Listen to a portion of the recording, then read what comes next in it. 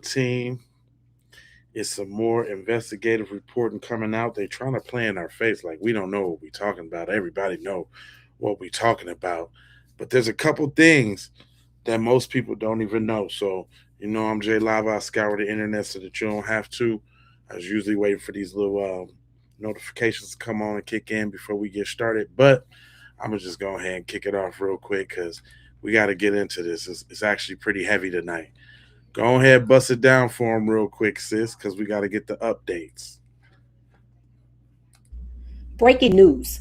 Nolan Wells' body was found by a park ranger on his standard Monday morning rounds. The ranger said the body appeared that it just washed up on shore and the body was not waterlogged, which means forensics point out that there was no fluid in his lungs, which means he likely didn't drown.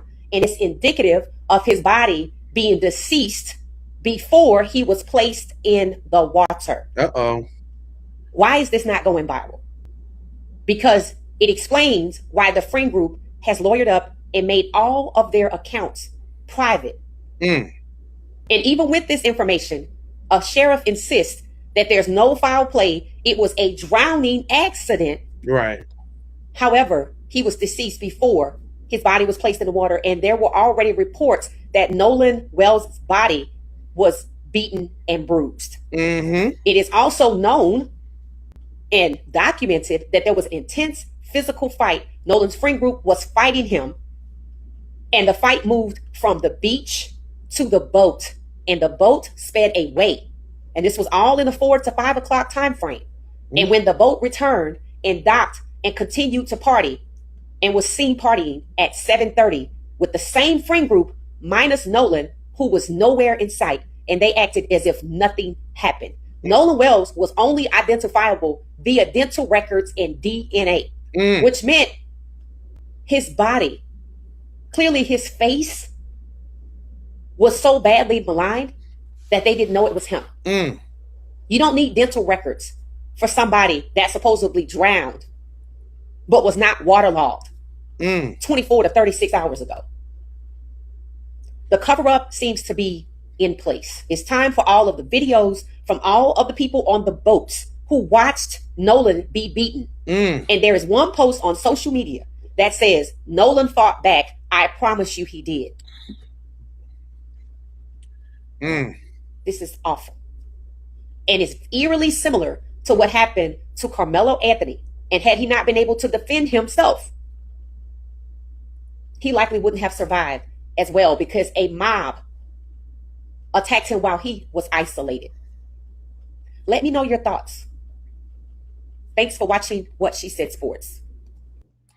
Yeah, shout out to her, man. She really broke that down. And yesterday, I also went over the fact that not only, are they telling us to calm down and not make any waves, this, that, and the third. He had to take the whole body out of the whole state to go get a autopsy because of no trust of anybody in Mississippi, which is the thing. But even beyond that, let's talk about briefly the media manipulation in all of this, because I think they played a part in public opinion the way that they covered it. And I think she broke that down on part number 1 from yesterday, but she came back with a second part and more receipts.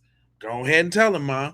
Day 2 of how we're being gaslit by the Nolan Wells coverage through a media literacy lens, starting with how the official narrative has already shifted. Share this video so others can learn to better consume news. Authorities say Wells' friends left the island and he stayed behind and was supposed to take a different boat back to the mainland Saturday, but never did. The friends' version of the story is now authorities' version of what happened, and the reporter is repeating it here. There's not an ounce of skepticism, not even consideration that the friends, the last people to see him alive, may not be the most credible source of information. Now, listen to how this next line is worded.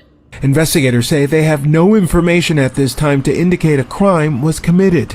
This is gaslighting. Right. This isn't about whether they have information to indicate a crime was committed. It's about a death under suspicious circumstances. This framing serves to make you second guess whether it's even possible a crime was committed before it's been determined that there wasn't. This isn't about the reporter. This is about the news organizations owned by corporations committed to controlling the narrative and maintaining a specific narrative.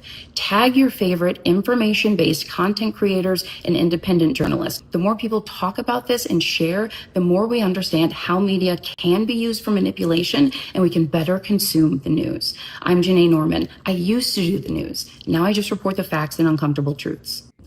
That's why I let her go ahead and spit that out. Y'all need to go ahead and mess with Janae. Janae Tierra. She really dope. Matter of fact, I forgot to like that joint. I'm already subscribed to her, so you know what I mean. But I'm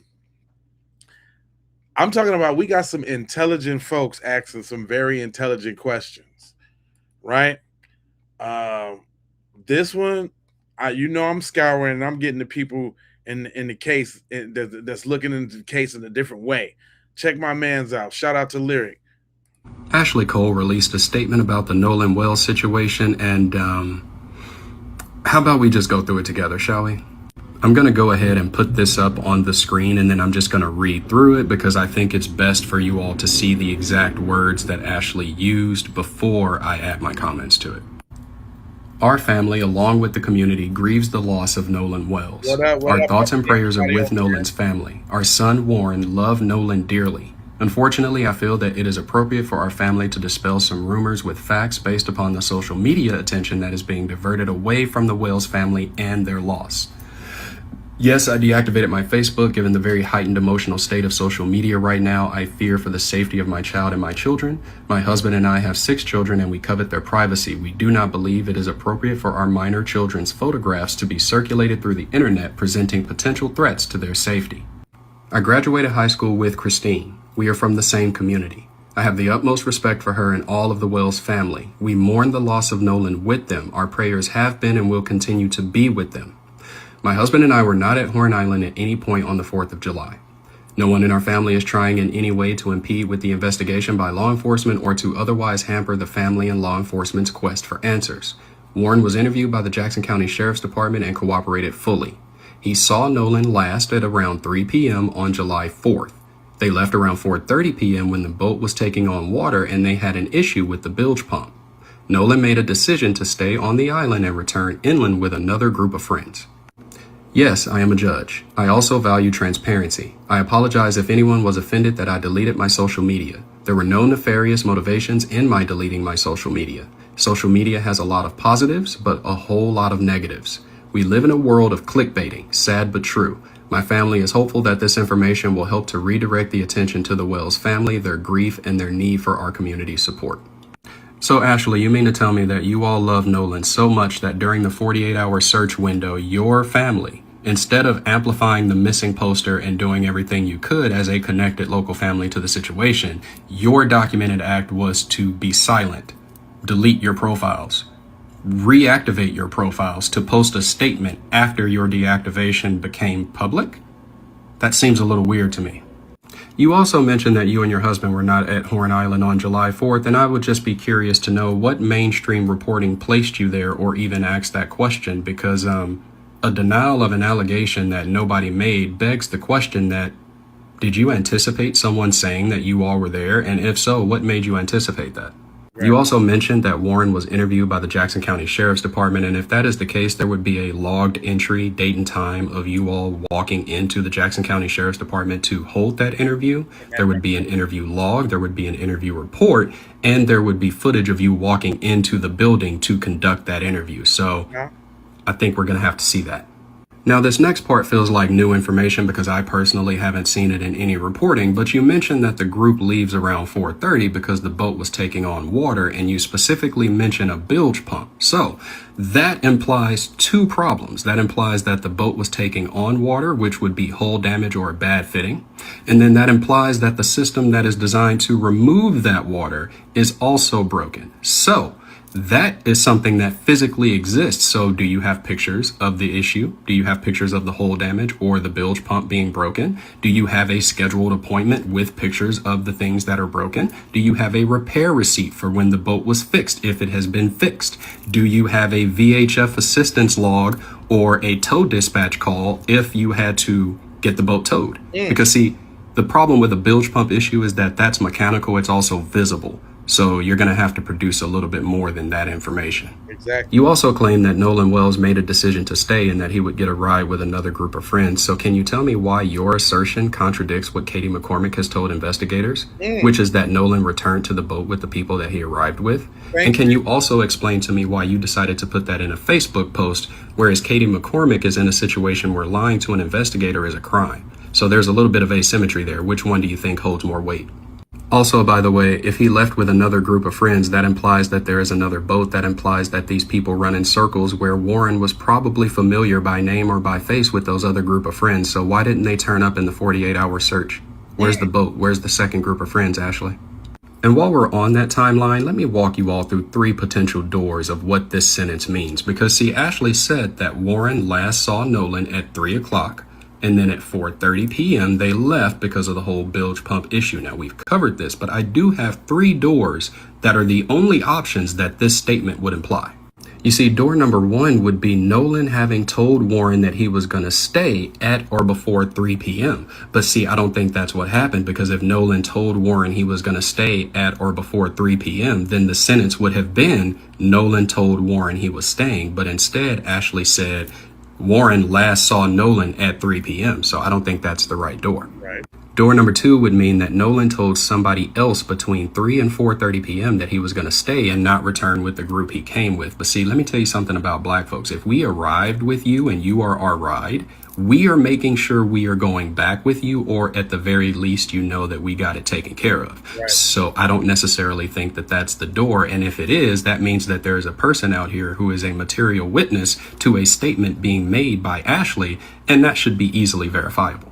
And then the final door would be that he told no one, in which case this is all speculation. But in my opinion, this is secondhand information being given to Ashley that she is communicating.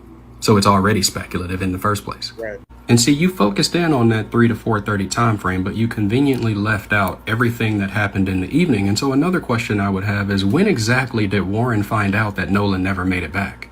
But at the end of the day, I'm not a fucking lawyer, so what do I know? Right. All I can tell you is that this statement don't make fucking sense, and that a lot of the stuff that's said could be easily verifiable through real hard proof, instead of just people collecting information and then posting on Facebook. So, yeah, I don't think this statement did what you thought it did, Ashley, because it seems like a whole lot of bullshit to me. Peace. And there you have it. Man, did y'all hear? Now, y'all know, y'all heard about the drug theory, right? There's supposed to be some sort of kind of drug theory. Not only that, they didn't brought the KKK in the mix, which, you know, I'm kind of side-eyeing. But I want you, y'all got to see what I'm seeing out here in these streets. You know, I'm scouring the internet. Check this out. Direct knowledge and contact in the area of Mississippi, near Horn Island, where Nolan Wells went missing and then ultimately was found deceased, reached out to me with a theory that I hadn't heard before. I thought long and hard about not sharing it, but it's so credible that I decided that I wanted to share it. I'm going to work tomorrow to confirm these details. But apparently, there's a young era of KKK members, like a new generation of KKK members that were on Horn Island at this time. And the young people in that area are talking about whether or not they played a role in what happened to Nolan Wells after watching him talking to a white girl. Now, again, this is not confirmed, but it is the theory, and it is one of the theories that the young people who are there at that place are talking about currently.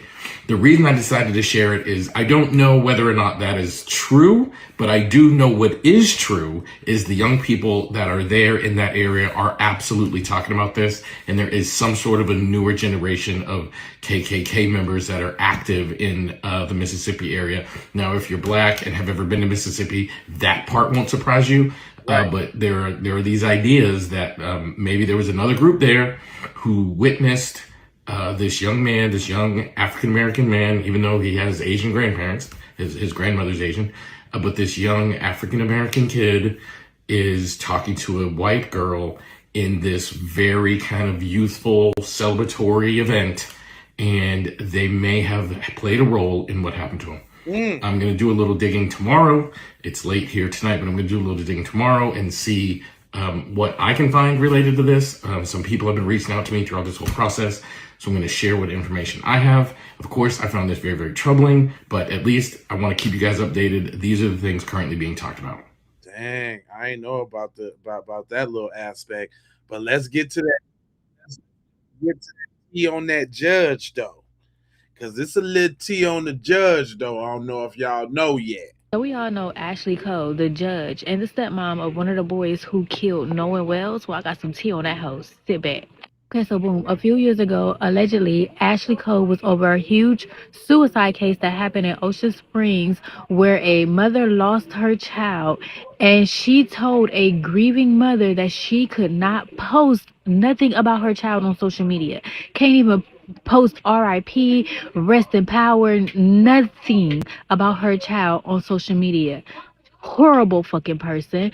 And not only that, it was another incident that she had took as well, where the mother said that she did not feel safe picking up her child from the father, and could they meet at a police station.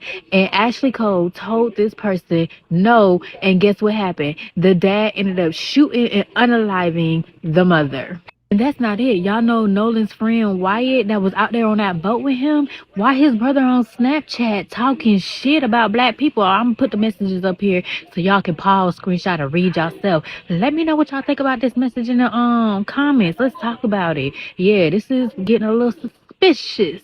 Don't A little suspicious. Yeah, it's getting real deep. It's a lot of stuff going on out there, but then if we talking in terms of that boat again, check this out.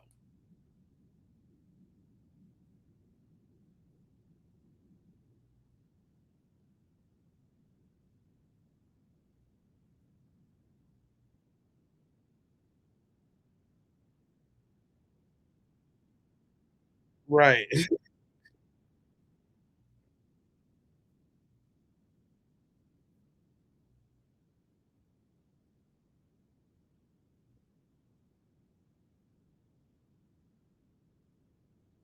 That I just wanted to play that though. Like, ain't nobody in the history of niggerdom said I'm finna stay back, and go down with the ship, especially if it wasn't their ship. Like, come on, man. Ain't nobody doing that. Ain't nobody doing that. Ain't nobody doing that. No, I ain't this dude right here. I ain't really want to play that, but since he actually popped up, I guess I can use this as a teaching moment. So, because sometimes you got to hear, what they saying on the other side and how they trying to justify it. It's pretty cringeworthy, but check it out though. Yesterday, I made a video about Nolan Wells' disappearance and how they found him deceased, and there's a bit of information I want to add because I think it's relevant to the case. This is the island, Horn Island, and they say the coast is strong along the tips, here and here. But just for context, it is around 10 miles away from the mainland. 10 miles. Williams, a friend of Wells, said he was supposed to go on the same boat, and they ended up not being able to go on the same boat because it was crowded, but when they got to the island, they met up and hung out. And then both men left their phones on the boat that Wells rode out on, and then Williams later retrieved his phone while Wells' mother found her son's phone through the location services. And then this picture was going around, and it was based off of a video, which I'm going to show you in a second. But I was looking at it, I said, maybe an altercation, something happening, everyone's facing this way, but I realized, not just that, everyone was facing this direction. And I said, I don't know what's going on. This could just be a separate incident, but I just figured if we're going to talk about this picture, let's talk about the full scenario. Take a look at the clip.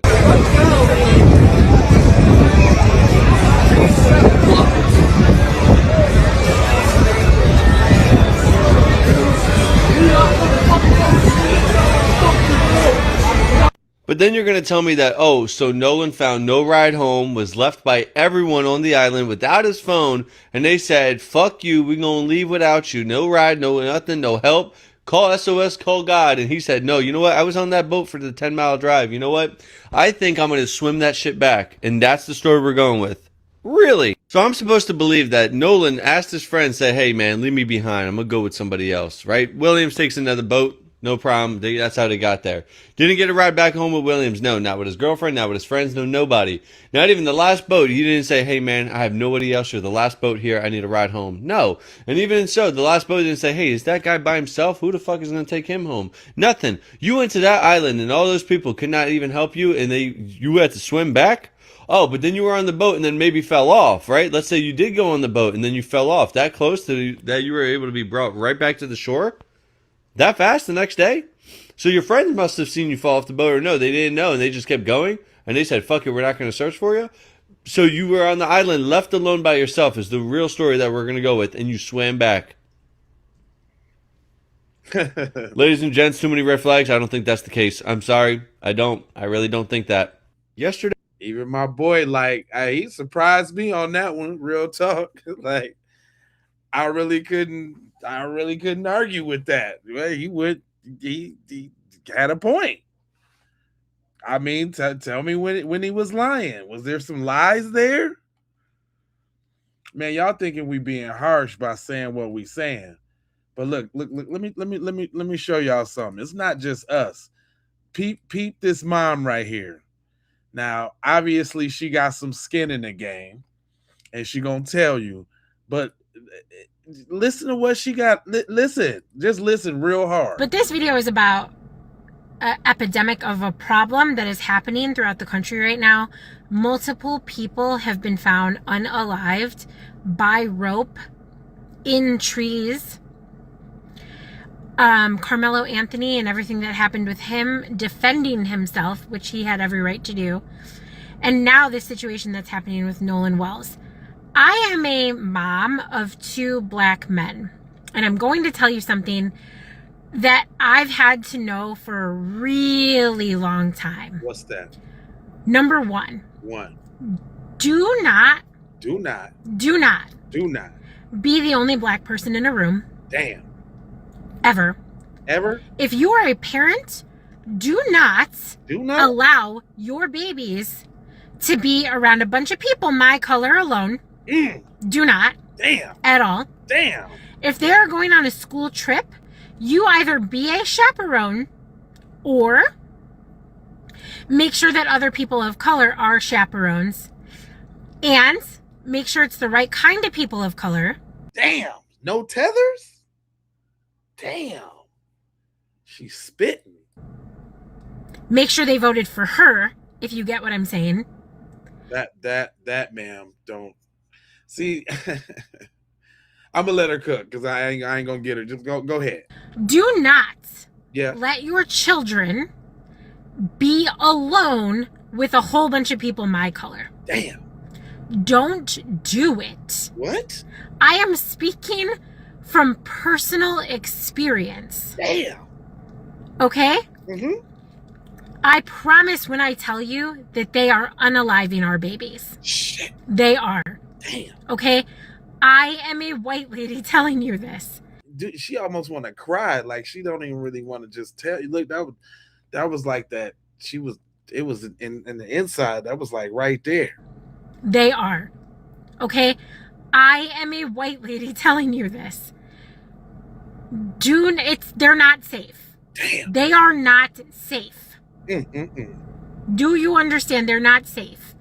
I am a white lady, and I would never allow my kids to be the only person of color on like a school trip or around a whole bunch of people that are white alone. Damn. I just wouldn't. And that's me being fully honest. You got to respect the honesty. Y'all don't like that. She a mud shark and all of that over there. I see y'all. You know what? Y'all really kill me when I be having y'all folks on here busting it down for you, saying the realest of the real, and y'all just reject the real messages. That's how this is how you gonna grow. I be trying to soften it up for you a little bit by having your people bust it down for you. Y'all don't want to grow. Y'all don't want to get the real. It just ain't in you, huh? You think I'm not playing? Listen, man, she ain't the only one. Listen to her. You know what breaks my soul about what happened to Nolan Wells? What's that? Is that as a white mother, I've been in the rooms with other white parents, as they make excuses for the shitty behavior of their children. Damn. Oh, God. Oh. You been there? Tell me some more. I have sat at the table with white mothers as they placate and avoid and ignore the shitty behaviors that their sons do. Damn. You like the ones that's not being monitored over in my chat right now, spitting gibberish, like them ones? Go on. I have been in the rooms with other white families as they make excuses and constantly invalidate the experiences of others. Damn. You been around? Straight up? Damn. Boy, this make y'all sizzling. Y'all start bursting into flames like a vampire in the sunlight. Soon as one of your folks start talking real, huh? Y'all over there sizzling in your chairs and shit. She's saying some real shit. Ah! She's saying some real shit. Ah! Y'all are ridiculous. Soak it up. Try to learn something. Go ahead, Mom. Finish. Go ahead. Completely unwilling to see a reality that doesn't even exist for them. What breaks my soul about what happened to Nolan Wells is that we don't teach our white children how to stand up for what's right. Damn. Is that what it is? Is that why y'all can't resist coming all over here, jumping all in my chat, doing all of this and that? Is that what it is? Jeez Louise. Tell it, sister. We don't teach our children accountability. Damn. God damn. These is like, shot to the heart and you're too late. She giving white people a bad name. And y'all over there dying. Shot to the heart and you're too late. Oh my God. Oh shit. Go ahead, Mom. Go ahead, cook. Finish it out. Because if it's one thing that we really, really, really can't tolerate within white culture, what's that? That's accountability. Damn. And that has to change with us white mothers. You know what breaks my soul? Damn. She's saying basically you got to go to the source. Did y'all mama teach y'all to come over people chat and do stuff like that? Is that what is that what happened? Did y'all mama teach y'all this type of behavior? Y'all keep messing with me. That's why I always got a video for y'all. When I'm doing my thing, all y'all should do is come over here and learn something and kick back and just be cool. But see, y'all be starting with the mess, and I got to give you the mess. Is what I'm trying to tell you. You understand? All you had to do is chill out. Matter of fact, I got some more for you real quick, because y'all hate this guy. Y'all call him White Guilt Sam? Tell him, Sammy. For Nolan Xavier Wells, and some people have posed some interesting questions to me. Who are these other friends? Who these other folks is? How are they so anonymously evading everybody's? Who is these other peoples? Where they at though? Why is it that everybody else has been identified except these other friends? Where they at though? Very good question, Sam. The girl he supposedly went after was identified, and she said yes, he went back with these other friends. Right. Do you think these other friends actually exist? Right. Because like I said, everybody else has been identified. Right. But the other friends, it makes no sense to me at all. Now, somebody said, look, about the phone, when you go to this island, you leave your phone on the boat, right? I heard that crap. Because sun damage, if a plastic bag, you could drop it in the water, whatnot. I can buy that. But my question is, once he then decided to go off with these other friends, Right. you would go and get your cell phone and be like, hey guys, I'm going to go with these other friends. Right. Let me get my phone. Right. Nobody in their right mind in this day and age is ever going to leave their phone behind, especially on an island. So that's just my question. Do you believe these other friends exist? And if so, why have they not been identified? Secret Service Sam out, Samson for president of the world. Secret Service Sam here. I mess with Sam, man. Sam be coming with them thoughts. You dig what I'm saying? Y'all hate Sam, don't you? Hit the like button. It's free. What up, Mike? Money Mike? In Hampton? That cracked you up over there? ADHD Mac, do not recommend channel. It's not for you, fam. It ain't for you. Don't nobody care what you recommend, little buster. You a buster. That's all it is. Let's just worry about being a buster and learn something, boy. Anyway, matter of fact, since you're making me mad, let me just bring all your people up to the front. Let me bring all your people up to the front that got some real stuff to say, because you're not a representative of real people out here, and I constantly got to make you look better than what you type. But somebody was in the comment section talking about, because I played her on the previous videos, because she always been coming dropping the real dimes, because she keep it real. She said somebody kept pointing out her saying lynching. And the fact that there wasn't any trees on this island. I don't know if y'all remember what the island is, but real quick, that's the joint right there. Juanita, thank you. I appreciate that.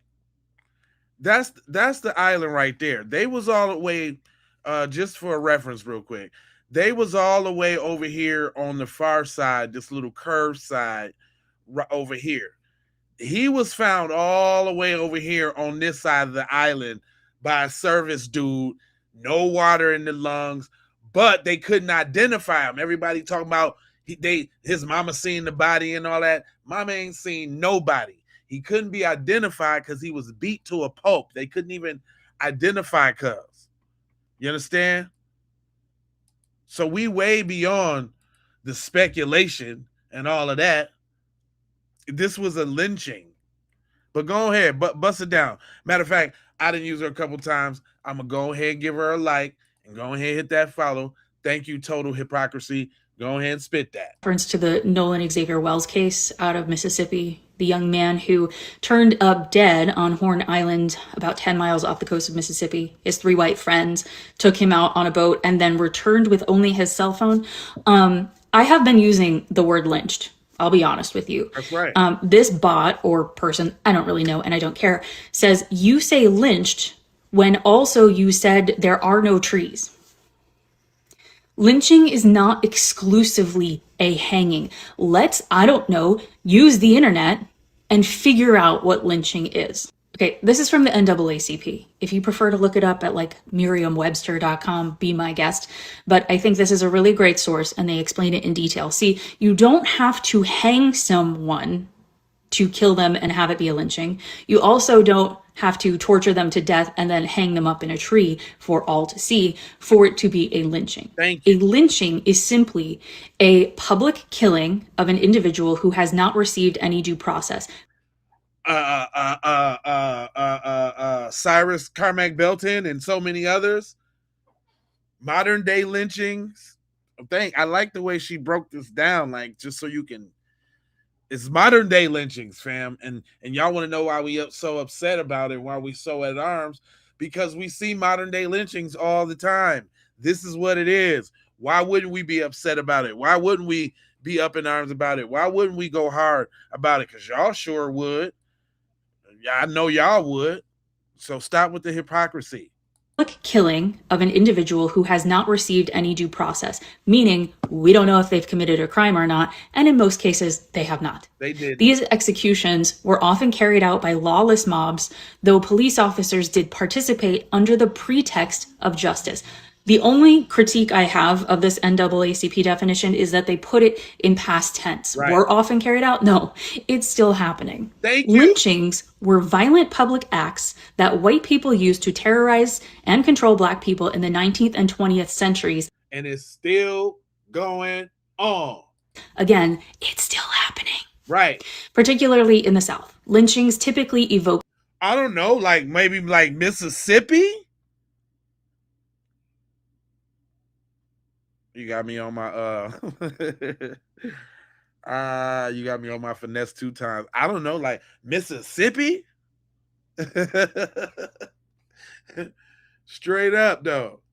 images of black men and women hanging from trees, but they involved other extreme brutality, such as torture, mutilation, decapitation, and desecration. Some victims were burned alive. So now let's go back to what I was talking about yesterday in my video, which is the very intentional language used by journalists for this case.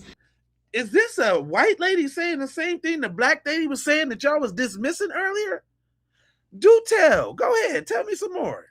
They say things like, however, the identity of the person found is pending confirmation from the Jackson County Coroner's Office. ABC News, Nolan Xavier Wells, whose body... But actually, though, she right in what she's saying, but now, as we all really actually know, it's pending identification, because if it was him and he just had died last night, they should be able to look at the driver's license and ID and see that it's him.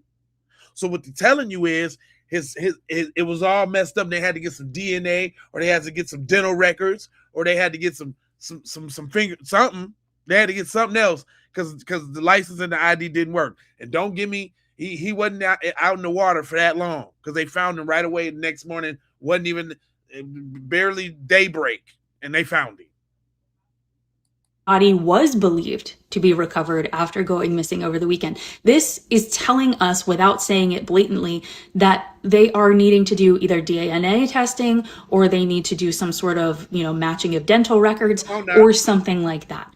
This body, it implies on many various news outlets, both major and smaller local publications, that this body was physically unidentifiable. Black men and women hanging from trees, but they involved other extreme brutality, such as torture, mutilation, decapitation, and desecration. Some victims were burned alive. Come on now. It means the body is unidentifiable. That is a lynching. Multiple people attacking, torturing, desecrating, possibly burning a body, and then just leaving it for dead, whether that body is raised by a noose or not. This is in reference to the Nolan Xavier Wells case. You know what I'm saying? Come on, man. How, if she know it, but I'm just saying though, who was that? Stewart 2004. If she know it, why you don't know it, bro? What's wrong with you? Is that low IQ you got over there, sir? Huh? Is that low IQ at work? Who is that? Huh? Is that low IQ at work, famo? Is that you?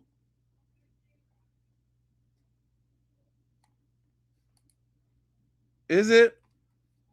Because we not dumb. What you need to do is just stop. Just stop with the shenanigans. The young man's phone was on the boat when it docked, and he wasn't. Can we stop?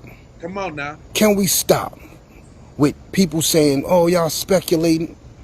The young man's phone was on the boat when it docked, and he wasn't. That's it. He's not allowing somebody to leave him on an island without his cell phone. That's it. Come on, y'all. If that was your child, you would know that. If that was a white girl, if that was Allison, you would know that. You would be saying the same thing. Yeah, it's about race. It's always about race.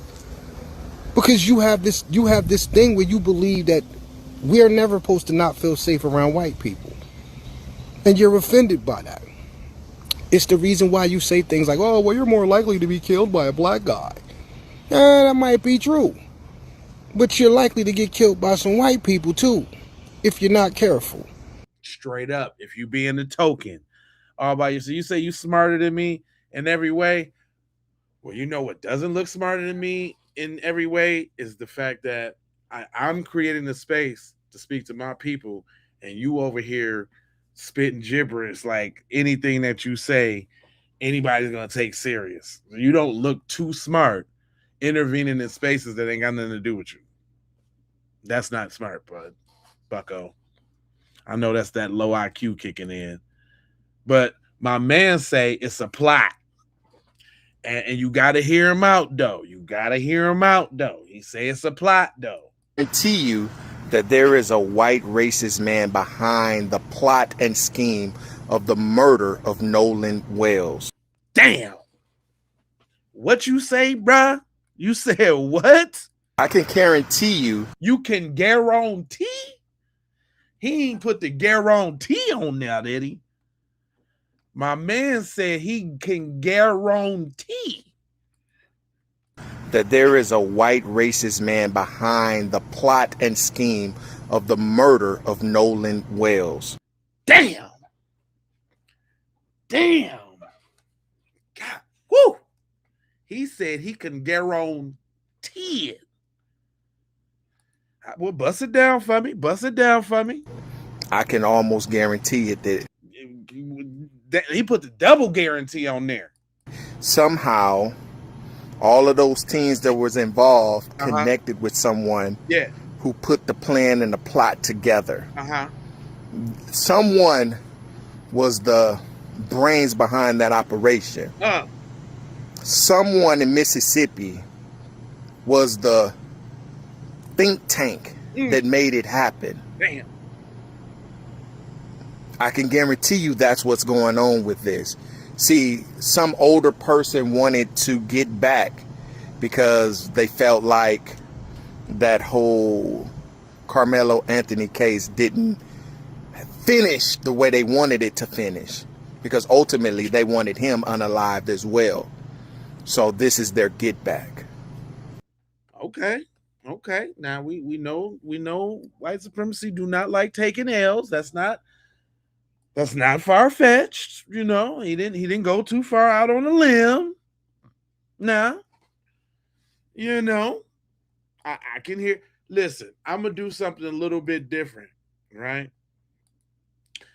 Usually I ain't really with the metaphysical whizzicles in the stars, moons, and quasars and shit like that, right? But I was watching this sister. Shout out to Tammy. Shout out to my sister Tammy Woodruff. I do what I do. If I feature, I gotta follow and I gotta like. But she came with some spirits, like she said she could read like the spirit or something of the situation.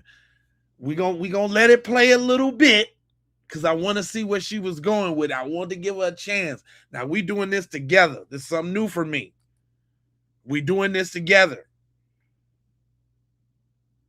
You said dude needs to stop. Listen, this is the P is for the people. And the people, there's a lot of different thoughts. We're not a monolith. Everybody thinks different. But Shorty said she did the metaphysical, whizzical, grand whizzical on it. So I want to hear what she was talking about.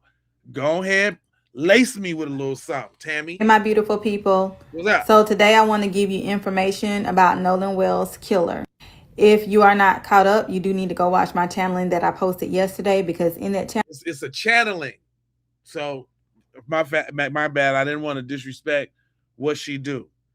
She said she finna do a channeling on the killers of Nolan Wells. So it's not Nolan Wells, not the dead subject, but the energy surrounding the killers of Nolan Wells. Go ahead, proceed. Channeling, I said that Nolan's mother, Christine Wells, was familiar with his killer. So when I look into the killer of Nolan Wells and what happened, the description that I see based off of how the hair looks and the build of the body matches Warren Hudson. Warren Hudson was one of the friends that he was with. And also his mother, Judge Ashley Cole, made a statement saying that she graduated with Christine Wells, Nolan's mother, and they grew up in the same community. One thing that y'all got to understand is that the incident that happened with Nolan Wells on July 4th was not anything new. There had been racial tension. This did not start now. This started back in high school. Now, Nolan and Warren, they both attend community colleges that are rivals. I told you that Southwest Mississippi Community College had a lot of racial tension. It was that good old boy system, and Nolan stood his ground against that. The reason that they wanted to do something to Nolan is because these games are fixed, and there was somebody in that athletic department that did not want Nolan on that team anymore. They had a huge problem with the way Nolan spoke up for himself. This person would have been somebody that was like responsible for the equipment. They had some type of high stake in this game in this college. Also, Judge Ashley, Warren's mother, she has a high stake as well when it comes to these community colleges. Now, Judge Ashley has to save face. There is a male individual that is giving her play-by-play and telling her how to handle this situation. This individual is calling her and getting her through this. That's crazy, because I got some other things lined up that I had questioned what they said in the video. I don't know if y'all know, but it was reported that all the families of all the friends went and sat down to dinner, like 15, 20 something deep. But go ahead, Ma. It is a male figure, somebody she looks up to, and somebody that she works with very closely. Now, the way Warren kills Nolan is he hits him in this area right here with this steel pole that has an open end. Where I see the incident happening, it looks like it's some type of separated shed or garage. The main thing that I see is that it's this door, and in the middle of the door it has rectangular glass squares. And then on the inside it's just complete dark. That's where his body was stored until they put him back on the island. I keep seeing a boat that is covered, looks like it hasn't been used for a while, and that's where the body was stored until they took him back to the island. There is a circle around him after this is done. There is a group that saw Warren do this. They also urinate on Nolan. Now let me go back to how I told you about the good old. Now hold on. Now I think it's these two people is not related. When old girl broke down what a lynching was and the purpose of it and the disrespect of it and the degradation of it and the desecration of it, how is this lady channeling this through that? Right? You know what I'm saying? I just listen, some things we don't know about. So, you know, you just because it don't sound like, you know, but she cooking. Go ahead, Ma. Boy system with the school. The reason why I know this, because in my channeling, I saw this hate coming from a long line of their lineage. This would that be like the KKK? Go on. Made them feel okay to do this. This is ritualistic, and I'm gonna tell you why. Like a lynching? Anybody that is channeling this, anybody that's just trying to figure out what's going on, specifically the Black community, you need to be very careful. This is something different than I saw with Nolan's channeling. This is how they get the energy to be able to do this again. So if you're not a person that can fight spiritually, if you're not a person that can ward off energy, you need to back away from this story. Because anyone that looks into it, they're going to attack you and your family. When I did my channeling, I had to do two things. One, I had to take off the haunting of the energy from Nolan. I told y'all about that. Right. Two, there was an entity that I had to fight that represented this energy, and I gave it judgment. If you're not able to do that, if you do not know how this works, please remove yourself from this storyline and just sit back and listen and watch.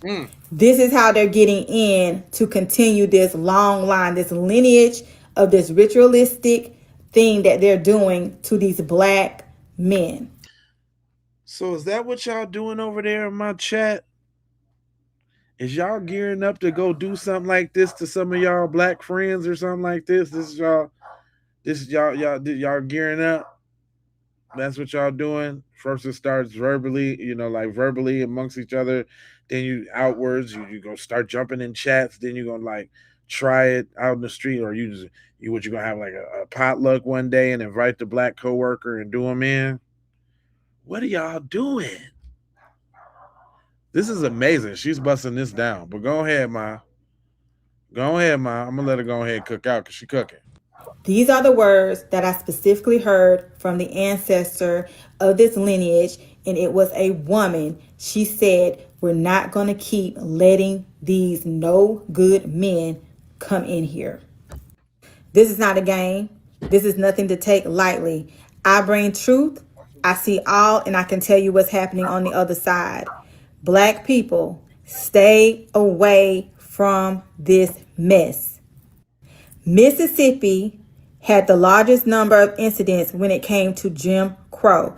Mississippi is the reason why they had to do away with Jim Crow, because it got too embarrassing. Mississippi is dangerous. I don't think it was no lies or no. That sound about like facts and truth to me. Straight up, Mike. For real. That sounds straight truth to me. Hey, I'm telling you, I ain't never really dipped on the metaphysical side before, but from the other things that I heard and what she just explained, and I know that they're not related at all, she was kind of hitting on all the cylinders right there. Like, it kind of went together though. Like, you can't rule it out, man. Some people know more than you know. Some people feel more than you feel. Shorty, she on to something. I'm gonna have to keep my eye on her. I did subscribe and hit that like button. But shout out to SJ Candid too. I be featuring her. She has some very good questions about this situation, man. This is an update on the case of Nolan Xavier Wells, because there have been some developments and I got questions. Now, of course, as we thought would happen, the Jackson County Sheriff's Department and the coroner, Bruce Lynn, said initially that they thought this was an accidental drowning. Right. Like I said in my last video about this, I knew they were going to try to frame this to be an accident. However, the case is getting interesting because some things are not adding up, and this is making it so the investigation is not only still open in the Jackson County Sheriff's Department, but the family of Nolan Wells have also lawyered up. And they have gotten Ben Crump, who is a prominent civil rights and personal injury lawyer. Right. Ben Crump don't play. And this is exactly who they need to be on this case. Now, the Jackson County Sheriff's Department said that they did not suspect foul play, but because there is so much information out there about a possible altercation and when people were where they said they were, they are asking for any information that anyone may have. Right. May this be any type of videos or photos or any type of documentation showing Nolan or the friends or the altercation or the friends at 7 o'clock.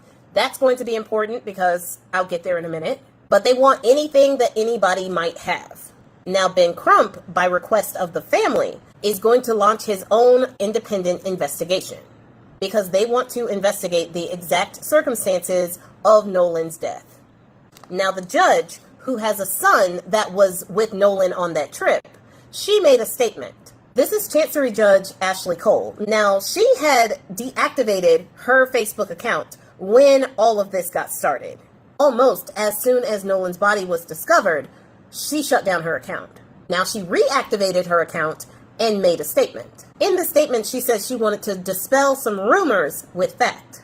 And she said that her son was very devastated because he really loved Nolan. She also said that she herself graduated high school with Nolan's mother, Christine Wells. She tried to clarify that she shut down her account because of the social media climate, and said that she has 6 kids and didn't want her minor kids to be plastered all over the internet. Which, if she put them on Facebook, they already are, and she could have just made her account private, right. But she decided to deactivate the whole thing. Strange. But she claimed that she didn't do that to mess with the investigation because people were saying that they were trying to thwart the investigation by shutting down their accounts. She said that that was not what she was doing. And she said that her son has been cooperating fully with the investigation since they returned back from the island. Really? Which is interesting to me that she would use return back from the island rather than since Nolan was reported missing. It's very small detail, but I feel like that matters. For some reason, I feel like that matters. When they returned back from the island, essentially there was no case yet to cooperate with. Or at least there shouldn't have been. Right. But maybe it's just phrasing and I'm looking into it too hard. No, you're not. But then she goes on to say something to the effect of her. Hold on. No, hold on. We can't just hop over that. They did say, like, right away, immediately, we complied and all. Ain't even nothing had got on the way. The body was fresh out the water. That's crazy. Go ahead, Ma. She cooking. And her husband were not on the island. But then she says that her son last saw Wells at 3 p.m. Right. And the friends started coming back at 4:30 p.m. because their boat started taking on water because they were having some type of mechanical issue with one of the pumps in the boat. Okay. Now, she said after that Nolan decided to stay on the island and come back with another friend group. Yeah, right. Now, this judge is stating this because she is trying to dispel the rumors with fact. She is saying this as a fact. She said that Nolan decided to stay on the island and come back with another group of friends. Now, not only is this hearsay, that's not something that she herself witnessed because, as she said, she was not on the island. But therein lies another problem. If they came home at 4:30, right, because they were having an issue with the boat, yeah, and the last time they saw Nolan was at 3 o'clock when he was with a girl, right, how did they know that Nolan made the decision to stay in the island?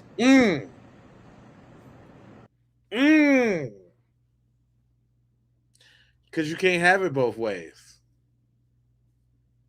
Damn, hold on. Let me rewind that and let's make sure we heard that correct. To dispel the rumors with fact, she is saying this as a fact. She said that Nolan decided to stay on the island and come back with another group of friends. Okay. Now, not only is this hearsay, that's not something that she herself witnessed because, as she said, she was not on the island. Right. But therein lies another problem.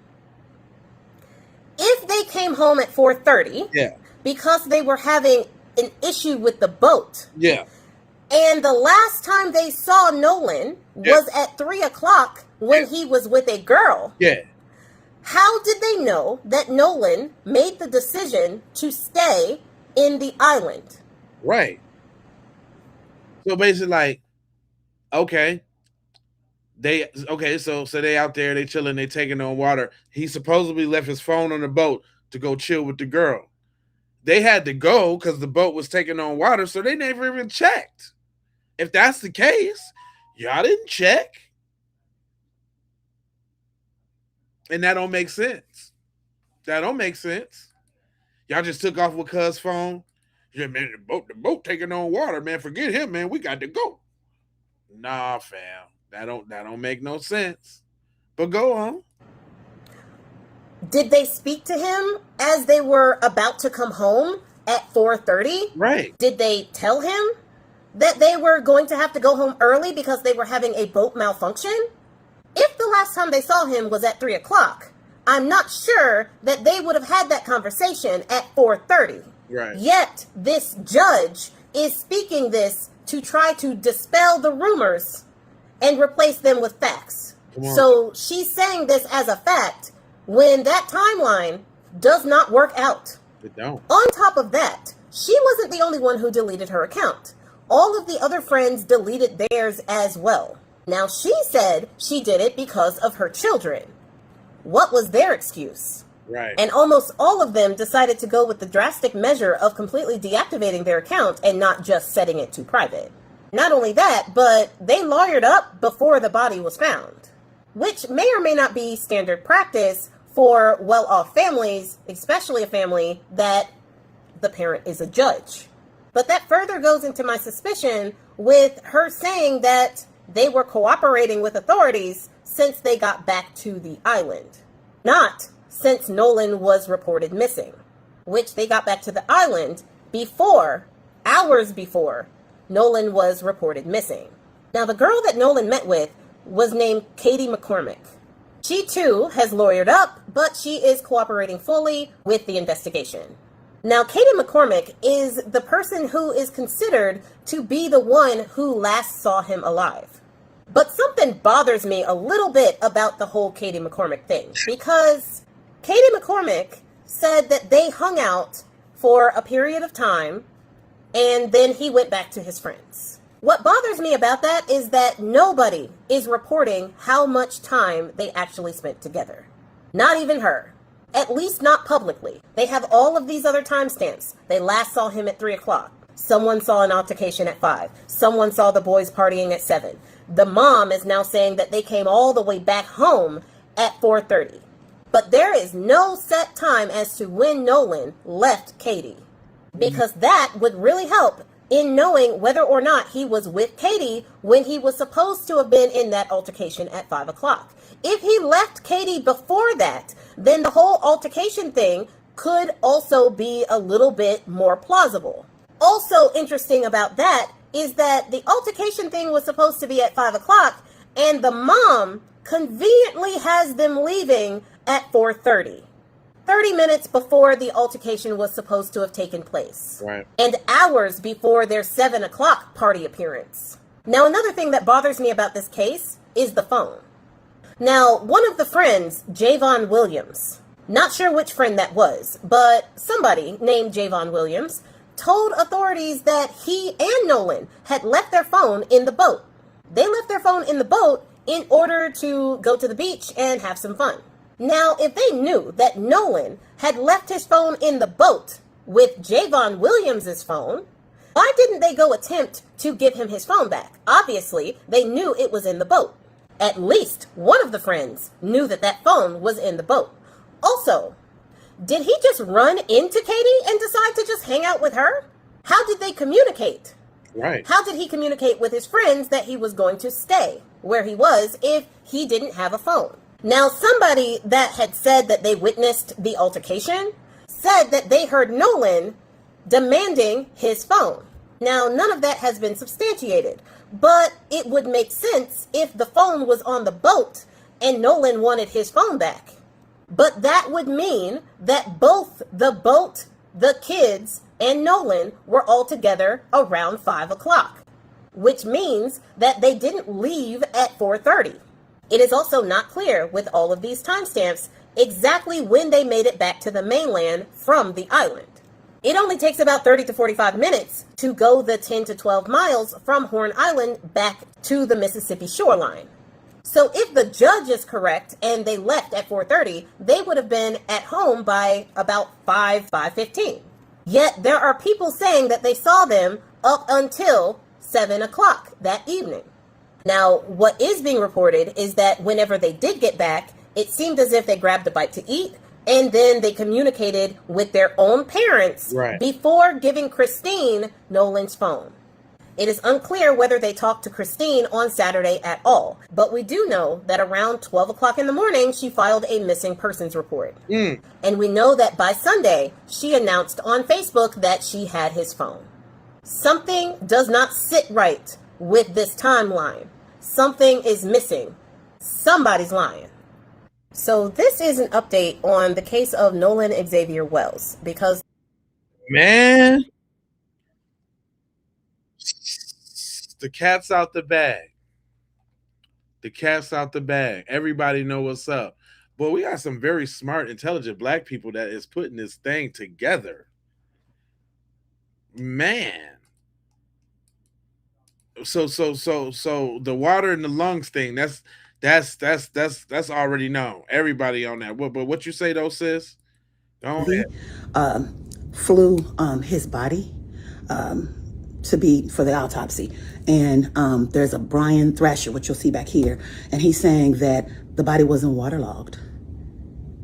So he didn't drown. There was no water in his lungs, so he didn't drown. Also, he was identified by his dental records because he was so bruised up. So he's so bruised up that he's unrecognizable, just taking a picture and put it next to him. He had to, the dental records had to identify him. Damn. And I didn't even know this information until this morning. But I mean, I've spent last night arguing with you-know-who folk that want us to just forget about this and want to believe the narrative that he wanted to stay. And he was going to go with some other friends. Without his cell phone, how was he going to be able to accomplish that? How was he going to be able to get in touch with those people and find another way home? It's asinine. And people want to say don't make it about race, but y'all made it about race. And it became about race when 4 boys went to that island and the black one didn't return. That's when it became about race. And the fact that the other race is so in support of the gaslighting and the covering up right now is it's sad. It's sad, but it's also, we're not surprised. We're not surprised. Black bodies are not safe. They act like our lives don't matter. And so we're just chalking it up. But I'm hoping that these new findings are going to get those boys arrested. Also, they returned back to the island. There's a video, and if somebody finds this video for me, please. There's a video of a bystander videoing the entire argument and how the racial slurs were being thrown and how they jumped him and then sped off in the boat. So he was in the boat with them fighting. He was fighting. They said, he get put up a good fight, and they sped off in the boat. Damn. Then when they returned and docked their boat and was there at 7:30, still partying or whatever, Nolan wasn't there. So that whole thing, they went home at 3 is a lie. Nobody's stories are adding up. And I just want this young man to get justice. Good morning. Damn, man. It's getting thick. It's getting deep. It's getting thick. It's getting another Emmett Till. That's right, Darius. Straight up, though. Straight up, though. But how we gonna react to it is the thing, though. You know what I'm talking about? How we gonna react to it? You know what? I hate you, professional victims over there. Maybe you know what? You only feeling so bad because we talking about your folks, and you feeling like we shouldn't be looking at all of y'all the same way because of the actions of your folks. And that's something that you're gonna have to take up with your folks. You know what I mean? Don't get mad. We go through that all the time. That's what you do. You look at us all the same way. But this one right here, this is really for my bros. You know what I'm saying? I just wanted to kind of put this message out there because it was heavily coded, but he said what needed to be said, and I want y'all to really listen to this. This ain't for you, little buster. Self-preservation is the first law of nature. It's the first law of survival. Why are you saying that, Miguel? I'm saying that to say this. If law enforcement is not going to protect you, it's your duty and your right to protect your life at all costs, to protect your kids at all costs. You don't need anyone's permission to protect yourself, to protect your life. You heard? See, we're giving these people permission to govern over our life. We're allowing these people to tell us what's a crime and what's not a crime. You heard? We can't allow these people to tell us Nolan Wells' death was an accident, drowning. Will we just go for that? We can't let someone tell us that a crime has or hasn't been committed. You notice every time black people end up hung, we had a hanging in Mississippi on the college, and they told us that young man killed himself. Well, that's on us to go for that.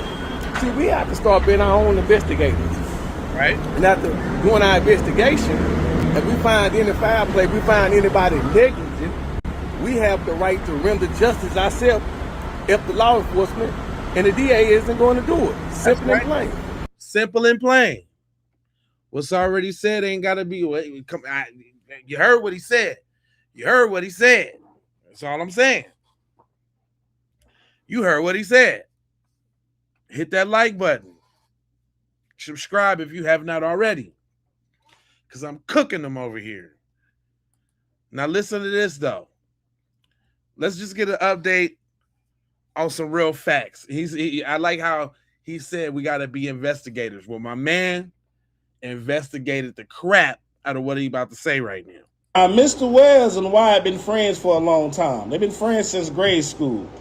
The judge knows Mr. Wells' mama. They went to high school together, so they've been in this area for a long time. Right. Allegedly, there were other people, other black friends that were supposed to be on the boat with Mr. Wells. Yep. Now, allegedly, they were told at the last minute that they couldn't come and the boat was full. Yep. Now, while they were out there on the island, there was a fight that took place on the island, allegedly. There was a boat with majority black folks on it, got in a fight with a boat with some white boys on it. They got in a fight on the land, not in the water, allegedly. Right. Now, the girl, Katie, allegedly, the boat she was on and the boat that Nolan came on, they were both parked side by side. Now, allegedly, Katie's family came and picked her up and took her home. Right. Now, the story is being told that the boat took on water and they told Nolan that they about to bounce because the boat taking on the water and they need to get the boat towed out the area. Allegedly, Nolan told them that he was going to stay there with the girl, so the boat got towed away. But allegedly, no one ever seen the boat get towed away. People seen them leave. Now, allegedly, the boat is owned by somebody else, but the boat ended up at Wyatt's house. While the boat is at Wyatt's house, they got his phone, Nolan Wells' phone. They did not want to give the family back Nolan's phone. Right. They weren't able to report Nolan missing until the next day because they refused to give his phone. They thought he was there at his house the whole time, at Wyatt's house the whole time, allegedly, because the location was on and it was common for him to be over there. But the family, allegedly, Mr. Wells' family had to come and get the phone from them because they didn't want to give him the phone. Right. Now, allegedly, somebody rode past the residence and noticed that 4 people was out there cleaning the boat down from head to toe, allegedly. Yeah. And also, they were partying the same night while the boy was missing. Allegedly, they were at parties, multiple parties. The next day, they were seen out eating. And they told another unknown source that, well, we didn't report it because you guys are already going to say we did it.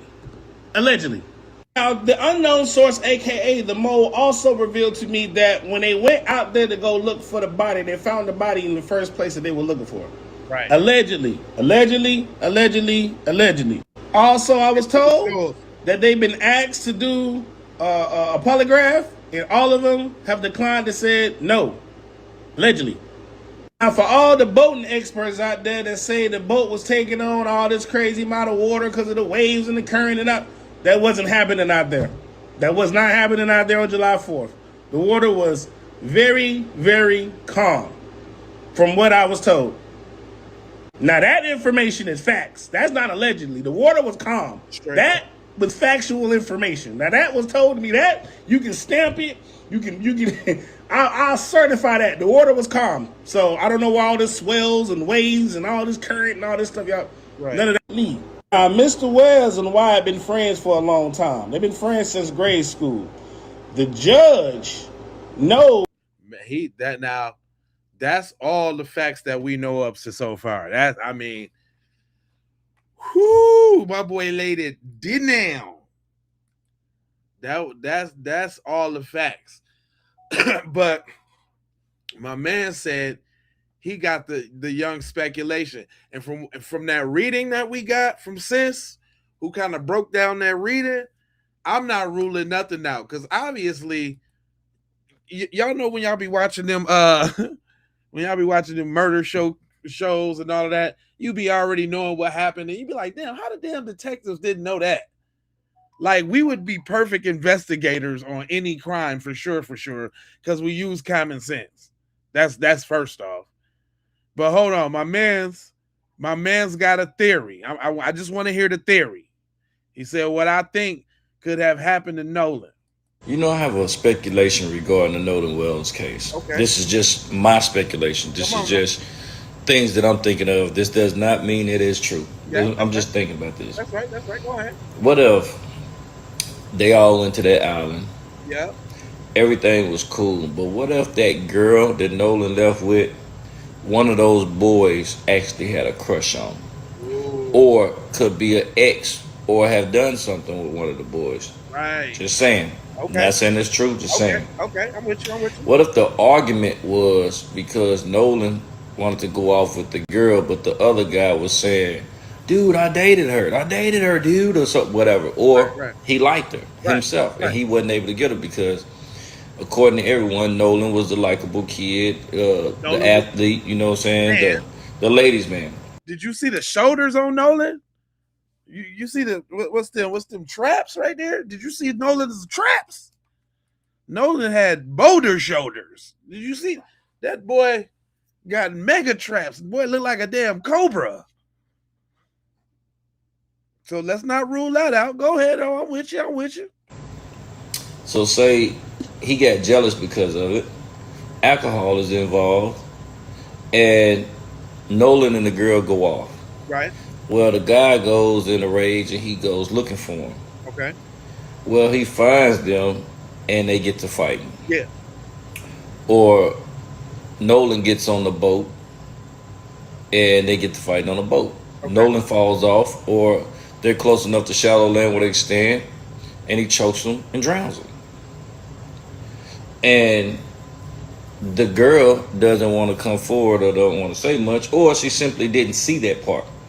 She might not even seen the initial argument. She might have already walked away when he walked up to Nolan and said, hey, man, you a piece of crap, man. You know I wanted her. And the fight ensued. Okay. But for sure, somebody seen him take his last breath. Somebody seen him alive and then deceased. Because everything about this case screams something happened. But listen though, let's refer back earlier in the broadcast when old girl did the reading. She did the channeling. I'm sorry, not the reading, but the channeling. She did channel said unalivers, and she did say that it was 3 of them. They looked over the body, tinkled on it, and everything. She did say that. Is all I'm saying. She said that. Whether an accidental drowning, as they're going to say, because we know that's going to be the main thing. And then they're saying marine life got a hold of them. Nah. Not that fast. It can, but they're going to use that because it's going to be bruises and stuff on that man. It's going to be a cover up of those bruises and things like that. But yeah, because you already know they coming with that because they trying to get the rip. It was the rip tide. It was the rip tide, the tumble and the rip tide. There was no damn rip tide. I think the fact that you leave an island without your friend, right, and there's no way you do that, especially when you know he's one of the few black guys there, and you know how things could look, you know how things could go. It's you already have a red flag in your heart. You know what can happen. Yeah. He's intoxicated. He's chasing the girl. You know what could happen, but you don't leave. And then But not only that though, we be getting video after video of people saying they know they people. So if that's your homeboy and you know what your people is capable of doing, you ain't finna leave him out there vulnerable, and you gonna make sure he get home safe. So then that brings me back to the other video we played earlier. Like it seems like it was a plot, because we also keep hearing that there was other black people that was supposed to ride but couldn't go all of a sudden, like it wasn't enough room. The fact that you leave, you'll drop his phone off, and as soon as he come up missing, instead of being a concerned person, y'all run and go get lawyers. You don't go out there to go help. You don't put up posts to say, find my friend, we hope to find you, or we hope you're safe. Right. You don't put up nothing like that to say we're concerned. When he's found deceased, you don't put up RIP this, you don't put up we're sorry, you don't put up, hey, my friend is gone, y'all. And another couple things too. There's another caveat for that, because I'm even try to give a benefit of the doubt. Let's just say that they was arguing on the boat, and see, I can't even. I can see they arguing on the boat, and I was finna say slip off, but it ain't no damn slip off. You purposely hurled his ass over the thing. So all in all, somebody did something. I can't even really make up a scenario in which it was an accident or the fumbles or the ookity ooks or something like that. No, you pushed them off. Y'all killed them before it was over and left them there, or had him in the boat, circled back around, went back, dumped him off, something, but it's foul. Go on. Y'all don't put up nothing that shows any kind of sympathy or any kind of empathy towards the family or nothing. Y'all don't put up anything about it. Everybody deletes their social media posts, but then all of a sudden the mother pops back up with one and says, well, my son loved them and all this and that. What happened was, when you seen all those posts delete, right, that's when you seen everybody getting their story together. Straight up. I think what happened, I think something happened out of a jealousy and rage. Alcohol was included. You're already a minority. I think it involved that girl. I think it involved jealousy. I think that, this is my opinion, does not mean it's real. I think it possibly could have happened. You could have ended up deceased. I think they got back, told their parents, since one of them is a judge, and she immediately said, shut down all accounts, don't talk to nobody, call the lawyers, boom, boom, boom, lawyers called. Hey, this is what's going on. Hey, we need to take care of this. Don't speak to nobody. Deactivate everything. You don't go silent like this. Like, when have you ever seen people go silent and immediately go lawyer up in the defense? You usually go only somebody who guilty on something that they're trying to protect themselves real quick from, and who has the resources and the wit and the know-how to do it. Just so happened his mom was a judge. Now real talk though, that part I'm not even really mad at. Like, if you got the knowledge and the resources to do so, you would automatically expect them to do what they know how to do. But the foul part is like, they thinking about protecting themselves so much. Like, right, they didn't do the regular things. Oh, I'm sorry that happened. Oh, I wish my friend, blah, blah, blah, blah, blah. But because they got the judge mom, she know the implications of any of that type of stuff, so she shut it down. And that's what's crazy. Lawyer up immediately when you feel like you're in the wrong, or it's a possibility you're going to be convicted of something. Exactly. You don't see the transition happen that fast, where he's missing, and by the next day or the next 2 days, you're lawyered up already. The body ain't even been found 48 hours yet. You lawyered up already when that's your friend and you never show any concern. You already know what's up. I'm just saying, I think it's about jealousy. I think one of the friends was already jealous, and I'm willing to bet it's one of these two in the middle. On all them the one to the far left and the one right next to Nolan.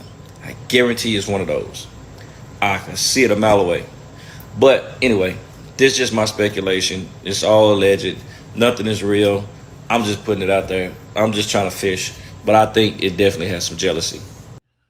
I think it definitely, of course, it has some jealousy in this situation. You're right and correct. Brussels, he is fortunately no longer with us. Yeah, so you ain't heard about this, right? See, you should have been. If this your first time, I'm gonna give you some slack. But we cover all of this. This is like video probably number 4 about the situation, but because there's new stuff coming out. But yeah, man, he went on the island, man, with his friends, man, and didn't come back. So his friends really wasn't his friends, man. And they trying to make us follow this story like it is what it is, and we ain't going for it. As black people, that's like the long and short of it, right? You know what I'm saying? Like here we go every time. We got to be try to forced or gaslit into accepting a false narrative. But my man say it's all in the cell phone. You understand? He said the cell phone is it. Let me hear him out. Y'all do know the Nolan Wells thing ends at the cell phone. Come on. Like, in this world today, right? Nobody, and I mean nobody, leaves with somebody else's cell phone unless they're in a conflict. That's, y'all know that. Like, y'all know that in this world today, especially on the 4th of July celebrating, there was going to be some recording. There was going to be some communications and all these different things. There's no way that this party of people. Wait a minute. He just brought something to my attention, y'all. No phone. So wasn't nobody finna be recording no fireworks or nothing like that? Oh no. You talking about y'all was all out there on the little joint with no fireworks or no? Is fireworks illegal in Mississippi, first off? That don't matter. Fireworks was illegal in LA and they was all across the city. That don't make a difference. Nobody wanted to take no pictures of no camera, no fireworks. That seems strange in itself, though. Now that you think about it, though, when you really, really, really bust it down, though, that's hella sus. And then again, how you communicate with your girl, how you jumping from boat to boat. We hear the boats were side by side, if that was the case. Blah, blah, blah, blah, blah. It's a lot of fish sticks going on. But my man say he done with the fish sticks. He done with it. Go ahead and tell him, bro. See, the topic of discussion today on Facebook is that 18-year-old kid, Nolan. It's the same old shit every other month, every other year.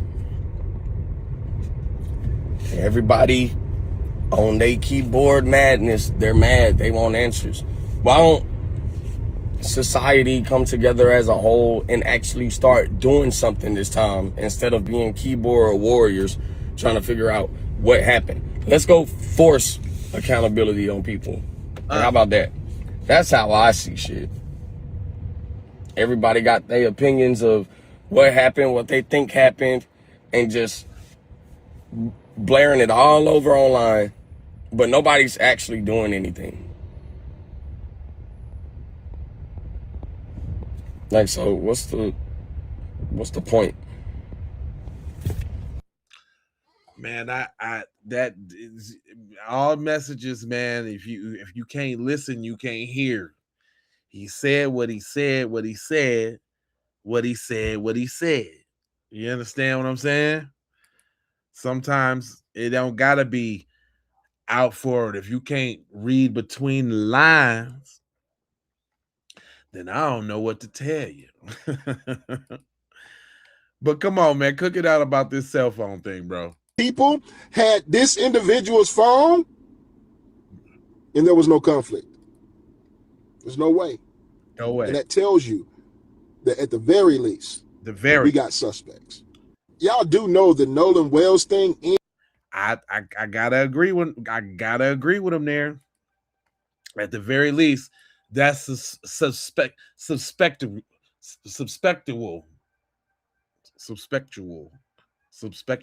I guess.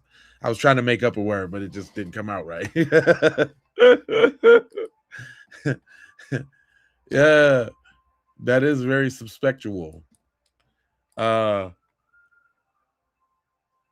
like how Mom break this down, because we all kind of come with this common sense approach. You know what I'm saying? And she got that little accent too. Go ahead, tell me what to do, Mama.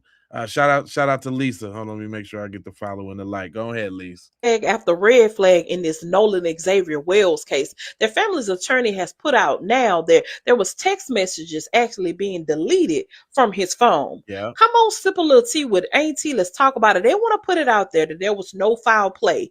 Like, Like nothing happened, y'all.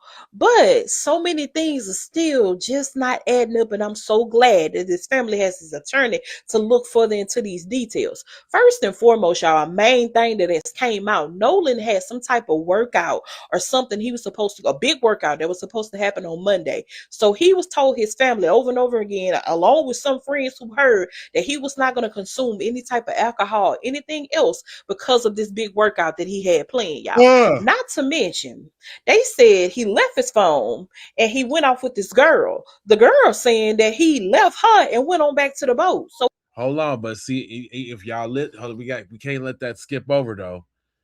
He was the athlete. He did have the super trapeze muscles right there, right? He don't really strike me as the guy that was getting high, getting belligerent. You know what I'm saying? That don't strike me, right? It's starting to, yeah. Come on now.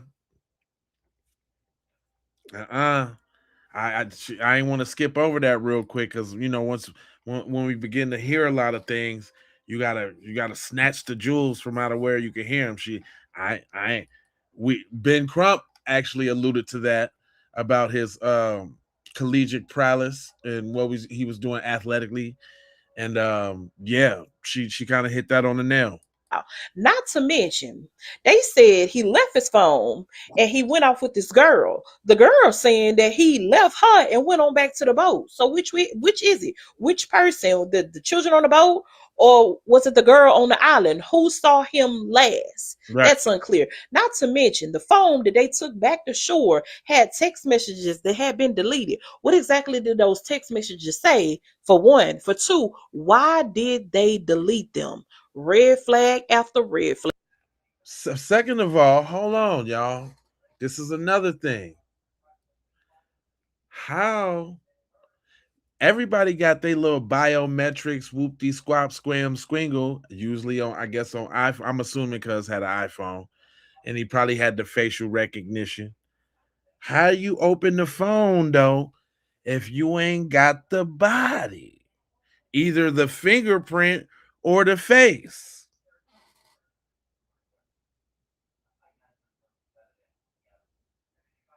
Then are you like, I don't know. I ain't never had an iPhone. Can the iPhone open from a picture of a face, y'all? I'm just asking. Cause I'm like, you had the body. So y'all opened up the phone first with the body, then gave the phone away. That's how the body conveniently ended up back on the thing for them to go do the investigation. Or how, come on now. That just hit me.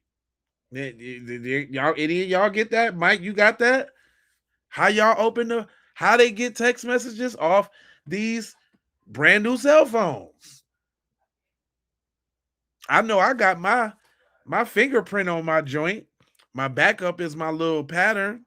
Then my backup is my numbers. How y'all get the phone open?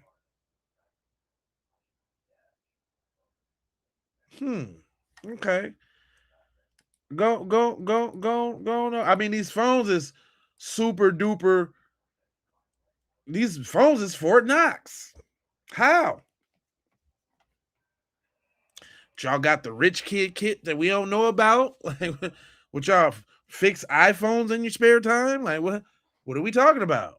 Like, there's no reason you should have touched anything in that young man's phone after you already knew what hadn't happened. How they get in it though? You tell us. So First of hold on. Wait a minute. So now y'all trying to tell me that cuz before he left his phone on the boat, he's like, hey y'all, I'ma just leave my phone open. So you know what I'm saying? If y'all just want to use my phone, or you know what I'm saying, I'm gonna leave my phone open right now. He ain't do that. Don't nobody got an unlocked phone, not even kids.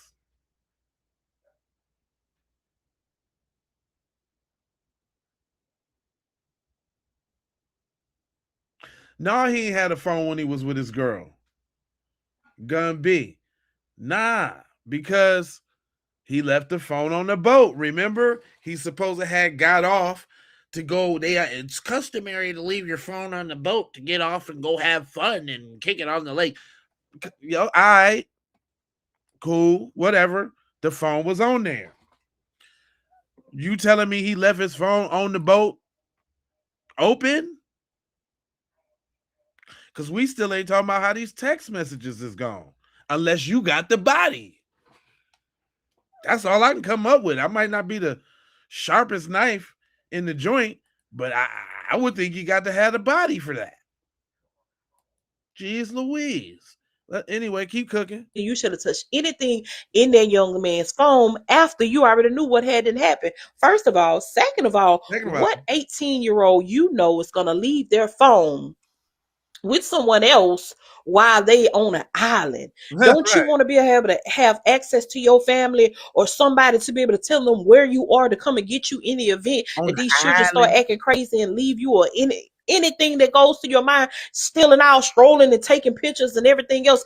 An 18-year-old would not want to go without his phone, y'all. It's a whole lot that's gonna come out in this case. His body is being taken to get an independent autopsy. I'm so thankful for that as well, because Mississippi has that real bad with saying that there's no foulness to the case or whatever. There's no foul play. They're quick to say that, but I'm pretty sure when that autopsy comes back from that independent autopsy, something will come out, y'all, because something still is just not right. What really happened to Nolan Xavier Wells?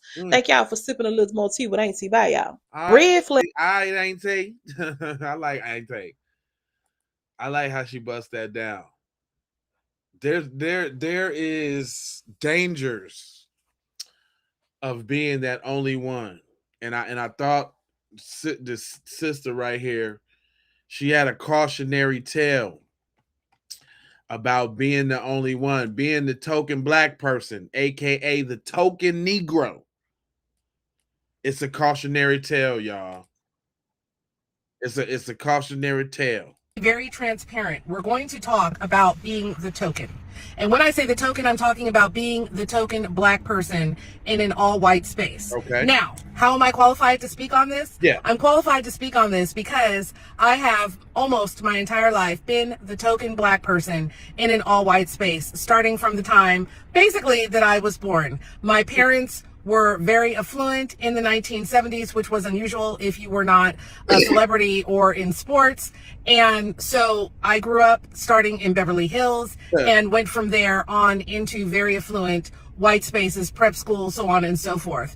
And I want to talk about the mental toll that can take on a black person. Right. When you are the token and you are the only black person in that space, you are literally representing the entire black race for that group of people and what their opinions are on black people. And I've done a lot of talking with white associates and white friends that I've had over the years, and their opinions, especially when they are in spaces that they have intentionally created that limit the amount of black people that they come in contact with, are often from what they see on TV, what they see, like in TV shows, what they see in movies, and then more often than not, the behavior that they see of black people at Walmart. Believe it or not, it's how it goes a lot of times. And the pressure that you feel as a black person becomes internalized. Often it's there 24/7 and you don't even realize that your body is suffering under this pressure. And so it becomes extremely important when you are that one black person, when you are that representative, to vet the white people that you are in these spaces with. You need to make sure that these white people are conscious of your safety and that they care about you and your feelings, especially when you correct them or redirect them. Are they just going off of their feelings that they have, or are they actually listening to you and then making the appropriate adjustments based on how you are feeling? Okay. Being the token, we know, is a social experiment. And that experiment, unfortunately, if you have judged wrong, can cost you your life in white spaces. Right. You need to know, when you have no other representation around you, are these people going to close ranks around you when you are in a situation that may be dangerous or sketchy, or are they going to close ranks amongst themselves? Wow.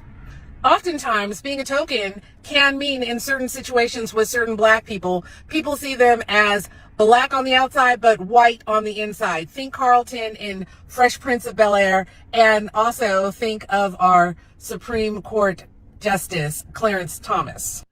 And if I got to keep it 100, I ain't disparaging the brother or nothing like that, but it don't look like he had too much pro-black teachings at the crib now. Say what you want now, but don't look like, you know what I'm saying, nobody was pulling this coattail on the real out there. You know what I'm saying? Or maybe they have, and maybe he rebelled, and like, oh, y'all don't know what y'all talking about. That's old. You know, people don't get down like that no more. Cause let's keep it real. Kids feel like they're invincible and feel like elders and stuff don't know nothing, and they know it all. And no, not my friends. My boys wouldn't do that. You know what I'm saying? So we gotta look at that like you know, we gotta look at it, you know. It's real, but go ahead, Mom. She cooking. It is very important if you are going to be in the spaces, and that if you are going to be the only black person in your white friend group, that you maintain a sense of autonomy, that you remember at all times that you are black and you are representing black culture, and that you do not fold into the white culture requirements that are often asked of you or expected of you. And this is something that each black person must work out and figure out for themselves. How am I going to retain my black identity in the face of what these white people feel I should be, and how I should act, and how I should speak? My best friend is white, and I can tell you that it is very important that you establish boundaries and you make sure that you are respected in these spaces at all times. And if you cannot get the respect that you deserve, and if these white people are only able to see you as a black person before they can see you as a person, then those are white people and white spaces that you need to make sure that you stay far away from. You know, that's you know, another thing I see the problem of, you know, when I hear people talking, that was very good, solid advice. There's nothing to take away from her perspective or any of that. But also, we got to think about the fact that when we talk about kids, like Cuz was, he ain't got the wisdom and all the ability and all of this discernment, you know what I'm saying, that we try to put on them. Now, it's supposed to be taught to him by the parents. But if it's not taught by the parents, man, he got a slim chance of figuring that out, you know, based off his environment and where he is and what he's doing and the people that he's surrounding himself with. He's not getting that sound racial self-esteem type violent, that type information that he really needs. He needs somebody pulling his coattail on the racial self-esteem side of the game, and make sure he good out there. But if you ain't getting that from your mommy and daddy, then he kind of lost out there, man. He kind of lost out there, and that's bad, man. That's pretty terrible. I like her perspective, but also I did want to highlight the racial bias. Oh yeah. As I see a lot of y'all done piled up over there. This one's just for you. Y'all come at a great time. Cause I got some information for you. I know y'all hate facts. I know y'all finna be over there in the chat burning up like vampires in the sunlight. Oh no, it's facts. Oh my God, it's the truth. Ah! I already know how y'all finna do it. So come on, let me get these facts in you real quick. Said Nolan Xavier Wells proves racial bias of U.S. crime stats. You want to know why? Because you can't go here. Let him tell you. I'm gonna let him tell you. The death and obvious murder of Nolan Xavier Wells is both more proof and another reminder that U.S. crime statistics are flawed and racially biased. And like my initial video debunking 1350, I will thoroughly explain this. Many sources with criminological research and justice system data indicate that having greater socioeconomic resources increases any individual's ability to conceal or hide their offenses to protect their reputation. Now let's stop because he lays it on pretty thick, but I want to relate it to what we're talking about right now. So he's saying when you got that paper, it's easier for you to hide your BS. And we know it's even double dog dare easy when you do some BS to a black person. By history standard, by history show, most of them folks get off for doing something to a black person. But go on. While race does not dictate a person's morality, deep disparities in systemic treatment, wealth, and media representation in the United States result in different legal outcomes across all racial groups. Non-Hispanic white Americans make up approximately 56 to 57% of the United States population, but still hold roughly 84% of this country's wealth. According to the U.S. Census Bureau, the average salary of white households being almost $300,000 a year. Now bear with me while I play devil's advocate with what I'm about to say, because if I didn't know any better, with all of this known information and the audacity of some Americans to still tell me and others that black people commit more crimes and black people are more likely to be violent, whole time wealthy white people are more likely to cover up their own shit. And when I use the word wealthy, I am not just referring to money. That includes connections and resources. So if you're friends with a guy that so happens to be a cop, and he's friends with a guy that so happens to be a lawyer, and that lawyer knows a guy that so happens to be a judge and owes him a few favors, that's a connection all on its own. Or you can already be related to one of the three. Within 24 hours of Nolan's body being found, all of his so-called friends deactivated their social media and have rumored to already have lawyered up. And the most disgusting detail after all these boys went MIA is that the first one to speak up for them was one of their mothers that so happens to be a judge, claiming that, oh, he chose to stay on that island while leaving his phone with y'all. Really? They are already trying to plant a narrative before the autopsy is even done. I'm going to take this time to reiterate and remind everybody that according to the United States Sentencing Commission, the University of Michigan Law School, the Equal Justice Initiative, the Innocence Project, and the National Registry of Exonerations, that black people are 7 times more likely to be wrongfully convicted of murder, 8 times more likely to be wrongfully convicted of sexual assault, and 19 times more likely to be wrongfully convicted of a drug crime. And at the same time, black men receive on average a 13.4% longer sentence than white men for any crime. This is exactly why white people do not lead in exoneration rates, despite being the majority in this country. Because 1, they actually did it, and 2, they are being released from prison far sooner than any black inmate that might be innocent, because the sentences that they are serving are so damn short. And despite all of those factual disparities, someone will still look you dead in your face and try to say that black people commit more crime just because the numbers for arrests say so. Come on, I'm waiting for this to go over here in the comment section. Come on. Y'all know y'all over there melting. What y'all saying? Come on, what you saying? I want to see what you got. Come on, what you saying? Oh, y'all letting him cook. Oh, y'all learning something over there. Is that what y'all doing? I'm surprised. Crew, what up? B1? Yeah, y'all over there learning something. Oh, okay. I'm surprised. Big up for y'all. I'm starting to rub off on y'all a little bit, huh? This black empowerment thing starting to rub off on you, huh? It's just justice. It's just righteousness. Don't be so afraid of it. It's coming. It's coming. Justice and righteousness is coming. You should just embrace it now. Just embrace it now. But anyway, let me let him cook out because he The boy's on fire. I'm gonna even bring him back a little bit because I like the way he hit the table when he said 19 times. I'm gonna bring it back.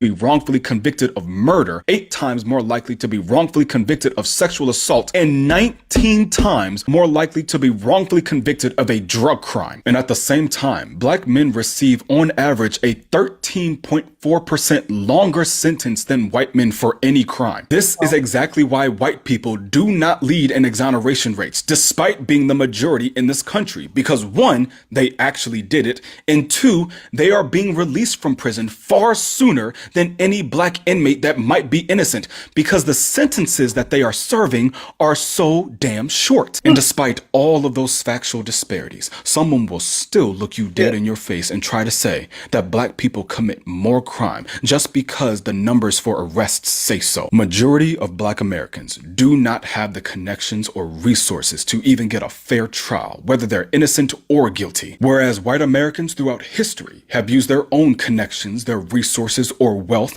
to protect their own violent children, their businesses, their corporations, and their reputation. And all around move heaven and earth to save their own ass and avoid accountability. Operation Save the White Boys is in full effect right now. Shout out to Tory and Rain. Shout out to Tory and Rain. Operation Protect the White Boys is in full effect right now. They're doing everything in the universe, the parallel one, and all that to make sure you save the white boys. Save them. They might have killed a little black guy. He might have been a good kid now, but we got to save them now. They can't go to jail. They cannot.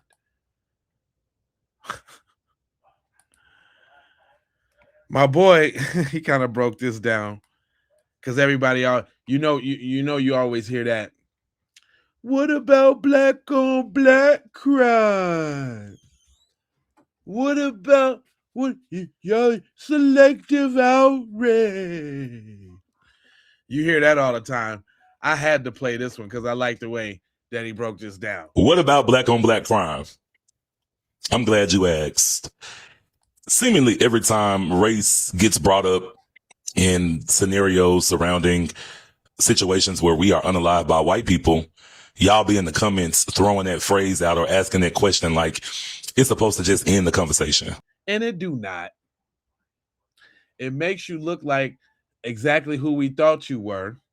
That's why I let y'all stay up in the chat and spit all your gibberish, because people would think I'm lying if they couldn't look right over there or right in the video. You know, when I chop these videos up and play them back, y'all be featured all over them. And they be looking at the content a lot, but a lot of the times they be commenting on the little ignorant stuff y'all be saying in the chat, just so you know. But go ahead, bro, bust it down. But this is the problem. Y'all are comparing two completely different things.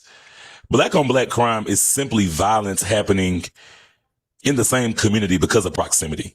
Right. Yeah. Most black people are unalived by black people. It's no secret.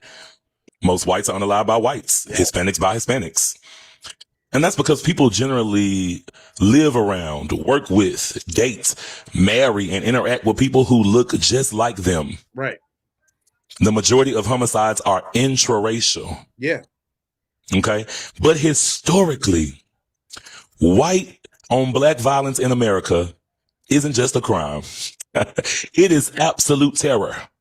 Think about it. Slavery, Jim Crow, lynchings, race massacres.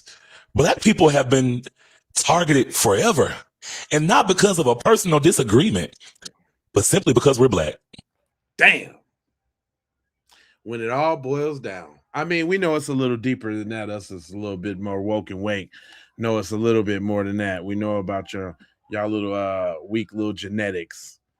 We know what that is, but go ahead, speak, bro.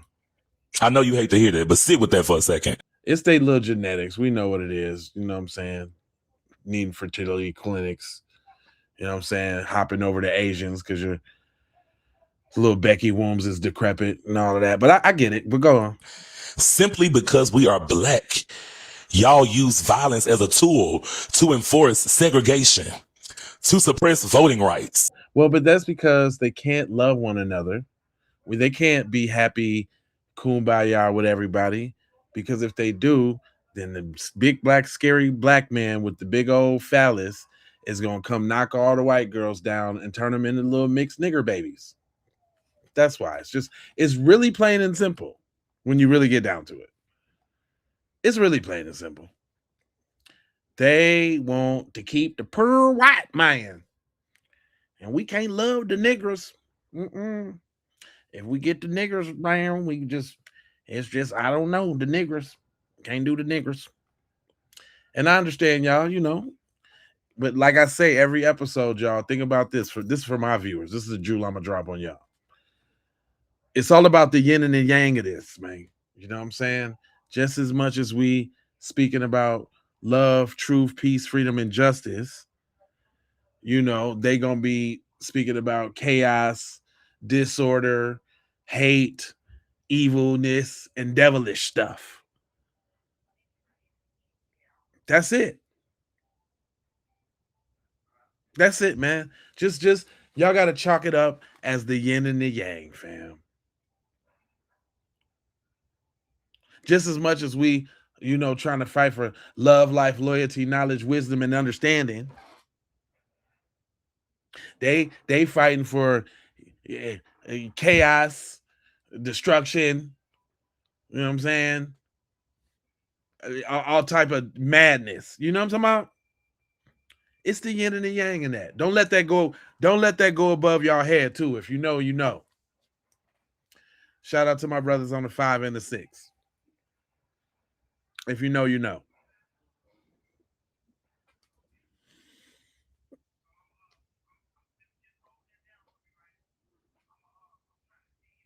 We coping? Nah, this ain't coping, man. This is what we do. This is that's what this platform is designed for, to communion with my people. You just happen to be over here on foolishness with your little devilish energy.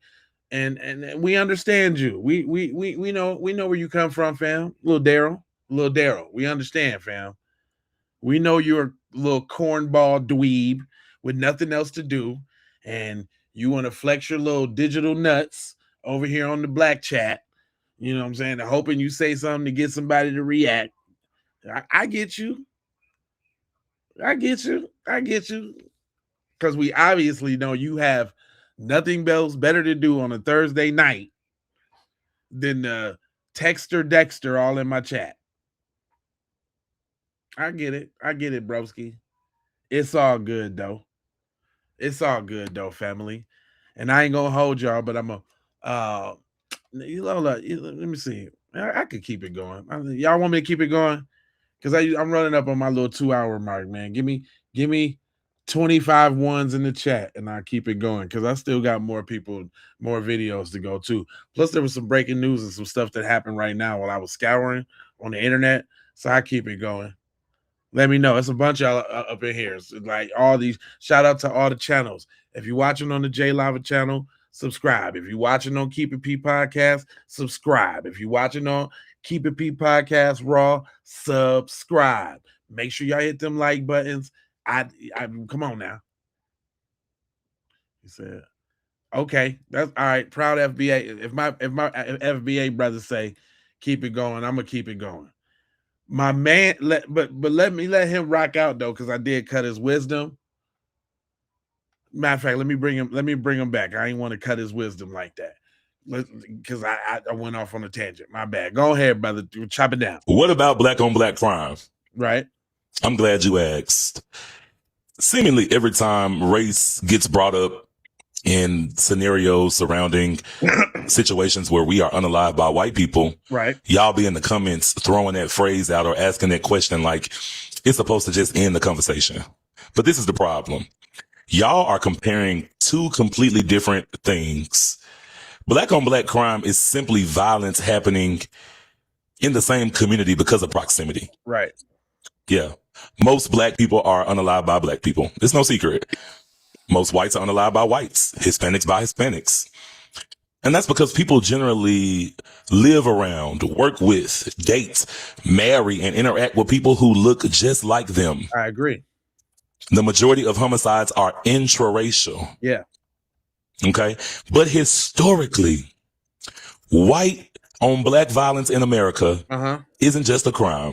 It is absolute terror. Yeah. Think about it. Slavery, Jim Crow, lynchings, race massacres. Black people have been targeted forever. Right. And not because of a personal disagreement. Yeah. But simply because we're black. Damn. I know you hate to hear that, but sit with that for a second. Simply because we are black, y'all use violence as a tool to enforce segregation, to suppress voting rights, ultimately to destroy wealth, to intimidate entire communities, to maintain a racial hierarchy.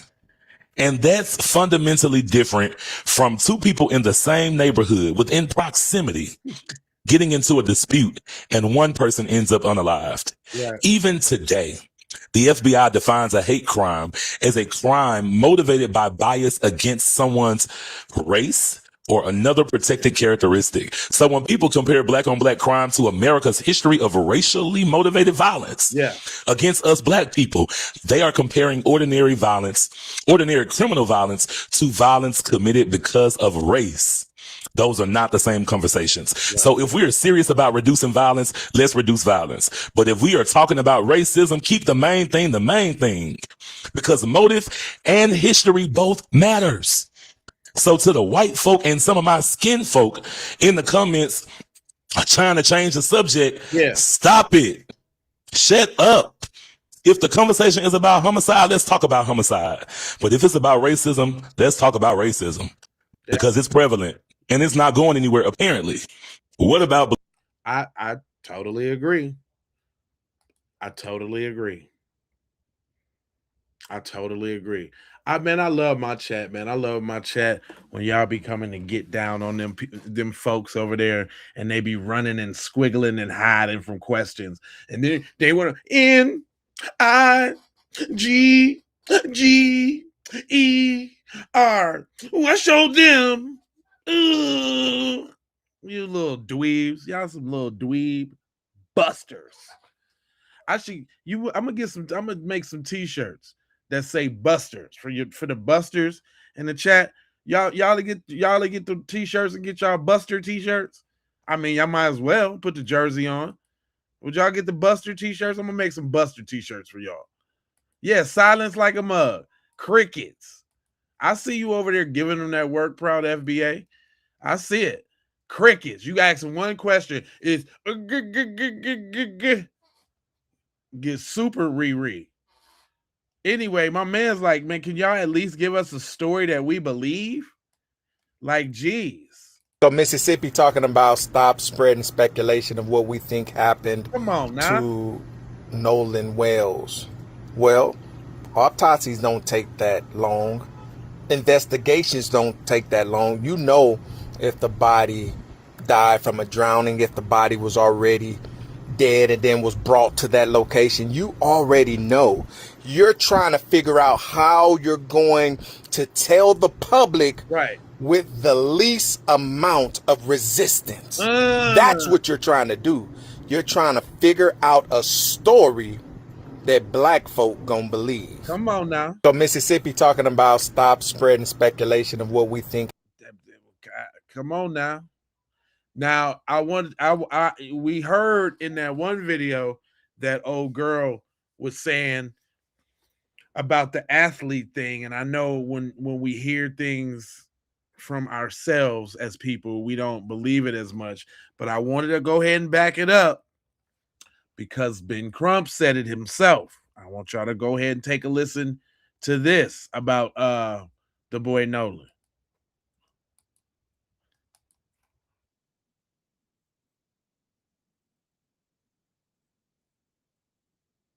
Oh, hold on. My bad. Hold on. I ain't switched to the video. See, I caught it this time. Usually I let it play for a couple seconds and be looking stupid. I'm here. Happened in training, and so they know that he was very focused on moving to a Division I program, and so they're just shocked that in 48 hours of one of the most consequential days of his life, this would happen. They are just in disbelief And the reason that's so relevant, Don Lemon, is, there was an alleged argument, and people say that was over things about he was being very clear to not have anything to do with anything that might get in his system, because he knew he had his big workout coming on Monday. And so that's why they're like, just not accepting any of this, Don. They are not accepting that their son just died by coincidence or accident. Ben, do we know what that argument was? Do we know specifically if it was Nolan and people with him? Well, we have an investigator talking to some of their friends, and we're gathering information. And we get that information, we will share it because we want to be transparent. We don't want to speculate, but we want to investigate. And that's very critical here. That's why, Don Lemon, we are having an independent autopsy done on top of whatever autopsy was done by the state of Mississippi. We're going to have him flown to a medical examiner in Washington, D.C., where his body will be preserved to do an autopsy to study every aspect of if he had any physical injuries to his body beyond drowning. Yeah. And where are you in that process now? The body is going to be flown today. We expect to have the results of that independent autopsy on Friday. Ben, what does the autopsy show? Have they given you any information from the autopsy they did? What is that showing? They haven't given us any information. Obviously, they are saying it's an investigation going on. And, at this point, I believe the sheriff said that they believe that he was left on something. We don't know what the story is, but they're saying it was an unfortunate accident. They're not telling the family anything about whether it was foul play or not. And so that's why the family is so desperate for answers, because they're saying, we don't want you to just wrap this investigation and say, oh, well, it was just an accident, and sweep it under the rug. Are they saying anything? Are they declaring it a homicide, or they're declaring it accidental? What's the official cause now? And I know that can change, and that's why you're having your own independent autopsy and investigation. As far as we know, his mother, Christine, and his father, Elmo, say they haven't gotten any answers. They, have been asked to turn over his cell phone to the Mississippi law enforcement authorities. But even that is troubling to them, because they're saying messages that were deleted from his cell phone. So they want to try to dot every I and cross every T and investigate everything. They said it's very improbable that Nolan would not have wanted his cell phone with him if he was going to stay on the island. Period. There were deleted text messages on his phone? His parents found that? Who found that out? No, well, they got his phone, so they're trying to figure out. There's deletions on the phone, and they're trying to look at what is that about. There's so many inconsistencies going on, and so we're going to have, with our investigators and our associates, we're going to list all the inconsistencies down. We just got onto the case yesterday, so we have been staying up late with the family, talking to friends, talking to people who were there on that 4th of July, trying to piece together what really happened to Nolan Wells, what caused him to be a healthy, young college athlete, and then to end up dead, washed up on the shore on Monday morning after 4th of July weekend. Just to clarify, you said you're doing your own independent autopsy, and Ben, you and I have been through, sadly, similar situations like this. But you have your own independent investigators too. You're independently investigating this, I am sure. Absolutely, Don. We are leading this investigation from the parents' perspective. The parents want to know objectively. They don't want to rely on the state of Mississippi investigation to be the end of the story here.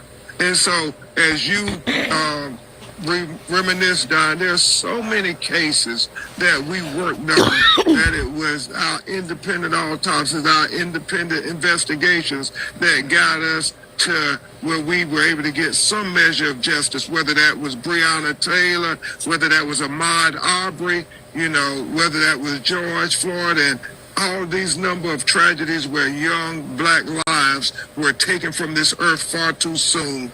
And now here we are yet again.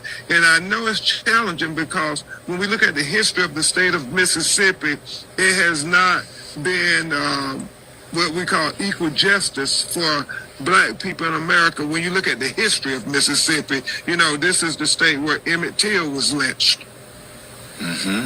Look, I'm from one state over in Louisiana. So trust me, I know. And that said, Ben, there have been people who have been pointing out on the internet, some prominent people saying, imagine if the situation was reversed. If it was 3 black boys or young men who went out with a white young man and the white young man ended up dead, imagine the outrage and the news coverage and the demands of investigations as well. Yeah, and that's the crux of the matter, Don Lemon. That's why I'm so grateful to you and your network for, at the very beginning, covering this matter. So often when black lives are taken, it is the media of people who have compassion and care for our community that make mainstream media pay attention. And I think this is one of those situations. And if the crux of the matter, if these were 3 black kids with a white kid, and that white kid ends up dead after they claim they left him, they can't remember anything, but they have their cell phones, you have to ponder whether they would be treating this as a murder investigation or if this was what they call just investigation into accidental death. You have to ponder that.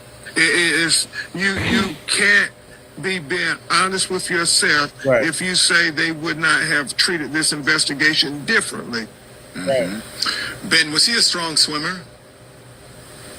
His mother and father say he was a strong swimmer. He was an athlete. He was about to be a Division I wide receiver, Don. You know, athletes have to maintain their physical prowess. Their bodies are in extraordinary shape. And that's what they believe Nolan Wells was, an extraordinary athlete. So yeah, you just jumped in there. Well, he couldn't swim. Of course he could swim, fool. Dude, I learned how to swim at 5 years old at the park down the street, all by myself. Black people know how to swim. I don't know why there's some black people don't there's all type of people that don't know how to swim. That's a dumb one. Just like I love watermelon and chicken. What are you talking about? Like, you would never be able to get us with that. So shut up. Stop being busters. Anyway, all right, hold on. Let me put it into language that y'all can understand, because it seems like soon as the black people start talking, that's when the chat starts ramping up. Let's put it into Caucasian for you. Trying to put this in terms that I would understand, right? Because sometimes it's really hard to relate to cultures that are different than yours. So let me put this in like regular, like city dwelling terms, okay? So let's say I go to a party with some friends, and that party is like exclusive and hard to get to, and like we all have to Uber there, right? We can't just drive there or walk there. We all have to like take a shared Uber together because it's expensive or it's far out, okay? So let's just say that that's the scenario. And, you know, if you've ever been to a party with a bunch of friends, sometimes there's one friend that just doesn't want to leave with everybody else. Totally fine, right? Normal, totally normal. But in that situation, when that's happened to me, I don't walk away with my friend's phone. That's strange, right? Like, if I'm leaving a party that's really difficult to get to begin with, and one of my friends is staying behind and doesn't want to leave with me, I've never left with their phone, okay?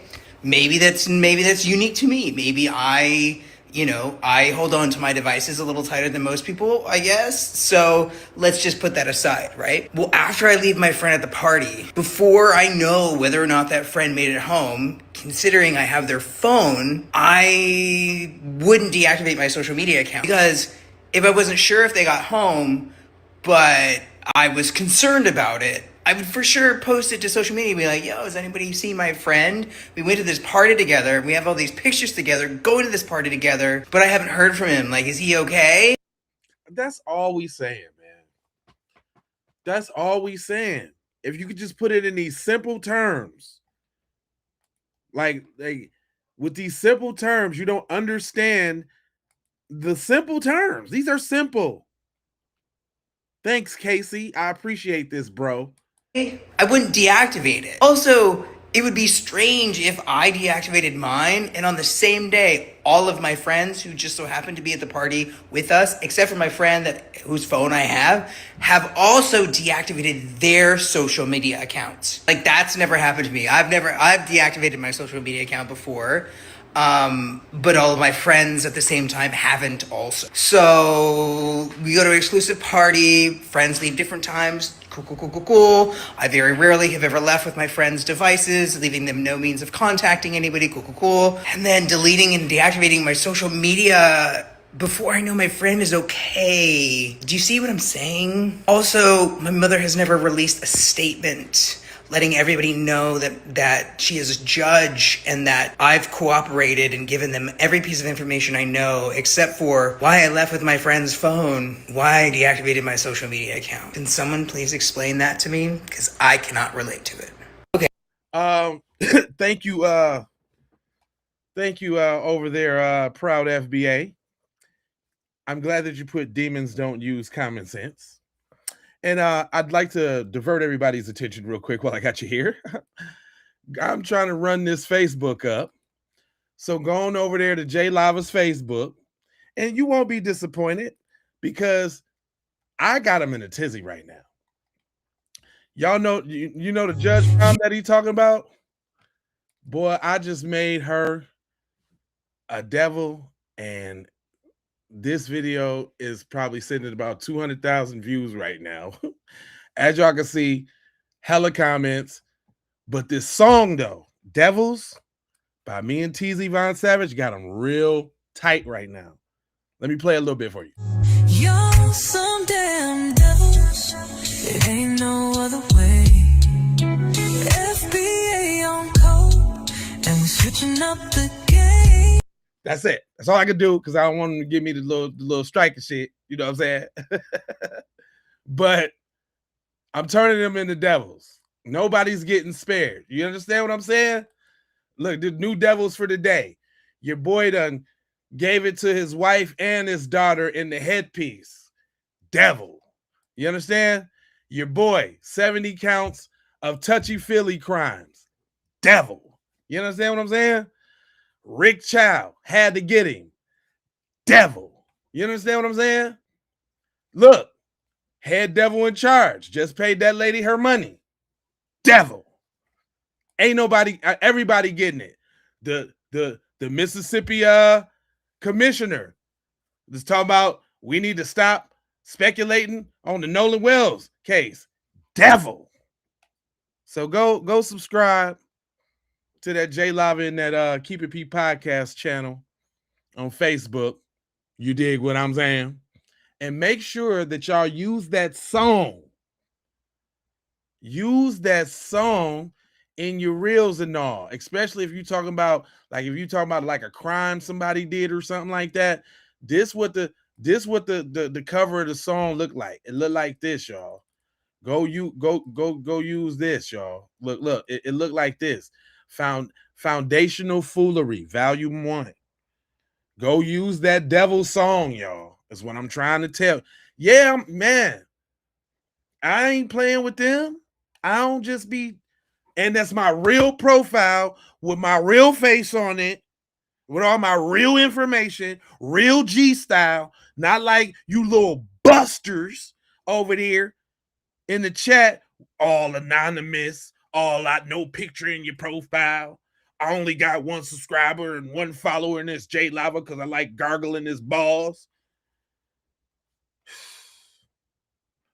Anyway, I just had to let y'all know that remember the dude, the dude that shot the little boy, Cohen, the Cohen Wiley at the Walmart, devil. They all devils.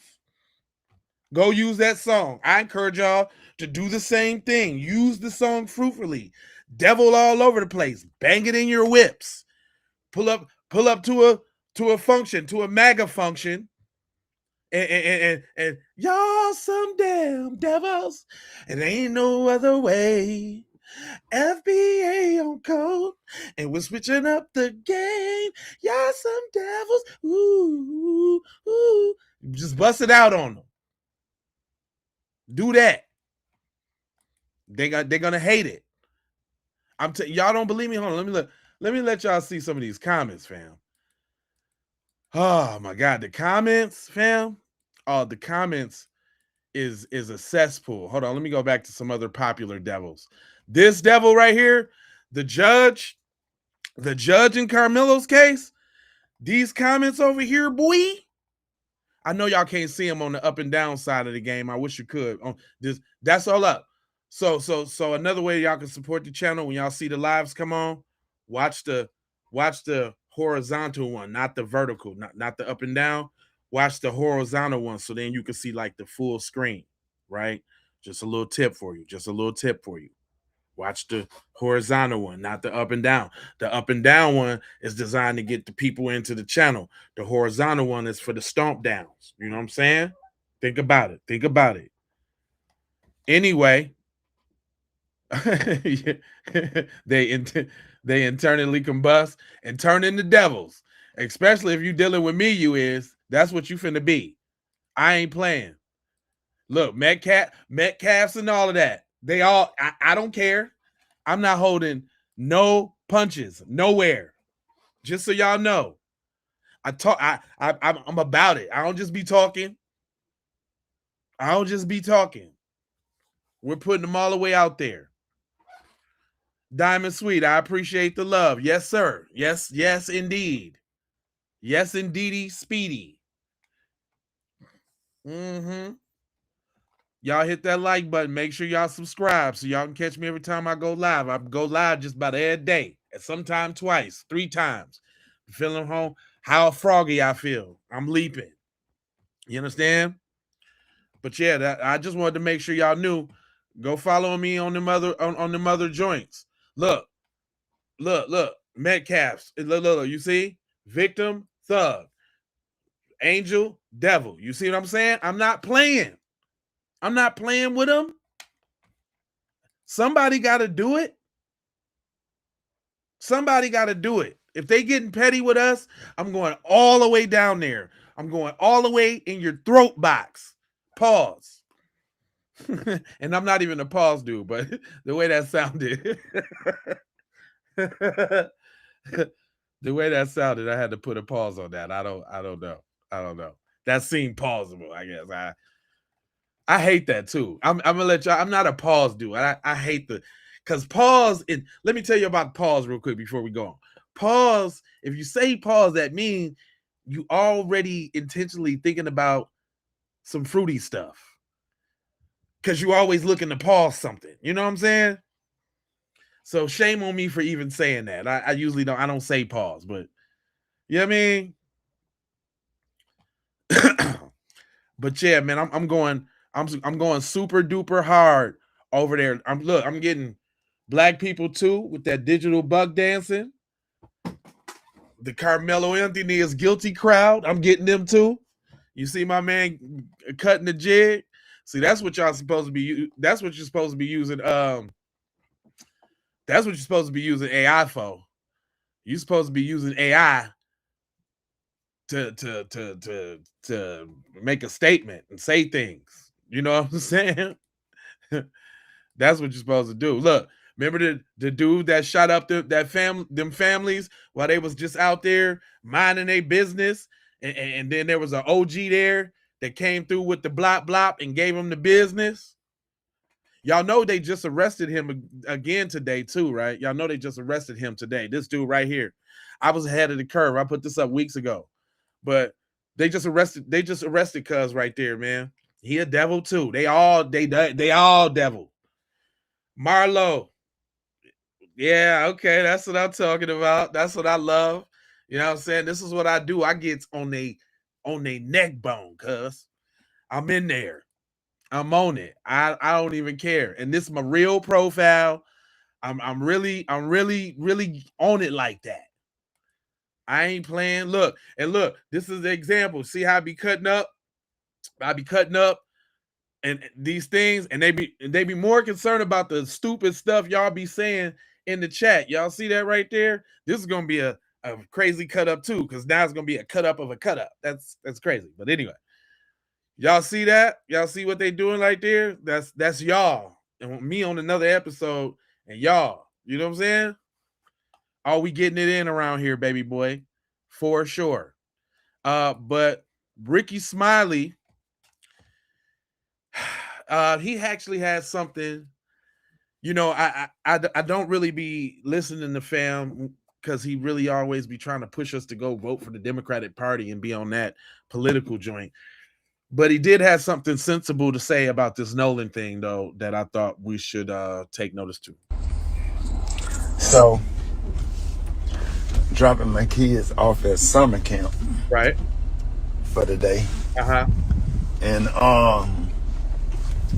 I saw a black man take his son in there right before, you know, he was in front of me. Right. And I saw him hug his son so tight. Right. And it's almost like you can't say it because I don't want to get dragged on the internet. Dog, see, hold on. Saying this, but hold on, fam. See, that's another thing, man. Fam, if you gonna speak up, speak up. Stop with the pussyfooting. I'm sick of the celebrities with the pussyfooting. Not like we looking for them to talk and speak up for us anyway, but just come on, fam. Just say it with your chest, bro. Dang. Shameless plug, though. Say it with your chest is where I got all my t-shirts at. Say it with your chest. We got all the exclusive t-shirts. You know what I'm saying? Real quick, saying shameless plug. I ain't mean to do that. I swear to God, I ain't mean to do that. But I did say it with your chest. And that is where you can go get shirts like, you know what I'm saying, we coming to Washington to get our check. You know what I'm saying? That is where you can go get shirts like, you know what I'm saying, cut the check for foundational Black Americans and all the colors. You know what I'm saying? Like, you know what I mean? You know what I'm saying? You know what I'm talking about? You can't do that there. You can go to say it with your chest and get shirts like, I boycotted today. You understand what I'm saying? You can go get shirts like, forget them people. You see what it say? I can't really say it because, you know what I'm saying, right? You can go to say it with my chest, with your chest and get, you mad because I'm foundational? You mad? Or you can get that standard issue, foundational Black American, and the pink for the ladies and the blue for the men's and that pristine white. But you know I like that red though. I just, you know, shameless little plug, you know what I'm saying? CC said say it with the chest. You know what I'm saying? You know what I'm saying? He said say it with the chest. I'll say it with the chest. All right, go ahead. Break it down, bro. I'm about to really have an unpopular opinion and say something that don't nobody really want to say. You know what I'm saying? And I don't know how to properly phrase this, you know, or word this, and I'm not trying to hurt nobody's feelings, but damn. It's like, okay, you know, I live in a mixed area where it's mostly white. Okay. Now, I'm a victim for living in the Black community. a victim of having things that has happened to me that made me want to live in a community where I feel like it's safer. Right. Okay. Get that out the way. So it's almost like when you're taking your kids to summer camp, man, it's like the energy of just, in this climate, the energy of the people that's gonna care for my kids, that just feels weird. I feel so uncomfortable right now. Man. Like it's like I look at that little boy that didn't come home, you know, from Mississippi, and I'm just wondering, like, and I asked my kids, like, how was camp today? Did you have any bad experiences? Did anybody, I didn't ask them, did they have any bad experiences? Because I'm not trying to, I want them to tell me, you know, hey, how was it today? Did you have fun? Did you have any problems? I kind of put it like that, you know, and so they can express, you know, whatever. So I'm nervous about that, but they have so far had great experiences. However, they was going to a camp with mostly black kids, and Lil Peanut hitting them every day, and it's almost like, you know, they've been bullied and stuff. And I don't know if twins are a target or what, or whatever, but you know, it's like no matter where you go, what you do is just gonna always be a problem or something or whatever. It's almost like choosing your battle. See, what I don't like about what he's attempting to do right now, he's attempting to smooth over the bad deeds of said dominant society. Yeah, he trying to appease the dominant society by, well, you know, issues on the both sides now. You know, you got to choose you choose your salt and your pepper now. Shut up. Just say what you gonna say and man up. See, that's why I don't be liking to play these little celebrities. And I got a couple. See, I had a couple celebrities lined up. Yeah, he trying to all lives matter shit. Right. No, because we got to use these as the teaching moments. Cause you got to hear, like, we not a monolith. We all don't think the same. So, you know, you got to play it to see where we agree with, what we don't agree with, and how we can be able to relate to the brothers. You know what I'm saying? Like, nah, bro, that's where you wrong, man. If you gonna speak up. Don't be with the pussyfoot. You see what I'm saying? Like, don't be like, nah, not when you're right, you're right. When you're wrong, you're wrong. You pussyfooting right now, bro. If you're gonna speak up, stand on it like a man. But see, he always, cuz has always been a little timid, Timmy, too timid nuts. You know what I'm saying? Especially when it comes to speaking up with black people and black issues. He always been Tommy timid nuts. But I'm gonna let him come on. Because it just ain't gonna be no peace. So if you go to a white grocery store, you might deal with uncomfortable and racism and people that don't think you're good enough to be there, versus going to the black grocery store where you got anything can jump off at any second. Plus they got bicycle chains on all the milk, and they got all the plums locked up in a safe.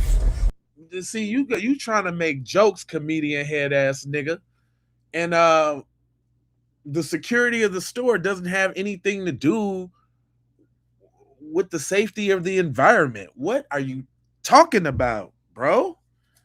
Gosh, I hate these old babbling at. What are you talking about, guy? You up here, you trying to make jokes and shit. And this serious, fam. Now notice that. Notice everybody else that been talking about this situation. Ain't nobody tried to make no jokes. Ain't nobody, like, this real serious, real talk. Ain't nobody trying to make no jokes. Here he go with the Tahakas and the Tiki Keys. Shut up. So, I don't know. It's almost like damn if you do, damn if you don't, man. You want to support your community and be in the community, man, but it be some shit with black people. Now, my daughters ain't gonna ever go off to no white. Notice he had to say, man, fam, you a mutt puppy. You're just a Raggedy Ann and Andy. You're one of them Green Army little figurines. Like, you're just disposable Negro. Like, your dignity and racial self-esteem is just for sale face. Like, man, God, brother, get some testicular fortitude there, sir. What's wrong with you? Now that he's done denigrating black people, right? Now he can get to the story. Watch. Now here we go. Now he can get to the story now. Nothing with a whole bunch of rich white kids ever. I notice I got to beat up on them blacks real quick. I had to smooth it over now before I say what I'm about to say about you now, master. I really don't mean this now. I knew that. Because one thing about my son, Malik, that went to military school, he talked about a lot of this stuff when he was in military school, the racism that was out here. And I definitely don't. I understand that he's a professional comedian and he's always joking. But so is David Chappelle. So is Cat Williams. And they find a way to tell the truth in the jokes and know when it's to be funny. What he just said was nowhere near funny. And you would not find that funny if you had any type of racial self-esteem about yourself. That's what I'm saying. Like, if you know, you know. If you got some racial self-esteem about yourself, that's not funny. But let me let him go on. I don't recommend that. But, you know, you got to deal with the black kids too now. Here you go. You got to deal with the black kids too now. Little peanut. Yeah, count on these Negroes to be the Negroes that we know that they're gonna be. You got to deal with little peanut them now. I'm saying now. You got to deal with little peanut them now. Come on now. Come on now. You can't talk about everybody. You talk back. You got to do that now. Shut us. Oh man. He ain't even halfway into the critique of what he was actually about to say about them folks. But you got to worry about little peanut now. Boy, if you don't get your... Yeah, D.L. Hughley is another notorious one. Another notorious. He said, please drop his week. He keeps dragging. No, because he keeps coming with the jewels. He's coming with the jewels. He's finna slip up and say something else. Give him 2 seconds. I trust me. Bad as hell. Got them silver caps in his teeth. Whipping your kid's ass every day. Then you got to deal with the mama and the daddy. Now let me tell you what's wrong. What he said right there. The difference between Lil Man and them with the silver caps in his teeth, as he say, Lil Man and them is gonna get suspended or expelled. They ass gonna be up out of here. That's what's gonna happen to Lil Man and them for messing with. How do we know? I went to school. We got, man, do you know how many times I got suspended for BS? Lil Man and them is gonna be exposed. They're gonna have to go to alternative school off a tablet. They ain't never gonna get to see a school premises again. You know what's gonna happen to little Aaron and little Nathaniel? Come on, man. Come on, bro. And who is that? KB Corp? Shut up, dude. Obviously, this ain't for you. This ain't for you. This ain't for you. Just kick back, Buster Brown, and learn something. Where it ain't no accountability and little nut. Now he want to go in on the accountability. You know what? I'm done with him. You're right. But it's so good though. I ain't gonna lie. He's firing on all coonish cylinders right now. And I can just pick and tear apart everything that he's saying. It's good. Little nuck. Come on, fam. He's hitting on all coonish cylinders right now. He's like a coon beef hash. This nigga's frying coon beef hash right now. Don't do no wrong.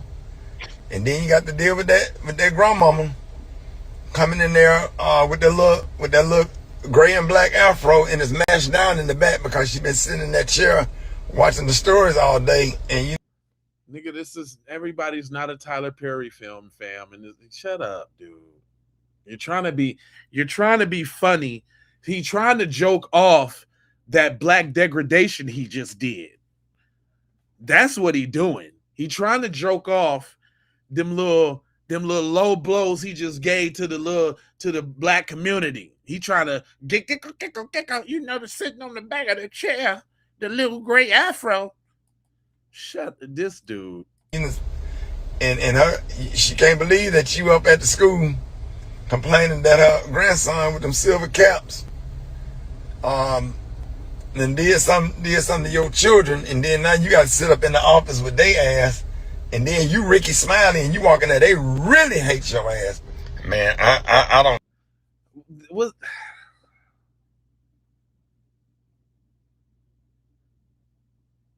He could have kept all of that out. He went so far off of what he been talking about. Real talk. Let me see what I don't know what to say or what to think about all of this stuff, man, because you always want to try to create the best situation for your kids. But in this climate, you are dealing with racism at the highest level. And I have never seen anything like this in my life, man. And I'm almost positive nobody will be brought to justice in Mississippi in that case with that little boy, especially when they have parents of influence and power. And the people on the internet with their thoughts to let you know the mindset of people. This be my thing though, and I'm just using him for example because he up here. This is a grown ass black man talking so powerless. God, bro. He just said he basically handed his kids over on a damn silver platter. If y'all do something to my children, I ain't gonna do nothing because ain't nobody gonna get nothing going. Boy, shut mealy mouth, mulberry mouth ass. This guy. Jeez Louise. If y'all do something to my children, especially if it's in Mississippi, I know ain't nothing gonna happen, so I ain't gonna do nothing. Oh my God. This guy. I can't stand no weak ass nigga. Like, come on, cuz. But look at he do got a pink shirt on and some old fluorescent ass shades on. And then our kids got to go to the white school, and they don't have to go to the white school, Rick. Did you think about that, bud? They don't have to go. You got all the money. You can send them where you... They don't have to go, Rick. They don't have to go. And deal with that. But then if they go to the black school, it's going to be a problem. And it's almost like you want to homeschool you. What you mean? Life is a problem. Kids are nasty all over the place, but at least in the black neighborhood, all you got to do is worry about them getting scuffled up and learning how to fight a little bit. Knock somebody out. They won't mess with you no more. Y'all probably going to be best friends next year. They didn't gain a respect for you. because you didn't put them on their pockets. You ain't got to worry about them inviting you out to the damn woods and you dying. If you ain't teaching them right, yeah, there's a whole bunch of scenarios that can go on. There's a whole bunch of mischief that can go on.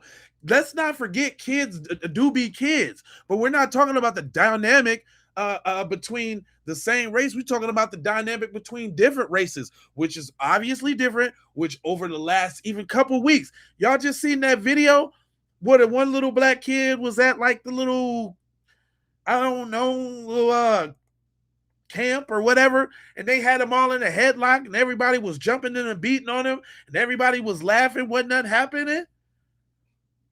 Like, come on, fam. Come on, fam. Your kids, but you can't show it to your kids because they got to really get out here and learn and get a feel of how to maneuver through society. They got to get out here. They got to experience. They got to feel. I agree. They got, all of this stuff. I agree. Oh, man.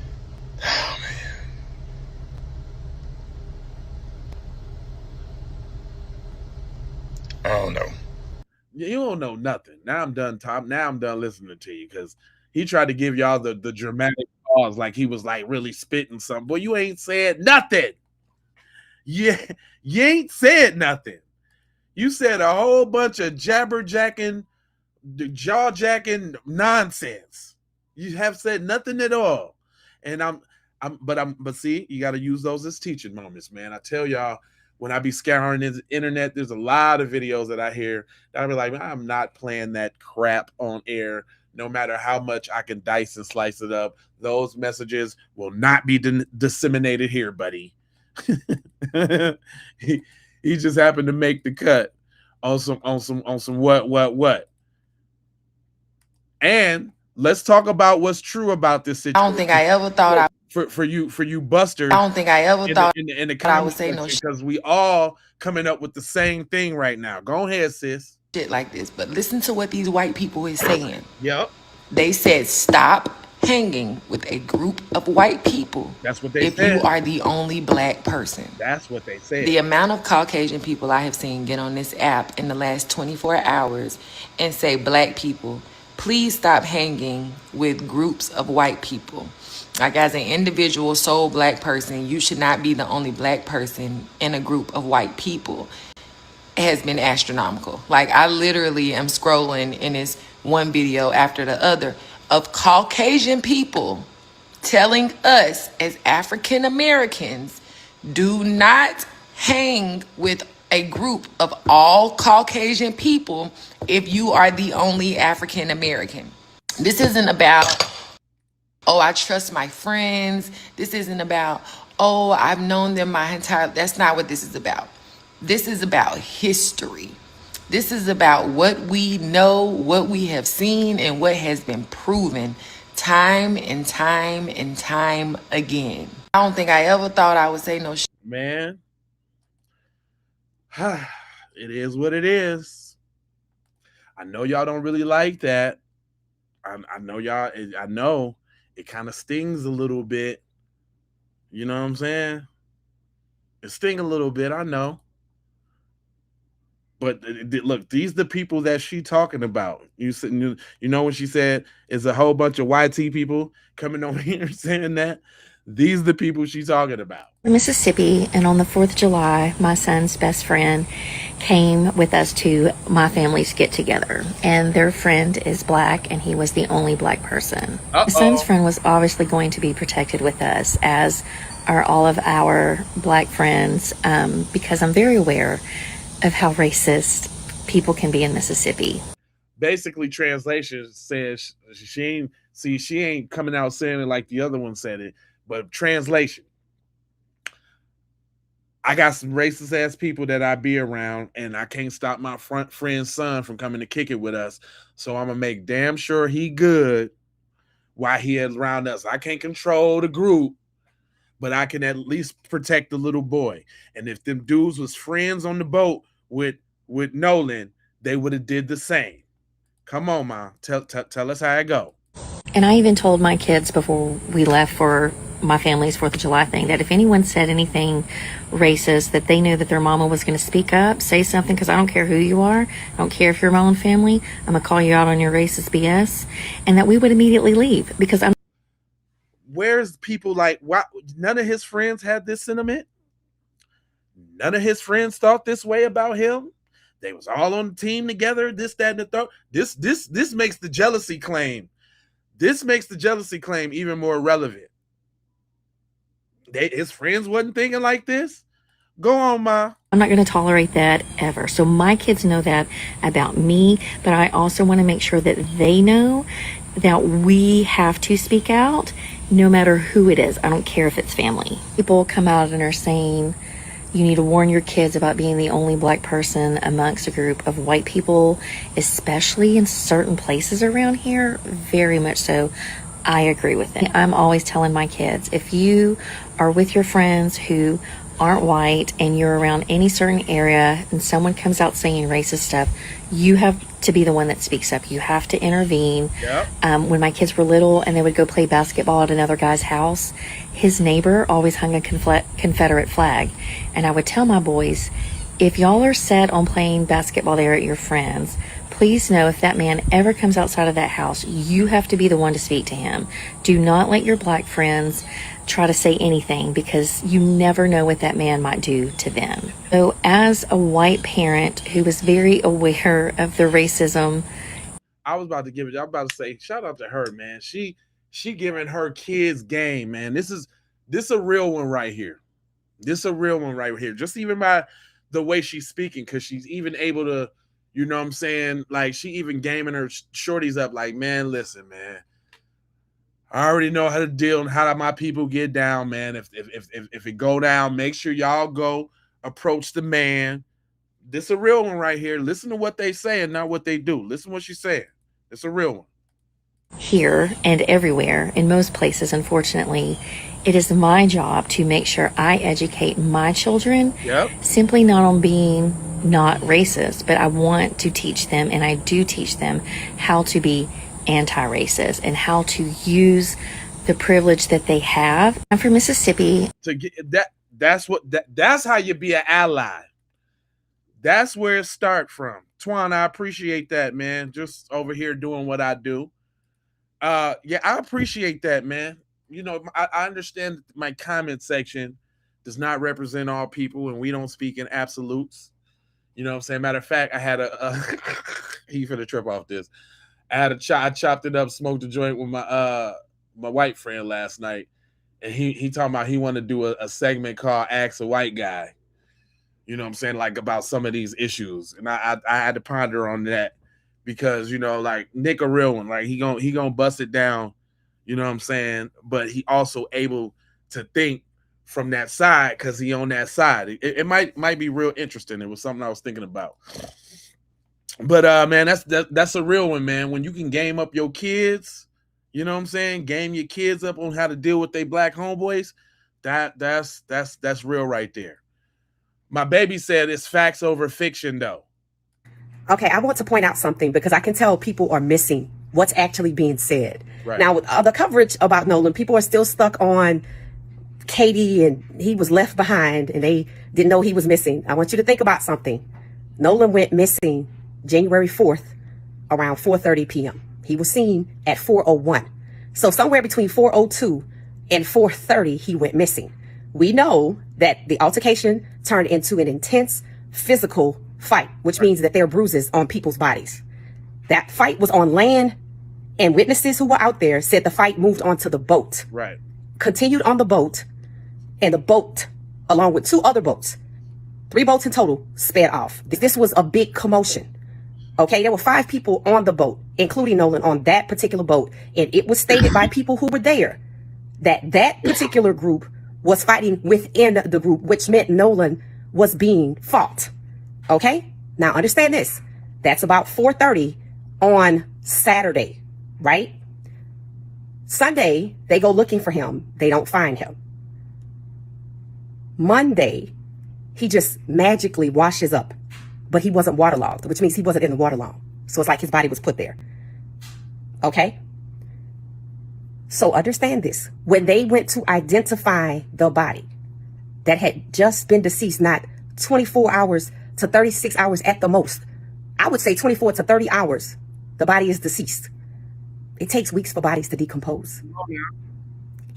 They had to use dental records to identify Nolan Wells' body along with DNA because he wasn't able to be identified visibly. Why? Dental records and DNA are primarily used to identify dead bodies when bodies are severely decomposed, burned, or fragmented.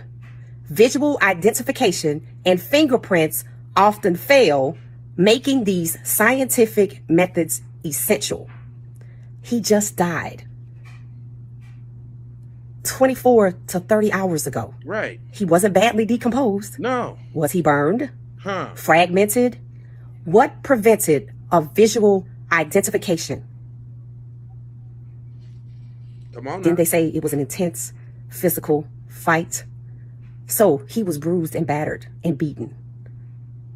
Where are their bruises? Move off of what they told you and listen to what the reality actually is. We is, sis. I feel you on that. I feel you on that totally. Some say that there must be some sort of kind of reason for it. The hidden dangers of being the only black friend. Tell them, mama. The suburbs can be an excellent place to raise black children. That is, until they are seen as a threat. The threat could be your intellect, your beauty, your strength, your athletic prowess, or your charm, any number of things that shine a spotlight on the myth of the supremacy of whiteness. So she said a couple things there. Before I let her cook, I just want to make sure we put this in the right frame. She said your athletic prowess, you know, your looks. Do you remember Cuz had them boulder shoulders? That boy Traps was insane. He ain't had no chest, but he had traps, though, all the way up to his earlobes. Right? The girl that the picture of the girl that they was meeting, she wasn't fat and sloppy. She was nice looking. You know how they feel about the jocks getting all the girls. I'm saying, though, let's put this together. Because I think what she's saying is interesting and it had some merit. Go on. And the story of Nolan Xavier Wells could have easily been my own. If you're new here, my name is Zakia Orby Young, and I am suburban black girl. Story time. And because of my lived experiences, I have an unofficial PhD in white people and white behavior. Uh-oh. I grew up in a town in Pennsylvania where there were only about 20 black kids in my graduating class of almost 600. Right. I was the first student in my grade to be admitted to the gifted program. I was captain of the cheerleading squad, student council president, then class president. I was a lead in the musical, and I was on the homecoming court. Like, I literally grew up on a cul-de-sac, the poster child for successful integration. But the passive aggressiveness and gaslighting that is suburban racism from both children and adults was the price I paid for being black and successful in something other than athletics. And Nolan's death, the conviction of Carmelo Anthony, another black child growing up in a white neighborhood, not to mention the unsolved death of Tamala Horsford, the 40-year-old black mother of 5 who died after falling from a balcony while attending an adult sleepover with a bunch of white women, made me realize I wanted and needed to talk about the dangers of being black in white spaces publicly. Right. This series is for any black person who is living in the suburbs or who has lived in the suburbs, for black parents who didn't grow up in the burbs but are now raising kids in predominantly white neighborhoods and schools. And these videos are for white people because whether or not you admit it, you are complicit. And if you're watching this video, you probably don't realize that you are. So, watch, learn, ask questions, talk to your kids about what you're learning, and share these videos because this is not a problem for black people to solve. I can give you tools for your toolbox, but white violence can only be stopped by white people. Now, some ground rules for the comment section. Number 1, if you grew up as a black person in a predominantly white suburb, please remember, we are not a monolith. Your positive experiences in white spaces don't invalidate negative experiences in white spaces, and vice versa. Releasing and healing from suburban trauma can take decades, and we are all at different places in our healing journey. Number 2, white folks, what I share might be hard for you to hear or even believe. Do not come in this comment section trying to, well, actually, my lived experiences with racism. I am an Aries from a suburb of Philly with roots in the Deep South, and you will not like how I respond. Number 3, we do not blame victims, full stop. Now, if you'd like to support my work, starting tomorrow, July 9th, I'll be going into more detail about this topic on my Patreon. We'll have exclusive videos and essays, and I'll also be going live there once a month. I let her get that off because I like what she's doing. She's trying to educate. You see what I'm saying? I like what she's doing. But as we see, man, it is what it is. I ain't gonna hold you, but I'm emoji fold you, scold you about being on code, and you know I got 4 words for you. Unless y'all want me to keep going, because we at the 3-hour mark now. You know what I'm saying? I can't keep working because I'm working them. I still more to go. The people got more to say. If I can get like, I don't know, give me. It was about 300 of y'all in here right now on different channels. If I can get 5 ones per channel. Make sure y'all hit that like button. Make sure y'all hit the subscribe and all of that. If I can get some couple ones in the chat, maybe like a super chat or something, I keep it going because I still got some more. I ain't going nowhere. I'm right here. Let me look y'all square in your optical retinas. I'm right here in your face bone. You know what I'm saying? If y'all want me to keep going. Because the people are still talking. Okay, we got a 1. We got another 1. Y'all want me to keep going? I works. I'm passionate about this. It don't matter to me. I can't sit up here and talk to myself. I can only talk to the people. I can do another hour if that's really what it comes down to. Another little something. I see a couple 1s right there. Okay. Yeah, my stomp downs is in there. Y'all like keep rocking, cuz. Keep rocking it, cuz. Come on, even the haters. I know y'all haters. Even if y'all want to keep talking your crap in the comment section, let me know you want me to keep going. This is your chance to do your dance. This your chance to do your dance. Play by. You know what I mean? Because I still got them. The people's all over here. Y'all might not like the next video, though. Oh, hold on. The chat. Thank you. I appreciate that. Appreciate the super chat, my man. That's it. People, if y'all, it's all about y'all, man. If y'all say keep going, man, I'm going, man. I appreciate you. Where you tapping in from though? Because you ain't got your whole thing on your thing, and if you do, I can't necessarily read it. What you say? Built from back in the days. Is that what they say? I think I got that. Kimberly, okay. Kim said, keep it going. Okay. All right, Kim. I'm with y'all. Okay. What's going on? Thank you. I appreciate you. I try to. I'm not perfect. I just have very strong opinions because I'm a Gemini.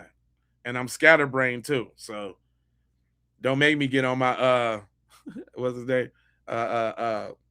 Finesse 2 times. No milk, waffles, no jelly, nothing. That's my favorite from this year. I don't know about y'all, but that finesse 2 times is my favorite, like, joke meme skit of the whole year. I ate noodles with no syrup, cereal with the canned milk, the powdered milk, no milk, waffles. No syrup, jelly, no jelly, nothing. That's my favorite. I'm sorry, y'all. I'm a little goofy too. I told y'all might not like this next message. I told y'all. Shorty say, man, we gotta limit. Unfortunately, we gotta limit our access. She has a public service announcement. Go ahead, mama. And I am in my feelings, okay? And I want to just express my feelings. Go ahead. In regards to this Nolan Wells situation. I am so fucking pissed off. Dang, I know. But come on, just with the cursing. But go ahead. About this. You have no idea. And the reason why is because I've been saying this shit for like a good little minute. Right. Black people need to limit their interactions with white people. Really? And that's just the bottom line of it. All right. You know, I have 2 children. Right. Okay? Right. I have a son that's 9. I have a daughter that's 18. Okay. I am not a fan of children black children to be specific, being in spaces with nobody that looks like them. They the only black kid and things like that. That is crazy as hell to me, and it's scary. And I would never have my son or my daughter go somewhere where that is like what's happening. They the only black kids, a bunch of white kids. That is problematic as hell. And I'm just not a fan of it. And I have felt this way for quite some time, and I'm being real about it. Right. Black people need to limit their access to white people because we have seen this before. Yeah. Okay? You right. We've seen this before. This ain't the first time. One of those kids that was on that boat, their parent is a judge. We know that. So this shit is already fucked up. It's already gonna go. Okay? Not in the... All right, Auntie. Just a little couple too many F-bombs for me. I'm trying to change my ways, sweetie. I'm trying to change my ways.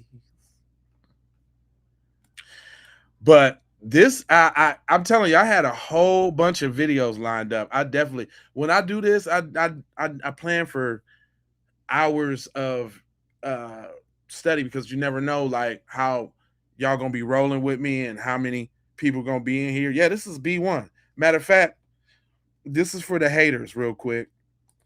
For y'all that don't know what this show is about, I made this little joint, y'all. Y'all gonna have to check this out. But listen real close to what he say. And I personally hope that my people get this message as fast as they can so that we can move toward freedom and independence and be extricated and removed from white rule and domination. Yeah, I just want you to see that the people was for the people, and then you see them 2 B1s on the side right there. This is a strictly B1 program, buddy. All up and down the streets, 24 hours a day, 7 days a week, buddy. You just better know it, man. You talk Jewels. Okay, Jewels, I'm going to attempt to talk to you because it seems like you want attention, Jewels. Where you from, Jewels? Where you from? Come on, type as fast as you've been typing that BS. Where you from, Jewels? I know it's a little lag, so I'm going to give you a few seconds. Where you from, Jewels? Where you, Bobby, what you, Bobby doing? You say not on this continent? Without us, you can't survive. We the whole reason y'all surviving on this continent right now. When y'all came over here as little pilgrims and all of that, y'all failed and started eating each other. Y'all had to trick us with disease blankets to get on after we fed y'all Thanksgiving dinner. Shut up, boy. He said you would have to relinquish EBT in Section 8 before doing that. Oh my gosh. You're an EBT Section 8er. God. Yeah, they be forgetting about that part, proud of. They can't talk to a dude that know. You cannot talk to a dude that know. Y'all is cannibals. Y'all failed. Yeah, exactly. Y'all cannibals. Thanks, proud FBA. Y'all cannibals. Y'all failed, fam. Y'all couldn't even do it without us. Come on now. Sheesh, Louise. Gosh. But Shorty cooking with Tila, she had some real stomp down questions. And she wanted to go kind of like over the statements. I heard half of what she was saying, and when I be scouring, I listen to a few minutes of it to make sure it's on point. So I ain't get exactly everything she was saying, but we let's check it out together right now. I know that there have been a lot of different videos, a lot of different statements and speculations made around this case, but it was 4 different statements that I want to shine light on and make sure that, his loved ones and just the public knows about them, because I don't hear anyone discussing them. Right. Again, it's 4 different statements that I want to discuss really quick, and I'm going to try to make this as quick as possible. You would have to look at the entire video in order to understand my observations in regards to these comments and why I think they are very important. Okay. Take a look at this first statement that I want to bring to light. What's that? So there was a statement made by the person that was on the boat that took the video, the viral video that's going around where you can hear, people arguing. She just basically, to sum it up, stated that it was someone on their boat where the person was recording. They were getting into it, and pretty much that it wasn't Nolan and his friends. So we want to clear that up, that the video that you are seeing online circulating where you can hear arguing going on, it was from the people that was recording boat. They were getting into it, and it was not, again, Nolan and his friends. This next statement I want to bring notice to is from one of Nolan's friends' mother. Take a look. This was a statement from either Warren or Wyatt's mother, just explaining that Nolan was asked several times to get on the boat. It was stated that Wyatt and Nolan did have an argument. They cussed each other out. Nolan ended up getting off their boat. And in return, when they did get ready to leave, the Wyatt boat started taking in water. So they ended up having to get the boat towed, which it should be record of that.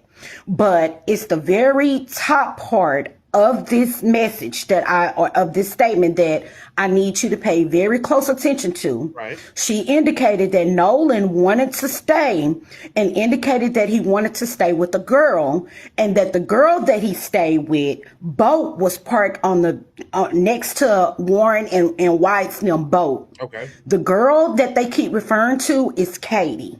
Okay.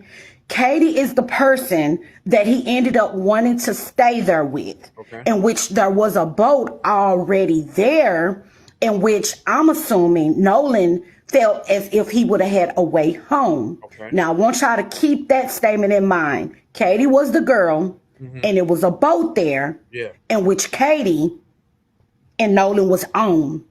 Now, I want you to look at this statement that Katie's mother made. Damn, do I gotta read that, or are you gonna... So Katie's mother said that Katie made it home safe. She sent Katie's auntie and uncle to go and get Katie. Right. But my question is, why did she have to go and send Katie's auntie and uncle to come get her when Katie was already there with a boat? Katie was already on a boat. Why did Katie need 2 boats? It's this next statement that brings me to my observation. Take a look at what Nolan friend said.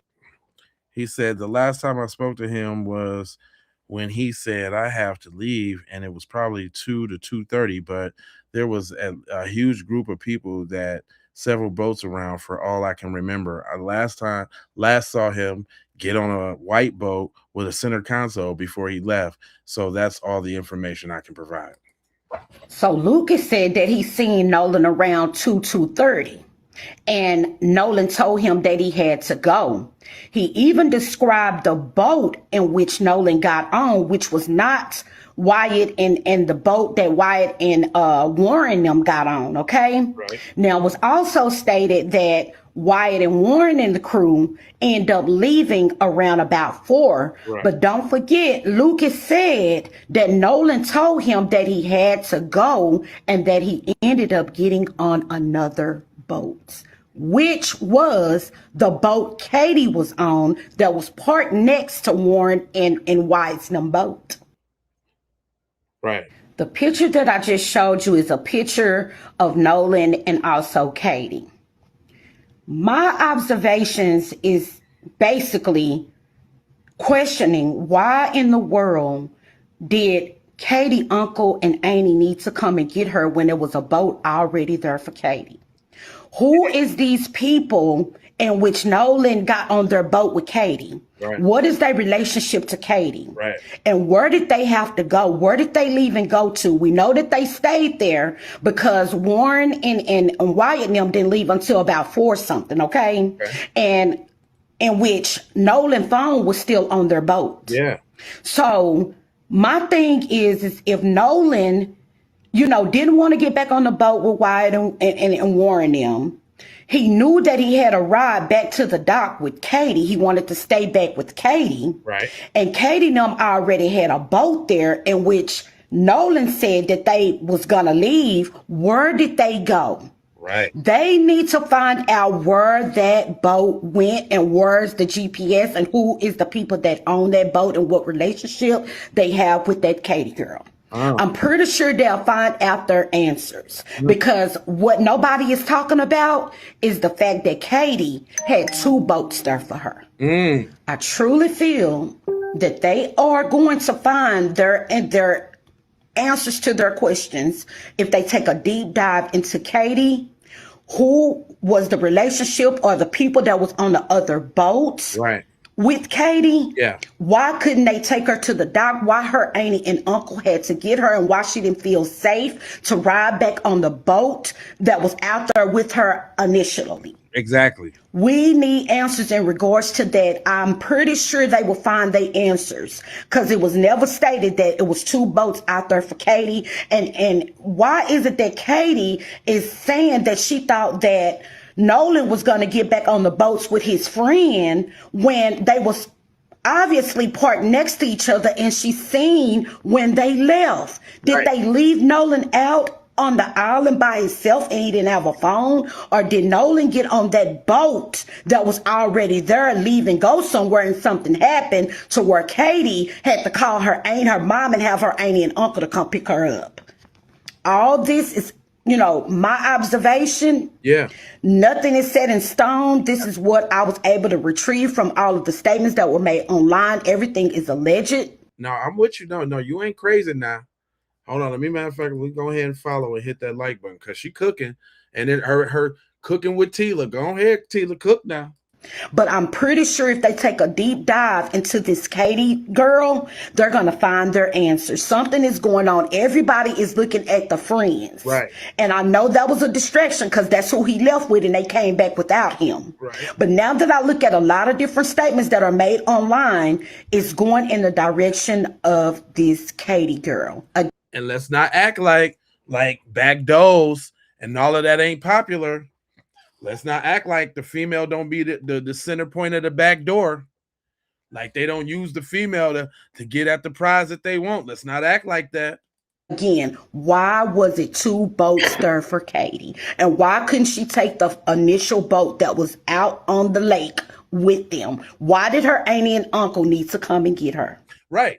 Because that allegedly that's not the boat that was taken on the water, right? That was supposed to be the boat that that his friends was in and all of that.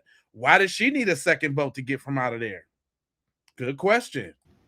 That is the question. They need to do GPS on this boat, find out who owned this boat, what relationship they have to Katie. And I'm pretty sure they will find their answers. Here's a diagram where he was at on the island and where they found his body. So, like I showed y'all in that bigger picture earlier that day, everybody pull up and be docked right here on this part.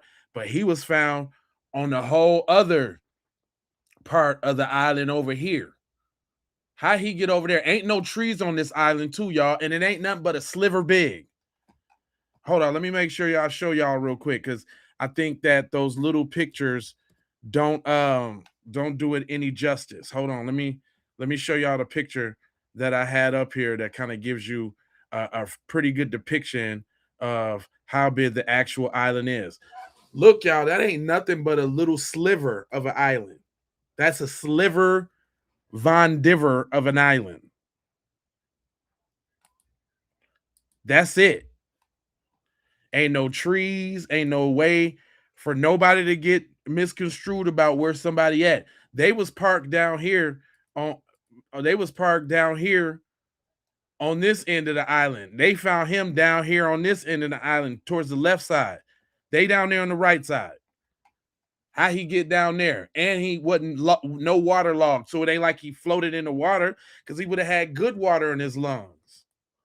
But that didn't happen. But go on, mama. I want to let her finish. This is a sad situation, and the public is just trying to help shine light on Nolan's case and bring justice to him and his family. People have been in my comments, oh, you just talking about this to make $1, baby. Facebook does not pay me like that, and that's not why I'm doing it. Right. Please believe me when I say that. We are rallying around the Wells family, right, and whatever we can come up with and find out for them, may justice be brought to Nolan. That is what we all want. We don't want this to be swept up under the rug. The principal have donated over $200,000 to help investigate this case as well. It has been a statement made online. I send my deepest condolences out to the Wells family. Right. Good. Lakeisha, straight up though. Oh, I'm saying, yeah, Lashika, I think, Miss Allen. Straight up though, Tangerine 22. Y'all family now that y'all done tapped in, so make sure y'all hit that subscribe and hit that like for me. I'll be over here roasting them and getting to these facts. You know what I mean?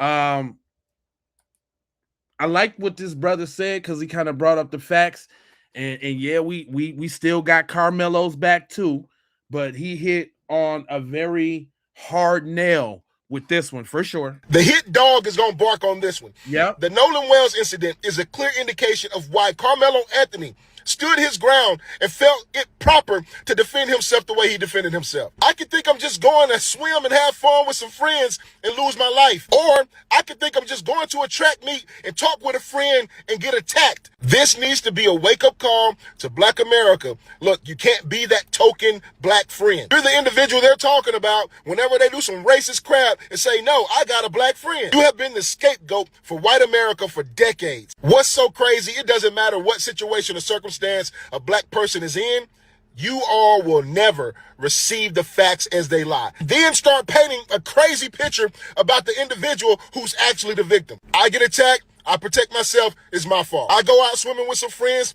they take my life, it's my fault. The narrative never changes. And I gotta send my condolences out to Nolan Wells' family. This is crazy.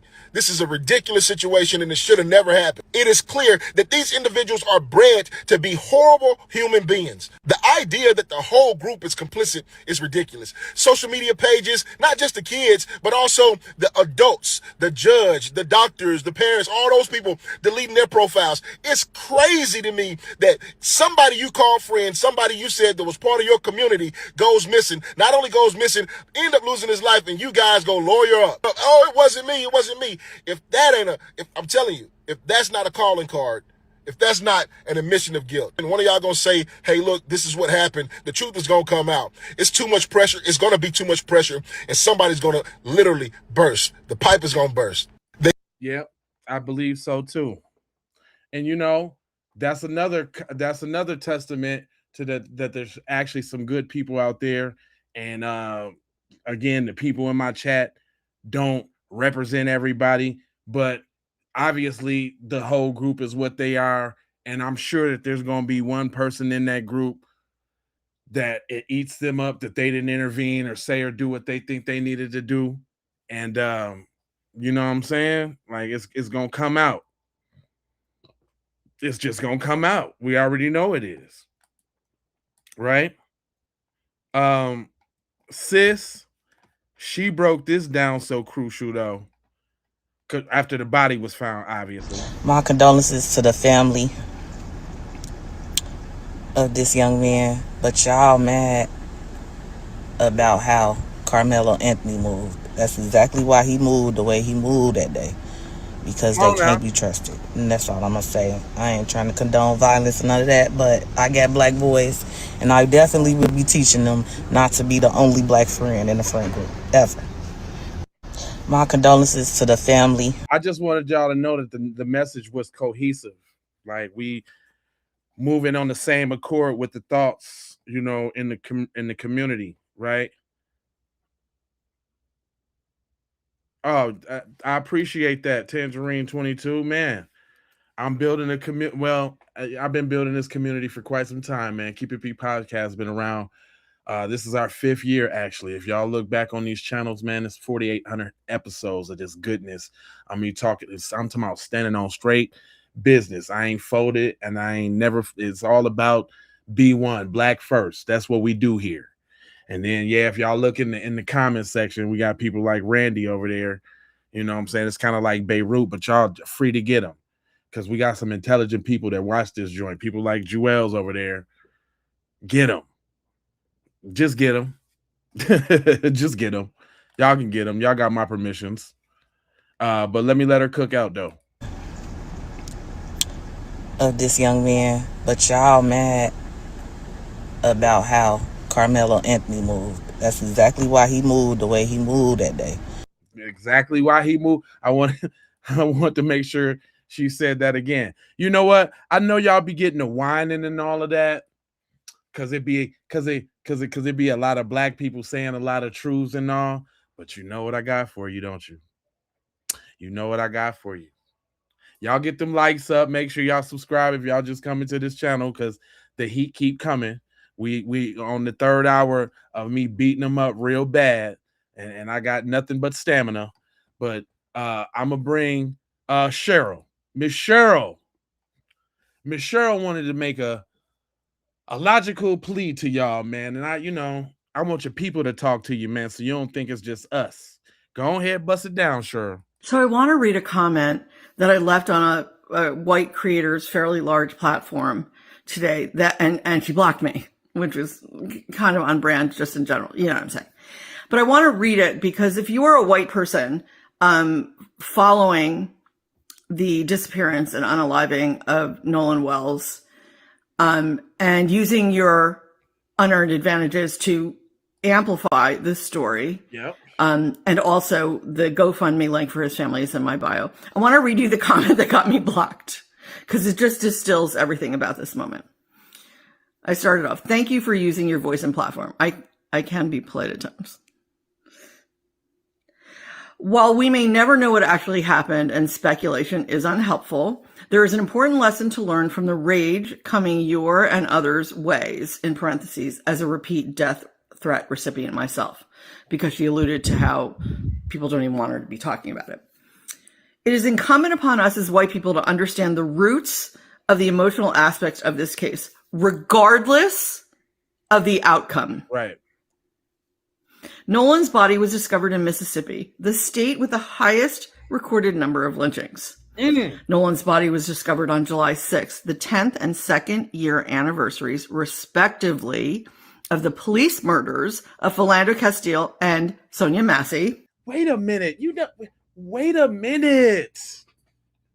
Somebody said, get him, Cheryl. How Cheryl know all this and y'all know all of this? How is Cheryl able to put the 2 and 2s together and y'all don't be knowing nothing? God. Cheryl sitting up here making y'all look real low IQ right now. Matter of fact, let me bring that back. Cheryl, what did you say? Because you're making them look real low IQ right now. Thank you for using your voice and platform. I can be polite at times. While we may never know what actually happened and speculation is unhelpful, there is an important lesson to learn from the rage coming your and others' ways, in parentheses, as a repeat death threat recipient myself. Me too. Because she alluded to how people don't even want her to be talking about it. It is incumbent upon us as white people to understand the roots of the emotional aspects of this case, regardless of the outcome. Nolan's body was discovered in Mississippi, the state with the highest recorded number of lynchings. Nolan's body was discovered on July 6th, the 10th and 2nd year anniversaries, respectively, of the police murders of Philando Castile and Sonia Massey. Yep. Whenever a black child goes missing and is discovered dead, it is an assault on black people's collective nervous system because of history and ongoing rising and unabated racial violence against black people. Come on now. Nolan's death is also on the heels of the egregious miscarriage of justice in the Carmelo Anthony case. Come on now. And the optics of white boys deleting socials. Yep. And lawyering up or pouring salt in open wounds. And I'm just going to add here parenthetical. I never speak for black people. That pretty much stepped over the line. But I'm going to stick by what I just said. I'm not black. I don't know what that feels like. But I'm trying to tell other people what, it might feel like so you can listen. Okay. No, you know what you're doing right. No, you're doing right, Cheryl. That's what you call empathy and actually being able to see things from the other foot. And shout out to my man Mike's, man. He just joined the membership like y'all all should on the just looking outside of the game. Because one thing is true. When I be spitting these messages, man, they be taking my ad revenue, man, for some reason, man. Every time I be doing stories on blackity black stuff, they take my ad revenue. Now, if I did something about the Trick Daddy and the India I read, them videos is all good. And, YouTube is trying to tell me something, but I'm gonna keep doing what I do, like I do for y'all. So again, shout out Money Mike, man. I appreciate you looking out, my guy. But it's stuff like that keep me going, the memberships, because they be suppressing and they be taking my ad revenue when I be talking about stuff like this. So I appreciate that, Mike, for real. I had to stop the show for that. Thanks for looking out. Black people and white people face different realities in our countries, period, full stop. Yep. And black people and families rarely get the justice they deserve. So as we continue to imperfectly use our unearned advantages living as white people in our racialized society, please take time to listen to and acknowledge the grief and pain within the black community. I said what I said. It got me blocked. Whatevs. But I want you, kind folk in this community, to really sit with what I just said, because that's the issue at hand. And that's what we're working towards if we're really doing this work, to building a society where this should not be an issue. Okay? Okay. I'm going to go out on a limb right here. Thank you for that, Cheryl. Cheryl's pretty dope. But I'm willing to bet that Cheryl was a big booty MILF white girl back in the day, and she used to talk to black dudes. If she don't got an old black husband named Henry right now, up there upstairs right now, looking at TV. I just, the way she talk, her little swag and shit, she done been down in more ways than one. Thank you for that, Cheryl. I really appreciate that. She said some very real words, man. I thought that since old girl had did I thought that since old girl had did really good earlier with that channeling, right?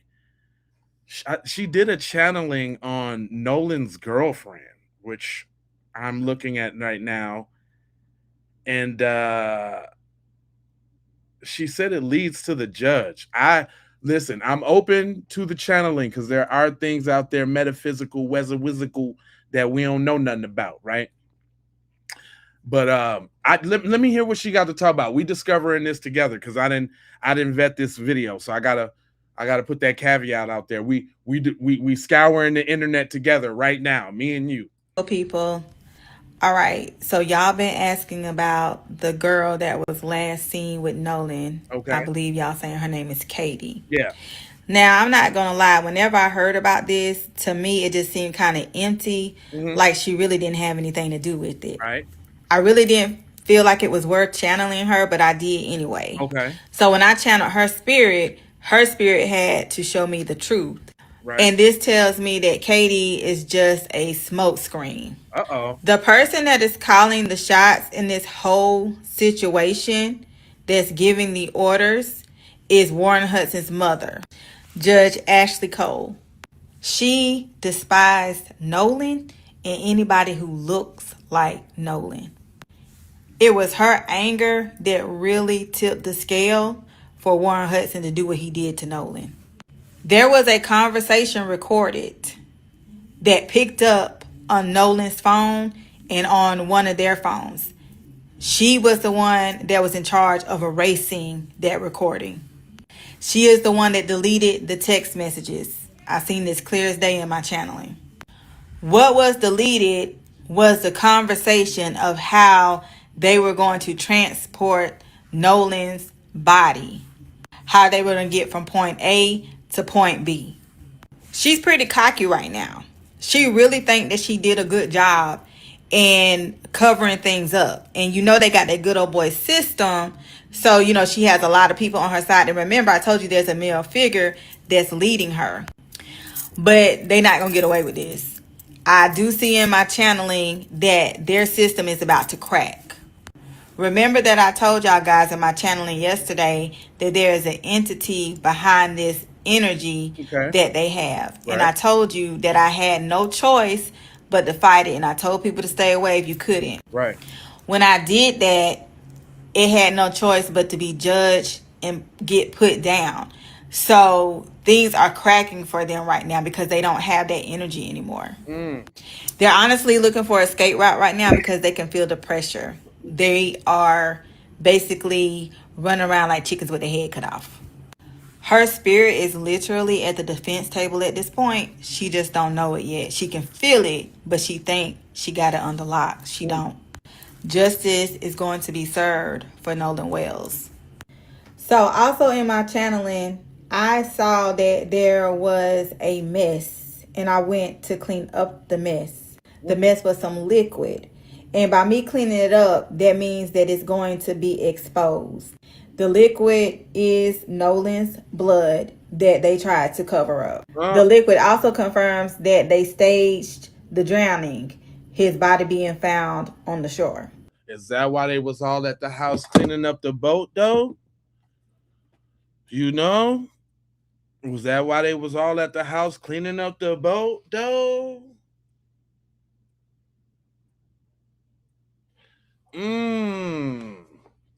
No, Rob, you need subtitles because you don't understand. And again, maybe you should listen a little bit more and try to understand and put the context clues together. You know, it's called comprehension.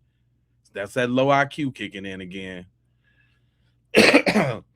You know, it's the context clues, right? But I thought that was very interesting. After listening to some of the videos that we've previously heard from numerous amounts of people, I wouldn't expect her to be able to go scour the internet and put together these conclusions like I do, like I'm trained to do. That channeling, boy, it's something to be said about that channeling. What she talking about? It's something to be said about that. It's something now. You know, this situation has been bringing out everybody that got like something that got to do with that. And here we go again. Tales from the tokens.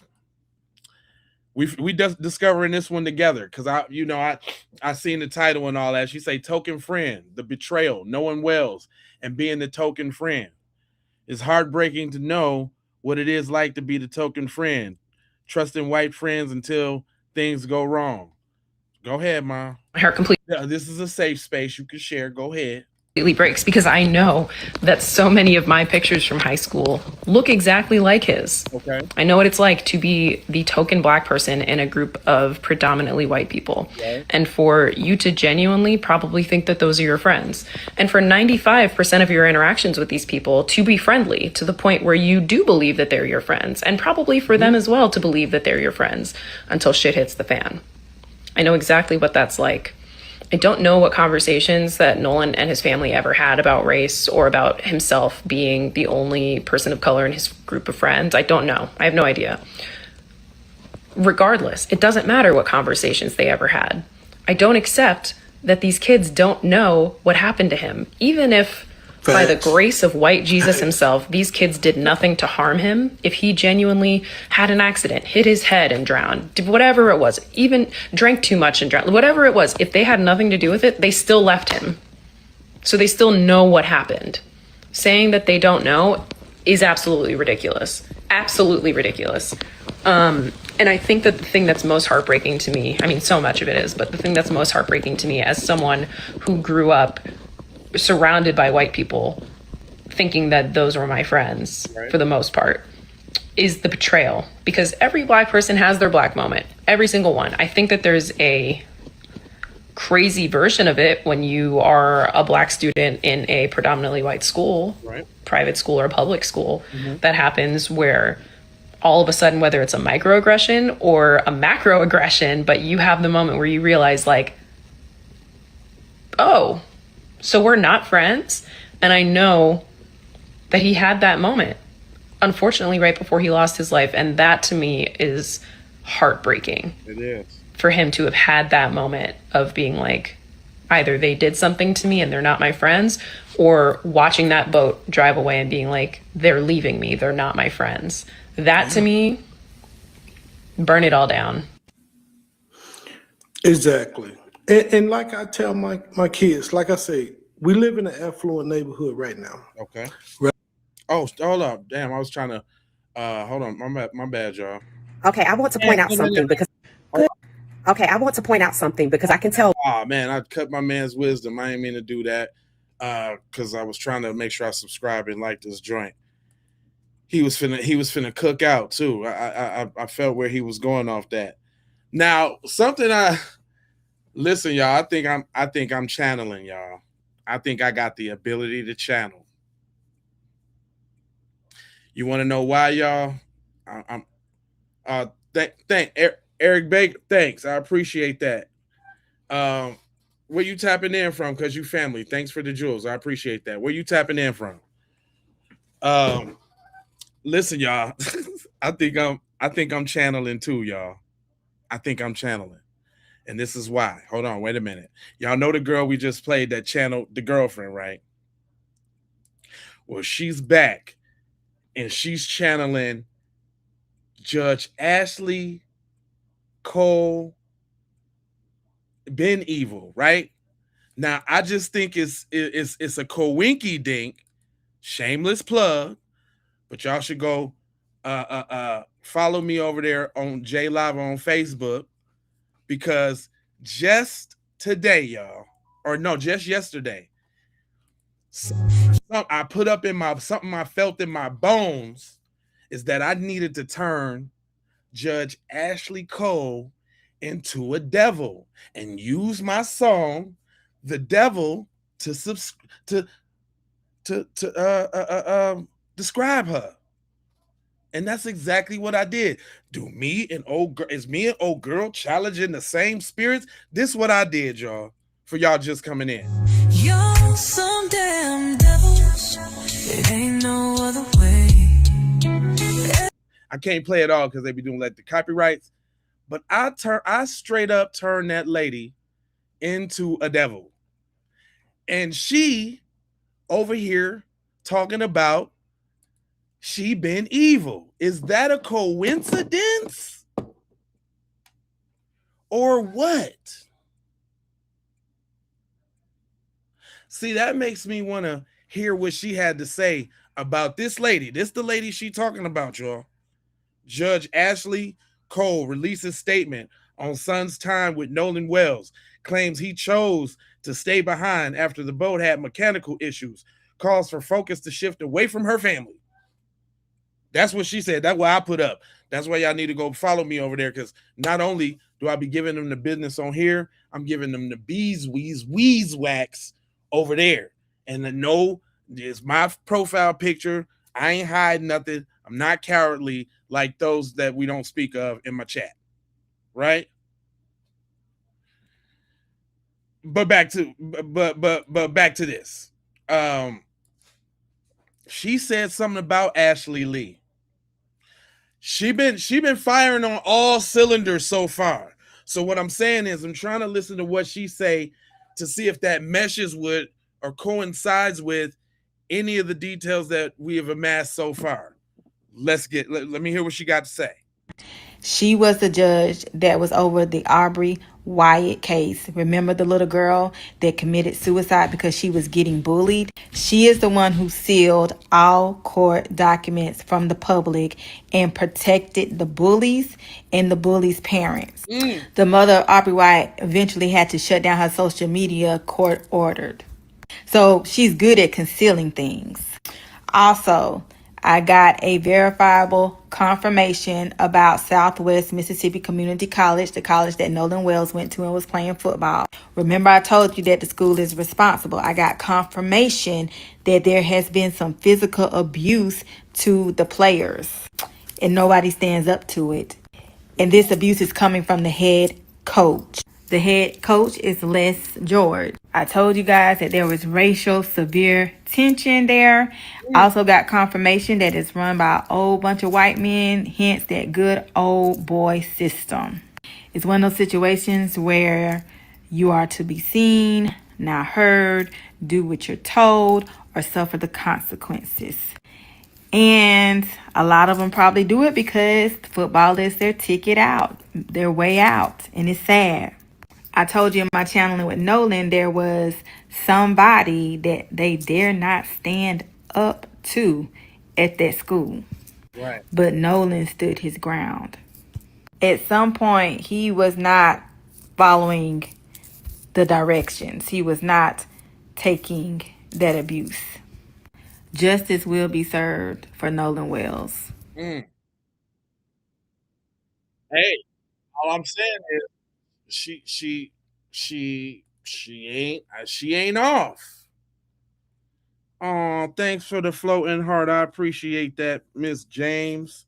Where you tapping in from, Miss James? You family now. You done tapped in with me.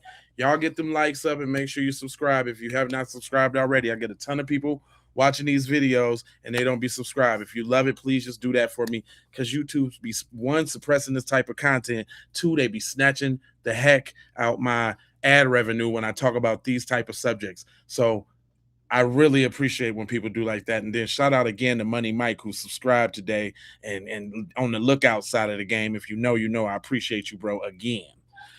Anyway, man, she hitting on all cylinders every time. Whoa.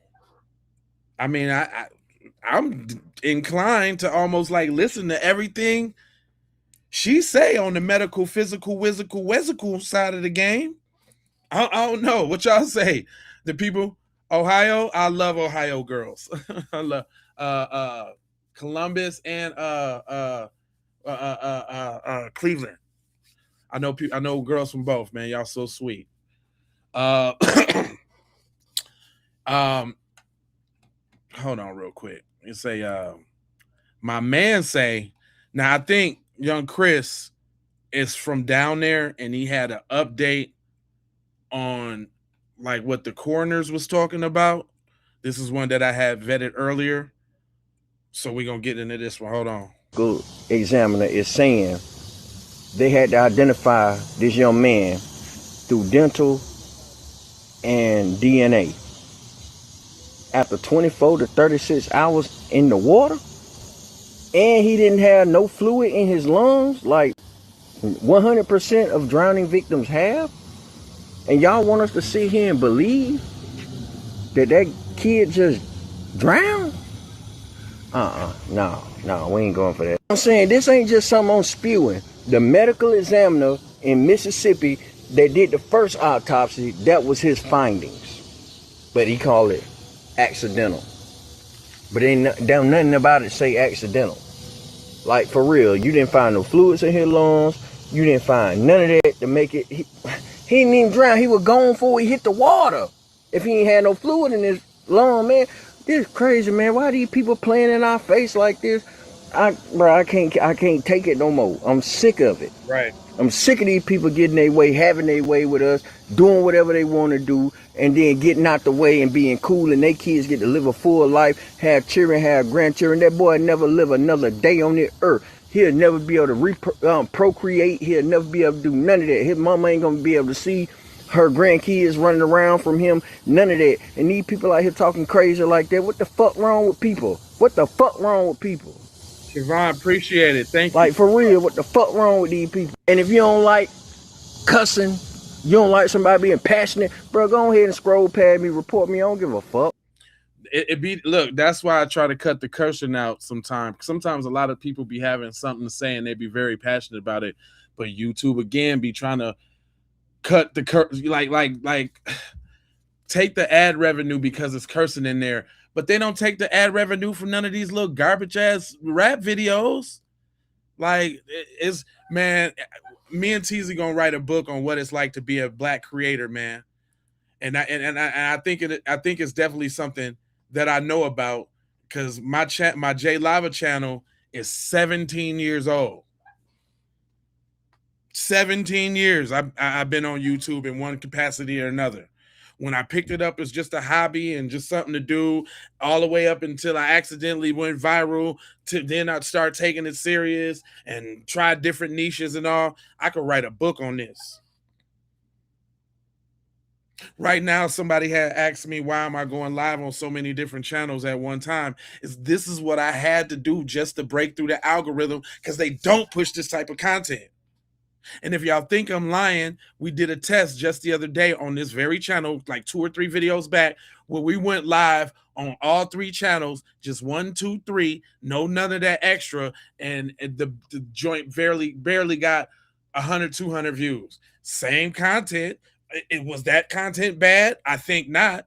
But like I said on the video, I went ahead and did the full 2 hours, because I'm not here for them. I'm here for y'all. I got a passion about disseminating this information to my people. This is what I do. So again, when y'all be dropping them little, I'm gonna stop and I'm gonna make a big deal about it every time, because that's the type of thing. Like, real talk, the program to do this restream program, which again, I'm slipping. I don't know if y'all want to stream or nothing, but I'm gonna put my affiliate link up in the description. So if y'all want to get on, they don't charge you no extra, and they give you a discount. But if you stream, like, we get a little cut off your thing if you want to do a little subscription. But the subscription to this alone, fam, is $75 a month, fam. It's hard out here on a black YouTuber. And the only reason it's 75 for me, because I can't do the regular program and stream like regular. I got to pay for the little upgrade one that do a horizontal and a vertical at the same time. So, again, I appreciate when y'all look out. Man, listen. And I appreciate my boy's passion. So I'm going to let him rock out with the cursing, but I just wanted to kind of let y'all know, sometimes y'all don't get the gritty grit, because I be trying to get my ad revenue, like, to make this make sense. But you know what I mean? At the cost of what? Suppressing the message, when people like this, who might not say a message how it should be said, just, you know what I'm saying? He deserve a voice too. He a part of the P, that is the people. But go on. I really don't. Cause this shit out of control. This shit out of pocket, out of hand. Yeah. It is crazy. Mm-hmm. It's crazy. On top of that, the kid got a cell phone. They done deleted the messages, brought the phone to his family. And this is my question for those of y'all just coming in. This is y'all most of y'all coming in, man, and y'all on hour 4 of the stream, and it doesn't look like I'm finna stop. But that was my question. How do you open the phone without the biometrics, whether it's fingerprint or face, unless you got the body? Illuminati, like a 12-gauge shotty. How does that happen? You talking about get a job? This is my job. A goofy? You're a goofball. I'm working here. Boy, you see me putting in this work. Y'all, I'm putting in work, fam. Hey, get them likes up. Make sure y'all subscribe. Everybody coming in new, because it'll be a lot of y'all watching and don't be subscribing, and I need to subscribe so the snowball. Just real quick, just like I said the other day, we did a video about that Facebook group, White and Proud. If y'all know, you know. If you don't, you don't. Go back and look at this channel because we covered it. But in that video, there was a video with this brother that said the best thing we could do for each other in this boycott / wealth transfer is go to the people you know and the people you don't know. But if you watch their stuff and if you agree, it don't cost you nothing to hit the like. It don't cost you nothing to leave a comment. It don't cost you nothing to share it. That don't mess up your algorithm on your page if you share a message you agree with. Those are the littlest things that we can do to begin to build wealth in our own community. And then that's a digital revolution. I'm finna start pushing that. Obviously, because I'm a content creator, but because it is what it is. Not everybody that y'all see me looking at, what you see me do a follow and do a like. If you feature on here, why I'm not gonna follow and like your little joint? Why wouldn't I do that? It only makes sense. You know what I'm saying? But anyway, let me let them cook out, because I got a tough one for y'all. I didn't know we was gonna get this far, but I got a man explaining this situation to his kid. It's different, but let him cook out. But the message is deleted. Why? If you ain't got nothing to hide, why you? This shit crazy, man. I'm telling you, it's crazy. If you would then earshot, eyeshot of this video, man, please like, comment, and share. Yeah. This ain't about no content, bro. I ain't getting paid off this, bro. This about. I got you, bro. Shout out to Chris Yarborough. I'm featuring you. I'm amplifying your message. I'm boosting your message, bro. You got something good saying. I followed. I hit that share. I don't care. I'm following you. If you got something good to say, I might want to feature him again. We want to keep up with each other. Everybody that I feature on here, I'd have liked and followed. About getting this shit out here so these people don't sweep this up. So these people don't sweep this up under the rug. I'm so pissed off. I'm tongue-tied. That's right, brother. Like, comment, and share, man. I did, bro. Hold up. Matter of fact, he did say it to me. Comment. I got a comment because he did say that. Right on. and look, and it's just that simple. Did that cost me anything? I'm even in the middle of my podcast and I was able to drop a comment on this joint, man. It's not rocket science, people. Listen, I appreciate all of y'all, especially on the Keep It P podcast. Y'all been rolling with me for a while. I don't mind doing this. If y'all don't mind doing this, I got energy for this. It takes a passion. I done ate. I got my girl sneaking me food. Look, my dog keep coming in, trying to get me to take him out. Right now, look, y'all want to see little Roscoe? Little Roscoe Jenkins right here. My boy Roscoe. No, we don't do that, cuz you already know. Like you already know. But look, this is my boy Roscoe. He been up in here trying to get me to take him outside. And he like, man, come on, man. You been streaming the whole time, man. Come on, bro. Look, he all up on me like, come on, Roscoe, let me do my job. But for the new people coming in here, make sure y'all hit that like button. Make sure y'all hit that subscribe. Make sure y'all turn on the notifications so you know every time I go live. You know what I'm talking about? This one, whoo-wee, this is a gut wrencher, y'all. My man's finna have to he finna explain. Thanks. Yeah, that's my boy Roscoe right there, boy. Look, I wasn't even really a dog person. Like my homeboy that I work with, Danny P. Shout out to Danny P. His dog had a couple dogs, and he kind of bullied me and gangstered me into getting a dog. He's like, man, you gonna get this dog, man. This dog, I'm like, I don't really want no dog. I don't be at home enough for a dog. For the dog, you gonna piss on the dog. And then I was like, when I first seen him, he was little Roscoe. Little Roscoe. Look, here he comes. Y'all shouldn't have called his name. No, I'm not. I ain't really mean that, bro. he when I got him, I was like, oh man, I gotta keep Roscoe. I really ain't never really been a dog person, but he just think I'm giving you praise, Roscoe. He over here wagging it up for real, for real. But again, I appreciate all y'all rolling with me, man. This one right here, this is like a tearjerker. This is a real deal conversation, man. A man having to explain this situation to one of our young kings out here, man. We discovering this one together because I haven't heard it, so I'm more likely gonna just let it play through because I need to hear what they're saying. Get them likes up and subscribe. 4th of July, this black kid went out with his friends, and all his friends were white. And something happened. If you were to guess, what do you think happened? He got jumped. That's a good guess. The white kids came back without him, and they were like, "We don't know where he is."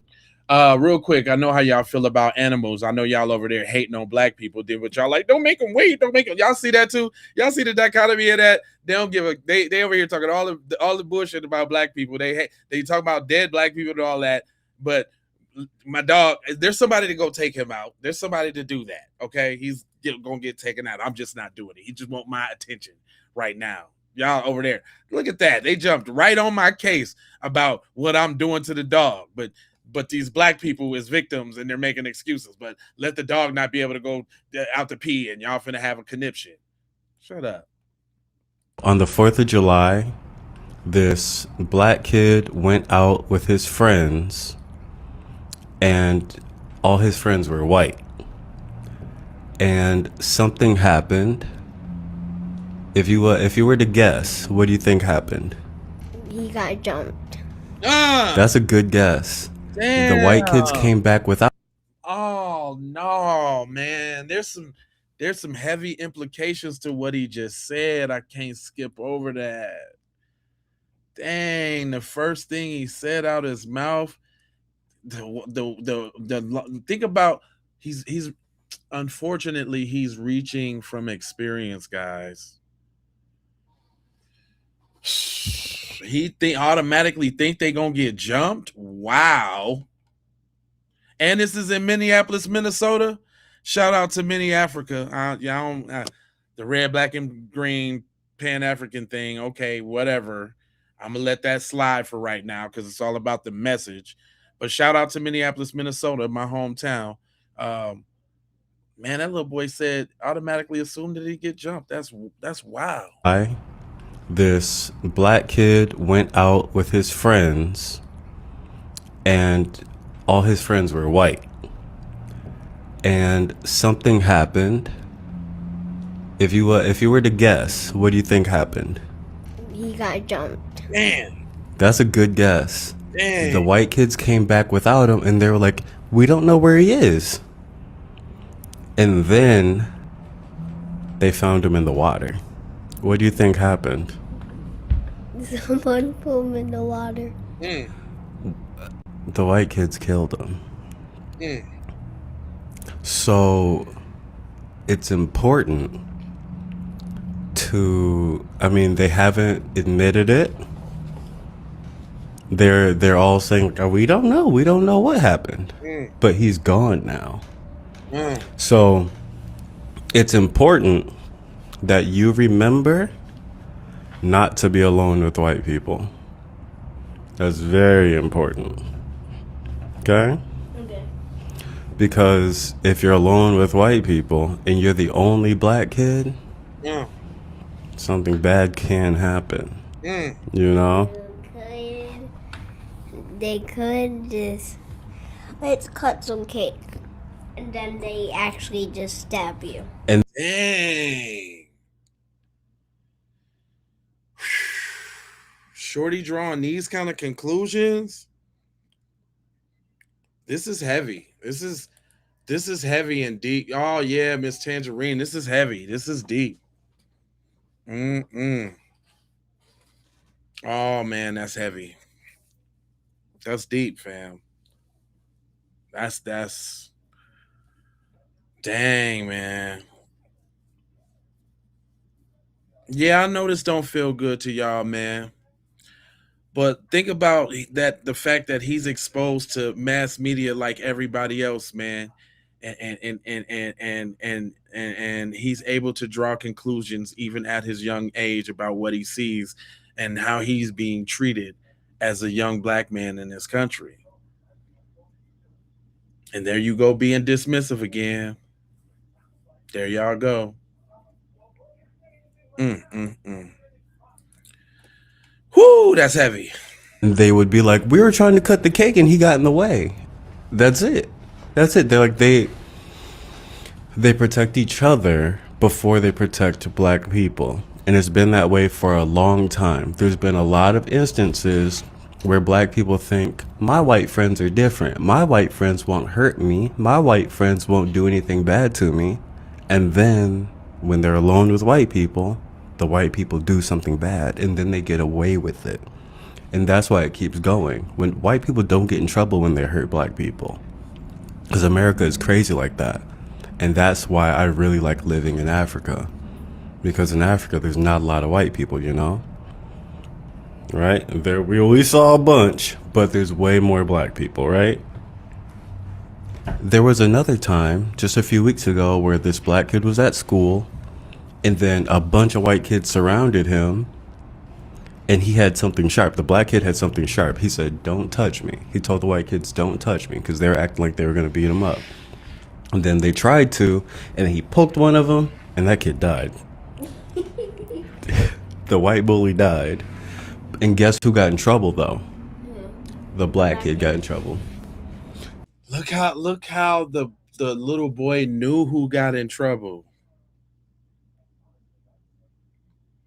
Dang, man. This is eye opening, man.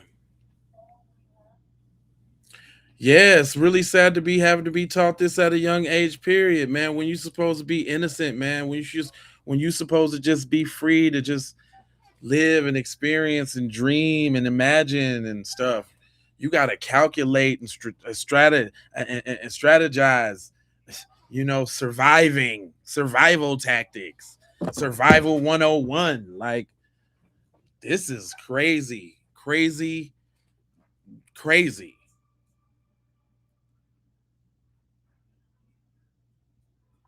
Can you imagine having this conversation as a white person indoctrinating children? Y'all do, obviously y'all have these racial conversations with your children because it's your children doing this stuff.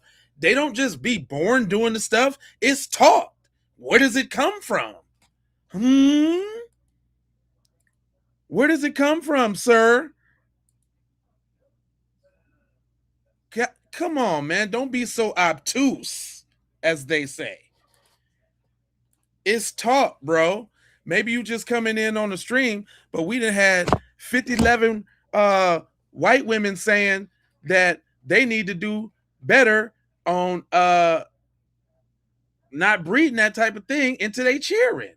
We didn't even have them on here talking about watch out for others like me because it's dangerous. What are you talking about there, bucko? Huh? Don't all type at once. Don't type so fast.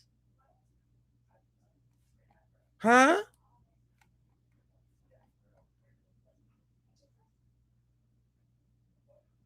Yes, talk. It's that man. And here we go with the victim mentality.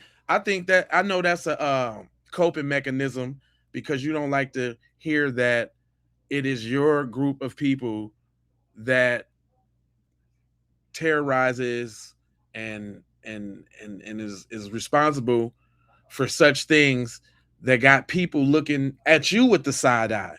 Welcome to how black people feel. Black people go through this all the time. I know what y'all hurting about. I know the pain that y'all feeling.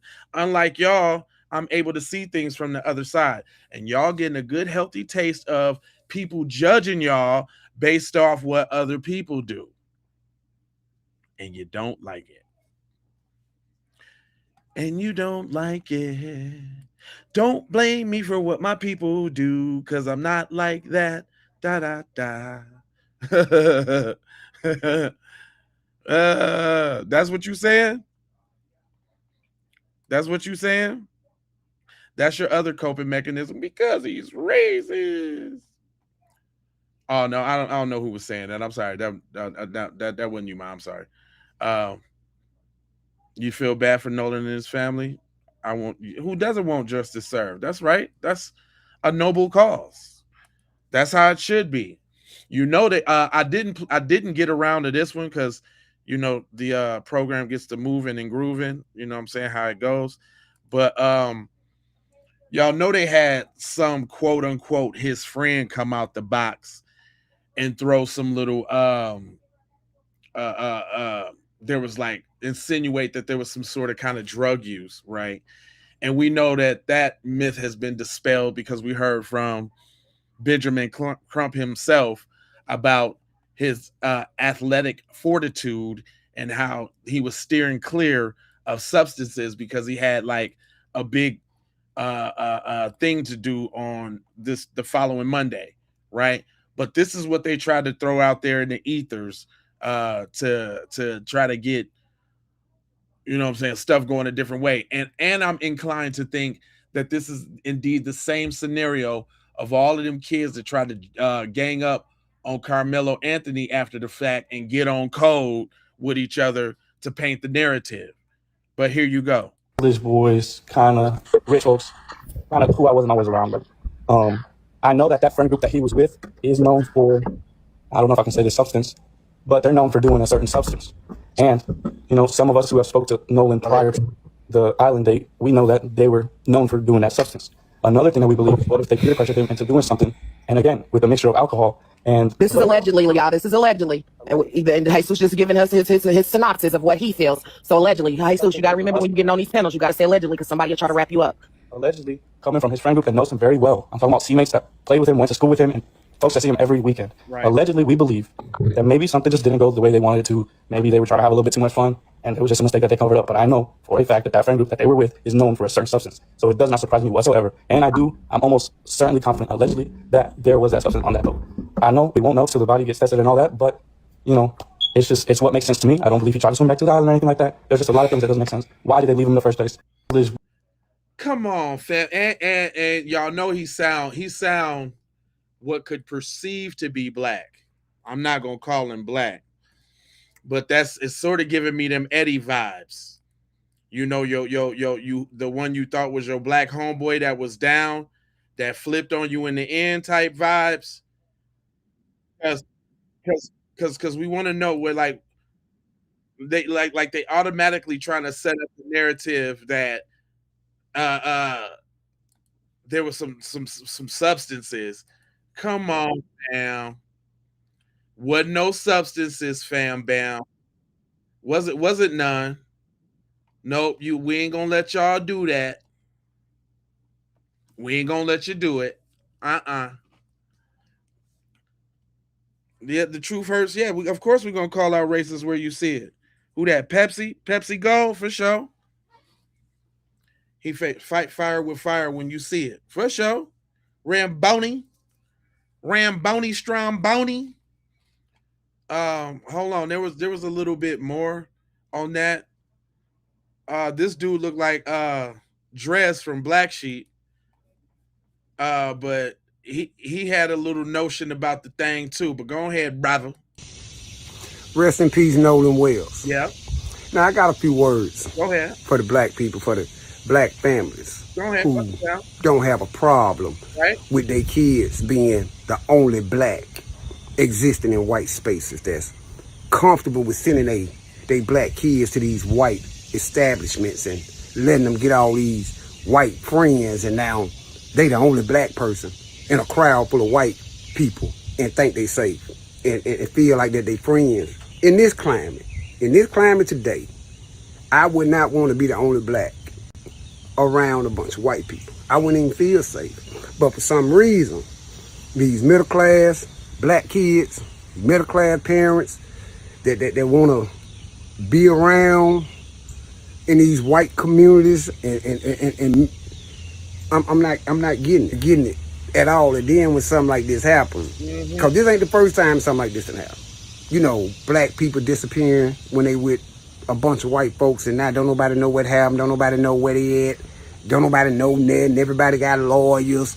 One of the kids' dad, a judge, like all this bullshit. Right. When a black kid come up missing in a group full of white people, but y'all still feel safe sending y'all kids to these white establishments, letting them go to these white parties by themselves, talking about they got white friends.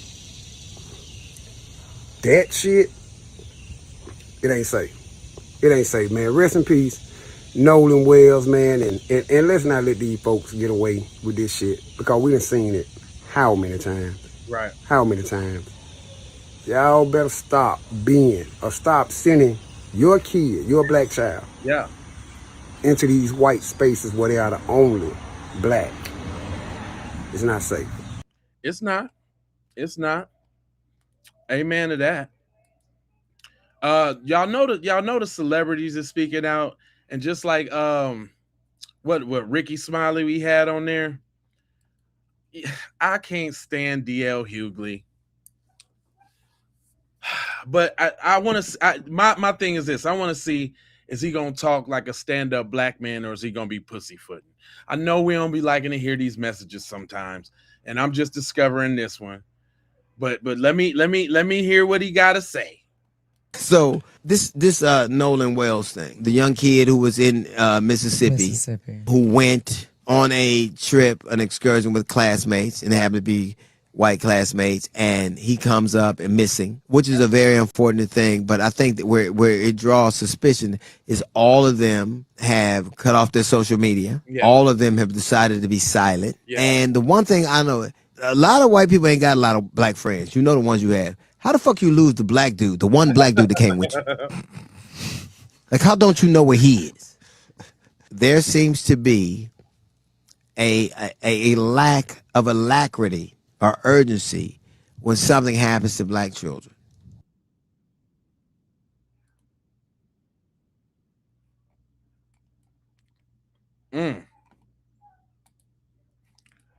Straight like that. Here goes another message that I did not vet, so we're discovering this one together. It says Nolan's funeral. I haven't seen anybody touch on this, so I'm definitely curious to see what he has to say. Come on, let's do it together, y'all. Come on, we with this one. Should the 3 white boys that were with Nolan Wells on the boat before he died go to his funeral or be allowed at his funeral? That's a very good question. I would say no.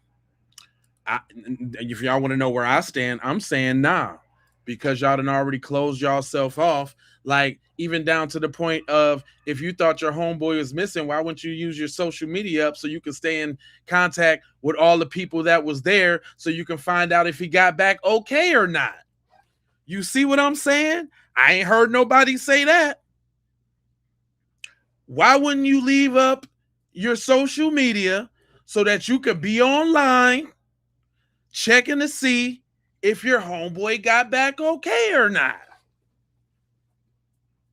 So you can get the DMs, so you can get the words, so you can check homegirl's page, so you can check this fin group, that fin group. Man, what's up? What's up with Nolan, man? We was taking on water. He said he was gonna stay back. Man, I didn't even know that we had his phone. Man, I'm on social media, right? What's up with Nolan? None of that. None of that. Nobody said that. You heard it here first. Sometimes you got to kind of think practical. It took me all this whole stream to think about that. If that's so, now they shouldn't go to the funeral, because y'all done already alienated yourself. Y'all done already cut yourself off. That's no longer your boy. Y'all don't know him. Just like the people tried to say in the Carmelo case. No, we don't know him. We was barely friends. Because you scrubbed your social media that shows all the pictures with y'all. Nah, you can't go. But let's see where he going with this. Should the 3 white boys that were with Nolan Wells on the boat before he died go to his funeral or be allowed at his funeral.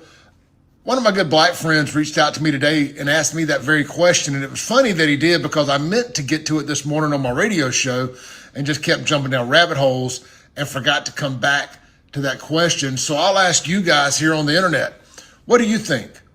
Now, these are guys that were supposedly very close friends with Nolan. And I imagine that, first off, I believe they're 100% innocent and that the kid stayed behind by choice and he ended up accidentally drowning by whatever means. And that's going to be the hill I die on until the investigation and the evidence says otherwise. But assuming that all of that is correct, that these kids had nothing to do with that young man dying, should the family of Nolan extend an invitation to them and their families to attend the funeral? Now, I know that the mother, the stepmother, the judge, Ashley Cole, I believe is the last name, says she knows the mother, went to school with the mother, from the same community as the mother of Nolan. I would suspect that she would want to make an appearance at that funeral. Unfortunately, I don't believe the culture would allow it.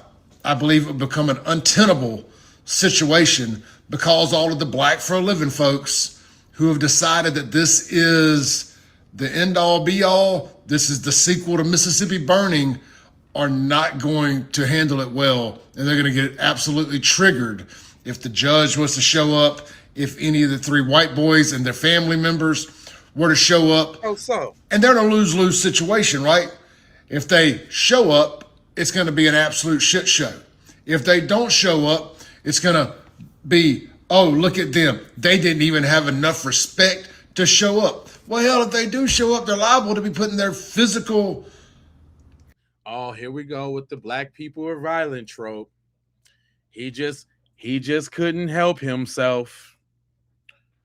Oh, here he goes. If they did show up, nah, they could have shown up if they didn't do the non-homeboy move by shutting their social medias down and not checking for their homeboy, not putting up the RIP, not the this one's from my homie, pouring out a little liquor. What is he talking about?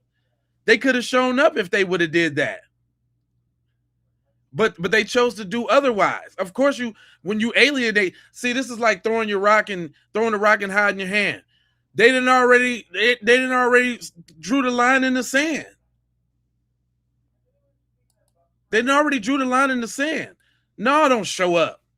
You ain't my homeboy. You wasn't going there for me. You wasn't looking out for me. Health in danger. Because have you not seen how the culture acts? I knew it. When they feel disrespected. I knew it. And hell yeah, that's how we act when we feel disrespected. You say some goofy shit in public like chimping out or the N-word and you gonna get the foo-fops put on you. Hell yeah. And if they showed up to the funeral right now after what they did, they might get the foo-fops put on them. Hell yeah. You talking about little Buster? I'm just saying, it's a lose-lose situation. Again, so the family's got a press conference tomorrow, 11 a.m. in New York City with Ben Crump and friggin' Al Sharpton, the two biggest ambulance chasing, race grifting, outside agitating, pot stirring. Wow. Yeah, of course that's all. See, this is a dodge of accountability. Please, black people, please, please, please don't speak up about our injustices. Please, we don't want to hear how terrible people we are because we think we're so great. Shut up, Buster. And take this verbal lashing. Take it. You know what?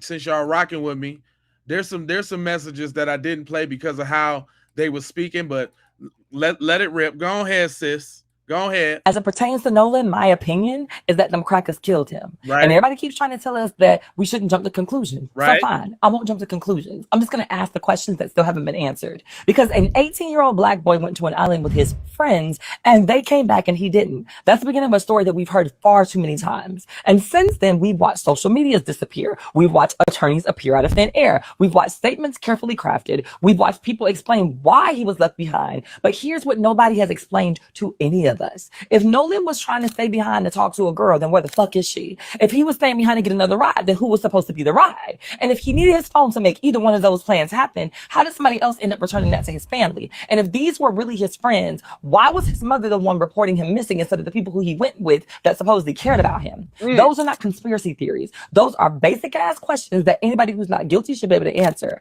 Everybody wants black people to stop side-eyeing this case, but history has taught us that when young black people disappear under mysterious circumstances, skepticism isn't paranoia, it's survival. Right. Emmett Till, Ahmaud Arbery, and Trayvon Martin are just three of too many families who've been told to be patient while the truth took a back seat to protecting somebody's reputation.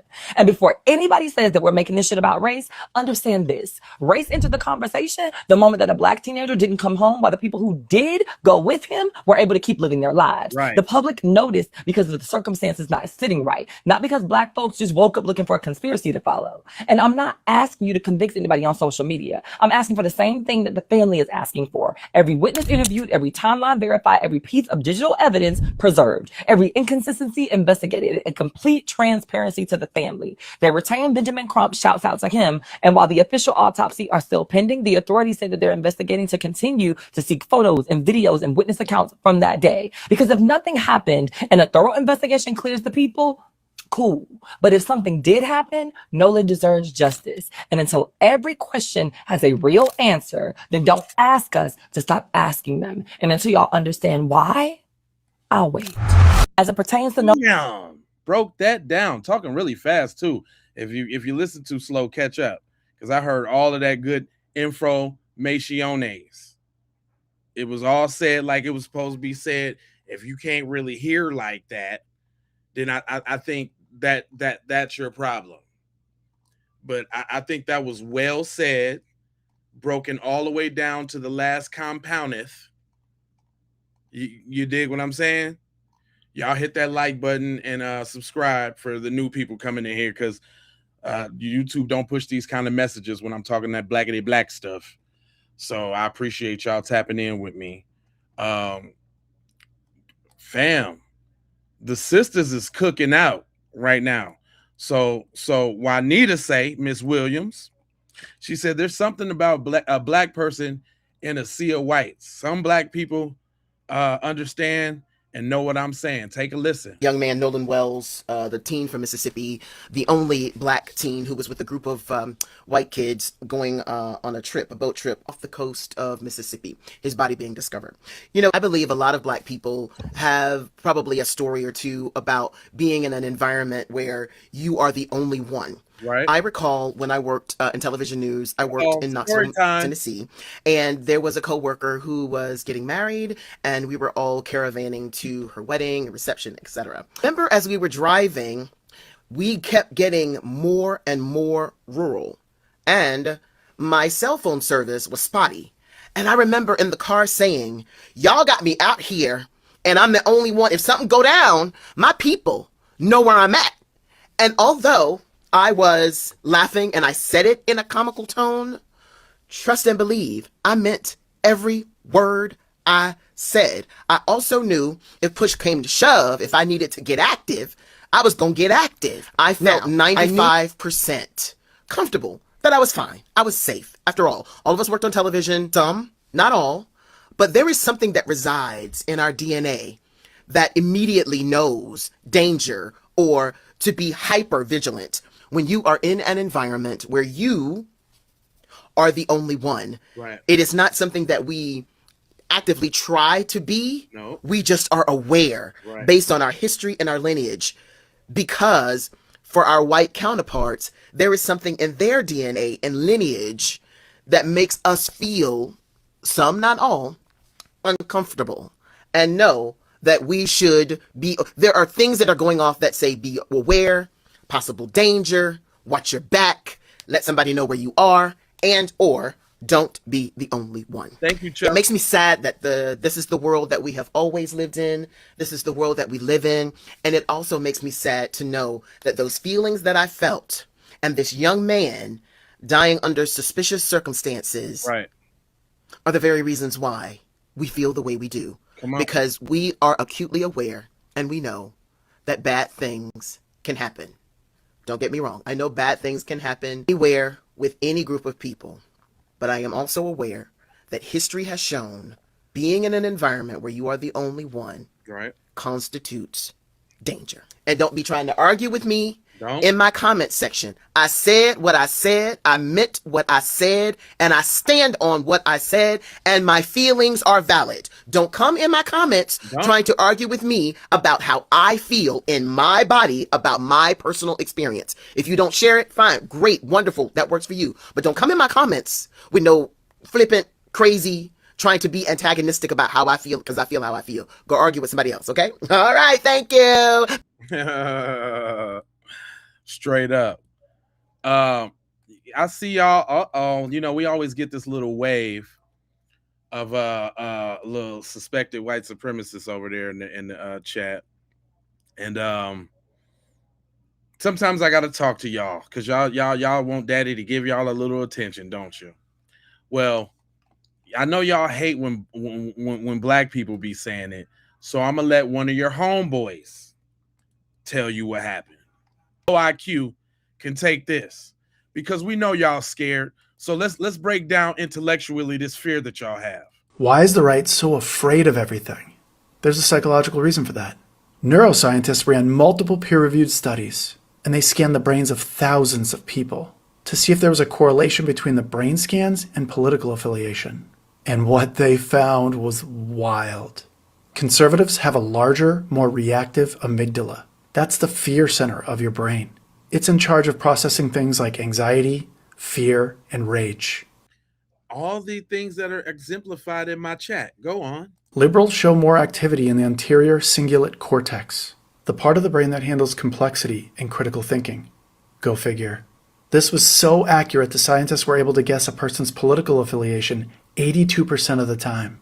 Now, I'm not going to sit here and let him make this Republican liberal thing because they two racist wings of the same racist ass bird flying to the same racist injustice ass nest. So I'm not finna sit here and let him do that, but I want to hear what he say about this thing. Watch yourself, Lucas. 82% of the time. Now, before you go screaming fake news, this isn't one study.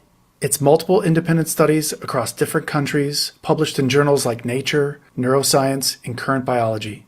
This is empirical scientific evidence, not opinion. Conservative brains run on fear. Liberal brains run on curiosity.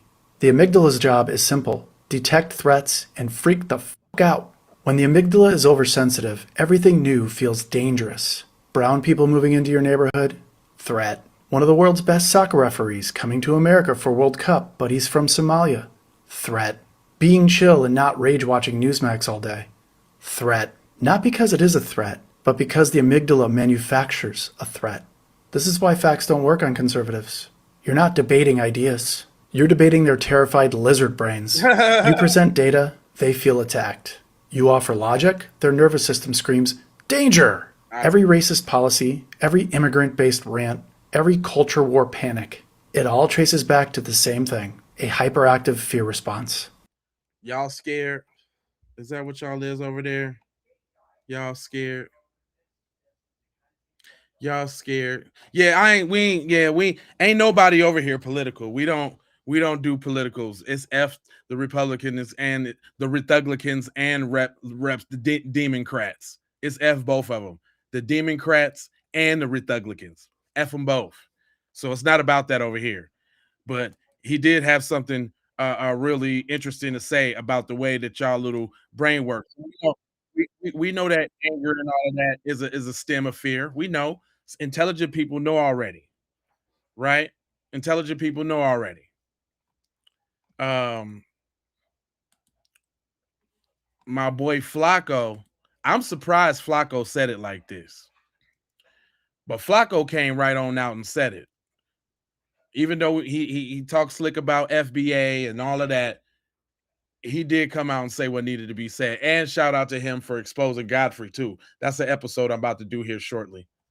That little boy, man. What Nolan Wells' parents found in his phone confirms beyond a reasonable doubt, beyond a shadow of a doubt, they murdered that little boy, man.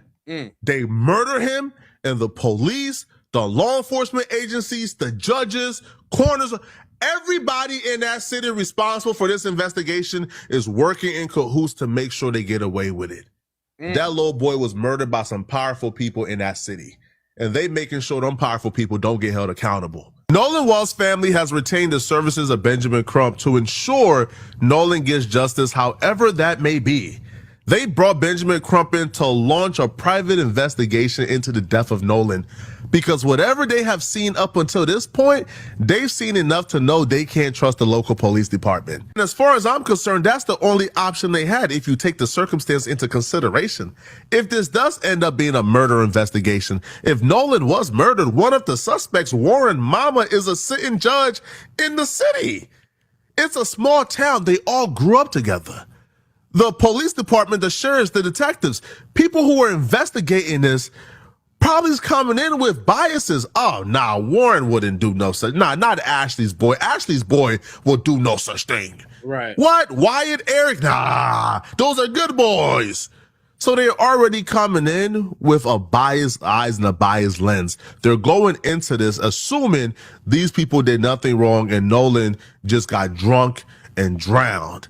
Even though every single detail, every single evidence, every single piece of information that has come out has pointed into the opposite direction of that. You mentioned earlier there are some contradictions. Yes. What gives you confidence or perhaps concern about the investigation so far?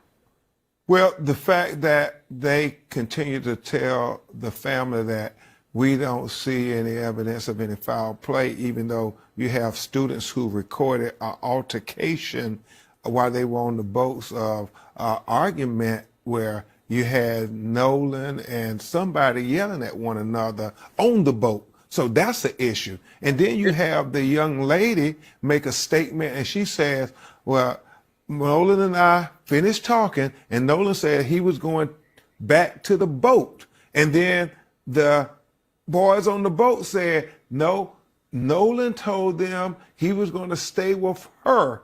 And so they are conflicting. She's saying he went and got on the boat. They saying he didn't get on the boat. So which is it?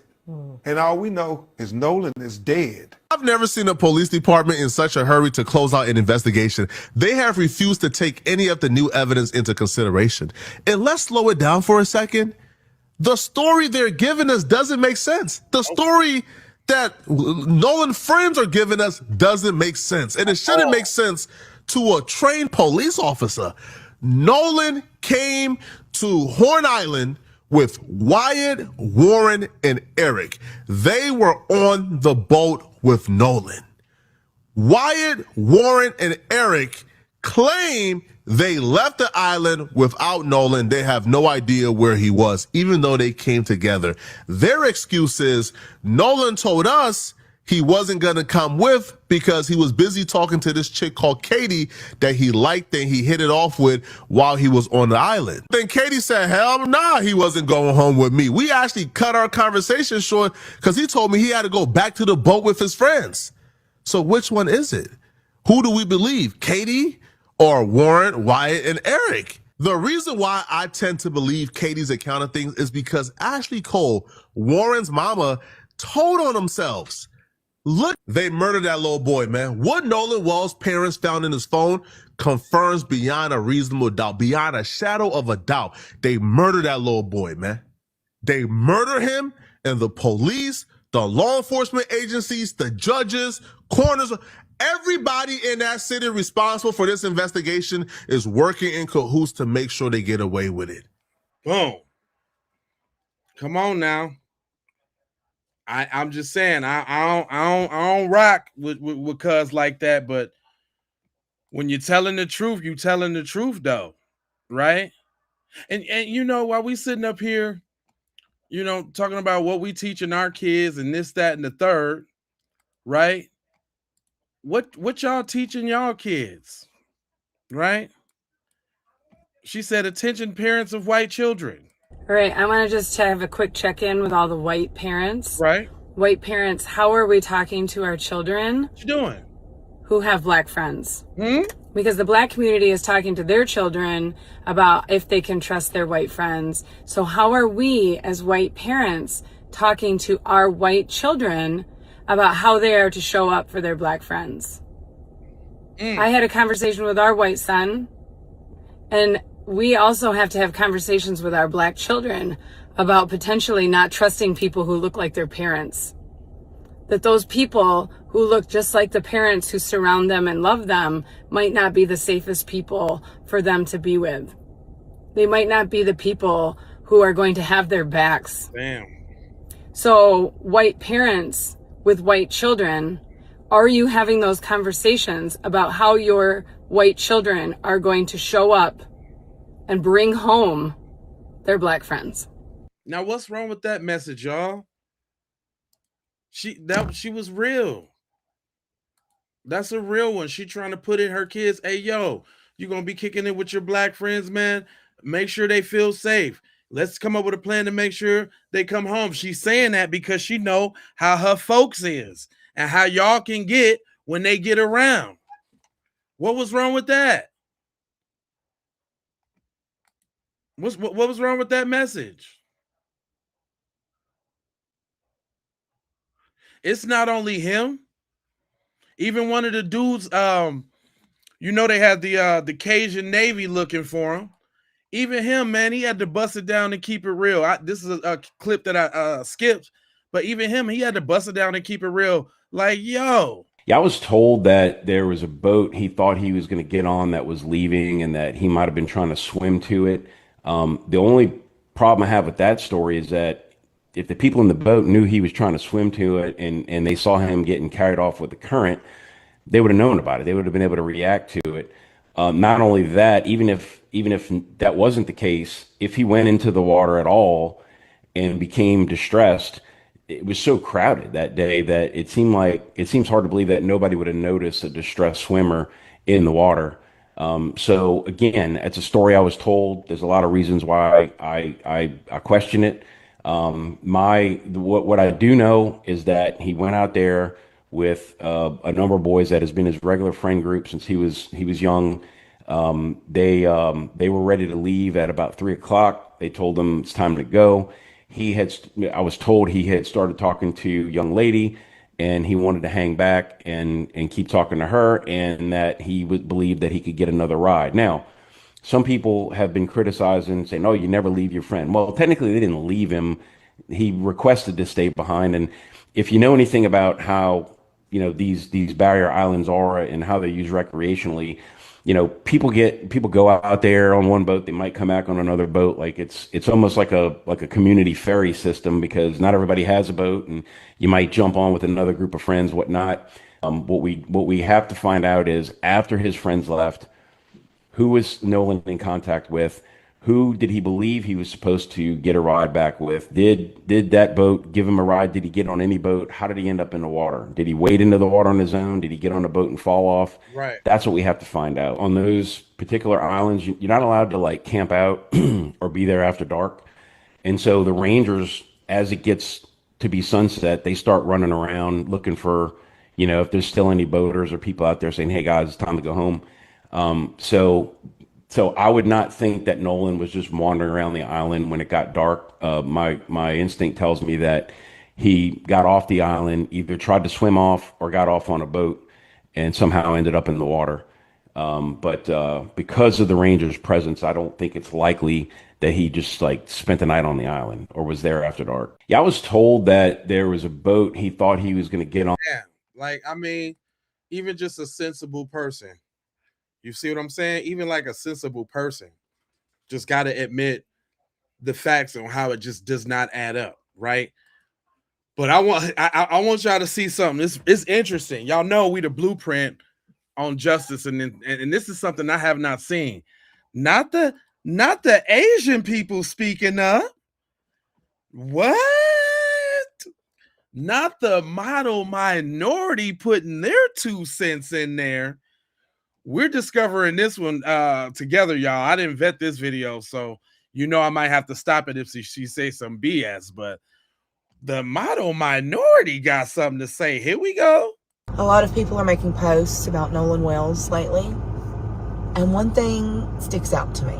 They're not just talking about his death. They're not just giving condolences about the loss, but they're all trying to bring awareness to something that is very well known in the BIPOC community, that if you are the only person of color in a sea of white people, you have to constantly be on guard, because there is a good chance that you aren't safe. There is a good chance that there is someone in that crowd who would rather see you dead than breathing, just because you look differently than they do. And before you say, oh, it's, you know, people are trying to create a conspiracy theory or they're trying to create a narrative, nobody believes us when we say this. I am 39 years old. Believes who when you say what? Because I really haven't heard you, your community say too much of anything. I'm sorry, I had to stop it there. Is you piggybacking? What you mean us? When we become French? What you talking about? What you talking about now? Deep South Korean? You trying to get some folks in your store or something? Trying to create a narrative. Nobody believes us when we say this. I am 39 years old. I grew up in a very small, very white piece of America.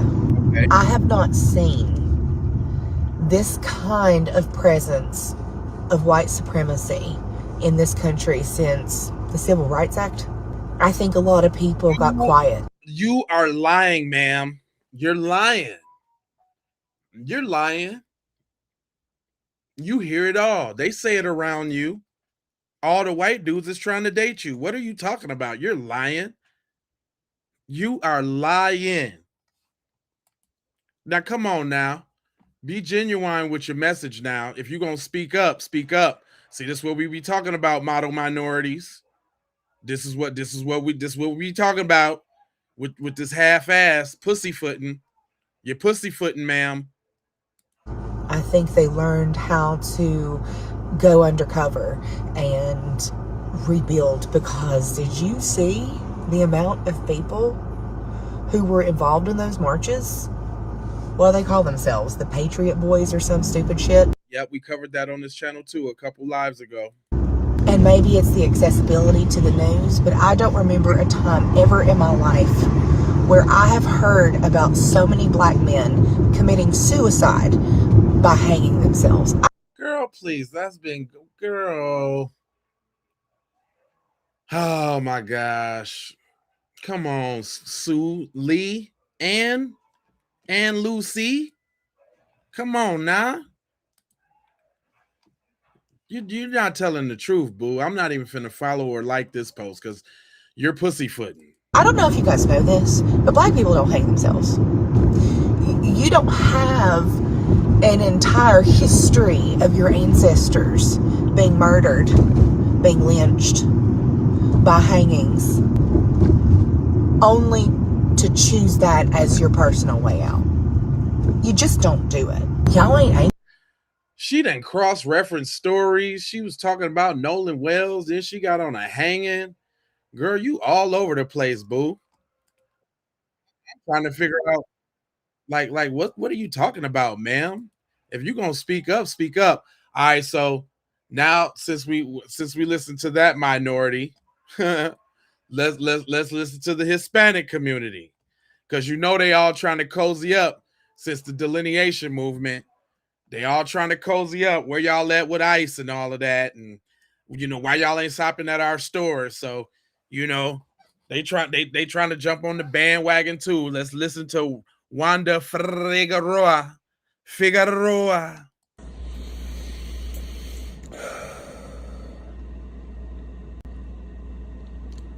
I'm really, really pissed off. Not the deep breath. Not the deep breath, because it's finna be deep. Go ahead, Miss Figueroa. What you talking about now? I'm sad, and I'm just so pissed off. Like, I'm just so mad at the freaking devil right now. Dang. I'm just so, oh my God, my heart is shattered. Miss Figueroa, not the quintessential Smoke alarm. What is that? A Spanish smoke alarm? Because I ain't even never heard one sound like that. I didn't know they got Spanish smoke alarms. Did that smoke alarm just beep in Spanish? Did it just say uno, dos, tres?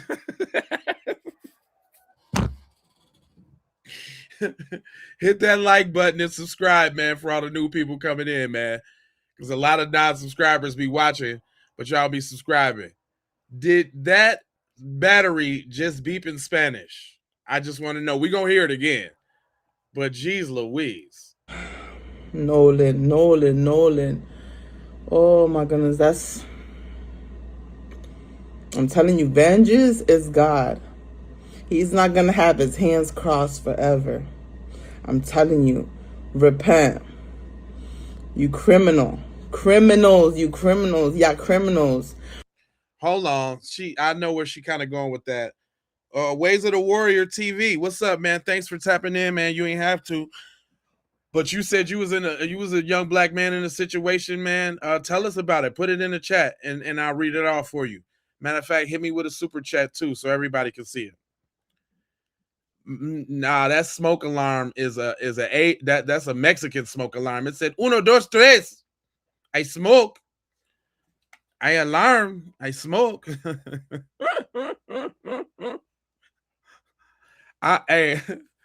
that? Urban North?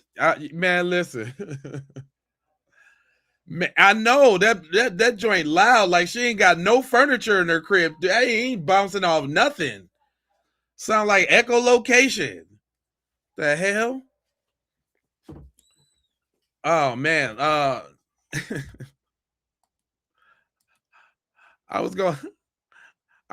me go ahead and let her rock out. Repent. Because it's not going to look good for you. It's not. Uno, dos, tres. You may think you're getting away with shit. Yes, I cursed. I'm sorry for y'all Christian folks that know me. I'm just upset right now. I'm kind of in the flesh. I'm trying to walk in the spirit. But this is like...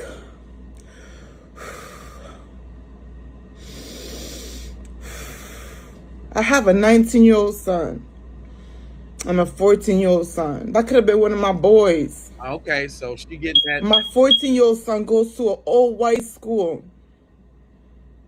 And he loves his white friends. He trusts them. He loves his white friends. He talks about them all the time. Goes to their houses. He goes on the weekends with them. And I don't know what he be doing. But Mom, don't come in for the week. I'm going to be with my friends. And he be with all his white friends. What could they be doing? I don't know. I put my trust in the Lord. But as a mother, and being the minority, put yourself in my shoes. Put yourself in that child's shoes, in Nolan's shoes, in their family's shoes. What about if it would happen to you and your family? What would you done? What would you have done? What would you have done? You know what you would have done. Y'all know what y'all would have done.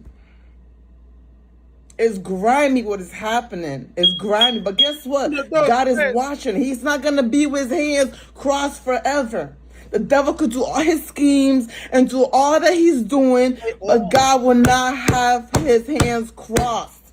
Go on, Billy. Billy, you made me sick. Billy. She remind me of Rosie Perez and Do the Right Thing. You're so stupid, Billy. The wicked will perish. The wicked will perish. God will always win. God will win over the devil all day, every day.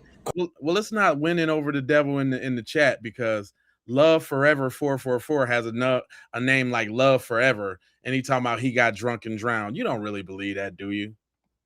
Yeah, she clout chasing hard. She is. You love Ricky. Love Ricky. The devil conquers all. In light over darkness. and then you got the smoke alarm in the back. Uno, dos, tres. Karma is real. You will pay. You will pay. So the best thing to do is what? What? Repent and what? What? Confess your faults, man. You know? Give up. Give up. Confess your faults, because if not, karma's gonna come to you. It's gonna come. Karma will come to you. Show up at your door. Lord Jesus, have mercy. Mercy on my soul. Have mercy, God. Have mercy. Have mercy. Have mercy. On my soul and you might think and my smoke alarm. you're getting away with shit. God forgive me, I'm cursing. I'm so sorry, God. I feel convicted. 1, 2, 3. You think you might be getting away with something. You might have people covering you up, and no, God is watching, baby. Yeah, baby. God is watching. He knows what you did wrong. I know what you did. Like You better repent to God, because you know what? Your life along the way is not gonna turn out cute. It's not gonna turn out pretty. Fam, I'm that's what it's saying to me. 1, 2, 3. You know, Billy. You know what God's gonna do to you, Mookie. Yeah, that's it, right? You know, Mookie. God's gonna get you, Mookie. You know. And I telling you, oh my God, I'm cursing, but I don't mean to curse. Oh my God. But that karma gonna get you. You better stop it. Because if it ain't my smoke alarm, it's the karma. It's gonna get you, Mookie. No. Either something's gonna happen to your children, your children's children, your mom, your dad, your uncles, your cousins. Your mom, your dad, your uncles, your fish, your turtle, your hamster, your bird, your fish. Even the little porcupine in the back, something's gonna happen to them. Cousins, someone might have cancer. What the hell?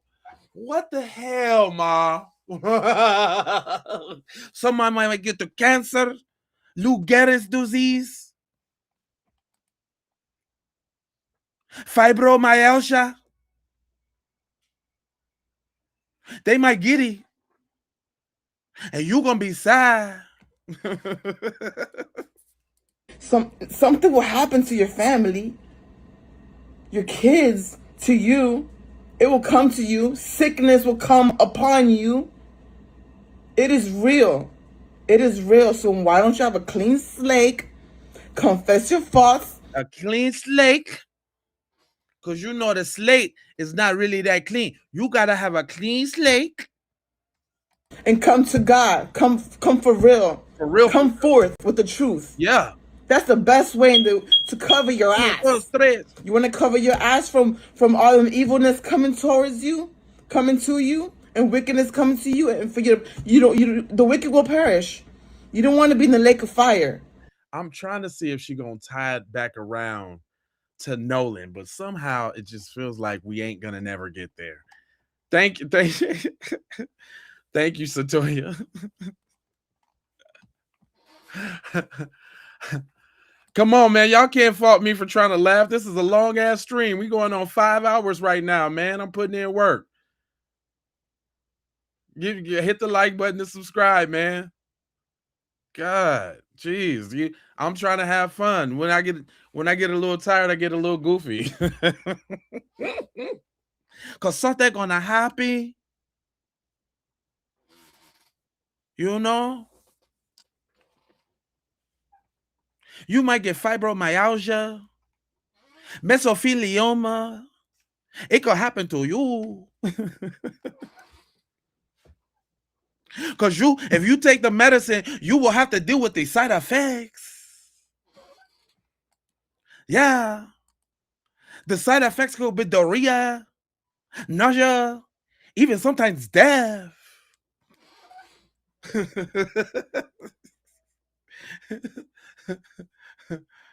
Yeah, look, they still listening though. That's what I'm saying. I ain't stopped because the numbers still keep going up. That's why I keep reminding y'all. I had a dream of doing a stream for yay long anyway, and y'all helping me do it, and I appreciate it. I want to see how long I can actually go. It's a challenge. Challenge. Y'all know about that? Is y'all enough to know about challenge? Yeah, that's what I'm saying. If you get the side effects, speak to your doctor and ask them if this prescription is right for you. Because if you don't, you could be gone. You could be out of here.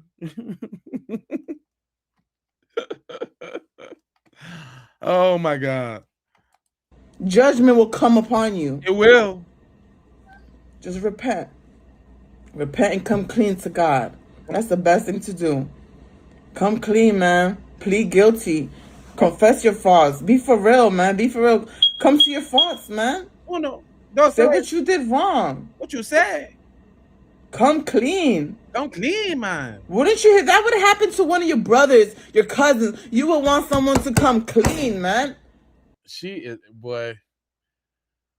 You gotta wonder, like, what people think about before they get on these intro nets and then they start talking. She set the little tripod, set it up in a nice little way right on the table right there. She still got her jacket on in the crib. I don't know why. It's the middle of the summer everywhere. Maybe the AC is cracking, but she set it up, and she, this was really on. This is another thing though. This is really on her heart. One thing you can say is that she got conviction. Mookie, she got conviction about what she's saying to you because she really believes. She really believes what she is saying to you. Come clean. I hope you don't sleep tonight. I hope this convicts your heart. You better not sleep good tonight, because if I'm right now 2, 3 in the morning, I didn't go to work. I work night. 2, 3 in the morning. Oh, this keeps getting better. What did you do after work? Did you stop by the LQ on the way after work? Or did you go see your special little friends over there at the spot and get you a package? I didn't go to work. I can't sleep because I'm thinking about his little boy and his family. That is such... Baby, you pouring it on too thick right now, babe. You pouring it on way too thick now. See, I was with you at first. I was just commending you on your conviction and how you sounded sincere. But was you at work, or was you stayed up all night? Did you go to work? Or did you not go to work? Did you just get off of work? Did you? What did you do? Because now you're confusing me. You stayed up all night. It's the middle of summer. It is. I'm just making observations, but I'm just saying. Did you? This is fudged up, man. Yeah. This is messed up. Wolves, man. Devil out there creeping, doing some wicked crap. You know what, y'all? While she said that shameless little plug, while I got some new people in here, y'all going over there so y'all can connect with me on J Lava Facebook and the Keep It P podcast book, because she said devils, and I'm telling you right now, like You're some damn devils. It ain't no other way. I'm telling you, I got them going crazy with this devils over there. I'm turning everybody into devils. It's so funny that, everybody keep calling everybody evil and devils. And me and TZ Von Savage made a song called Them Devils. And, there's different devils in the news every day to turn into devils. Rick Child's a devil. Everybody's a devil. So, she might not be too far off with this devil thing. I'm just saying. Go ahead. She got a little bit to cook on out. I'm curious to where she's going, because she did not stay up all night thinking about this little boy. She didn't. You lucky I'm a Christian, man, because if I wasn't a Christian, boy, my Lord have mercy. What would you do, Mom? What would you do? Uno, dos, tres. If I was a man and I wasn't a Christian, oh my God, have mercy on me. What would you do? I'll be in some type of crazy gang. I'm gonna be honest with you. This story is taking the worst turn. She is the Christian of all Christians, but if she wasn't a Christian though, and she was a man, she would be in a gang. What would you do in this gang, sweetie? I'll be in some type of crazy gang going down. But nope. God has me in my place for a reason. Put yourself in my shoes. Put yourself in their shoes. Because you two shoes. And this is shoes. What shoes? If I was a man and I wasn't a Christian, Oh my God, have mercy on me. I'll be in some type of crazy gang. I'm gonna be honest with you. I'll be in some type of crazy gang going down. Going down? But nope. God has me in my place for a reason. Put yourself in my shoes. Put yourself in their shoes. Put yourself in that little boy's shoes. Them shoes. He had trust in y'all. He had trust in y'all. He did. Y'all were friends for years. And y'all gonna stab him in the back like that? All creep up on one person? Who does that? Who does that? The coward does that. Man. Gonna gang up on one person. That's not fair, man. You don't fight like that, bro. No. That's for the coward, man. Coward. You don't do shit like that. Not like who that. Who does that? I don't know who does that. Gang up on one person. All in one crowd. No, you don't do that. Coward, man.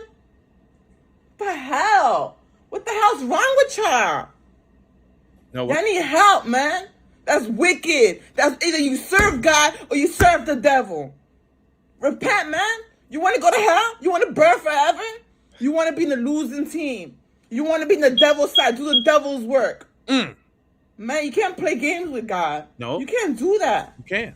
I'm telling you, wickedness. Damn, the cat hopped up on there. I went on madre, man. I'm freaking pissed off. Shit. Not the I'm pissed off Denzel slammed the table. She did the training day real quick. She did the training day. All right, man. She ain't funny no more. I don't find no jokes in what she said no more.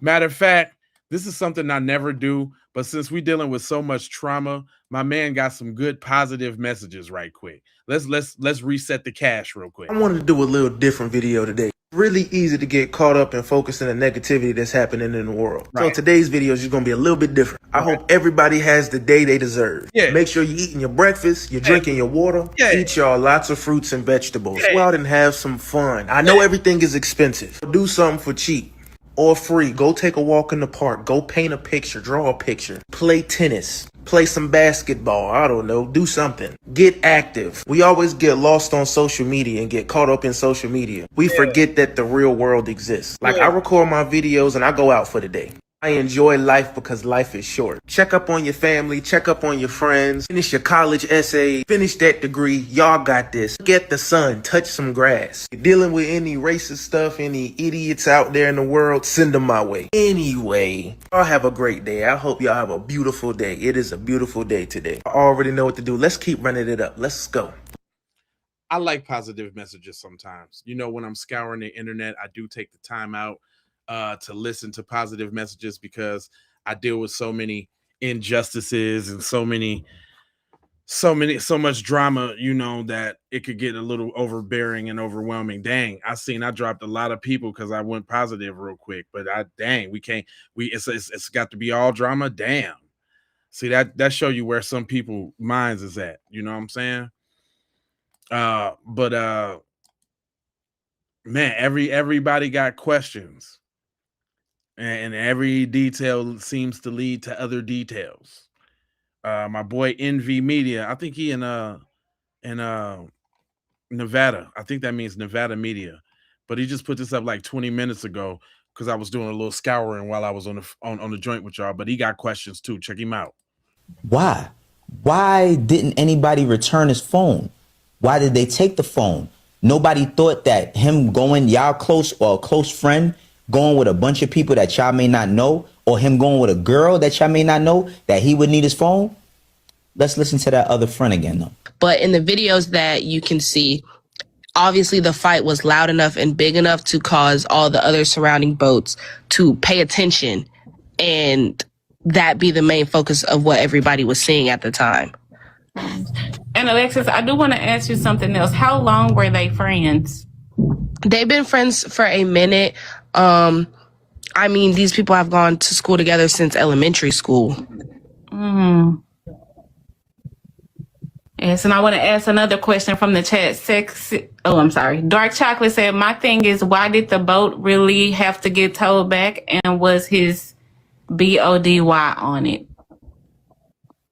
There is some speculation, like this is just like hearsay, that The boat was owned by this dude Wyatt, but when the boat got brought back, it was parked at Warren's house, which is his mom is the judge or whatever. And somebody said they drove by like later that night and like they were cleaning out the boat. Like it was like dark night, not like regular time when you would clean out a boat. It was like later at night. And then there was a girl on the boat that's not in any of the pictures or wasn't the girl that he was talking to. And when she got back on land, she turned off like her Snap location, but her best friend still had her location on Find My iPhone. And she was all of them were at one house for like 4 hours. Why? Why didn't anybody return his phone? Why did they take the phone? Nobody thought that him going, y'all close or a close friend, going with a bunch of people that y'all may not know, or him going with a girl that y'all may not know, that he would need his phone? Right. Just period, point blank, straight up, straight out in the open. Straight up, straight out in the open. Real quick. But see, this is the problem. Like some of y'all, I noticed that we keep getting these little wave of busters over there in the chat. And I keep having to address the busters. And this is really y'all problem right here. I keep them loaded in the chamber just so y'all know. But this y'all problem. I want y'all to pay attention to this. White people right now, and any post you go on, are scrambling for their lives with the whataboutism. Right. Meaning they are coming up with all type of scenarios that, why did he leave his cell phone? Well, he could have just went out and swim and he couldn't swim. The water is really deep out there. The current is really strong. White people are coming up with all of these alternative stories that could have been, what could have been, what could have happened. They wasn't doing that with the Carmelo Anthony story. But now they're like, we shouldn't jump to conclusions. Oh, they was jumping to conclusions. When Charlie Kirk was unalive, what did they do? They jumped to conclusions. They assumed there was black people that had something to do with it, and people were calling and making death threats to black HBCUs. They jumped to conclusions.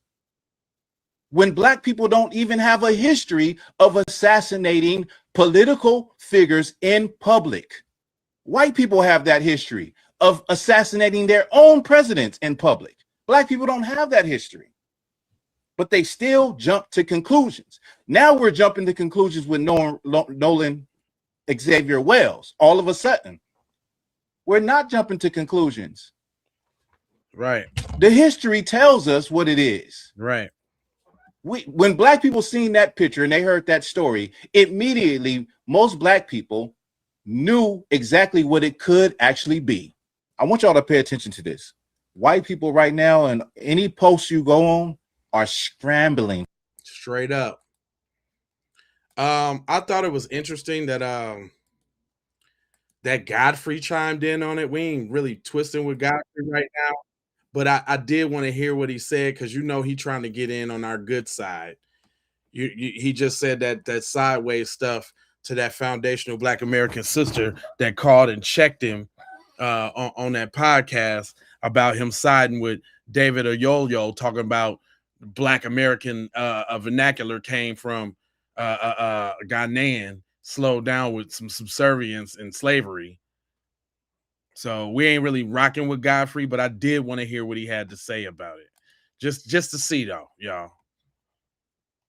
About this Nolan Wells situation, the 18-year-old kid, football player, who went out on some boat ride with his friends in Mississippi, Horns Island or something, and he ends up missing, but the white dudes are there. The three bozos don't know where he is, right? And what's really funny is they ended up erasing their IG really quickly. And also I guess their parents are like judges, and they're in power positions in this area. And this is Mississippi. Go figure. And what's really fucked up is this reminds me of the Carmelo Anthony situation, where the father, right, the bullies that were attacking Carmelo, the father's hooked up with the judge that presided over them. There's this thing of these missing black people, and these white motherfuckers always have somebody in the court system. It's very weird. It doesn't seem that strange nowadays. You know, random black kids hanging. There's another kid that just was at a festival, some festival, and he was found hanging. Yo, listen, man, what's really messed up is there's footage of this kid having an argument with the white dudes. They're having an argument with them. Like, hey, you can't get back on the boat. There's an argument. It's a real quick video. I'm gonna die. You gotta learn how to swim. You can swim down wherever you fucking retard. I think I'll stay here. Look at that. We know we can down. I'm looking at you. I'll just wait. Bro, you have a life jacket. Bro, I'm black. You got the battery. I'm gonna save you. Oh, yes, it does. Bro, I'll just find a way. Hey. Bro, you have a life jacket. I'm gonna die. I'm never coming back with y'all. It's f***ed up. Listen, I believe that they did it. I believe they did it. They did it. Plain and simple, they did it. You know, what a black kid, he just went and committed suicide. They always say black kid, oh, he committed suicide. First of all, black people don't do that like that. They don't do that. I'm not saying they don't commit suicide, but they don't do shit like that. They don't hang themselves up by trees. You need a group of people to do that. You understand? So I hope that this gets investigated, because this is some bullshit. It's pathetic. It also reminds me of the Tamala Horsford in 2018. She went on a slumber party or whatever, some slumber party with all white friends, and she ended up dead. And this has happened a few times, ending up dead. Listen, I'm not saying that hanging out with white people means you're going to end up dead, but check this out. All you black people that are so frantic to hang out with these white motherfuckers, do me this favor. Let's detox from hanging out with white people by ourselves. Let's detox with that. From now on, bring a group of motherfuckers. Because in case some shit goes down, you know, motherfuckers get the beat down. So if you guys can not be so frantic to go out with your white friends, make sure you have backup, all right? Make sure it's even. If there's 3 white dudes, there's 3 black dudes, okay? All right? Let's do that. Godfrey, you tiptoeing a little bit. Godfrey, you're tiptoeing a little bit, fam. Make sure if it's 3 dudes, and make sure it's a couple dudes. Come on, God. Can we do that? Let's detox from that. You know, I don't even go out with my white friends anymore. I really don't. Right? When they say, hey man, let's go camping, I go, we can Zoom. I'll Zoom, and then you guys can say hi from there. F that. I'm Zooming with all my white friends. I don't go on no adventure with them ever. I have to detox from that until we get this straight. I'm just letting you know that. Let's detox, huh? Just want to talk a little. Yeah, all right, God, Fro. Yeah, okay, I hear you. I just wanted to hear what he had to say, and yeah, he's trying to play it up a little bit. Boy, you ain't trying to say too much. You still want people to buy them tickets for your show. Shut up, Buster. Anyway, I like what Unc had to say. I passed Unc up. I was supposed to let him get his shine earlier. But go ahead, Unc. Bust it down for us. The black kid went out with the white kids, and he ain't never come back home. I wonder why he ain't never come back home, bro. His parents were expecting him to come back home, bro. And he never made it back home, bro. He made it home in a motherfucking body bag. He was the only one, bro. Then all the white kids, they lawyered up. All of them got a fucking lawyer. So obviously something went wrong on that fucking trip. They killed that boy. They're responsible for that fucking boy's death. They had to lawyer up, bro. You know what I'm talking about, bro? If you ain't do nothing, you shouldn't have to lawyer up. You did something, bitch. You did something. Unc ain't playing with him. He ain't playing with him. Now, Shorty, shout out to IMTC42. She say she know allegedly what happened. Okay, I know I look a mess. I've been sick for like a week, but I think I know what happened to Nolan Wells based off of a video I saw of this woman who has spiritual gifts, channeling, remote viewing, and she basically said that Nolan, it was a game of cat and mouse. So he was on land. Okay, so let's say this is the land, and he's having a conversation with one of the boys from the boat, and he said they were drunk, but he I believe had been drinking but wasn't like drunk. And the boy gets on the boat, and Nolan eventually comes into the water to get on the boat as well. But as he gets to the water, the boat goes away. He swims out. They pull the boat away more. He swim. So they continuously do this to this boy for about 45 minutes. Apparently, as she said, is what the message he gave her. And there's people in the comments that are like, well, how did this go on for 45 minutes? Why would nobody stop? And it's like, you can probably assume most of the people in that crowd were also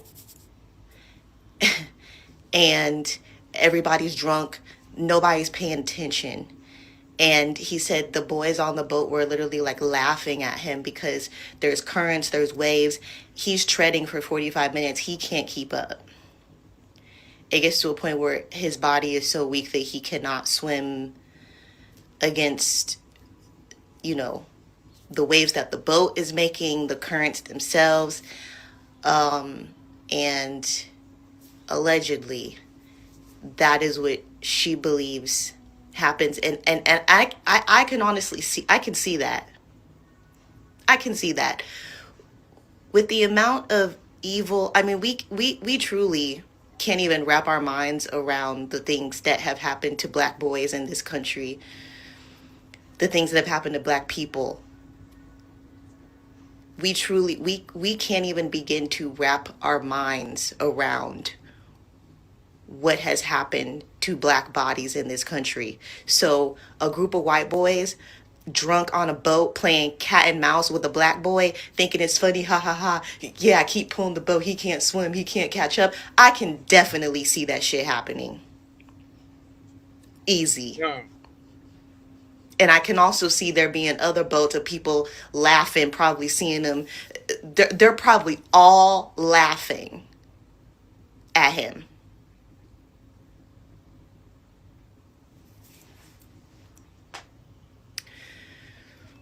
So I'm going to stop because I'm going to start crying. Damn.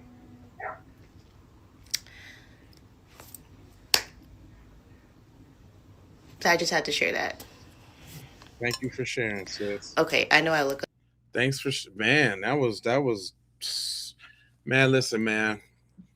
There's all type of thoughts about what's going on collectively from what I'm hearing across the community. And one thing we're not a monolith, so some people be a little bit different than other people gonna be feeling it. That one right there was crazy. For real. Dang. She kind of yeah, that's what I'm saying. But why no fluid in the lung? Well, we know this. I'm glad you're giving them the work. And they're not going to be able to answer that question too, by the way, while you answer it, Tangerine. Just know that. Colorblind whites. Molly, if you are the only Black person in an all-white friend group, you are not safe, whether you realize it or not. And it doesn't always result in physical violence, but at some point, you're going to be subjected to psychological and emotional harm. You're going to be subjected to microaggressions. It's going to happen, especially if you're not having ongoing conversations about race in these groups. I'll give you an example. I was born in Oakland, California, in a racially diverse neighborhood, a Black school, Black church, and Black little leagues. And I loved it. And then at 10 years old, my parents moved on up in the world. We moved to San Diego, California, and we went from a racially diverse neighborhood in Oakland to an all-white neighborhood in San Diego. I was the only Black kid in the neighborhood. My so-called friends' parents didn't like me in their houses. Some of my so-called friends didn't like me in their houses, and particularly me. I remember a friend was basically chewed out by his mom for having me at their house with all of these other kids. And I was the only one that she had a problem with. Never went back there. I remember one time after school, we went to Blockbuster, me and a group of friends. I'm the only black one. And as we were leaving the Blockbuster, the alarm went off, indicating that somebody may have stolen something. Well, the employee at Blockbuster only checked my bag. They stopped me, went through my bag. When they realized I had nothing, they didn't check anybody else. They were just like, okay, it's cool, y'all can leave. And I'm pretty sure one of them white kids that I was with stole something, but they were happy to let me take the fall. We moved to San Diego when I was in the 5th grade. And I remember at my 5th grade graduation, my white gay male teacher who wore Daisy Dukes to class every day got up in front of the entire student body and all the parents to announce my graduation and said, you know, when they first brought this kid to my class, I thought he was going to be a problem, but I was so surprised he wound up being one of my best students. Even when you're dealing with supposedly justice-oriented white people, they still center themselves and they still ignore their blind spots. I know this because I've lived it. So if you're dealing with these colorblind whites, Molly, you in danger, girl. Now, with that being said, I got white friends that I love dearly and I know they love me, but I just don't do large groups of white people when I'm the only black person. It just give me the heebie-jeebies. That shit ain't safe. Damn.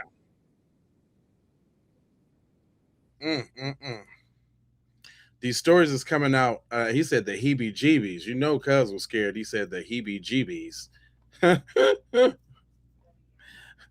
Listen, man, even folks on the other side is saying it like it is. And I think she allude to the GoFundMe, which I thought was important too. And I like that she trying to make sure she sock it to their pocket too, as well as doing their thing.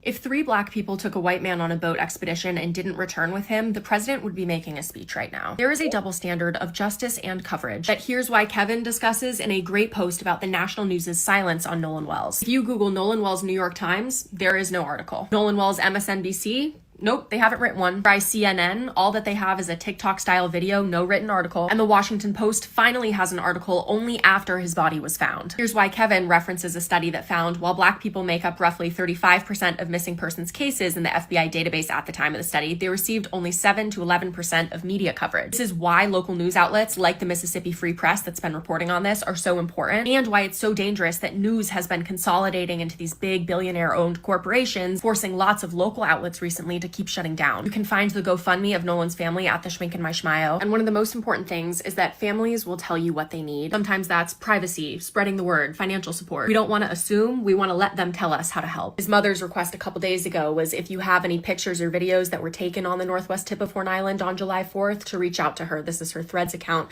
and you can provide evidence to help their investigation. If 3 black people took a white man on a boat expedition and didn't return with him, the president would be making... She talked really fast, but I got... I just man, it's all over the place. It's still come to communities talking hard, fam. There's no shortage of people shouting their concerns about what the hell is really going on.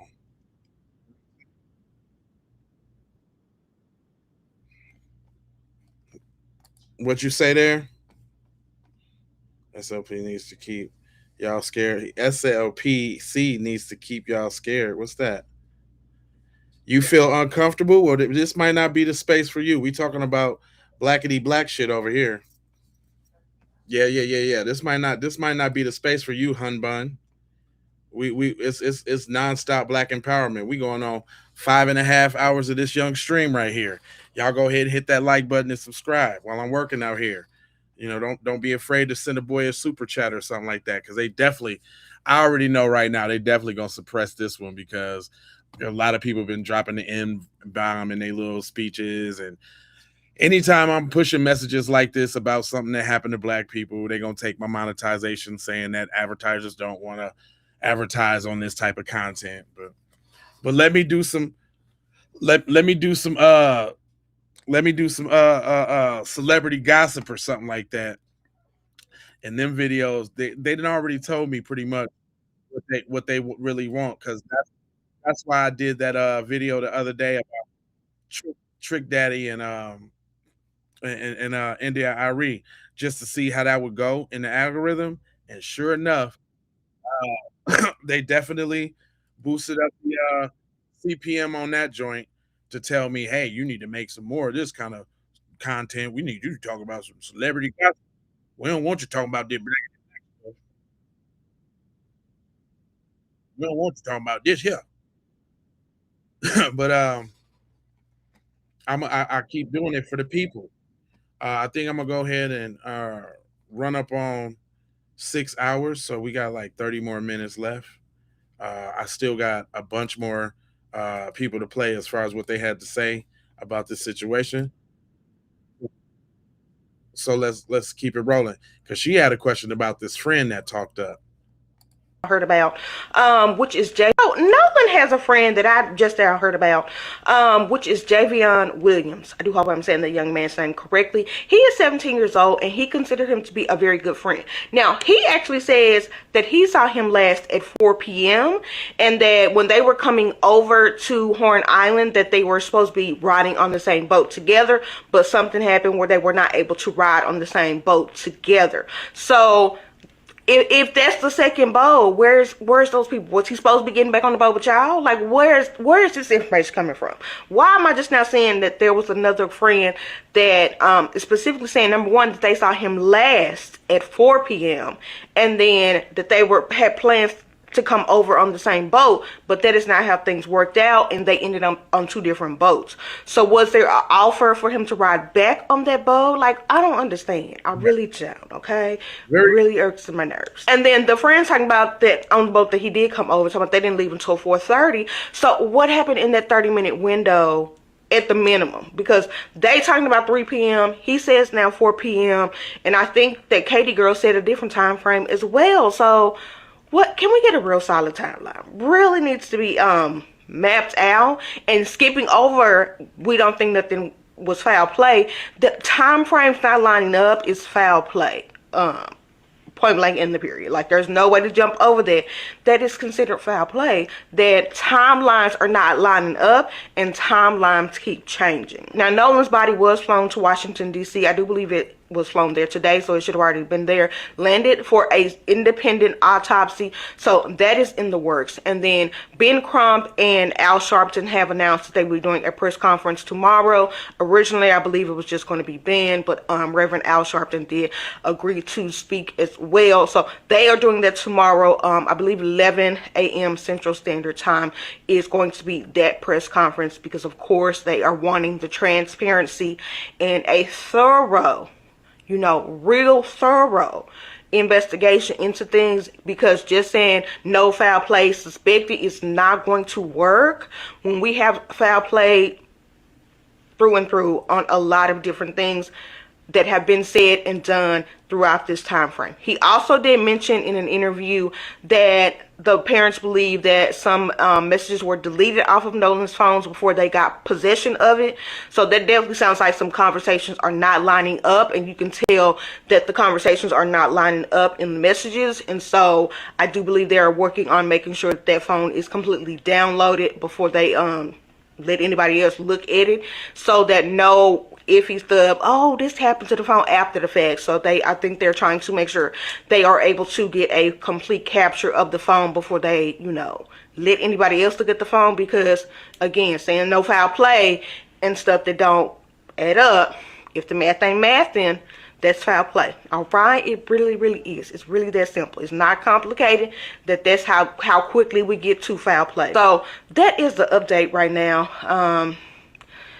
It seems like so much is going on. And then the statement that the friend Javion did leave, I saw it on IG.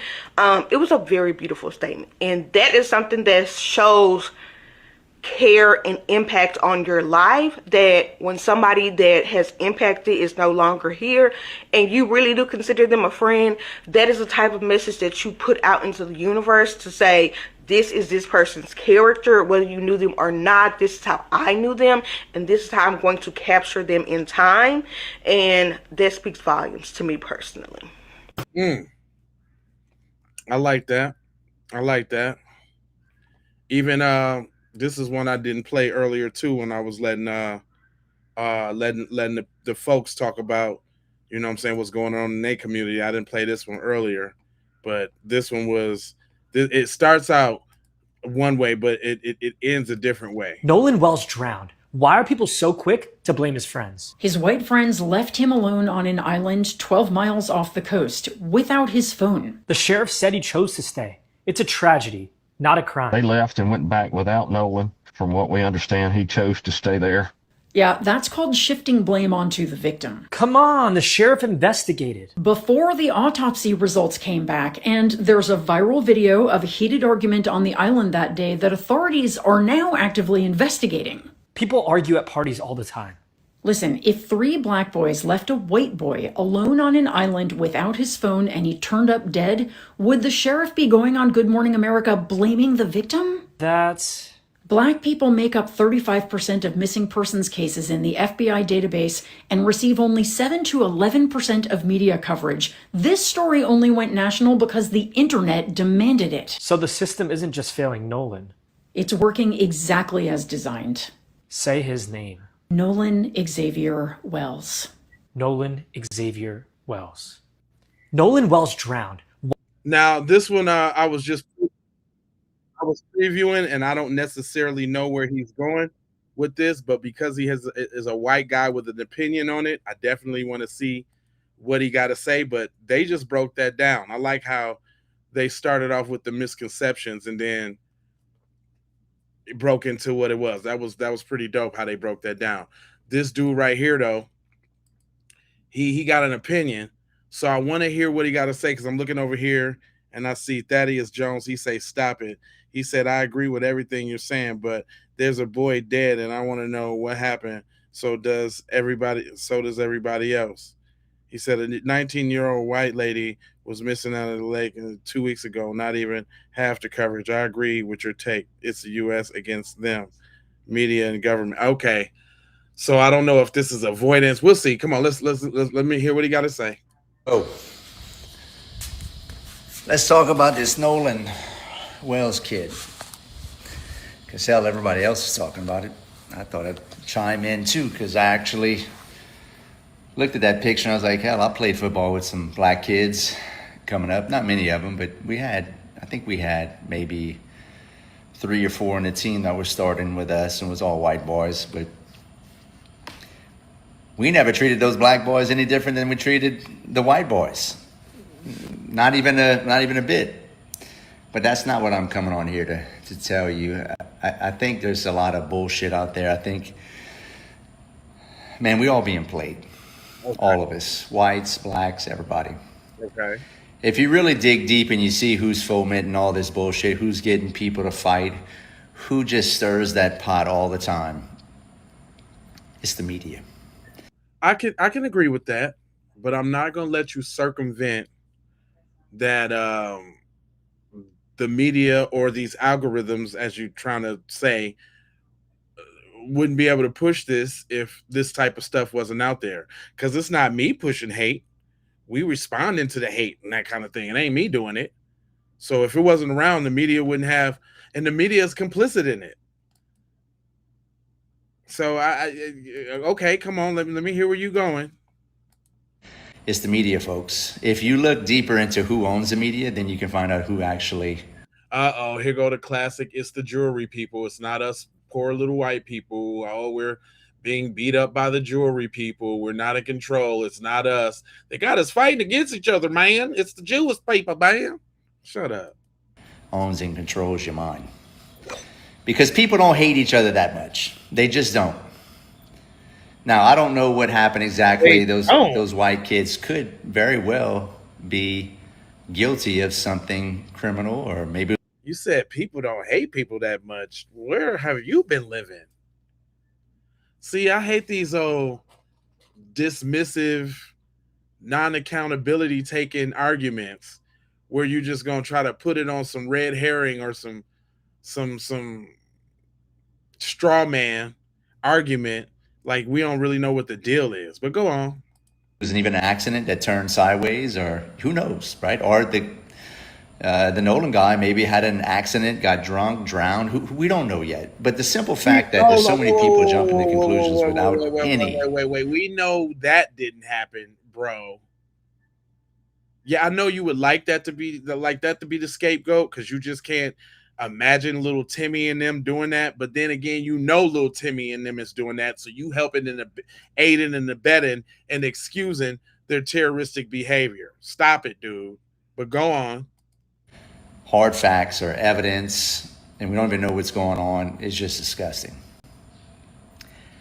I find it hard to believe that these 4 boys, who are really close, from what I understand, they do a lot of stuff together. They played football together. They have blood, sweat, and tears together. That don't mean a gosh darn thing, sir. Next, he gonna tell us that they all prayed together on the blood of Jesus. Thought that they were just gonna get together, and these 3 white boys told the other two white boys, and one of them looked at and said, hey, yeah, let's go ahead and go on the 4th of July together with Nolan. Let's go ahead and kill him while we're out here. And if you really believe that, dude, you got some demons, because people are not that evil. And if the tables were turned and a white boy was on an all-black football team and he had... Nothing would have happened to him. He would have did a little bogus-ass rendition of the stanky leg, and everybody would have hoisted him up on their shoulders and bought him beers and said he was the man of the year because he can halfway do the stanky leg.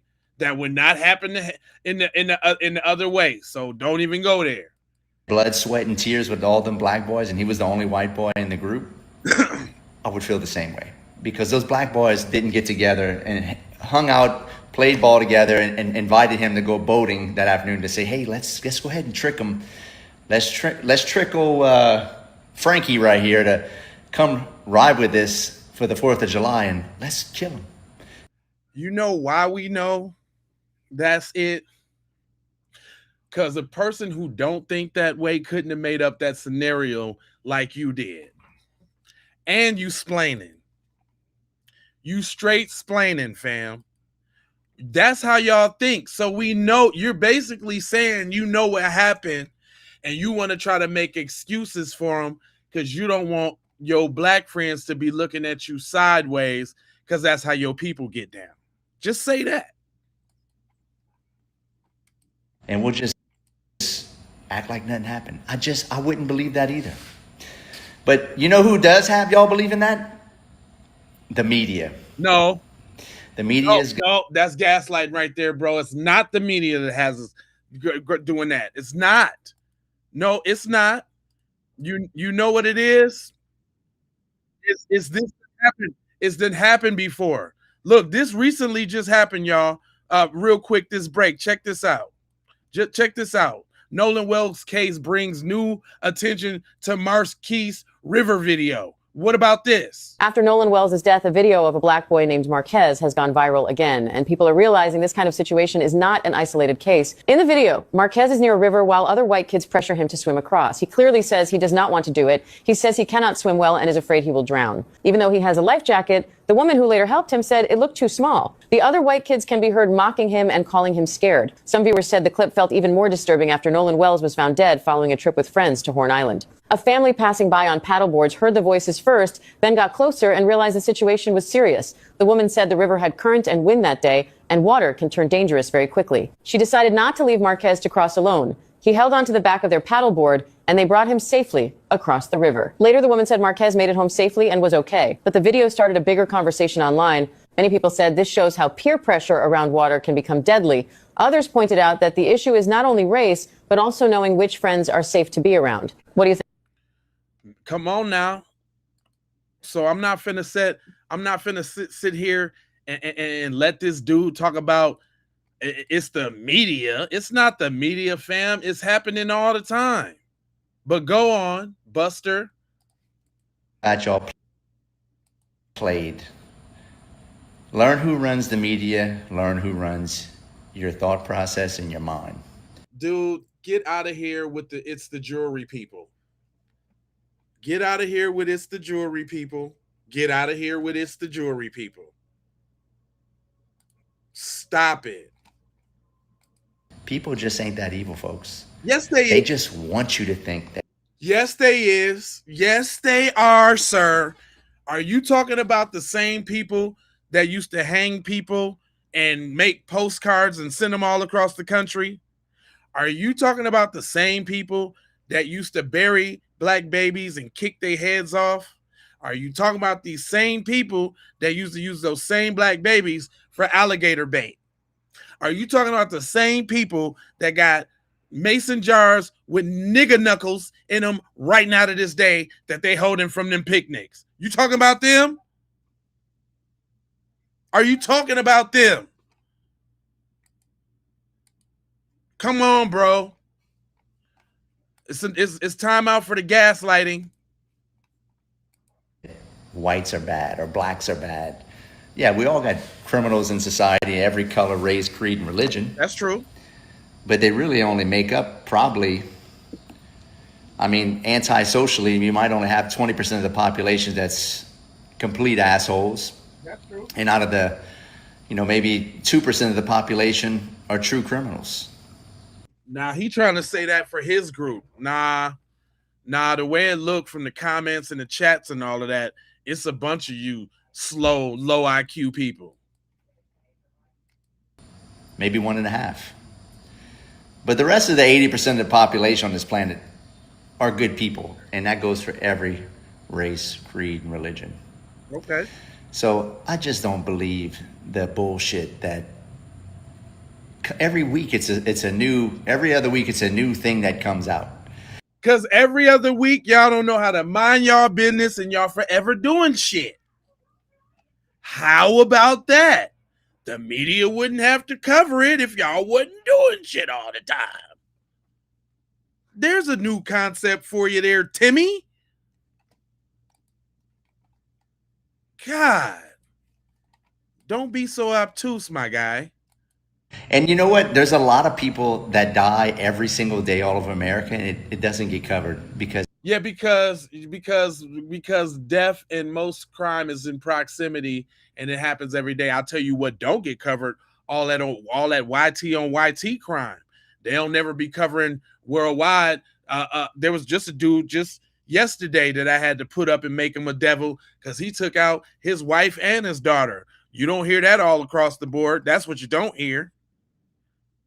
That's what you don't hear. No. We only hear it, and we wouldn't be hearing about this if the black community didn't make it a thing online and start demanding answers and justice. For point of reference, this is what I was talking about, y'all. Go follow me on Facebook on the J Lava.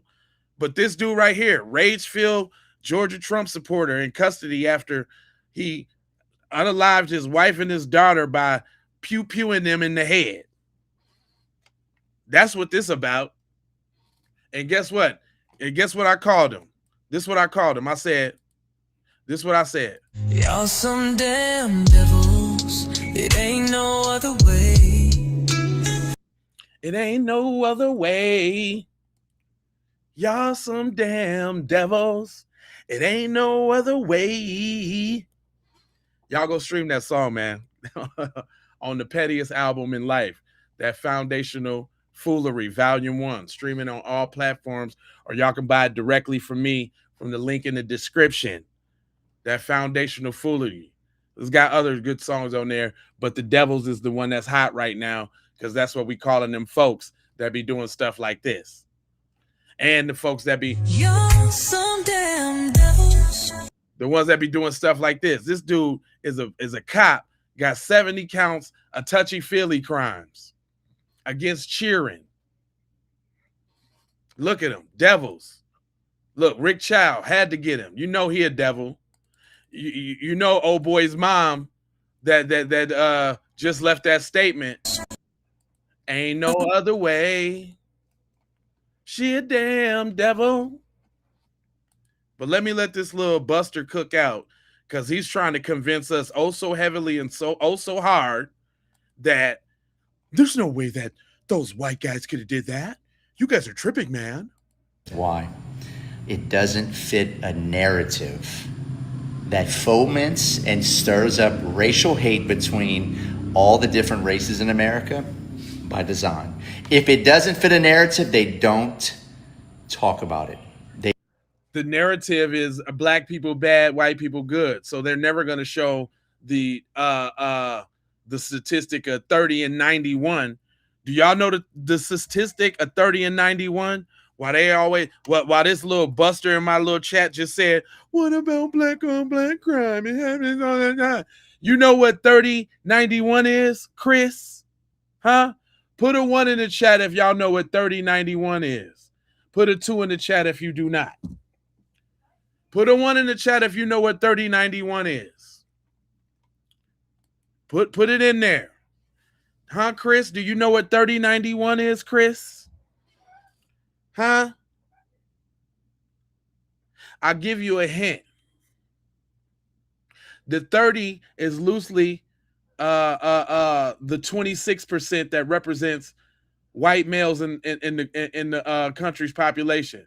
Now you care to want to know what the 91% is? Huh? You want to know what the 2691 is? Huh? If you've been watching this program, if you've been watching the Keep It P podcast, you already know. But since you like to come with the percentages and all of that, huh? Yeah. The 2691 is family aside. Yeah. Y'all 26% of the population, but y'all 91% of the family aside. And that happens every day in rural towns every day. It's not damn near a day that don't go past where some old grumpy white dude that took out his whole family, even the dog, the pets, the fish, all of them. But you don't know about that statistic, huh? You don't know about 2691, huh? Go look it up, Buster. Go look it up. Little bus. They don't publish it. They don't push it through all the outlets. You're right. Dude, people drown every day. People get... Yeah, you know who be drowning? The people at Lake Lanier, the ones that built a lake over the black thriving town like they did Rosewood and Tulsa. Yeah, them the ones be drowning. And Lake Lanier, them the ones be drowning because y'all be messing with them black folk spirits. But go on. Get murdered every day. People die by the hundreds every single day. But the media. And guess who be murking them all? Guess who be dropping the bombs on people's towns? And guess who be murking them all? You ain't gonna talk about that though, huh? Go ahead. Go ahead. Picks and chooses what they want to disseminate through. Just like you picking and choosing about what you want to talk about and all of this crime, but you ain't talking about the crime that y'all commit while simultaneously trying to tell us that these 3 white dudes didn't commit a crime. But go on. All the media channels, that's going to get the biggest reaction out of you and me. That's a fact. So when you can have enough awareness and intelligence for all you low IQ people out there that think everybody's... Oh my God. He must be talking about y'all. He must be talking about y'all because everything he said was straight low IQ. Everything he said was low intellectual. Just evil when everybody's out to get each other, that evil white guy or that bad gangster black dude. They all bad, dude. No. So notice you say evil white guy, but it has to be the bad gangster black dude. Y'all more gangster than anybody. Don't nobody take out regimes and take over people's whole democratic process and install their own people. That's gangster. Talking about gangsters. I don't believe it. I don't believe it. I don't see it. I live in South Louisiana. A lot of mixed cultures. Yeah, thanks for letting us know more so that you one of them down home Cajun good old boys, and you just gonna fight for the home team, and you can't see the little white boys doing that to the black boy, and we know you're biased. Thanks. A lot of race that live together, dude. It ain't that bad. Sure, you have pockets of racism here and there, but it ain't that bad, folks. The media wants you to think. Oh, it's not that bad. It can't be that bad that we getting inundated with all of these stories that I gotta go live for. It's just, it ain't that bad.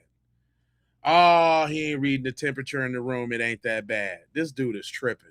It's that bad. What you should be focusing on instead of all this bullshit media is how you can improve your life, how you can make more money, how you can build wealth for your family, how you can help make sure how we can keep white people out of our business and allow us to just thrive and survive like everybody else on the planet. But no, y'all don't know how to do that. But no, y'all don't know how to do that. But no, y'all don't know how to do that. Talking about what we should do. Come on, man.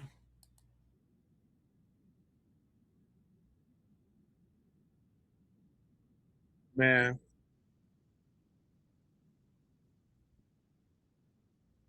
come on, man.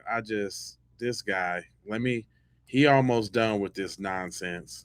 that your kids are educated and happy and stable. But no, they got you worried about what the color of somebody's skin is. That's different than you. Or they maybe sound different. They sound funny, like with my South Louisiana accent. I was gonna say you do sound like a little geeky dork. And I sound funny. You may judge me because of the way I sound and the way I look. I'm definitely judging you by the way you sound and that old mackerel tuna fish hat on you got and that hideous shirt with mallards on it. Look right here on this video, especially the way I sound from South Louisiana.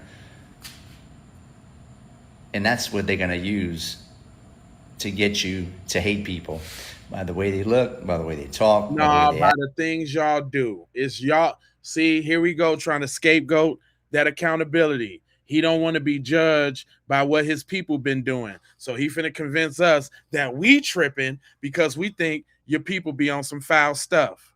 It's not gonna work, son. It's not gonna work, B. That's not working for you at this time, bro. You can say that. You can save it. Hold on real quick. Your boy Twinkle Toes, Don Lemonade, got some updates. Check him out. I want to give you an update on what happened, what is happening with the Nolan Wells situation. There are some updates. We have been speaking to the attorneys.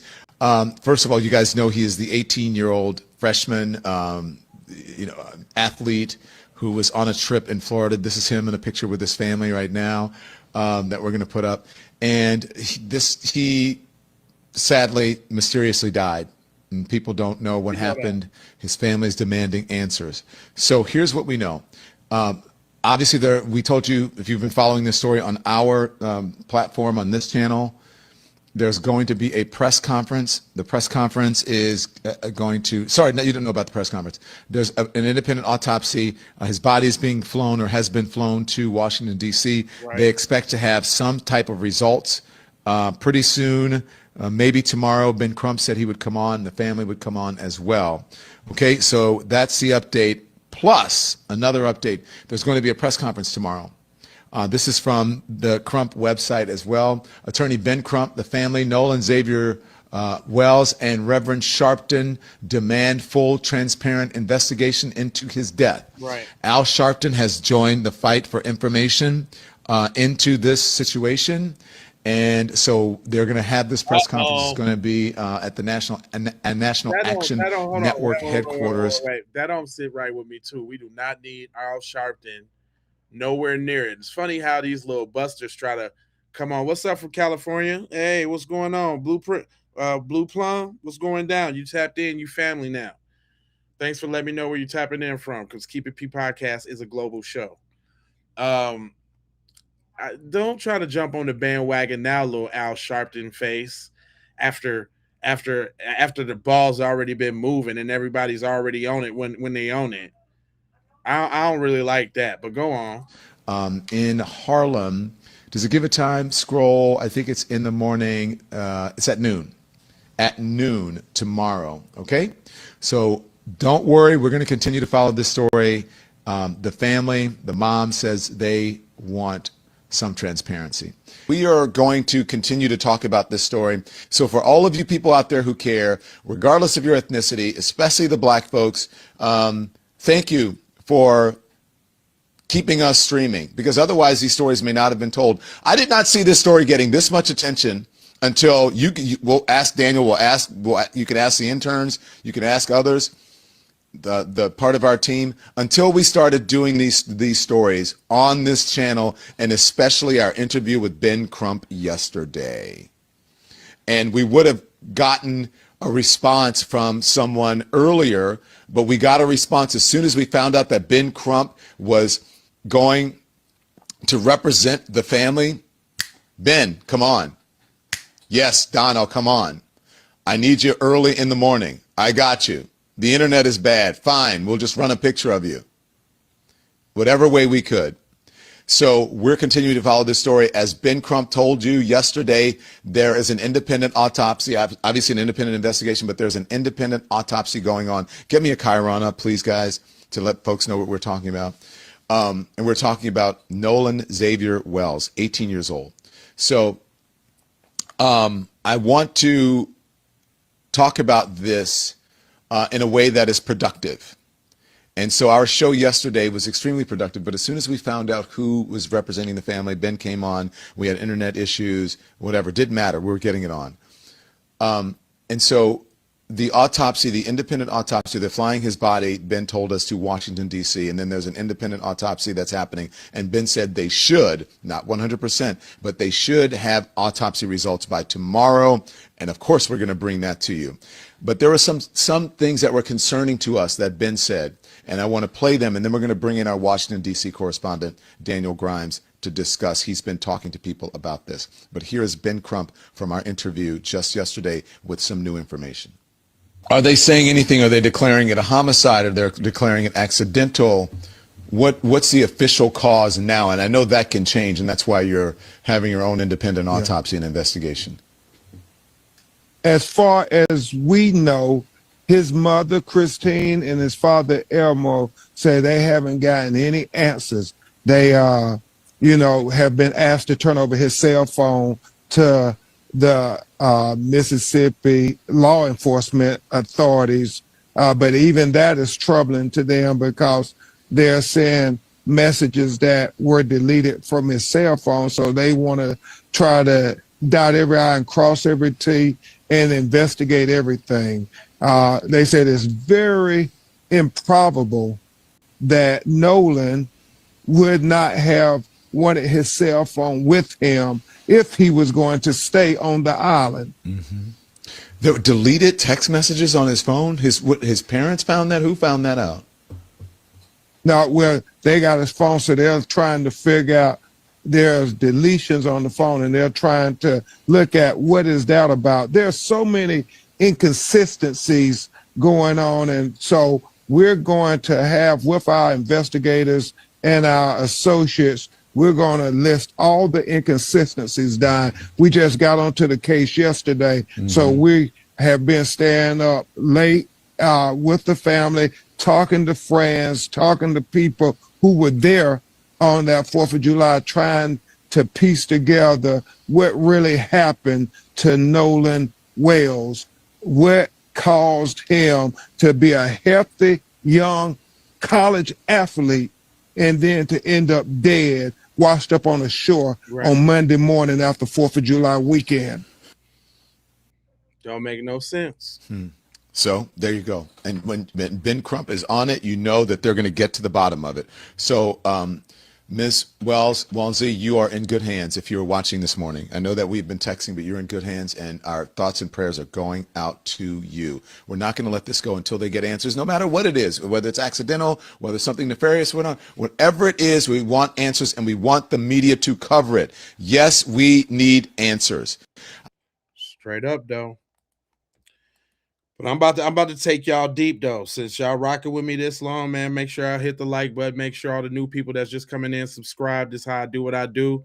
You know, gems is nice. Super chats is nice, because I already know they finna take the ad revenue from this one. It's just been too deep. This one's a wash, but I still got to give it to y'all because it's what y'all want. That's what I do it for. But did y'all ever think about this? The more I learn about the Nolan Wells case, the more I'm convinced that it was a Klan initiation ritual. Damn. Straight out the box, huh? That escalated fast. I mean, she didn't take no time to think about that. She just said, listen. The more I learn about the Nolan Wells case, the more I'm convinced that it was a Klan initiation ritual. One kid's parent is a judge, another kid's parent is a lawyer, and another kid's parent works in the jail. Happens in Mississippi on the 250th anniversary of our country, not to mention all the black people that have been found hanging from trees and the big group of white masked men marching on the Capitol. This is all Klan activity. The racism in this country disgusts me, and it's a big reason why I'm no contact with most of my family. I don't talk about it on here, but I have a black brother, and my mother raised him to believe that racism isn't real.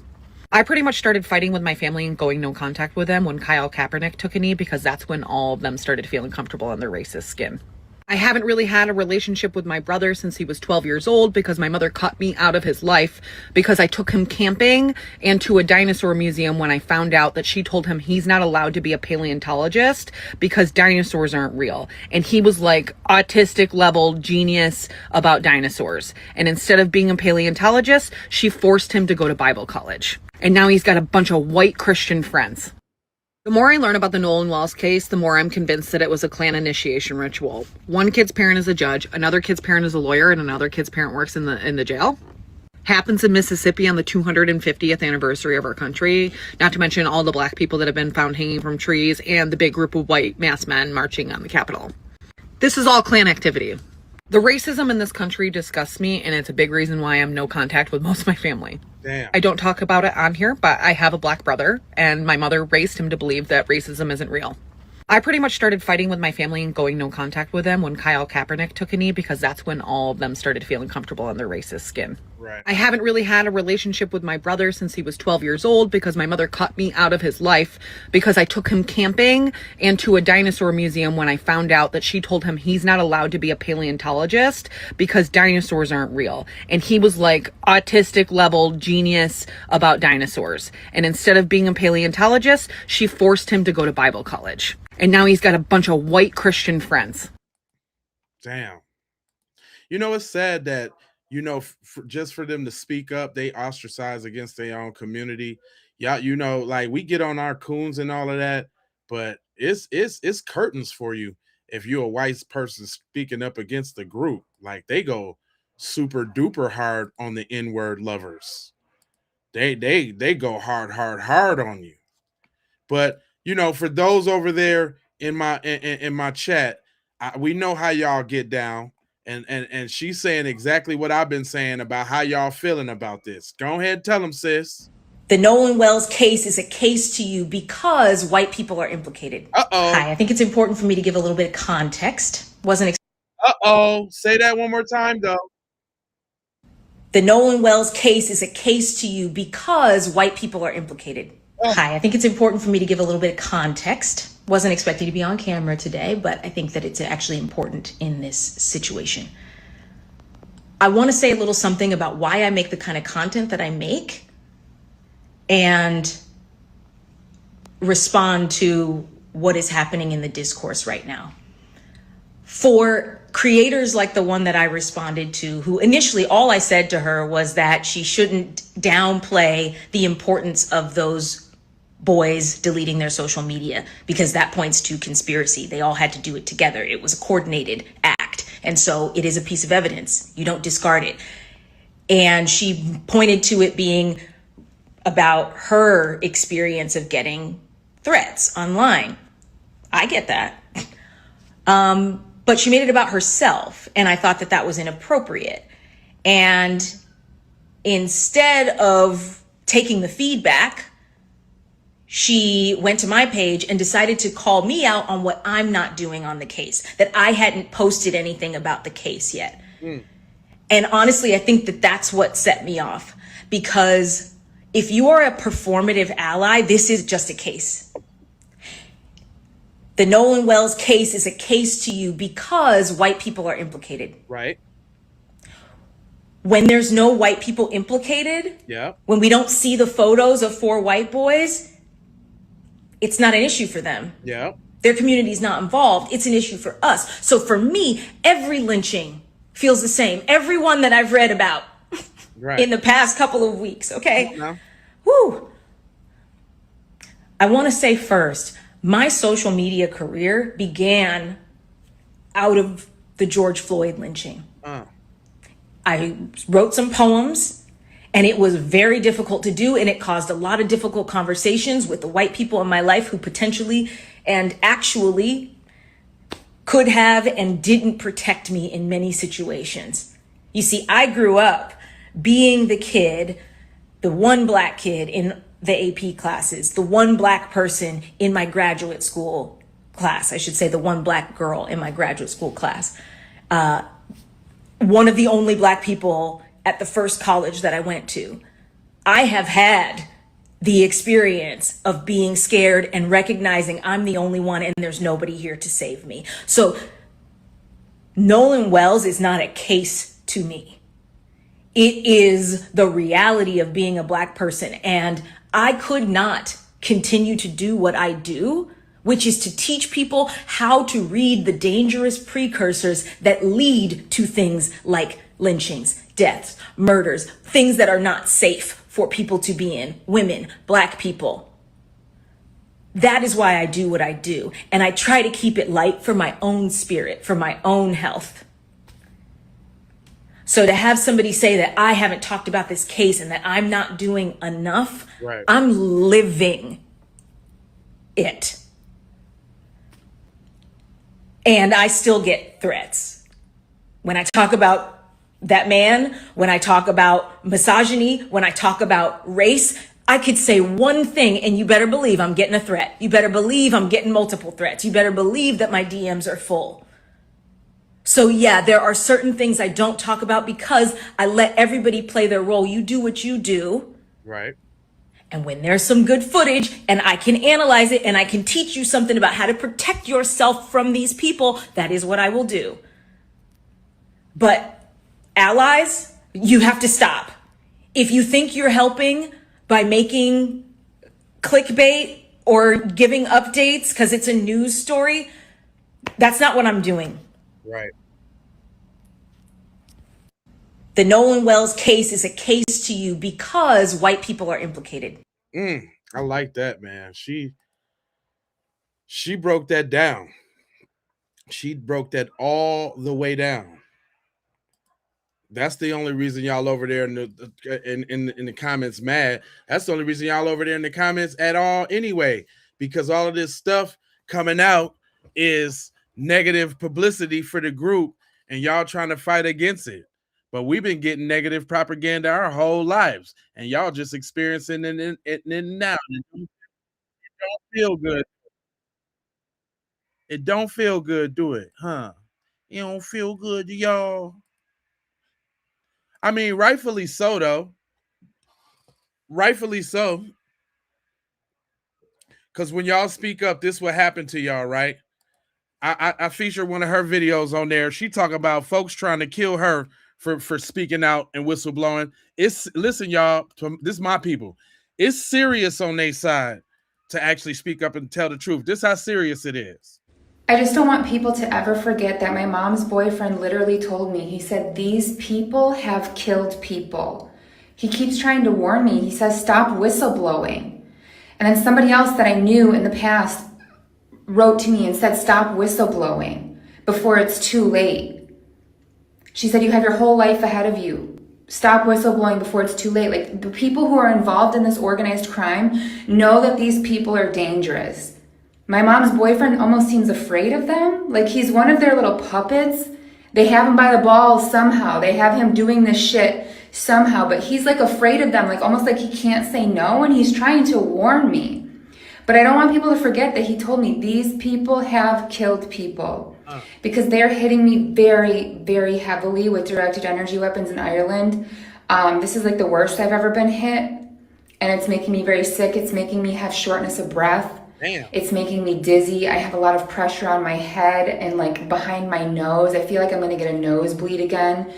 I'm getting hit really heavily here. It's the worst. It's not the worst it's ever been, but it's like the second worst it's ever been.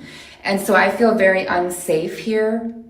So I don't want people to forget. My mom's boyfriend said these people have killed people. If I die, investigate my death and put the people who have been stalking and terrorizing me in prison. Damn. That's what you get when you speak up as a white person? God darn. It's serious Von Grerius over there, boy. You better keep your mouth shut, man. I commend the people who do. I commend the people who do speak up. I definitely commend the people who do speak up. But I got something good for you. I got a story time for you. She say her white she say she couldn't even trust her own white mommy. Go ahead, baby. This is a safe space. Go ahead. When I was 12 years old, my white mother almost let me drown in the Gulf of Mexico because her and her boyfriend thought it was funny. Damn. So you sitting up here trying to tell me we can't believe that they wasn't playing no game with Nolan out there on that boat and on that little island. What did you say, Ma? Yo, who? What you say? When I was 12 years old, my white mother almost let me drown in the Gulf of Mexico because her and her boyfriend thought it was funny. Damn. Whew. Go ahead. Let's hear what you got to say. Now, I grew up in Fort Myers Beach, Florida. My mom was probably in her late 20s at this time, and she was dating this man who was 20 to 30 years older than her. Old, poor, racist white man. Did not hide it, very open about it, and absolutely hated my guts. And would do anything in his power to get me in trouble with my mom because he found a light in seeing me getting beaten and abused and berated. I'm 100% certain, and my mom is culpable. For sure. But at the scene where we're going, they're like, oh, we're going to go on the boat this weekend. A little shack of a boat, by the way. This is like what this man used to live in. And we're going to go. We get out there, anchors the boat, and my mom was like, they're like, oh, you guys can go swimming. They anchor the boat, just swim right here in the Gulf, okay? Me and my little sister get out, we're swimming, whatever, having fun. My little sister gets in. He pulls that up and starts driving the boat away. Okay, I'm in like the back flow of the boat from the engine being turned on, and I'm swimming, trying to get closer, and they're sitting there laughing at me. We didn't have life jackets on.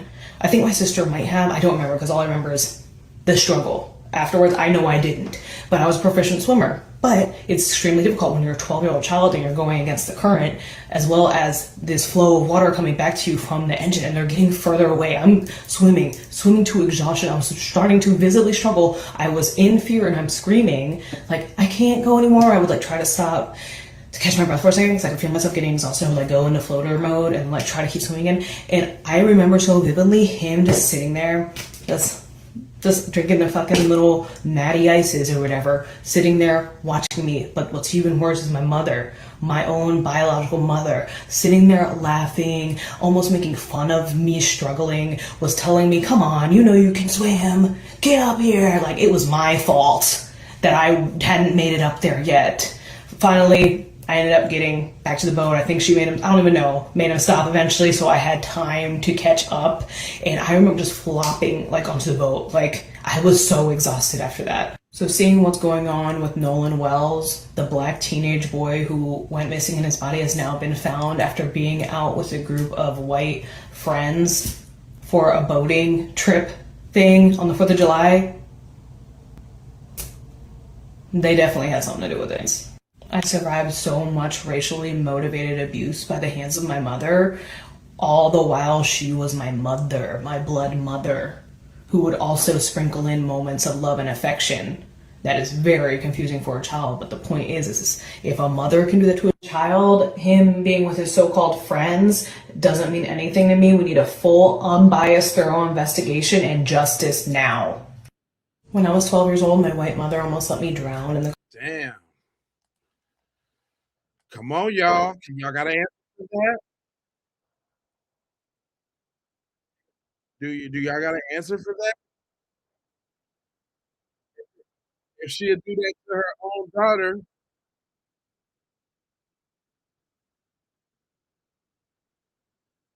man, I'm just asking.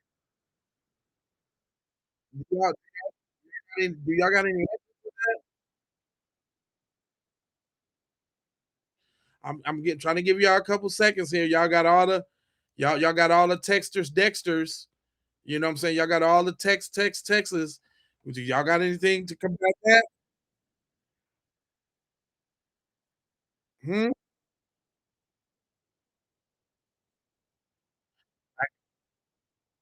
I can't hear you.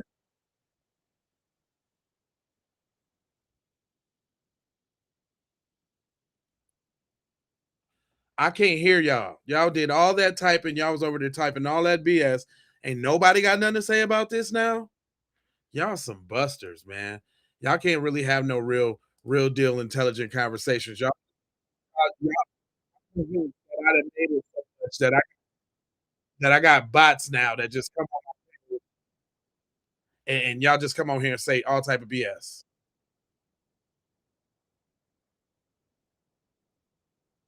Yeah, come on now. I ain't hearing y'all.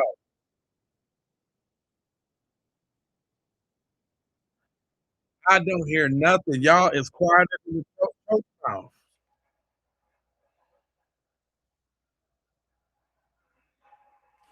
What? Hello? Is this thing on?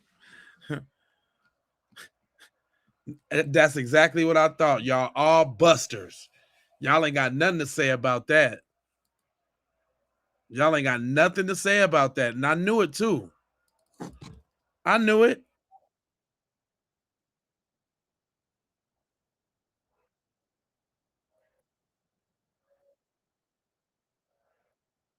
I don't get it. I don't get it. I've been waiting for you. I'm just taking a few seconds out to see where your head is at. I don't hear nothing. Y'all be having all type of stuff to text over there and talk this and talk that. I don't hear.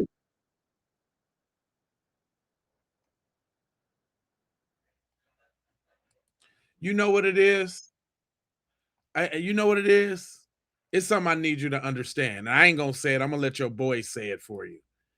Cause you already know I put a few videos aside for y'all. I do. Check this out. I need you guys to understand that white people are weak. Damn. That's just, I agree with that. I'm gonna lay it out there, and I'm gonna let it stew for a little bit to be as offensive as I can to the people. Damn. Say it again, homeboy. I need you guys to understand that white people are weak. Damn. That's just, I agree with that. I'm gonna lay it out there, and I'm gonna let it stew for a little bit to be as offensive as I can to the people. How dare you, Tim? My point is, it's only possible when you're weak. The left is strong. They're stupid. A lot of them are dumb, but man, are they strong. And if you think they're not, explain to me how they got all of the DEI period stuff, how they're still actively doing it, how they're taking over Virginia, how they're winning elections. They are not weak. And everybody, the right likes to look at the left and mock them and make fun of them for being dumb. You know the left is a euphemism for black people. You know that's a code word, right? When they say left or liberal, they really talk about black people. But he's right. They're so weak they can't actually say what they want to say, so they talk in code words. But go on, weak Tim. Well, you're staring at the clowns and ignoring the infrastructure they have behind it. The reason why I say white people is because I hear these arguments from white nationalists about like how they like white people so much. And I'm like, well, how many other countries on the planet, how many countries have opened up their borders and allowed a whole bunch of, minorities to come in and basically displace their population? It's only the white countries. I need you guys to understand. That sounds pretty low IQ to me too. I agree with that, Tim. I definitely agree with that.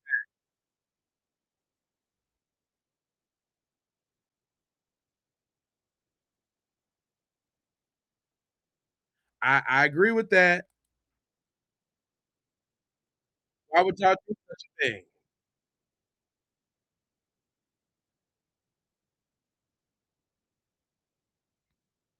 I don't hear y'all. How come every time we get to talking real, I don't never see y'all? Y'all just be typing in between the real stuff with the bull stuff. I don't never see y'all type nothing real when the real stuff is going down. What happens? Y'all getting tired? Is y'all racism slowing down? Huh?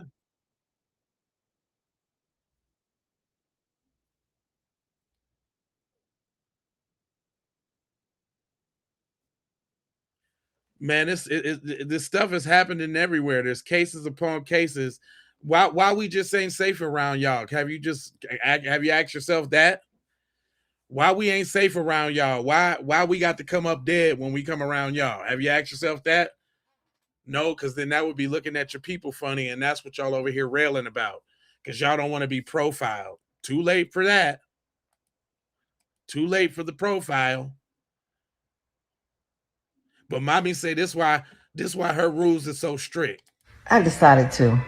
So I have a black son. Yeah. And my black son has white friends. Right. And my black son has gone out by himself with his group of white friends. Right. They've been friends ever since they was in elementary school, a couple of them. Okay. So I told my son, I said, you need to go out with a group of friends that's more diverse. You do not need to be the only black child that goes out with your group of friends. Good advice. So he wanted to go out of town with them, right? Uh-oh. And I said, no, you're not going. And did he go? No, he did not go. So what I tell my son, first of all, their phone numbers, their names, their addresses, their parents' names. Yeah. That was the first thing that I did with him. Right. Well, since this little situation that has happened with Nolan Wells, I told my son, you would not go to their house. You would not go out anywhere with them. No, sir. Because see, this mama don't play. Right. So he would not be going out with these so-called friends of his ever again. He would not go to their house. He would not go out with them. You can talk to them on the phone and you can talk to them on the computer, but you would not be hanging with those people anymore. Right. Because we all know what they're capable of doing. Right now, it's a little dangerous out there. The racial tension is a little too high for you to be letting your kid go anyway right now, especially if they're the only token black kid. Let me say that. You talking about the Cyrus Carmack Belton, you talking about Carmelo Anthony case, now we talk about Nolan Wells. The tension is a little too high, and sometimes we have to protect our kids from themselves. You know what I mean? I don't care if it was the opposite. One white kid, all black kids. You got to protect your kids from themselves because they don't know what they don't know. And a lot of these kids grew up in a inclusive society where everybody get a trophy, everybody won, everybody participate. And we know that's not reality. I grew up in the 70s. I still hear stories of my people being hung in South Georgia. My people was being brutalized in South Georgia. There are stories out there. And even though I grew up in I live now in an affluent community, and my kids went to these type schools, I let them know the history. And I don't think that's wrong to let them know about their history. So we always have to protect our kids from themselves because they don't know. And they do think everybody's their friends. And everybody's not your friend. Let's move to the next one. I decided to. So I have a black son. And he broke that down. He broke that down. He broke that down. You know what's funny? When the real stuff be playing, I don't got nothing to say.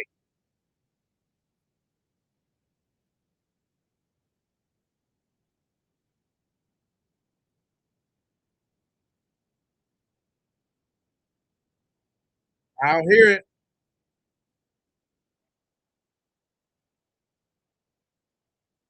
I don't hear you. I be trying to get a chance to speak up, but y'all don't be saying nothing. I don't hear you. Y'all just like to say BS. I'm convinced. Y'all.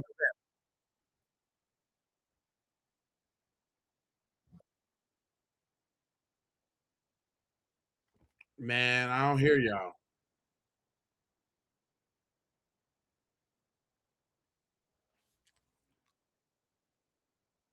I don't hear y'all.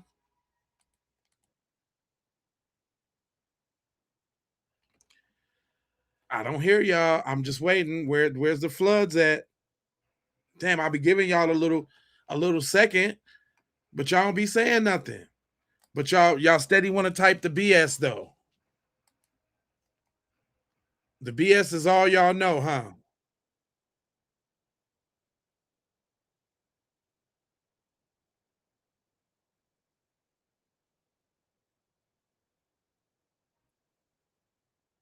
Huh?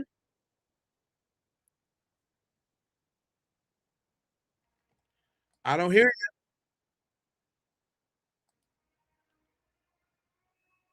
you. Okay. Well, the discussion does go on. Um, yeah, that's what that's what I'm telling them. Unmute. They had all of this stuff to say. I believe Kate was a plant and was used to find out what Nolan had to say about his so-called friends that was snakes. Yeah, I would agree with that. Thanks for tapping in, Doris. You family right now. Where you tapping in from? Where you tapping in from? Discussions everywhere. I kind of mess with the Jam podcast, but sometimes they be pussyfooting. Let me see what they got to say. Mysteriously dies and nobody knows. Yet again, another black kid mysteriously dies and nobody knows what happened. Are y'all like not asking the fucking question? Nolan and 3 of his white friends decide to go on Horn Island. 4 people go to the island. 3 people come back. Miraculously, nobody knows where the fuck Nolan's at. Your homie that you brought there, you don't know where Nolan is at. Okay, can we take a look at what the 4th of July looked like out in Horn Island? This is how it looked. First of all, good God. Good fucking God, that beach is in a shape. Yeah, it looks like a shithole.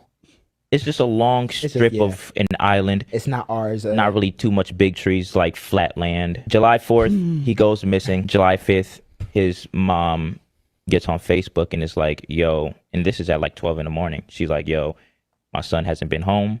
If y'all have any like clues of where he's at, please contact me. July 6th comes and they find a body on the island. They find him while the white boys were there, or did the white boys leave and then they found him? The white boys left on the 4th of July while he was still there. Back. Yeah, they left without him. They never came back together. I'm thinking this entire time Horn Island was like green. I didn't know that it was. I'm thinking like it's Thick Tree Island. I saw like a. It's flat, nigga. Yeah, I saw like a little video and I'm like, oh, surely this is just one side. By the way, completely forgot. After this situation, every single last one of his homies deactivated their account. I did see that. Yeah, family members deactivated everything. Lawyered up, which is just odd. That's odd as fuck. Odd reaction. You should be the first ones heartbroken. Yeah, and wasn't you out just here with about, this yo, nigga? my homie, where's my homie at? If it's your homie, where's my homie? Complete deactivation is not your one first of you. response. Maybe I delete my Insta. Maybe I deactivate my shit if one of y'all goes missing because of just all the news reports coming out. But like, you're going to hear me being like, where's my, like, I have no idea what happened. We was together and now the nigga's gone. And like, what the fuck? Like, we not even lose. Like, well, because the reality of it is that doesn't just happen. Yo, it's not like the nigga don't just go to thin air and you don't know where your homie is that you came with. Yeah, I'm thinking, like, they just went to like a cabin or wherever the fuck they were staying, and then they just left them there. Like I'm being forced. I didn't know they like completely just like left the fucking island. Left the island. Yet again, another black kid mysteriously dies and nobody knows what happened. Are y'all like not asking the fucking question? Nolan and 3 of his white friends decide to. Man, come on now. Come on now. Everybody having the conversation. I could dig that conversation that they had. They got some legit questions. I ain't mad about that. I can't argue with what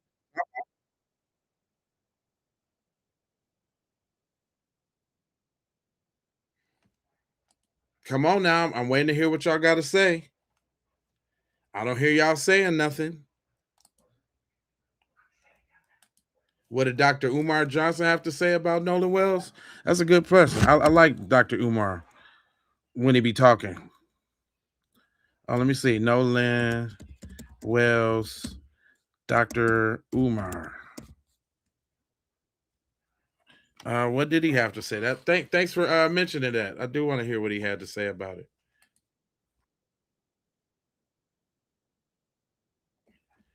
Hold on.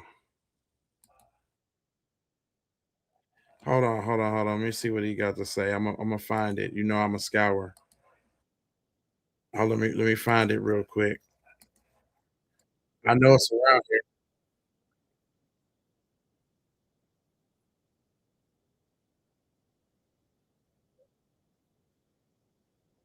No, it's on Dr. Umar.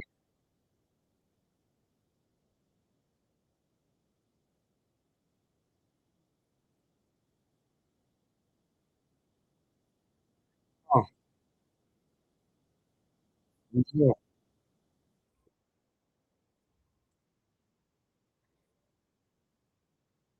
Let's see it.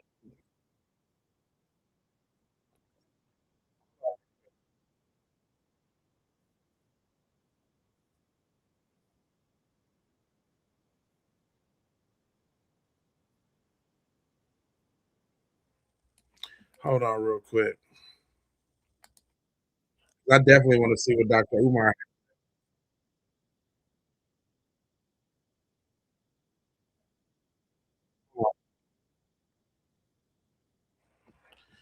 This video right here has been pretty popular. I'll tell you this. This one right here has been pretty popular. Real quick before I go on, I don't think I played this one earlier either, but this one's very popular, and he just lay it right down the middle. Check him out. You can't fault him for saying what he finna say now. Got to teach your kids, especially your kids that are hanging out with rich white kids. That is not good. You gotta stop letting them hang out with rich white kids. This Nolan Wells situation never should have happened. The parents of Nolan Wells should have known better than to let him hang out with these kids. I have an older son. I'm not saying it's the parents' fault, but I'm just saying it happens all the time. My older son is half black. He looked more black than he did half. Right. But he got into a similar situation. He was fighting with a bunch of rich kids in North Atlanta, the North Atlanta suburbs, the richest neighborhood in Cherokee County, Georgia. And he was fighting with a bunch of boys over a girl. And lucky for him, he didn't wind up dead. He just wound up locked up for a while. But it could have wound up with him being killed. And, you know, we as parents, we have to do a better job in informing our children about who they should and shouldn't hang out with, because matters. The color of your skin matters, especially when you're hanging out with a bunch of rich kids that have, you know, doctors and lawyers and judges as parents. You know that your kid is going to either wind up locked up or dead. So my heart goes out to Nolan Wells' family. I really hate that it happened to him, but you gotta protect your children, because white people will kill your children at the drop of a hat. That's just the way it is, especially these entitled little rich white kids. Sir, I venture to say it's not even just the entitled rich white kids. I think it's pretty much all of them, because it's not rich white kids that's going to go shoot up schools and shit like that. So I'm not going to let you go ahead and separate. See, that's that avoidance of responsibility, because basically he's saying like, me, I'm not a rich family, so don't be looking at me like that. Just look at the rich one. That's another one of that, trying to evade responsibility and that kind of thing. So stop it. So stop it. I'm not finna sit up there and let you do that.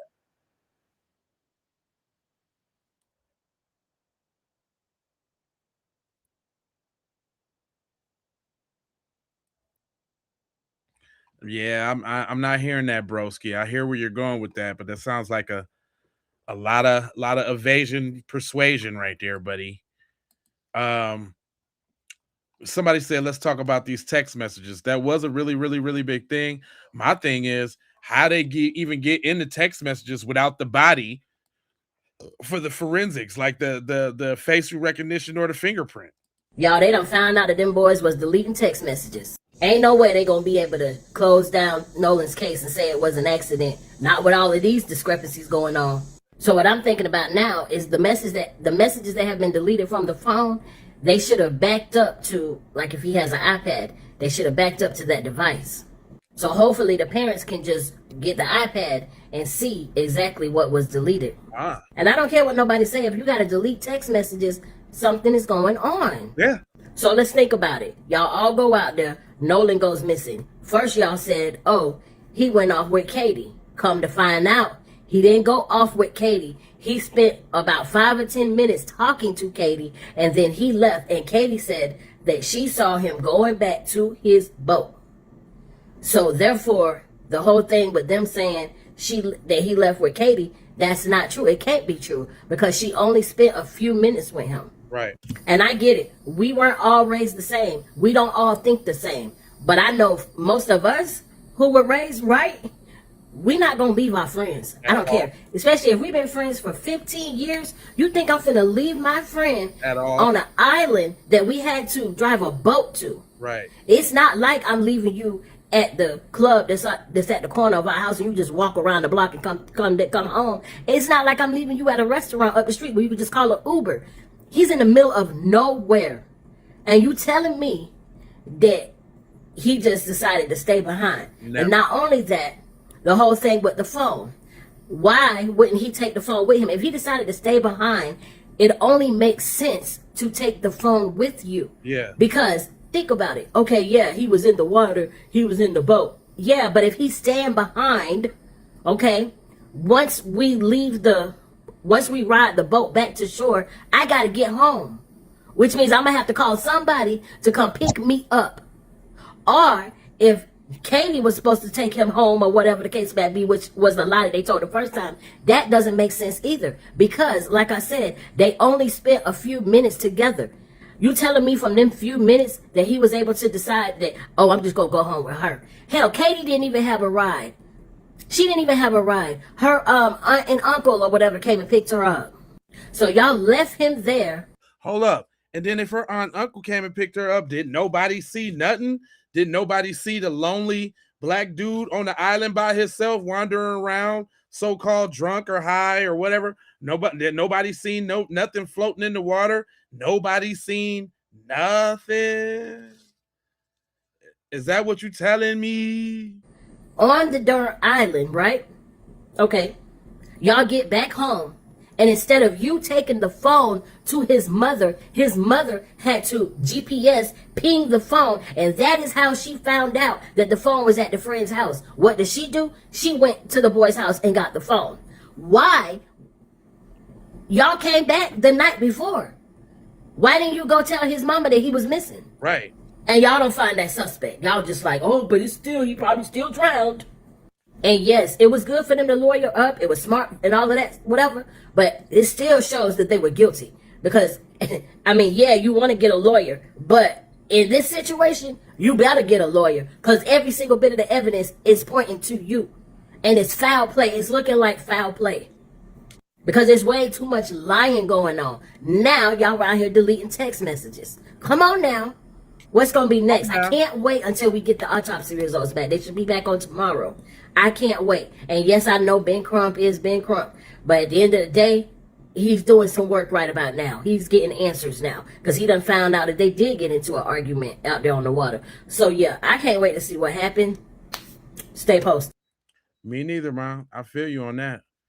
I can't wait to see. I cannot wait to see. Because it's a lot of fish sticks going on in the areas. I think my boy had little story time. I think he was kind of sort of like Nolan in a certain type of way. I didn't vet this one, so we watching this together. But if you say some bullshit, I got y'all. Hey everyone, Steven from Blackluster. I make apparel for the unapologetic, but this post isn't about that.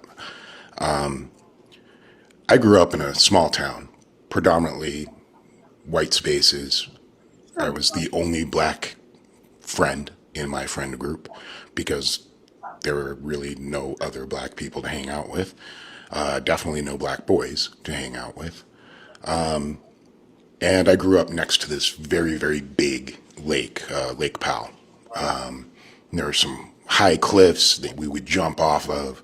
Our parents would drop us off out at the lake. We'd go cliff jumping all day. And damn sure, if 5 of us went out, 5 of us are coming back. Right. What's going on with the Nolan Xavier Wells situation in Mississippi, it is giving me a lot of pause and a lot of reflection. And it is also giving very Emmett Till vibes. Right. Because this is the same state, Mississippi, that killed Emmett Till. Right. I have more questions about those friends than any reasonable answers that have been provided so far. I'm looking forward to Ben Crump doing what he does and investigating this and hopefully providing those answers that we so desperately need. Right. And to bring some sort of closure for Nolan's family. But it is just crushing my heart. Right. And I think I'm going to, take a step back from socials for a little bit. Damn. Process, work on getting better. But, yeah, I'll see you guys around. Damn, I think he has something that he kind of really wanted to share with us, but he ain't really want to let it out because he probably still cool with them dudes right now, like on some I know what you did last summer type shit. Cuz had a couple little secrets he wanted to share out, but he didn't feel like he was just necessarily safe enough to say it. Is he black? I don't know, man. I don't know. He looked like he got some black lips and a black nose. It looked like his beard got a little nap on it. You know what I'm saying? He could be a little mixed one. Little half a halfer, little half staffer. You know what I'm saying? Oh yeah. And I appreciate y'all for rocking and rolling with me, man. I was trying to do a marathon stream at some point and see how long I can actually go. I didn't even know I had it in me like this. Make sure y'all hit that like button, subscribe, because there'll be new people coming in here. Y'all be watching, but y'all don't subscribe. Throw your boy, you know what I'm saying, a super chat or some jewels or something. You know what I'm saying? Or something. Look, we rolling up on hour number 7. I've been holding it down for 7 hours. Who y'all know can do a stream for 7 hours and keep it entertaining and keep it rolling? Who do y'all know that could do that? That got to be worth something. Yeah. They got to be worth something, y'all. It's just got to be. Now, I wanted to allude back to what them folks was saying. You said that was nothing more than a shameless plug for him. I don't know. I don't know. Yeah, he didn't really say too much of anything. You know what I'm saying? And you'll get that out here. Well, like I said, I didn't vet that video, so we discovered that one together. This one I did vet, and the dude that's in the picture down there, he's saying some BS, and then you got your boy on the clapback. But let's judge the clapback, and let's see if he really clapped back or he halfway somewhat sort of agree with what's being said. Wasn't killed by his friends. And this investigation just started. I mean, his body was found just yesterday. Give the investigation some time before we start hearing these crazy ass stories. And the amount of people that are saying that he was killed because he was a token black guy in his friend group is fucking insane. Yeah, we're not doing that shit. What you make it out to be is like some innocent, well, it's not the friends, don't get after the friends. No, what you're doing is you're victim blaming. You're putting this at the feet of Nolan Wells. Like he is somehow at fault for what happened to him. The fact that he is dead is on Nolan Wells and nobody else because it can't be his friends. Where's the human sympathy in this? Where's the address of Nolan Wells, the person, and saying, I'm sorry for the loss, for the family's loss, who lost a son, for Nolan Wells, who lost his future. You're going to come on here and immediately take up the side of something you know nothing about? You say we know nothing about it. You know nothing about it either. So don't come on here and put this at the feet of Nolan Wells. The young man is dead. Somebody is responsible. And people need to figure it the fuck out. Period. Period. I like straight to the middle. Straight up. Straight. I mean, just was there anything else about that he could have said? He wrote he broke that down.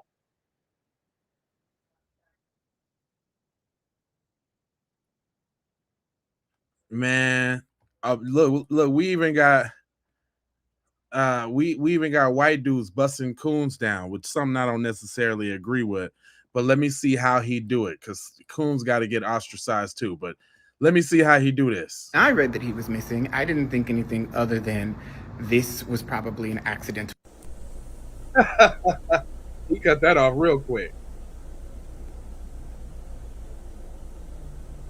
And I'm gonna tell you right off the bat, John right here, John done had a couple black ladies in his life. I'm gonna just go ahead and tell you that real quick. Just looking at John real quick. That don't give him no pass or nothing. But I can I can almost kind of tell John and dipped in a little chocolate there.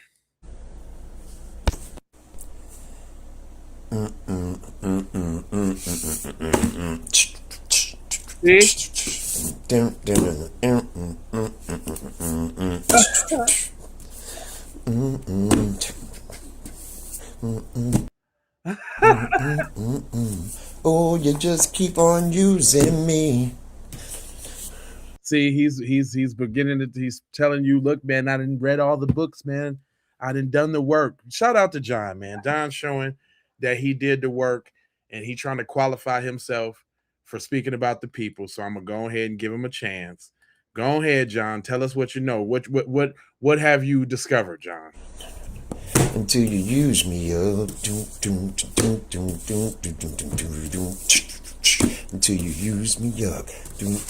Definitely history is doing that.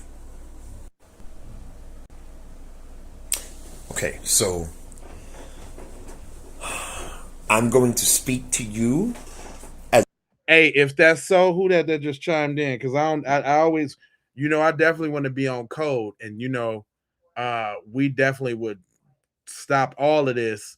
Maybe not so much for the injustice part, but ain't no caping for the families that talk down on FBAs. Do you got a link or something about that? Thanks for tapping in too, you family. Once you start talking, so as you Disturbed Radical, right? Matter of fact, both of y'all, where y'all tapping in? And I see you in there, Sean Davis. What's going down?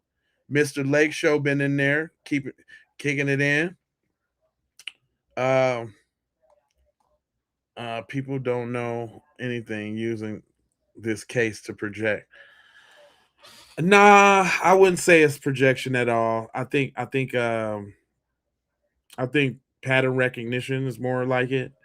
Like, you're not gonna pull the wool over our eyes, like we ain't seen this go down several times. But come on, we don't want to cut John's wisdom. Go ahead, John. As an educator and someone who has 5 years experience on this app, okay? The temptation, right, from the right wing, from conservatives, the temptation to make a lot of money, to rage bait black people on this app is amazing. There's a lot of money to make. And you saying what you said, that would make a lot of people feel very betrayed, because of everything we know for 5 centuries now. Okay? All right. Rather than chastise you, I'm going to suggest, because you have less than 5,000 followers, and I see you're trying to build this up, and rage baiting is a really brilliant way to get a lot of attention very fast. But let me say this. When the conservatives and the right wing is done with you. Why they always gotta flip it political? Everybody don't always be on the liberal conservative shit. Can you make your point without making it political at some point? Come on now, John. I was with you now. I thought you had a little soul burger in you, but now you ruin it. Thanks, Mr. Lake Show. I appreciate the jewelries. I want you to understand what I'm saying to you. When they are done with you, you will have nowhere to go. And don't you think for 1 second the Conservative Party is going to be a permanent home. Do you understand what I'm saying?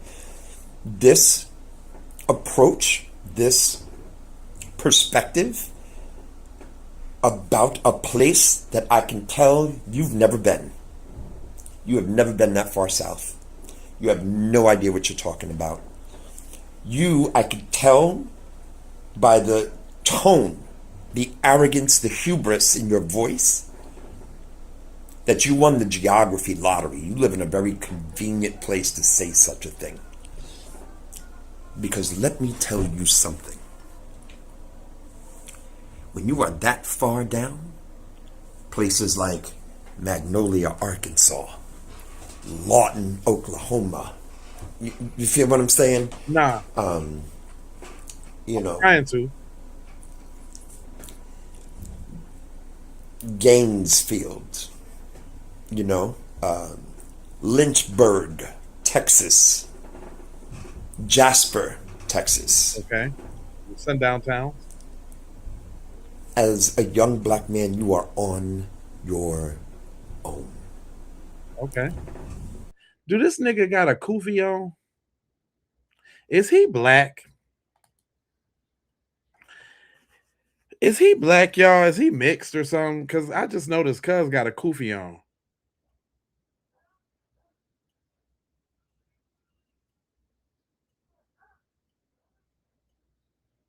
Oh, he's speaking to black conservatives. Is he black though? Either he's a dipped in chocolate white man, or he like half. Like I'm confused actually where he coming from, because he got some lips a little bit, but that kufi just threw me off. And if you expect the world to think that for some reason a young, educated man told his friends, here, take my phone, give it to my mom, I'm gonna stay here by myself 10 miles from shore with no way back. And my friends, instead of being out there looking for me, okay, went home, told their parents something, and their parents got them lawyers. What would there be a reason to get a lawyer for if you don't even know where your friend is yet? Your friend might have got drunk with somebody else, got in another boat. You don't know that. But before they found the body, your friends had lawyers.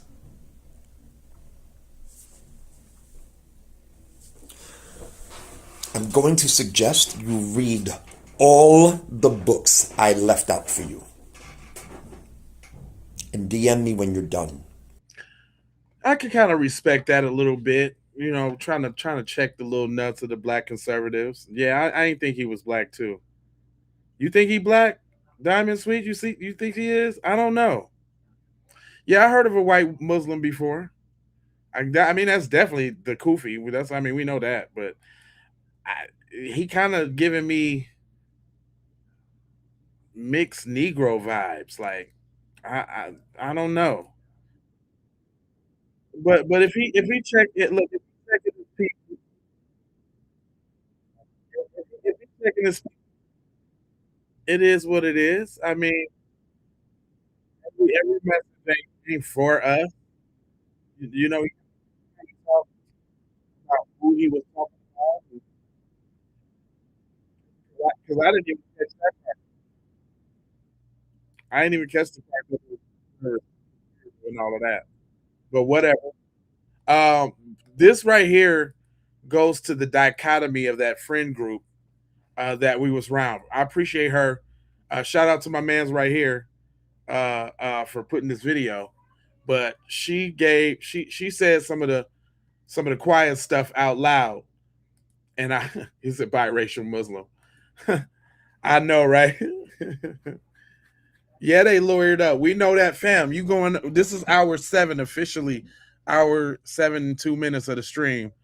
I'm going on a marathon right now because I wanted to see if I could do it, and y'all helping me do it. So I appreciate y'all. Make sure y'all hit that like button so more people can come up in the stream. Subscribe so more people can come up in the stream and send them little jewels and them little super chats. You know what I'm saying?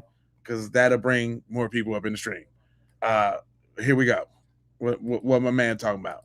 Shit's getting weird. What? Part infinity. I was taught racism by my grandfather. Fuck your grandpa. Let's just start there.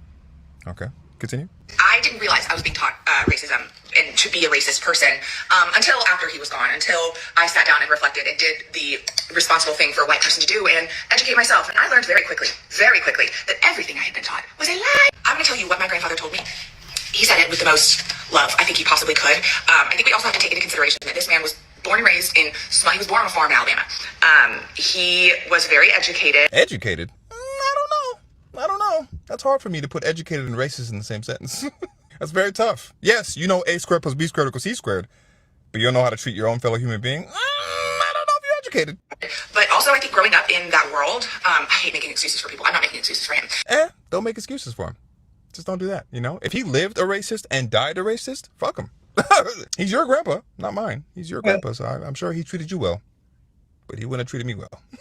I feel as though if he were alive today, his opinions would not be what they were. I guess we'll never know. You know, Suge, that's what my grandpa called me. You know, Suge, there's big cats out there. You got your lions, and you got your tigers, and you got your cheetahs. And no one's better than another, but they all stay with their own kind. That's what I was taught. I remember the first time I was told that. I was in the 2nd grade because I told my mom that I had a crush on the boy in my classroom. He was Indian. And I guess she told my dad, and my dad told my grandpa. My parents thought it was funny. I'm leaning more towards fuck your parents now, too. Right. I'm now extraordinarily anti-racist. If I hear you make fun of someone's accent, if I hear you say a phrase that you don't know is rooted in racism, I'm calling your ass out. Just goes to show racism is fucking taught. That's got to be tough. I was thinking about that, man. You grow up as a kid. Your grandpa shows you that he loves you. Your mom and dad show you that they love you. They take care of you. All these things. You built this love for them. All these things like that. And then you grow up one day and you find out that they were racist. And then now you're doing the work to move your generation in a different direction. That's got to be hard. Right. I'm sure you were really. I'm sure you're the black sheep of the family, maybe.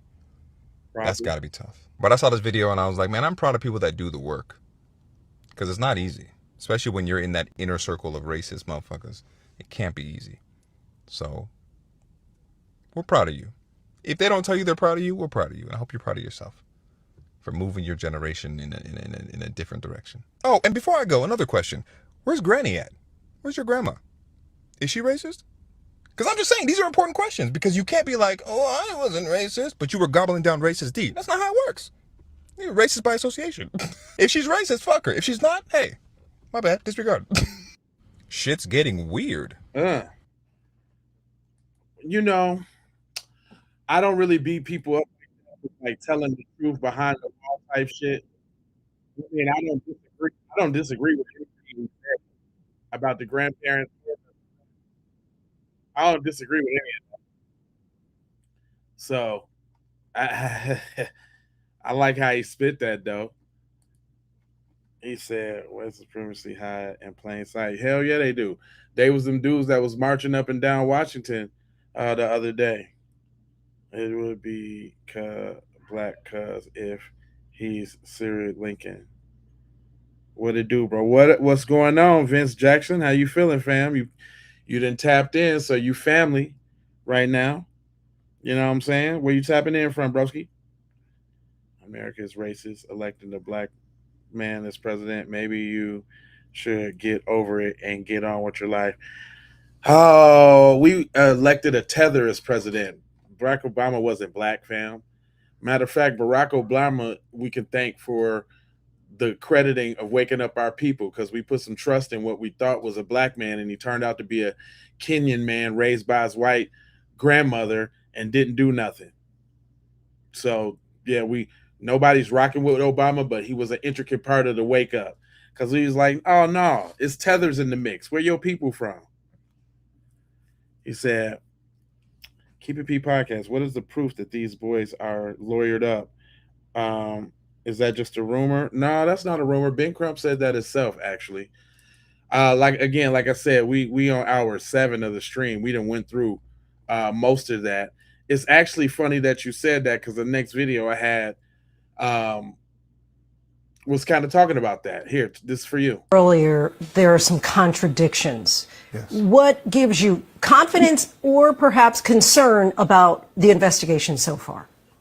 Well, the fact that they continue to tell the family that we don't see any evidence of any foul play, even though you have students who recorded an altercation while they were on the boats of argument where you had Nolan and somebody yelling at one another on the boat. So that's an issue. And then you have the young lady make a statement and she says, well, Nolan and I finished talking, and Nolan said he was going back to the boat. And then the boys on the boat said, no, Nolan told them he was going to stay with her.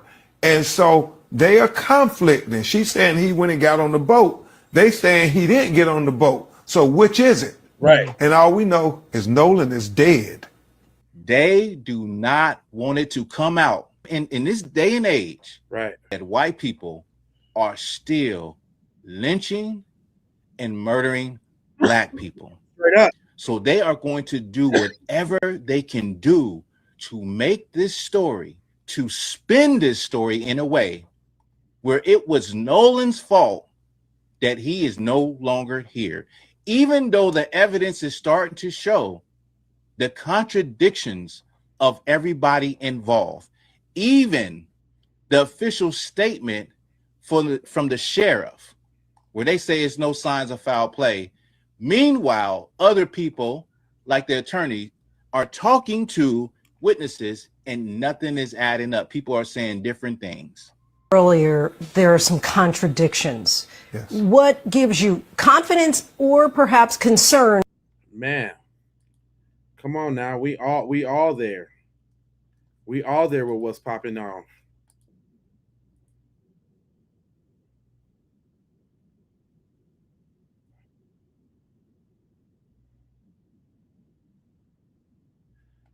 Listen, your boy White Trash. I don't know if y'all know about White Trash. But White Trash, yeah, he was lynched. Yeah, he was lynched. Hey, thanks for tapping in. I'm glad you said that, though. I wish you could send me something on that because I would play it. That needs to be broadcasted because we need to know if that's the case. We can't be caping for nobody who off code for real. This White Trash dude said this. Check this out, though. Hey, this is White Trash Saint, and this is the icebreaker. So check this out. We have these guys that's tied in with the Nolan Wells murder because why else would it not be a murder if people's covering things up? They're going into detail talking about they deleted their Facebooks, they're circling their wagons. Well, guess what else has happened? These families that were involved, the boys that was closest to Nolan, they were seen meeting at a restaurant earlier today. It was a group of about 15 people, the boys' moms and dads and the wives. They all come together. For what other reason would they be coming together now? Are they celebrating? Are they mourning? No, I think they're coming up with a cover-up plot. The plot is thickening. It's getting deeper by the minute. Right. So let's get into this. We have a judge. We have a doctor. And they just cannot accept the fact that their sons are going to go to prison for a very long time. So they're doing everything they can in their power and possibility. They're greasing hands with money. They're lying. They're making false statements. And they're doing so many things that white trash is not a fan of. White trash believes these rich scumbags, son, they should be in just as much trouble. If I would get in trouble for this, they need to get in trouble for this. If this was me, I'd be getting roasted. So these kids, they need to be getting roasted. We need to see somebody getting arrested. We need to see indictments. We need to see charges. We need to see toxicologies. We need to drug test these kids. All the kids around this island, why aren't these kids being drug tested? Their parents are not holding them accountable. Who's are these people's parents? Man, this white trash saying, America, this is part of the war. And I need you to man the gun line. Man the gun line one time for me, man. White trash saint signing off. I featured him on a video the other day, and that eye of Horus over his eye, that really sends me for a loop. I don't know what that's about. But you know, a lot of times I have to play the messages from the other side, right? But my man's kind of broke it all down. But listen to this cringeworthy this cringeworthy right here. Y'all gotta listen to this one. We got a crazy mob of angry black folks down on the coast. Would just love to find them at a gas station or anywhere else. See, you got to be careful when the abuser starts to play the victim. Look at the language that he's using. Imagine being an 18-year-old, 19-year-old accused of something like this. They're having to deal with the loss of their friend, and they're being found guilty in a court of public opinion and not able to leave the house. Oh, they ain't getting demonized in the media like black victims do. What are you talking? In the court of, see, I told y'all what it's all about. They don't want y'all looking at white people a certain way, because we not all like that.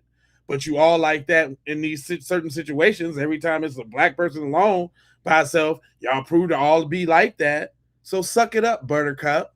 Opinion, and not able to leave the house. You got a crazy mob of angry black folks down on the coast. Would just love to find them at a gas station or anywhere else. These folks are fearing for their lives right now, and all they're guilty of right now is having a black friend. People, and I go back to what I said at the very top of this show. Situations like this are going to lead to parents having a tough, white parents having a tough conversation with their kids about who they hang out with for a whole different set of reasons than they should. You know, I make it unsafe for you, and in return, you have a natural response, and then I play victim. That's a textbook strategy. Right.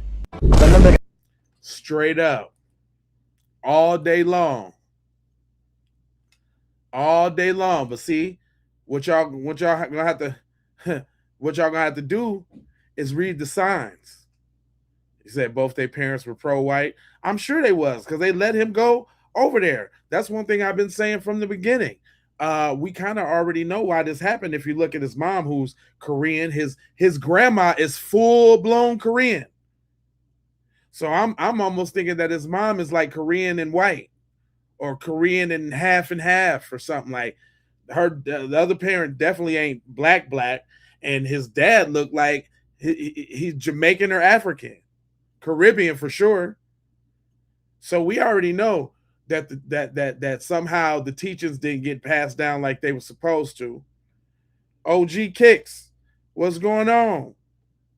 Hey, I'm in here. Lava Man, for sure. Make sure you subscribe and hit that like for your boy. You family right now because you tapped in. Where you tapping in from, bros?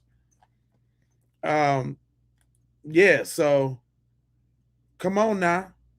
And I heard somebody in the comment section say something about segregation. Well, believe me, you ain't the only person talking about that. Get white faces out of black spaces and keep your black face up out of white spaces. You We need to be by ourselves right now. The problems that we got, we don't need no white. That's what I've been saying now for over 2 years. When I first said it, y'all dragged me and talked about me because I told y'all black Christians to keep your black hind end up out of those white-led churches. We need to be by ourselves right now. Any darn way. I'm looking at y'all online to my Nolan. I've been saying, get white faces out of black spaces and keep your black face up out of white spaces. Black people need black friends. We just need to know the difference between the white liberal and the white ally. We do not need white in order to liberate. Black folk fix your business, white folk fix your own business, and we holler at each other across the hallway. I am not saying that black people shouldn't have white friends. I'm not saying that white people shouldn't have black friends, but it should be strategic and it should be for the purpose of growth and learning from each other. Let us all be who we are, fully in our identity, and everybody respect what the hell the other one got going on and stay out of each other darn way. Sometimes I think integration was not the right thing for us. The problems that we got, we don't need no white. We need to be by ourselves right now. You need to have somewhere to go outside and beyond here. You need options. And those of you that decide to stay here because you got to stay here, you need to create safe black spaces. I don't know what you talk about. Need to go somewhere because you got options. We ain't. He giving tether vibes to me, fam. We ain't with the fleeing, fam. I don't know. Yeah, stay away, but we ain't. FBA don't flee though, so I really can't co-sign the flea ball message. But go ahead.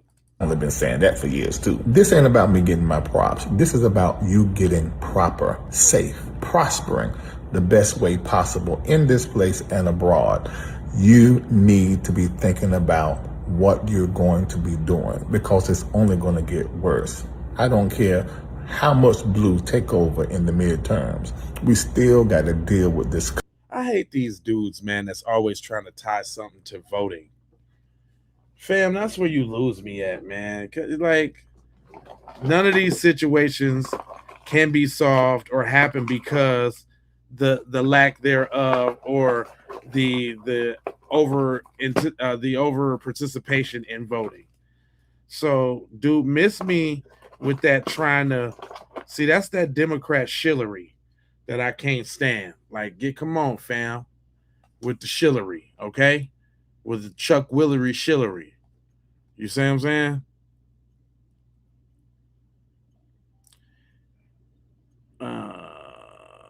He said when he shown what his parents, he looked like he was adopted kid. Yeah, he looked like he was adopted the way he talking. My man's though, he say something ain't right about that case, man. Something ain't right. So I was trying to take the path of waiting before I give my opinion on this Nolan Wells tragedy. Yeah. Because I was trying to let all the evidence come in before I say anything. Yeah. But then I seen where the police said that there's no evidence of foul play. But how can you know if there's evidence of foul play if he haven't even had a fucking autopsy yet? But anyway, that whole situation just reminded me of back in the day when I was in the streets and I was in my neighborhood and it was always this white girl that used to hang around all of the black girls. And when I used to come around, now I'm just thinking about how, you know, she always looked comfortable. She never felt like she was in danger or anything like that. And that's the difference between us and them. Yeah. You know, we are a welcoming people. Yeah. And then it probably was like, y'all better not letting it happen to this motherfucking white girl. We all gonna get locked up. Right. But anyway, I don't blame his parents. And the reason why I don't blame his parents is because they said that they was well off. And when you're well off, you tend to hang around well off people. Okay. So I can't blame them for that. But what I can say is this right here for future references. If you're black and you're in a middle class neighborhood and you're doing all right, you know, even if it's a predominantly white neighborhood, you know, be mindful of your kids being around other white kids unattended. Because when shit goes left, you can bet your ass they gonna get right. All of the friends lawyering up, scrubbing their social media pages. Right. Like, come on, man. Like, you know, you hit dog on holler. Straight up. As simple as that. They walk like a duck and quack like a duck. Guess what? It's a goddamn duck. Straight up. Y'all have a good one. Real talk. See, that's that black masculine energy coming through with that logic, right? You're not finna pull the bulls over our eyes. I mean, my man's gonna take it even a little step further because he like, what's the happenings? They have found Nolan Wells' body We need to be going to round up the people that he was with for questioning. Straight up. Everybody needs answers. Everybody wants answers. We're not going to get them through just basic comments and posts online. Time to force the accountability. We need to go and gather up the people that he was with, and we need to start having questions fucking answered. This is a shame. And this is very sad, very tragic. Someone lost their son. Right. A young man lost his life. And it's not being taken as serious as it needs to be. And if those were actually his friends, you would think that they would be openly showing concern about the well-being of their friend. Where are they at? Right. We ain't heard shit from them. Like, what's the real deal? What we we doing? And now that they have found, I feel it, man. At some point, it comes to a head, and it's like, you know what I'm saying? Like, you know what I mean? Like, man, what we doing, fam? How long we gonna let this? And I appreciate how he related the message, because sometimes you just because people ain't belligerent and saying it all out in the open, don't mean he ain't saying what he's saying. If you know, you know. But for real though, like what we really doing? What we really doing? That's the question.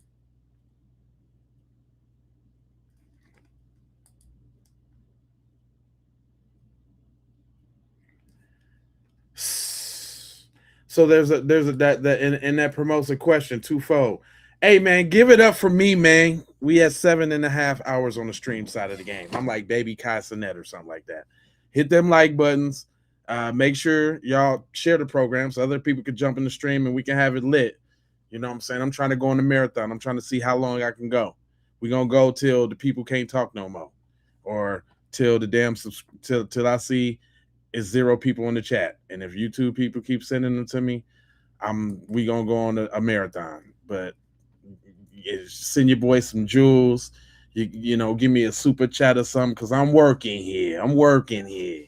This is what you call passion. You understand? It's passion, dedication. You understand what I'm saying? Shorty got something to say about the phone. Go ahead, Tina Kane. Okay. So I go out with my friends on a large open body of water on a boat. Right. And they come back and I don't. Okay. But they got my phone. Mm-hmm. They question my friends and they all say, I don't know what happened. But we're all on the same boats.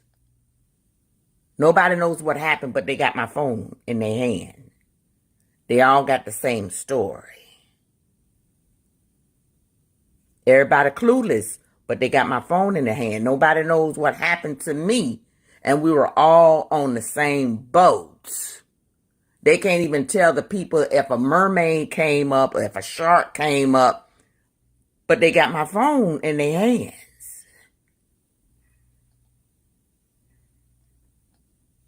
I mean, but they got my phone in their hands. Like, straight up. They got my phone. What are you talking about?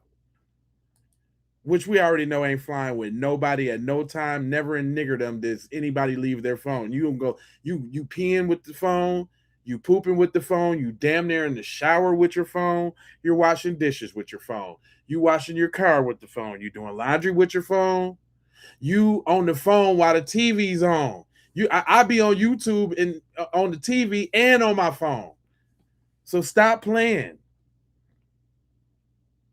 But I know some of y'all ain't gonna like this message though. When y'all folks get to talking, that's either when the numbers go Black down, people, or the numbers go down, or the comments go black down. people Because y'all have got to stop. Messages, but I gotta give it to you. Black people have got to stop hanging out with groups of white people. Damn. I'm gonna keep it a buck with you. Okay? I would trust one white boy with a group of black boys before I trust my son with a group of white boys. Damn. And everybody would.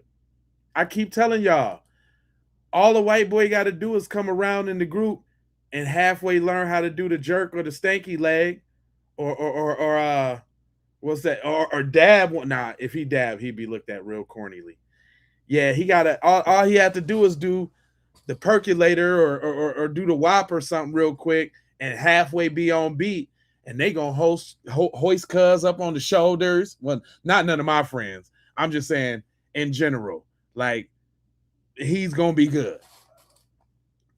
He gonna mess around and get a number while he there, and then you're gonna look up 2-3 months later, and now he your cousin on your daddy's side because he didn't got somebody pregnant.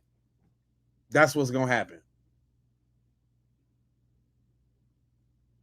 It's not gonna be the other way around. But go on, Mom. I feel you. Go on. Tell him what you got. It's not me trying to be racist or anything. Right. Okay, because honestly, there's some cool ass white people out there. It is. I'm not gonna lie, okay? It is. I have so many white supporters that are so genuine. I do too. We don't talk in absolutes around here. We don't have to say. I don't feel like I gotta say it all the time. I feel like if you know me and you know how I get down, you know it ain't no hate in my heart.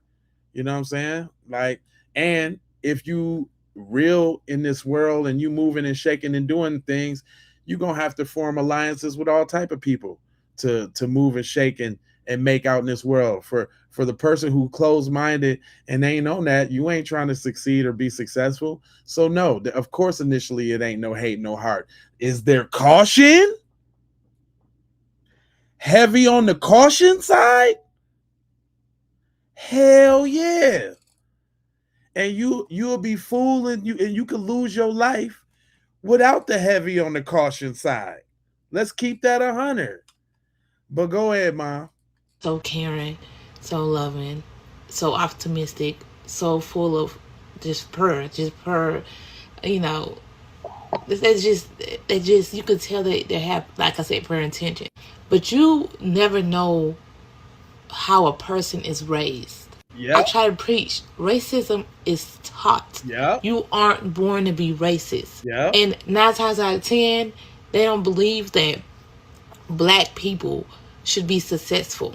And if they see that a black person is bound to be successful, and 9 times out of 10, you know, they know that they're better than them, baby, that becomes a hate crime at that point.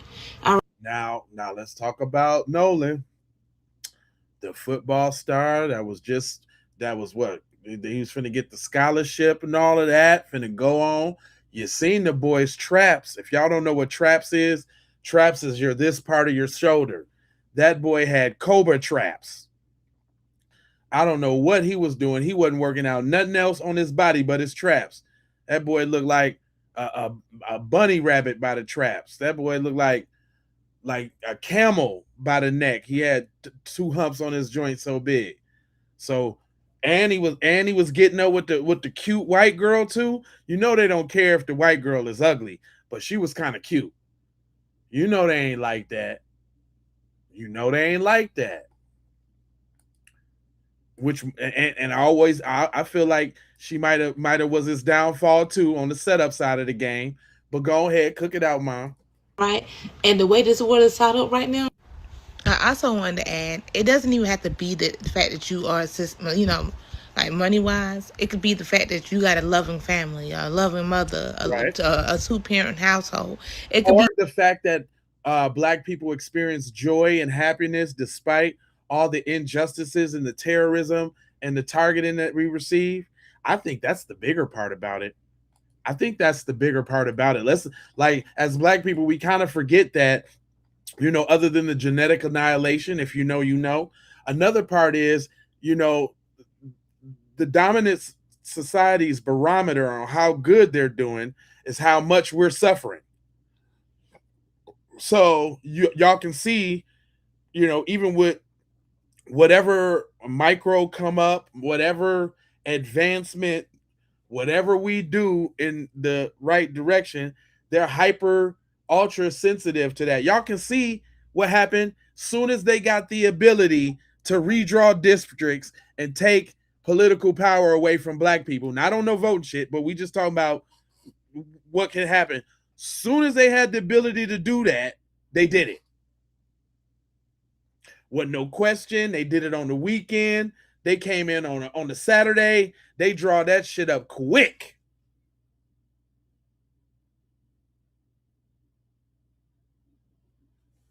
But I'm gonna let her cook out. Go ahead, Mom.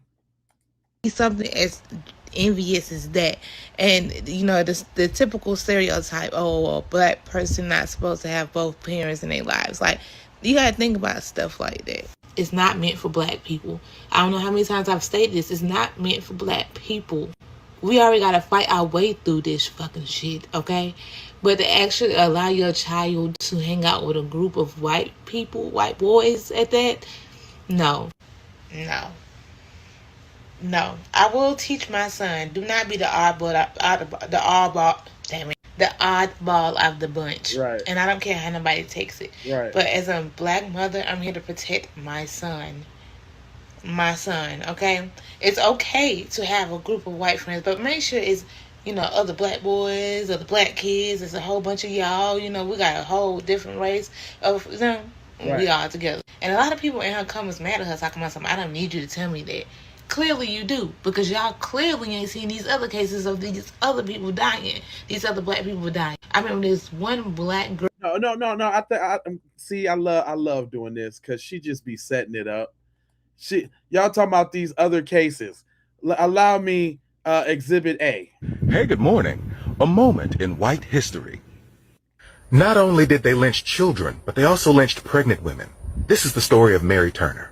On May 19th, 1918, Mary Turner was lynched from the Folsom Bridge just 16 miles north of Valdosta, Georgia. An angry white mob bound her by her feet, strung her up in a tree and hung her upside down, poured gasoline on her body and lit her on fire. Damn, man. I understand why y'all don't want to teach history in school. We ain't learned about this in school.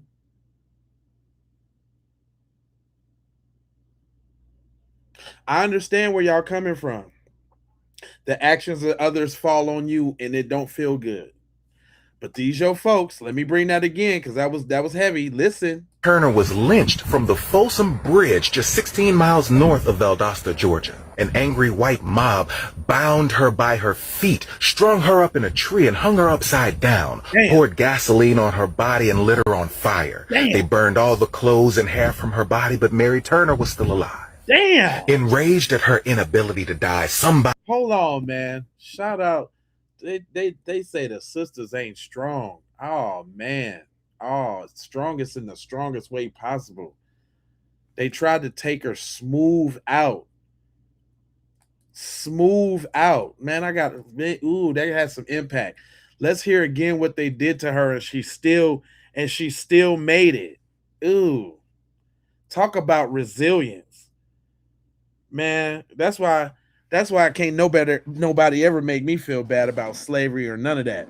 That's something we endured and came up out of because we ain't slaves now. Yeah.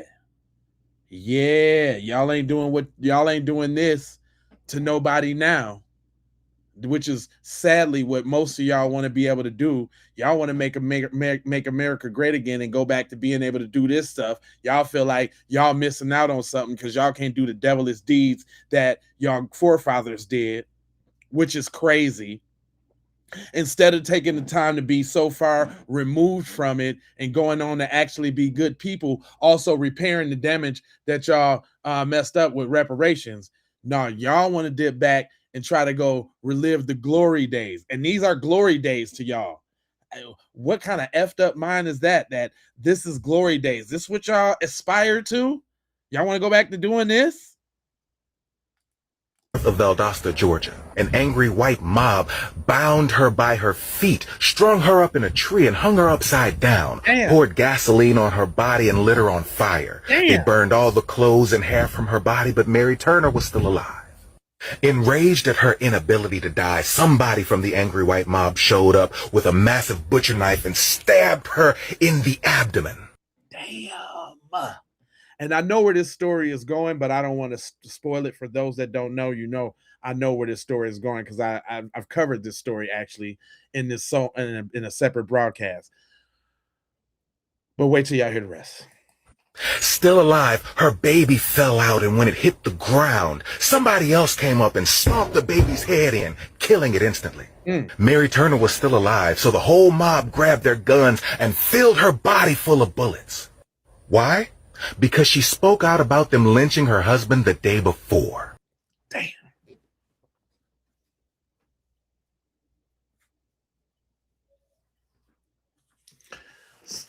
And you gotta know that the black man that was getting lynched, they was lynching him and made an excuse to do so, probably to take over his land and steal his business.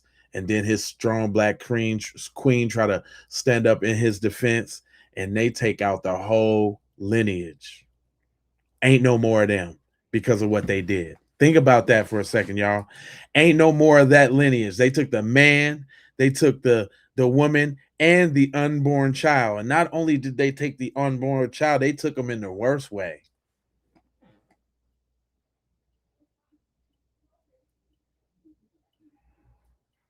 Go look this story up if y'all don't believe it.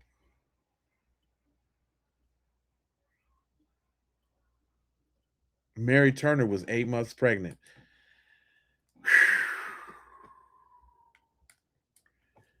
Man. And so then we talk about, the place that they grew up. We talking about Mississippi there, right? We talking about Mississippi. Shout out to Kiana Lawson. I feature her quite a bit on the channel. Go ahead and tell them about Mississippi, Ma. So my brother lives in good old Mississippi, and we had a long conversation today about this Nolan Xavier Wells case, the death of Nolan Xavier Wells.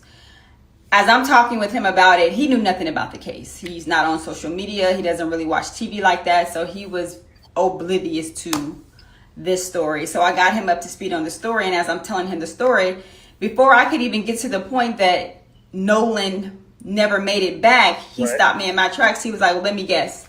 He never made it back. They made it back to shore without him. I was like, exactly. He was like, nah, I almost got caught up the same way. He said he almost got caught up the same exact way with one of his coworkers. He was like, he had started a job, and unbeknownst to him, he didn't know that there was some like thick racial tension happening on the job, where he works in like warehouse environment, where at this particular warehouse, the manager or the person that they reported to is a black man. Okay. And he was like, the white employees have a real hard time taking direction, orders, or even having a authority figure being a black person. Right. So it becomes very problematic because they don't respect the manager, and it just, as black people are watching these white people disrespect this manager, it gets them in defensive mode. So he's like, the racial tension within a company is thick when it comes to that. But he was like, we from California, we're used to diversity, being from California, being from the Bay Area.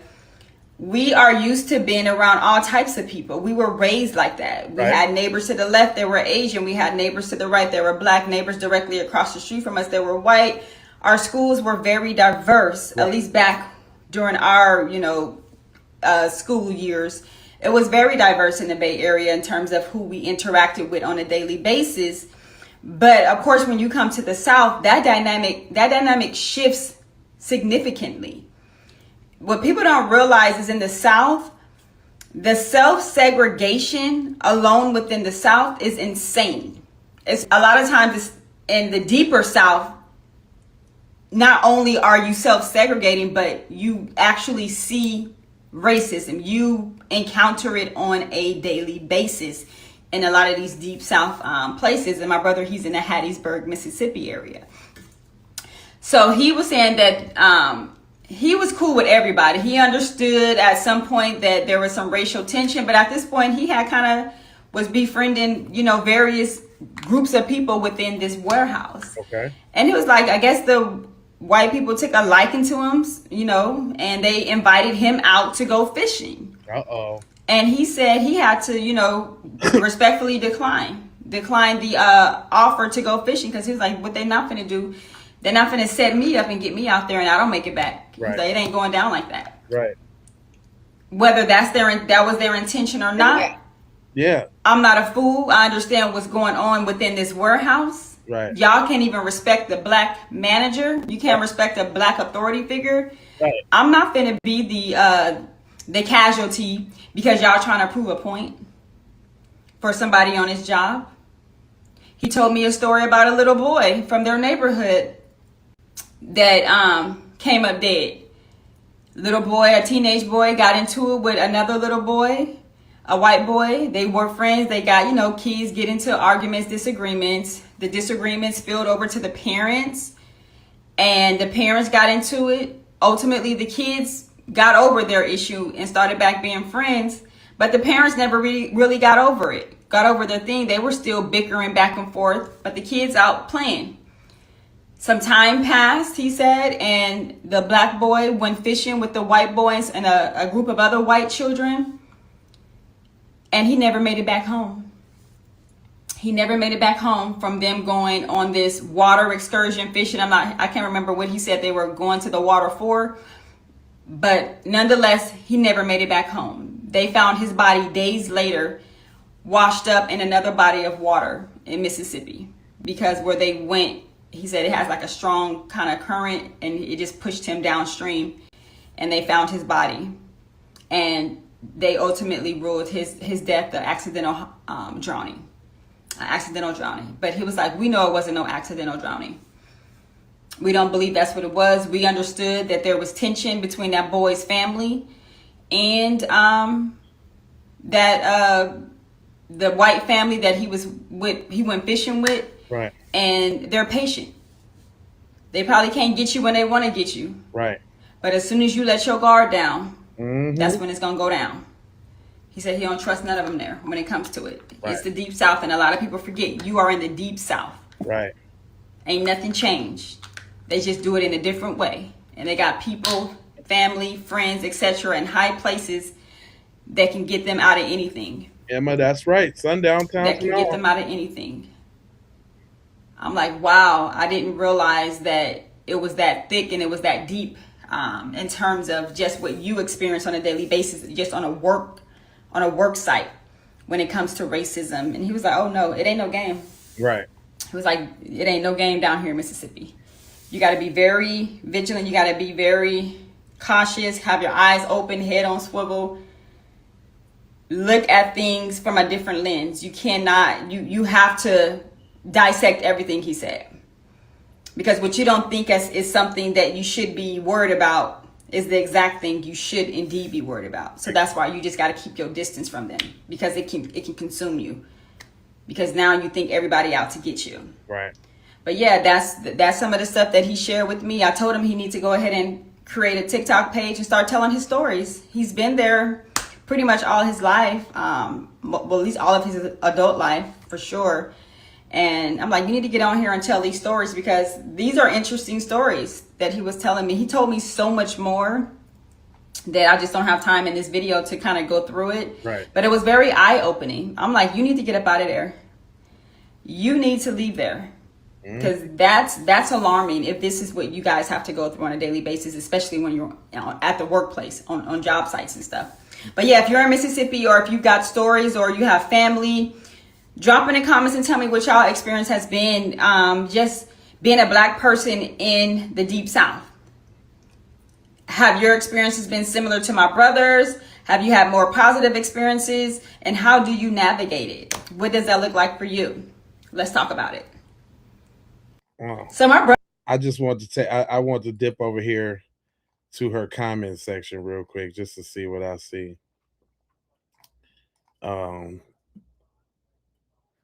Just like if somebody wrote, I knew somebody was gonna write a big long ass paragraph. So I want to read it. It says, "Yo, brother is absolutely right. I stay in New Orleans, Louisiana, and I didn't see it at all. And I had some Italian friends that just wanted Italian. He didn't play about that Cole that a family wanted him to play, but so he so what he did, he showed me their whole playbook. It's amazing. It's my blue. When I try to tell other black people, they look at me like I'm crazy, but these things experiences with him, you see, he told me a secret about him when he was 18 years old. He said, I have to tell you something. If you tell I'll tell you my family the truth, they will lose all respect for me. He was dating a girl who was in the community college, and the young lady broke up with him. He took a gun and shot himself. He took a gun and shot itself. He lived, shot himself, and he lives. He said shot itself. He shot himself and lived. His parents asked what happened. Remind you, his dad is a judge. His dad's brother is a judge. Their other brother is a judge. He told me his dad he told me he told his dad what happened, and he said the black guy shot him. The racists got so crazy in Louisiana, the police were stopping every black man there. He was talking all over all the anger out of every black man. It was crazy because I'm living it. But one thing I can say, when he told me that secret kept me protected, he meant he was not gonna let nothing happen to me. That day I became his secret family secret. That sounded like y'all was in a relationship and he was pillow talking. That sound like y'all was in a relationship and he was pillow talking, and you like, he ain't gonna get me because my pussy good. Like, what the hell, nigga? What are you talking about? That was the worst. He could have kept that story. And then how could you still be friends with a dude like that after he told you he blamed shooting himself on a black guy? That would no longer be my friend. Because guess what? He's gonna blame something on you. He just told you what he getting ready to do to you, and you ain't taking the signs. See, that'd be the problem right there. People don't listen. They don't listen. I heard exactly what he said. That's comprehension. You just told me that a white person confided in you about a time that they did something heinous, not only going to go do something heinous and end up doing something heinous to themselves because they was a pussy, sucker for love, just shooting himself over our broad. Right then and there, you couldn't be my friend. You are goofy. You shooting yourself over broads, cuz the friendship's over. But not only that, all your family's a judge, all the judges in your family, and you go tell them, and they immediately start looking for black people in the city, and you cool with that? You know it's black men getting pulled over for no reason because you done just lied to your judge family about shooting yourself? What a rotten person. Dude, you could have kept that comment. I don't know who you was, or it don't matter what color you was. I hope he wasn't black. If you was black, that's even worse. You're the worst type of nigga. God damn. You set your ass up around cuz and let him tell you that story, and you still cool, and you think you his golden nigga now because he done told you the secret and he ain't gonna flip on you? Wow. Okay. All right, Broham. I like to see. I wish I could get an update on that story and see how that shit works out. But I did cut old girl wisdom because she had another story about them folks. And I don't know if y'all remember that, but I didn't want to cut her wisdom. She had a story about them folks. Sleep over with her white girlfriends. I don't even remember how that case ended. Right. But she was gone. She was gone. Carmela Anthony. That case that just went on. Right. He just boom. He locked up. Gone. Life. His life is all torn apart now. Basically, like his life is gone. Moral of the story: y'all really need to start praying for your discernment. Praying for your kids' discernment as well. Praying that they know when a person isn't meant. Nah, we can't. I'm sorry, Ma. We can't borrow this one to Jesus, right? Because that's solely up to the parents' responsibility to teach these babies about these situations. But you got a lot of people out here talking about they don't want to ruin the child's innocence and this, that. Man, these people don't see them like children anyway. They see them as adults. If you're 7 years old and you're an adult. You're a criminal man child, adult, 7. So, man, we got to start keeping it real with the shorties, man. It's time out for that sugarcoating. Sugarcoating is what got your boy in this situation, unfortunately. I think so. It don't sound bad. Not really. It was good before then. But guess what? That'll never be able to happen, because you want to know why that'll never be able to happen? Because we've tried it with the 27 towns that are either under a lake or under a dam or that was bombed or whatever. We tried that. And guess what? They came over to see what was going on. And just like dude in Minister Society with the glasses and the banana, they ain't like that shit. They ain't like that shit. They ain't like that shit. They did not like that shit. Straight up. I've been debating whether or not I'm not really a big spoken word person. And this girl got a poem called Dear White People. I'm not really a spoken word person, but I don't want to, I don't want to stop y'all if that type of thing gets y'all. Y'all like spoken word? I'm going to ask. Do y'all like spoken word? Hit the like button, man, and subscribe, because I see it's another wave of people coming on here. We coming up on hour 8 of the stream. I'm on a stream marathon right now, just seeing what I could do. That was Minister. Oh, that was Belly. I'm sorry. I'm sorry. It's been 8 hours, cuz. Come on, give me a little break, cuz. He's like, that wasn't minute. Hold on now. Might have to take your black card now. Nah, that was Belly. I'm sorry. Belly in the scene with Method Man and Crucial Conflict, and your boy Lorenz Tate. I think is not Lorenz Tate, but the other one. You know what I mean. The nigga with the 5.0 with the rims on it. But anyway, Kane, you know what I'm saying? I know I mixed it up a little bit. It's been a long time on the stream. Cut me some slack, brother. He said, I don't want to read a poem addressed to them. Yeah, listen. Me personally, let's talk about me real quick. Just a little I gotta preface this way too, just so you'll understand where I'm coming from. Secretly, I wish I was an R&B dude and I could sing, because if I could sing, I'd be singing everything. I'd be singing all the time. But in that same vein, I'm a hater when it comes to sing. So I don't like plays with singing in it. I don't like the singing portion of movies unless it's the 5 Heartbeats, the Temptations, the Jacksons, What's Love Got to Do with It, and Why Do Fools Fall in Love, the Frankie Lyman joint. If it ain't them movies that sing in it, I really don't want nothing to do with it. Oh, Seventh Heaven, like Bruce Leroy, The Last Dragon. Other than that, I'm really kind of hating on the singing movies. Like, I would never watch something with Fantasia in there singing and all of that. Like, that really kills me. So the last thing I want to do is hear some spoken word. But in the same breath, I'm a poet. I mean, I rap. You know what I'm saying? I can put words together real good. So it's a real weird dynamic with me. So I had to musicals are corny. I hate musicals, man. I mean, like, with a passion. I would, oh my God, I don't like if they bust out. Now, I liked, I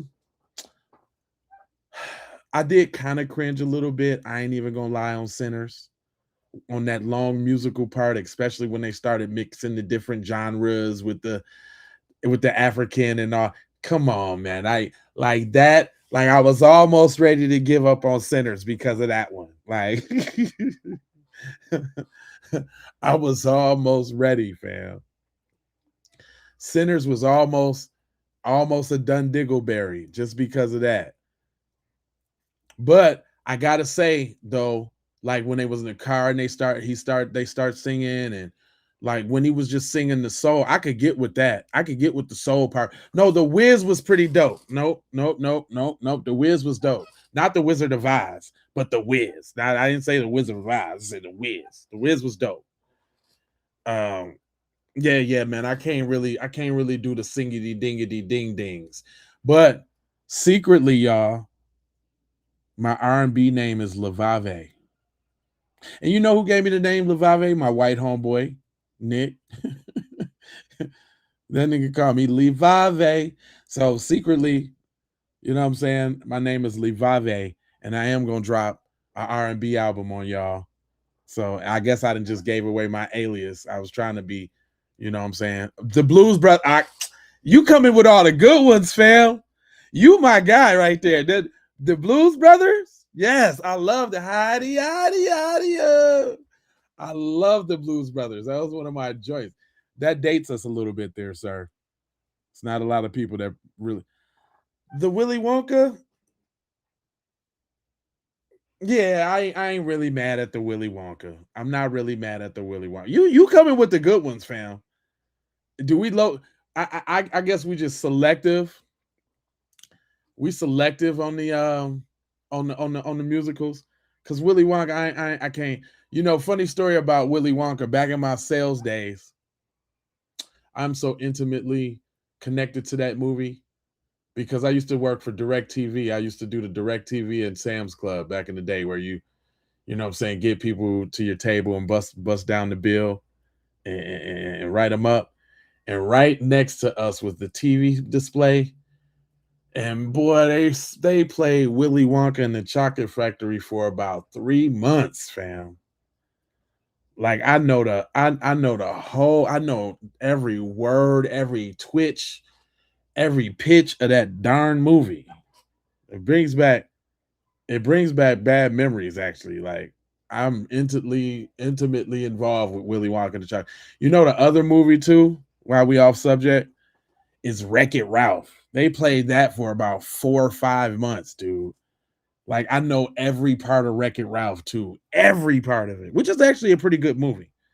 But I guess you can't help but like it if you watch it every day while you at work eating that Sam's Club pizza, that triple meat pizza. Y'all know about, and that parfait. I used to eat triple meat pizza and parfait all day. Real Sam's Club people can relate. Yeah, you know, I'm a regular dude. You know what I'm saying? It's black empowerment all the time, but I still live life, right? You know? Although, even though in life, I'm always scouring the internet for videos for my next live stream. So y'all just throwing me behind. You know the live stream tomorrow going to be a little later in the day. Probably not, because I'm going to still probably bounce up at the same time I do. But give a shout out to me, man. Hit that like button, man. Throw me some jewels or some, or hit me with a little what they call them, super chats. You know what I'm saying? Them is cool, Jew. We running up on hour 8 of the stream, fam. I can't believe I done did this, man. I'm gonna tell y'all real truth. Like my stomach got the little bubbles in it, like the little nervousness, and it's like maybe like adrenaline keep going on. Cause I got like over 5,000 videos on my channel. So it ain't like I'm new to streaming or nothing like that. Like, but like this long, like the other day I did a stream. I had went over like some of the George Floyd protests, and that was like 7 hours long. But keep it real talk, I just played a bunch of long videos, and I was able to take a little nap between them. I wasn't really doing this like I'm doing. You know what I'm saying? But yeah, man, I'm trying to get it in, and I've seen a lot of y'all have been in here rocking with me, like Mr. Lake Show. You've been there. What you at work, fam? I'm getting you through your little work schedule. I done seen a bunch of y'all in here for a long damn time. Shout out Southern Breeze. I see you just stepped into place. What it do? Oh, shout out to all the members that I acquired on this stream. And y'all been looking out. I guess I got to stream longer, you know, because I done got several members to the channel from this stream. And I appreciate y'all, man. Because I already know they is going to snatch all the revenue from this stream because advertisers don't want to advertise on content like this. Now go ahead and talk about Trick Daddy and talk about Sosa, you done left and came back. Oh, you done left. Listen, I'm on the marathon, boo. You see me? It's 8. You just popped in at the 8-hour mark. I've been on here rocking it for 8 hours, straight content, straight getting it in. You trying to keep me up, G? That's what's up. Manny, where you at, man? Why you up so late watching me on this damn stream? What's that with you? Where you at, dog? You at work right now, Devin? That's what's up, man. I just see you over there giving some of them folks the blues, clapping back in my comment section, and I appreciate that. Thank you, boo boo. She started the trade, man. Go ahead and get them little jewels and stuff like that up there, man. Ain't nothing but a couple hours. You know what I'm saying? A couple hours. You know what I'm saying? Ain't nothing but a couple this, that, you know what I'm saying? Smothers brothers, you know what I'm saying? Well, I got y'all all here real quick because I know it's a Tucson. Okay, that's what's up. Man, listen, this is a personal challenge for me. I ain't never did it. And I was scouring the internet the other day and I seen some dude's channel. And he had a stream on there that was like 10, 11, 12 hours long. And you know, he all he did was sitting there, he was sitting there reviewing crime content. He was doing the little crime content, like just going over, and you already know who was on all the crimes too. Y'all already know who was on all the crimes. He was doing crime content, but I was very impressed because Cuz rocked the whole. I skipped through it. Of course, I ain't watched the whole 12 hours, but this man rocked the whole 10, 11-hour stream, back to back crime shows. And I like the way he was, stopping it and analyzing it and doing this, that, and the third. And I was like, man, I was like, I could do that. It's like, I could do that. I kind of took it like it as a challenge, like challenge. I'm like, could you rock a stream for that long and keep it entertaining? And I gotta say, I'm a little impressed by myself because I've been monitoring the numbers, and Keeping Pete podcast been over 100-something viewers the whole time. And I gotta know that a lot of y'all been riding the storm out with me, but it's been a fun ride, man. We had this Mexican lady on here saying her little testimony with the unos dos tres beeper in the back with this fire. Oh man, this has been a great stream. Now you know what's gonna be terrible about this stream, and this is on some YouTube. I'm gonna share some behind the scenes stuff about this, but this stream is gonna be hell to cut up and make shorts from.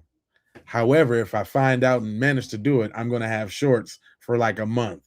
So many shorts that the shorts is probably going to be way out of style by the time they come out. So this is crazy. He said, what do I want to discuss?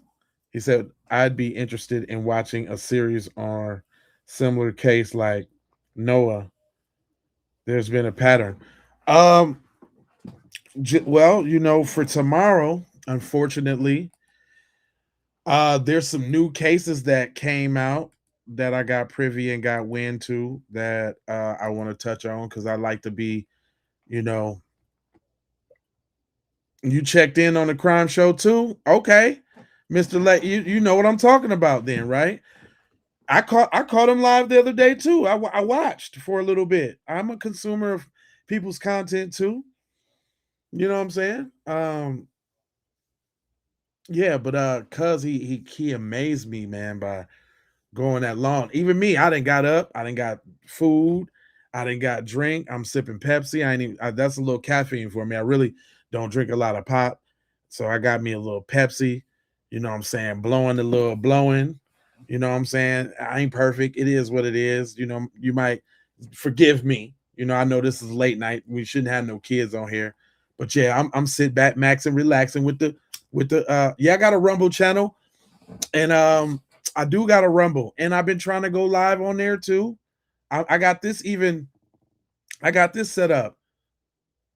Oh, thank you, Caramel. I appreciate that. Caramel bottom. All right now.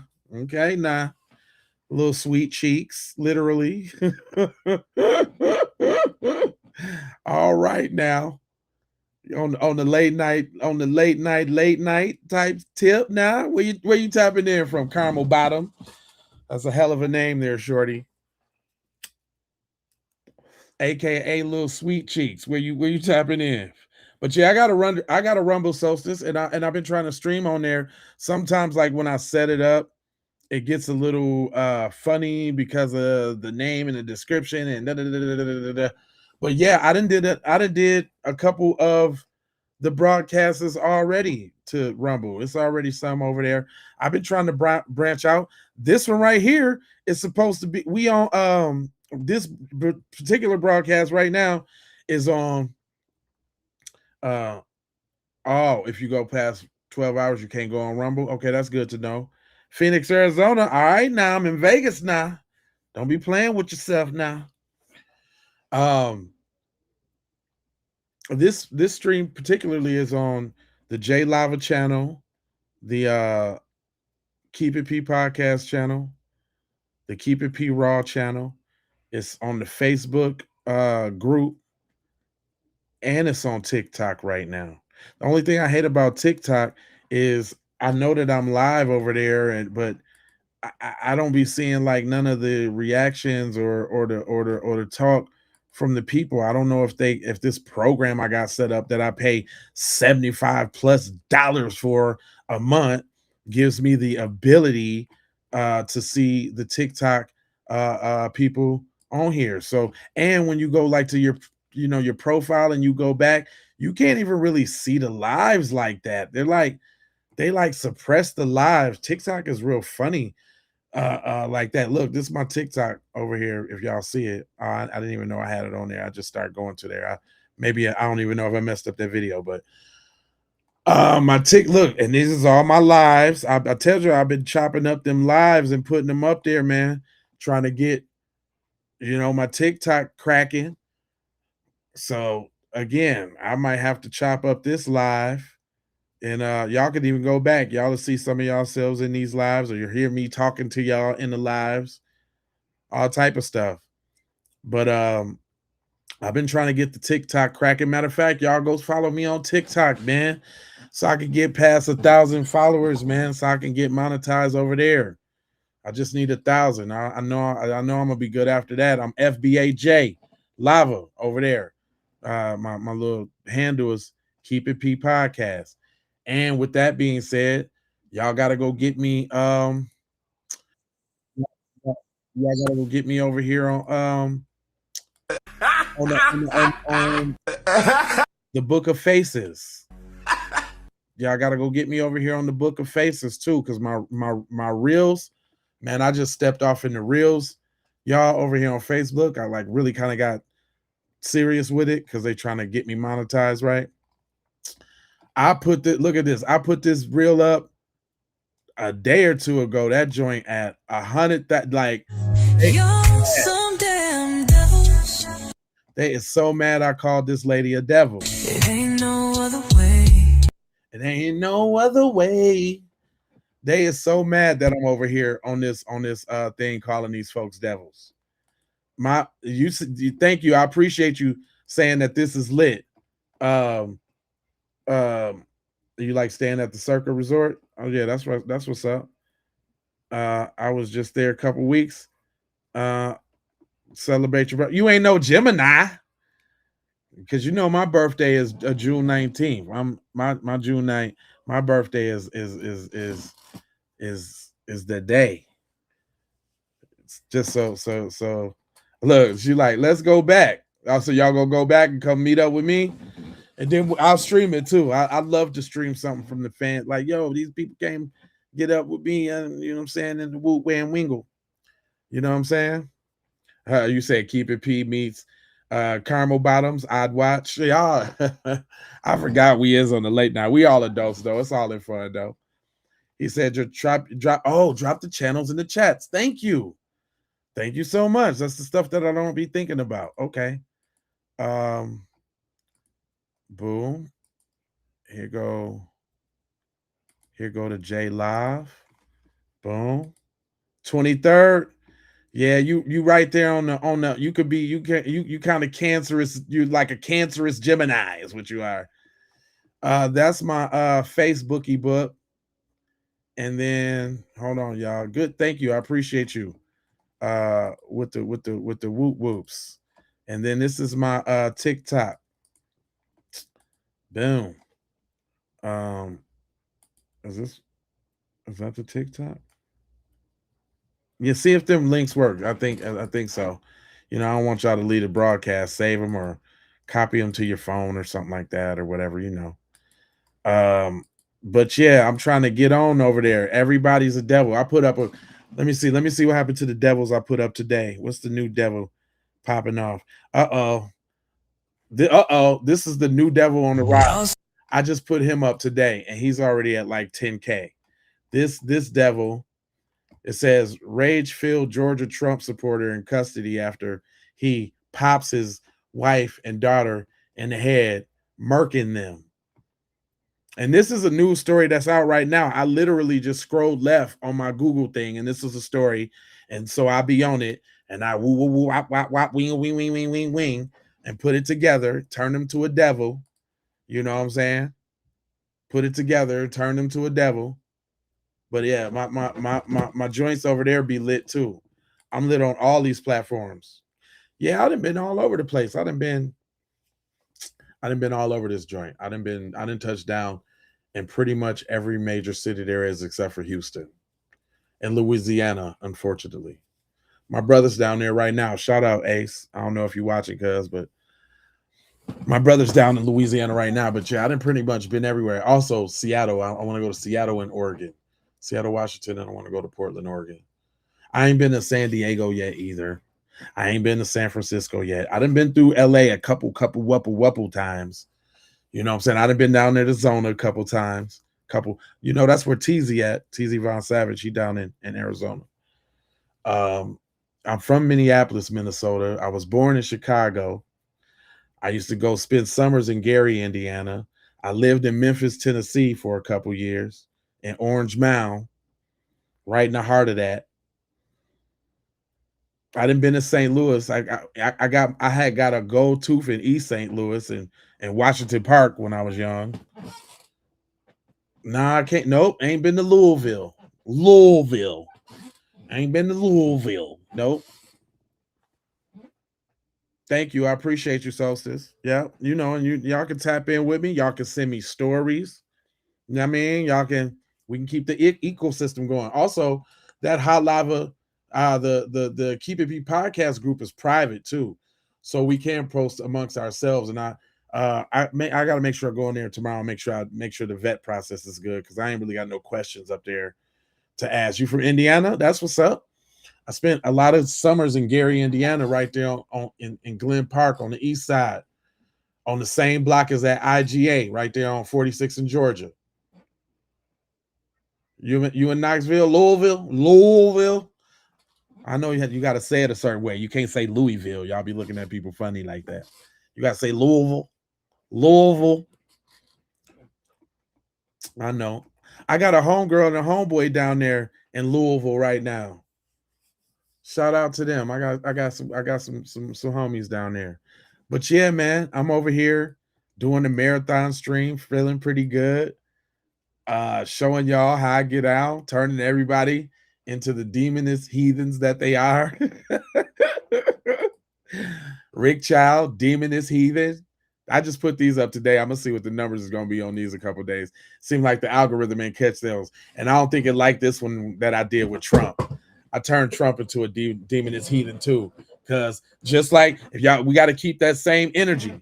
Y'all want to go in on R. Kelly, y'all want to go in on Bill Cosby, y'all want to go in on Diddy and all of that. Well, this one say a federal judge rules that a writer can collect funds held in escrow since 2023. Verdict found the Orange Man is liable for sexual abuse and defamation. The Orange Man is liable for sexual abuse and defamation. His legal team calls it a hoax and is appealing the decision. But as it stands, that boy had to pay $5.8 million. $5.8 million.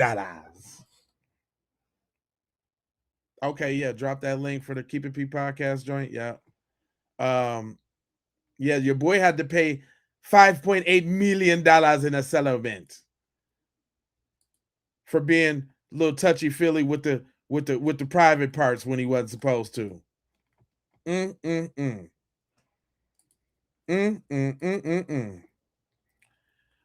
what the Keep It P podcast joint look like with me and T's on there. We got to get this one up too.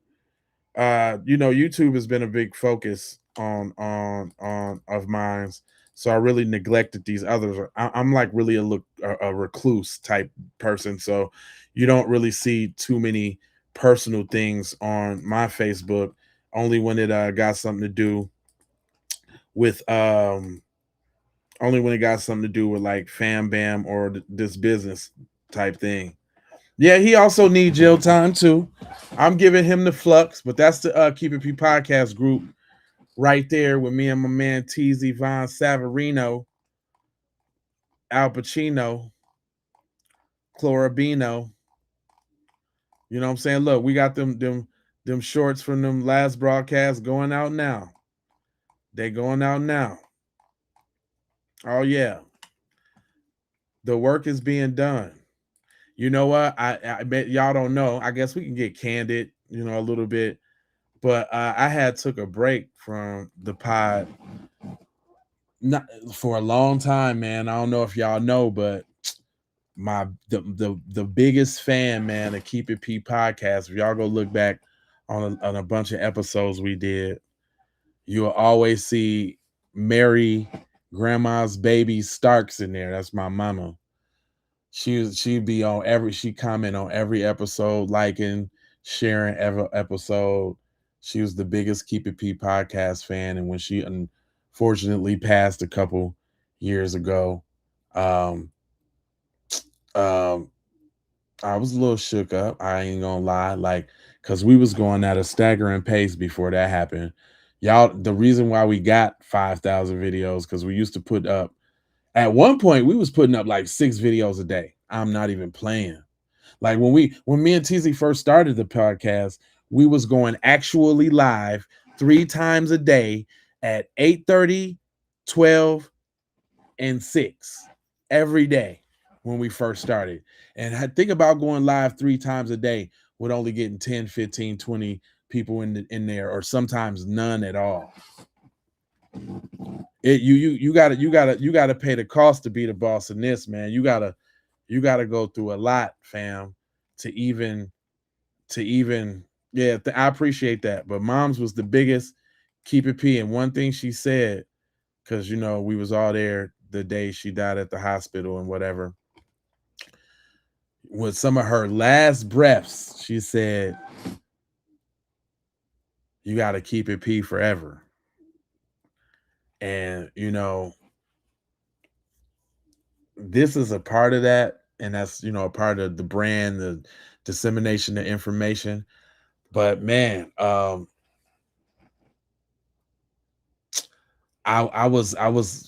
we wasn't functioning like that for a long time, and I kid you not, y'all. Just in June here, right before my birthday, you know how you be getting that little feeling. Thank you, I appreciate that. You know how you get that little feeling right before your birthday when your mood be starting to change and you be getting a little older and you be thinking about life and all of that. I was in a little slump and I was a little down. And something told me, just get online, man. Talk to the people. And sure enough, y'all, I did a couple videos, got back in it. And then boom, I did a video about the boycott, and that joint just shot up to like 100,000 views. And I'm gonna keep it real. As far as the Keep It P podcast goes, that's the highest amount that I've gotten on one of my episodes ever. Like, I got other viral videos in the millions. I got a video on my channel with 10 million views, right? I got a lot of high ranking views videos, but I'm talking about for this, the Keep It P podcast, I'm talking about I wasn't even monetized. Matter of fact, just to tell the truth, they had took my monetization on this channel, and I've been losing subscribers for the last 3 years. If you don't believe me, you can go to this site called Social Blade. Matter of fact, I got it pulled up because I'm always looking at the numbers. It's not that far. I can show you. If you look at this, like this is like all the way back to at least 2004. Look at this. It was just recently. That ain't even showing the June. Hold on, let me see. Let me see if we get to the June where it show this little jump that I just had. But I just got a little major jump, and I'm telling you, oh, here you go. Look, you can see it right here, over here on the. Oh, I don't know. It's on the long orientation for y'all. So I don't know if y'all can see all the details. That's why I always say y'all should go view the video on the long form one. That's another way to help out the channel, you know, if you care. The long form. So even if y'all don't get to watch the screen while I'm doing it, when you come back, watch the long form one, because not only do you get to see more of the whole screen, but the way the monetization works, they pay more for the long form ones. But that's because the short form ones is the ones that be on the short feed, and that get a lot of people in here a lot. Oh, soccer! I ain't never got the trophy. Thank you, thanks, Dave. I appreciate that. So it'd be the long form, but check it out. I was losing subscribers, and look, that's the Keep It P podcast. Hold on, I ain't even looking at the J Lava because I got 3 channels. Hold on, real quick. You can look at whatever channel you want. That don't reflect that big margin because I was mashing for my rations and that channel. This is the one. This is the one right here. Yeah, this reflected. Look, if y'all can see it, damn, let me see if I can manipulate it so everybody can see it, because I want y'all to kind of see what I'm saying. Yeah. So look, this is the chart, right? Of like just recently. Let me look at both screens and see if y'all can see it. I know it's kind of small or whatever. I know it's kind of small, but hold on. Anyway, if y'all see, man, I was losing subscribers every month, man. Every month for years. Like I used to have, like, on the J Lava channel, I used to have like close to 40,000. I lost like 3,000 to 4,000 subscribers. They took it. And the reason why is because, like, what blew up on my channel was the Walk It in My Pocket. It's some stuff that I did for kids, right? I can't play it, but maybe I can show it to y'all. But I did, me and my homeboy, we rapped a Dr. Seuss book, and it blew up crazy. And because I was spamming my comments, just trying to be a hustler, like putting the Spotify link and all of that in there, like they shadow ban my channel. It's just a lesson that you learn, you know what I'm saying, and what you can and what you can't do. You know what I'm saying? But this video changed my whole life, right? This really, and this was 9 years into the game. I had already been on YouTube for a minute, but this happened in March on the 18th, March 18th, 2028. I mean, 2018. I never, no, March, was it March 18th? I think it was. I think that, hold on, no, the date's on the video, duh. What was that date? This was 8 years ago now. Get March 31st, 2018. Me and my boy, we had rapped this Dr. Seuss book to Walk It Like I Talk It. It's Walk It in My Pocket, and it just goes really. I can't play it because of copyright, because they'll give me a strike for playing my own joint. But this was my introduction to the game, because as y'all can see, like with the chart, like I had been on. Oh no, you can't even see it. I'm sorry, my fault. I thought I had it. This is the video. Walking in My Pocket. Me and my homeboy rapping the song to the video. And look, if y'all don't believe it, I found this the other day too. This is crazy. I found the I found the background of me holding the book. So like y'all can see the front of the book, right? But there's actually a picture of us holding, I mean, there's a video of us floating around, me holding the book that his son put up that I never really knew was out there, but I found it the other day on some whoop-de-woo. You know what I'm saying? Hold on, let me see if I can scroll through and see it real quick. And look, if y'all don't believe me, look, Walk It in My Pocket was a phenomenon over there. Look, I just put in Walk It in My Pocket rap over here on the left side, and I'm talking about everybody had that video up. It was a phenomenon. We was on TMZ, all of that. Look, baby's rapping the book. This baby. Look, we got fathers rapping it. Look, they're rapping it in classrooms like me. Everything. Like this little video right here had changed your boy's life, right? Dr. Seuss had bars and like everybody was talking about this video. But this was a catalyst to it. This what kind of made me get serious and knew that it was real. So I would tell everybody, man, if y'all doing something, man, keep going and keep doing it because you never know what will blow you up. I did not know this was gonna do that. And look, you can even see the song I posted. This is the first song I posted to Spotify back in 2018, right? Some of y'all probably seen the video. Some of y'all probably know me from that video. Real talk. She's like, I remember that. I love that. I swear. Yeah. I mean, like, this was a real big deal. But I had to learn how to juggle the joint. Look, we got kids watching my videos all in school on this joint. Look, Walking in My Pocket version. I'm talking about everybody was doing it. Kids was rapping it. Like teachers was rapping it. Like it was a huge thing. A huge thing. But I was looking for, hold on. I was looking for this. Like, you know how like you got them save videos? How do you see the save videos that you be having? Oh, let me see if I can find that real quick. You know, while we chopping it up on the stream, I guess I take the time for y'all to get the know a little bit about me and my backstory, right?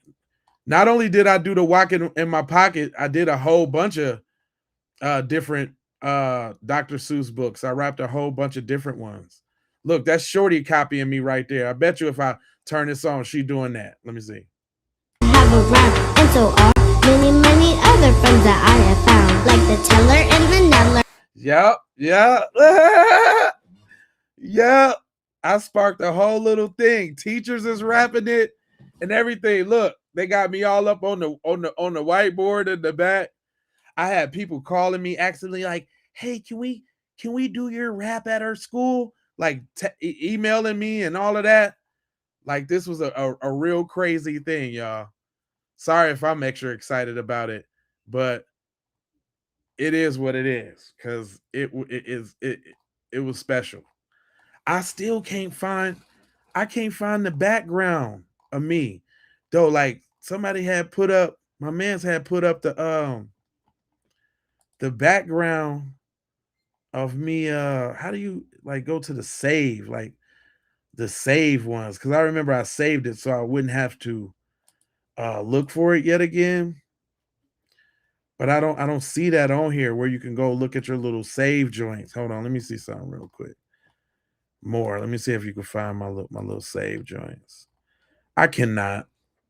I ain't gonna worry with it because I know it's there somewhere. I done got way off topic. We got to talking about this, and I done got way off topic. No, I'm talking about I was really, really serious with the Walk It in My Pocket. I was this serious. I wish I could play. Y'all don't know how much I wish I could play what these songs sound like, but y'all can go on the channel and see. Look, I just clicked on the channel. All you got to do is scroll down a little bit, and I got my little commemorative little joint, all my little Walk It in My Pocket songs. Mr. Brown Can Move, One Fish, Two Fish. This is my favorite one that I'm most proud of, though. Like the Hop on Pop. where I like really did a whole video. Like, this is dope. I wish I could play the song because I did the beat, I made the song and everything. I wish y'all could see that because it's really dope. And I'm telling you, I done tried everything on this channel, y'all. Look, that's back when my hairline wasn't receding too. Look, I could just wear it without my hairline receding. I had some hair. I had some hot, y'all. I was rapping. I really took it there. You ain't know that was me, man. I didn't got recognized by people in the Uber and all of that. Like somebody kid recognized me one time, which was really damn weird. She kept saying to her mom that she knew who I was. And even I was dismissing it till I turned down the radio and we really got to what she was talking about. And she was like, Mommy, that's the man that sing that song. I swear to God, it freaked me out one day. I drive Uber and Lyft. That happened to me one time. But yeah, that's your boy right there. You know what I'm saying? I'm a good dude. I do all type of stuff. I do stuff with the cheering, all that. Man, I've been, boy, if y'all look at my life and the stuff that I done on this channel, boy, I done been all over the place, baby. I've been all over the place with this channel, trying to find my way, right? Let me see. Let me look at that folder real quick. There's some stuff in this folder. Y'all know I be rapping and I got music out too that y'all need to go listen to. I got a couple songs. Matter of fact, I told y'all I'm low key a R&B dude, and I'm about to drop an R&B album, and my name is gonna be Levave. I don't know why that sounds like an R&B dude name to me, but that's what it's gonna be. It's gonna be Levave. Let me see. I remember when I was really first starting off as like a YouTuber, like you know how you got them what you call it, like your promo videos. My little promo video is funny, y'all. I'm gonna show y'all my promo video because it's really actually quite dope, but it's funny at the same time because I remember how I was trying to get it in, like I was just on the YouTube crazy like my little I can't play the music either too because I do music, you know. I don't know if y'all know, but if you go to the releases tab of my joint, all of these is instrumentals. I make beats. All of these is instrumentals, right? Especially if you see my face on it. And that's one with my mom and my kids on it. But I do a lot of instrumentals. So all of them is albums, instrumentals. Y'all go get into my music. But I also got a few singles of me rapping, you know what I'm saying, that I can't play on the stream unless I want them to ding my own stream. I like that they getting the money for me, but sometimes it makes it kind of bogus. Like, you know what I'm saying? Like when you can't play your own stuff, you know what I'm saying? It's kind of that's kind of whack. I'm gonna just say it what it is. It's like it's super whack. Like look at the old J Lava. Look, I've been on J Lava since I've been on YouTube since I look like this. Look at the old J Lava, y'all. Look at young J Lava with all that robust FBA hairline. That robust SBA, boy, that picture so old. That robust FBA hairline, boy. You know what I'm talking about? I can dream. I can reminisce. I can reminisce.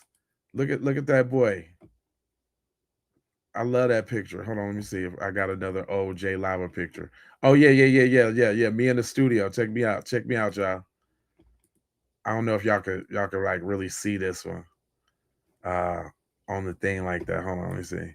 I try to put it in the middle. No, it's too big. See, that's why y'all should be on the vertical one. I guess y'all can slightly see it on that one. That's me in the studio trying to look all cool back in the day. That was me in the studio trying to look all cool and shit. You know what I'm saying? I do beats. You know what I'm saying? I do beats. You know what I'm saying? I do a little sa. You know what I'm saying? little OJ lava for you.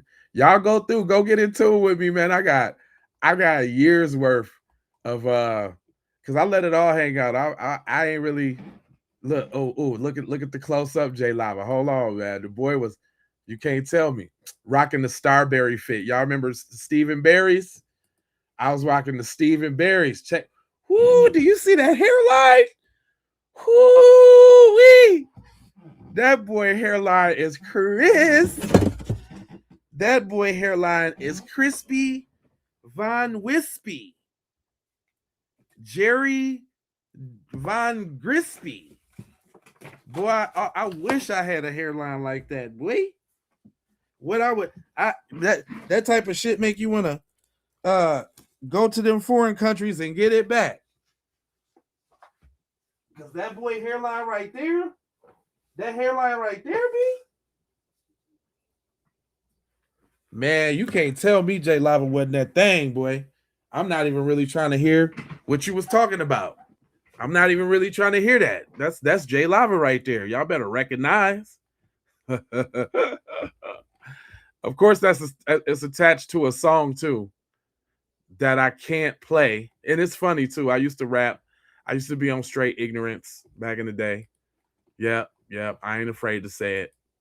Keep in mind that video alone is 16 years old. So yeah, man, y'all can go back and check my Liz Ife out, the guy that y'all be listening to streaming. Y'all can see my evolution. I mean, I even got I even got some jewels for y'all. Hold on, real quick, some real jewels. I'm just thinking about this now. I forgot when I at first I always been talking in front of the camera. Look, check OJ Lava out. I don't know what I was doing. I think I was doing a some type of challenge at work or something. But I've been doing this. I ain't just started doing this. Check this out. This is funny to me. I laugh. You work it. I laugh at this type of stuff because it's all about evolution. But this is me, and I'm not ashamed. This is me. Good day, my Facebook family and friends. I've been doing this little challenge, and at first I wasn't gonna put it out public, but now I feel like I'm confident enough to do it. So here we go. So I am finna embark on a 30-day work challenge, which is actually potentially gonna turn into more days than that. But if you're following me, listen close. You got a job, you work it. If they got any kind of overtime, hey, y'all wonder why I'm dressed like that. I gotta get some. I guess I gotta put some context to that. I used to call myself the bow tie bandit, and I used to always dress up like, yeah. You said JX. The channel is named is J Lava. This is my main regular channel. Y'all might be watching on the Keep It P podcast or the Keep It P Raw because I'm streaming on all three. That you ain't call me JX, did you? God damn it. Nah, I was the bow tie bandit, fam. I used to dress like that, fam, all the time. No matter what. I'm kind of fanatic in that way. Like that's one of my things. When I do something, I do it. So I was like the bow tie bandit at that point. And that was like kind of sort of like my thing, right? I just used to look, and I'm going to work like that. That's how I used to go to work every day. And trust me, I didn't even work at a job. I didn't even work at a job where you gotta dress like that. Like that's just how I wanted to dress, I guess, back in the day. Like, you know how you go through phases in life. That was my clean cut, you know what I'm saying, indubitably phase. That's what I used to call myself, indubitably. Look, I'm talking about, that's how I was always, look, check it out. This is me. Check it out. Confessing. Look, I had hair. Look, swinging that ponytail at them dreads. Swing, shake them dreads.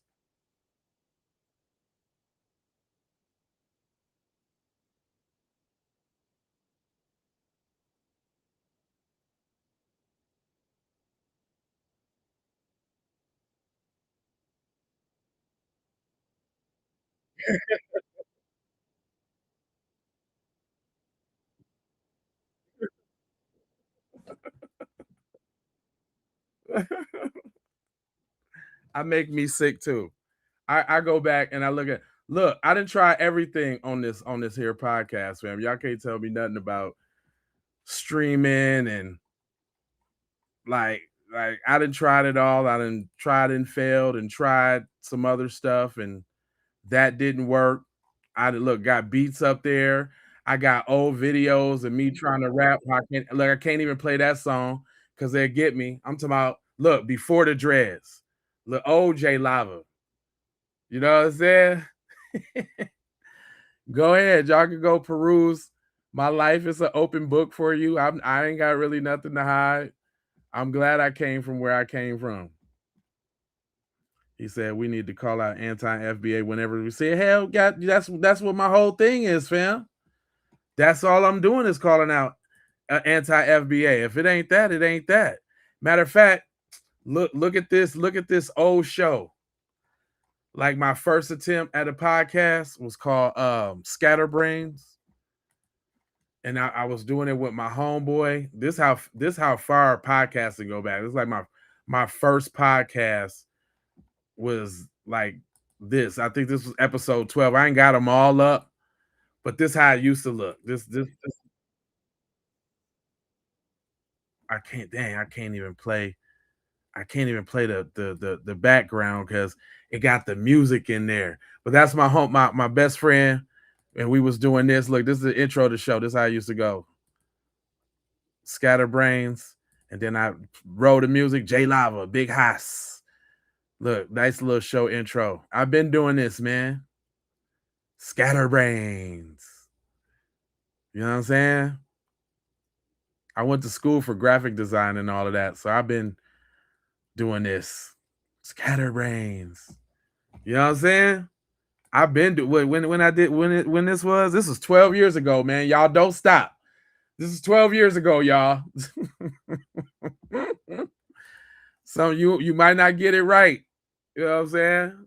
Might not get it right all the time. You know what? Matter of fact, I met the co-host of this podcast long ago too. Like we wasn't even thinking about doing no podcast. I was actually doing a video from my homeboy's rap, and he had bought this dude to the video shoot named Teasy because they had a song together, and that's how I met Teasy Von Savage. Like that's young Teasy back in the day with my cousin Haas. And look, I had you know how you rent the equipment from school. I had rent the equipment from school, and we did this in cousin's dining room. I was just trying to use like the green screen. I was just getting acclimated to the green screen, and you know this video is busy as hell. But you couldn't have told me I ain't think I was doing something back then. But this is the first day in life I met TZ Von Savage. It was up until 5 years ago when he called me and he was like, "Man, I see what you're doing out there on the podcast, man. I want to get down, woo, woo, woo, woo." And then that's how we start working together. But this is when I met T. When I meet him, that was 14 years ago. 14 years ago, I met TZ Von Savage. It's weird how stuff work. I ain't know cuz or kick it with cuz. Now here you go. I'm sorry, I ain't show it to y'all. My bad. I ain't know cuz and I ain't kick it with cuz or nothing like that.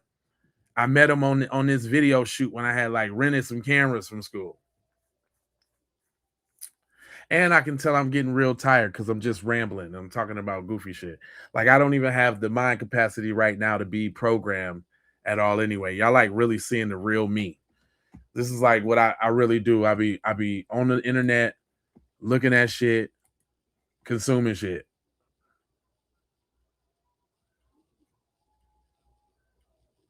He said, was the old channel you said called No. Grandma's Babies was my mom's name that she used to show up on the channels in the comments. Granny's Babies. That was my mom's name on her handle. The channels is J Lava, which is, hold on, I'll show you real quick. Let me just show you real quick there. Player partner. That's a video I made when I first started making videos, y'all. That was like one of my school project videos called Trying to Get This Money, if you can't tell, with all the money in the goddamn video. But this is the main and first channel that I kicked off with on YouTube, the J Lava channel.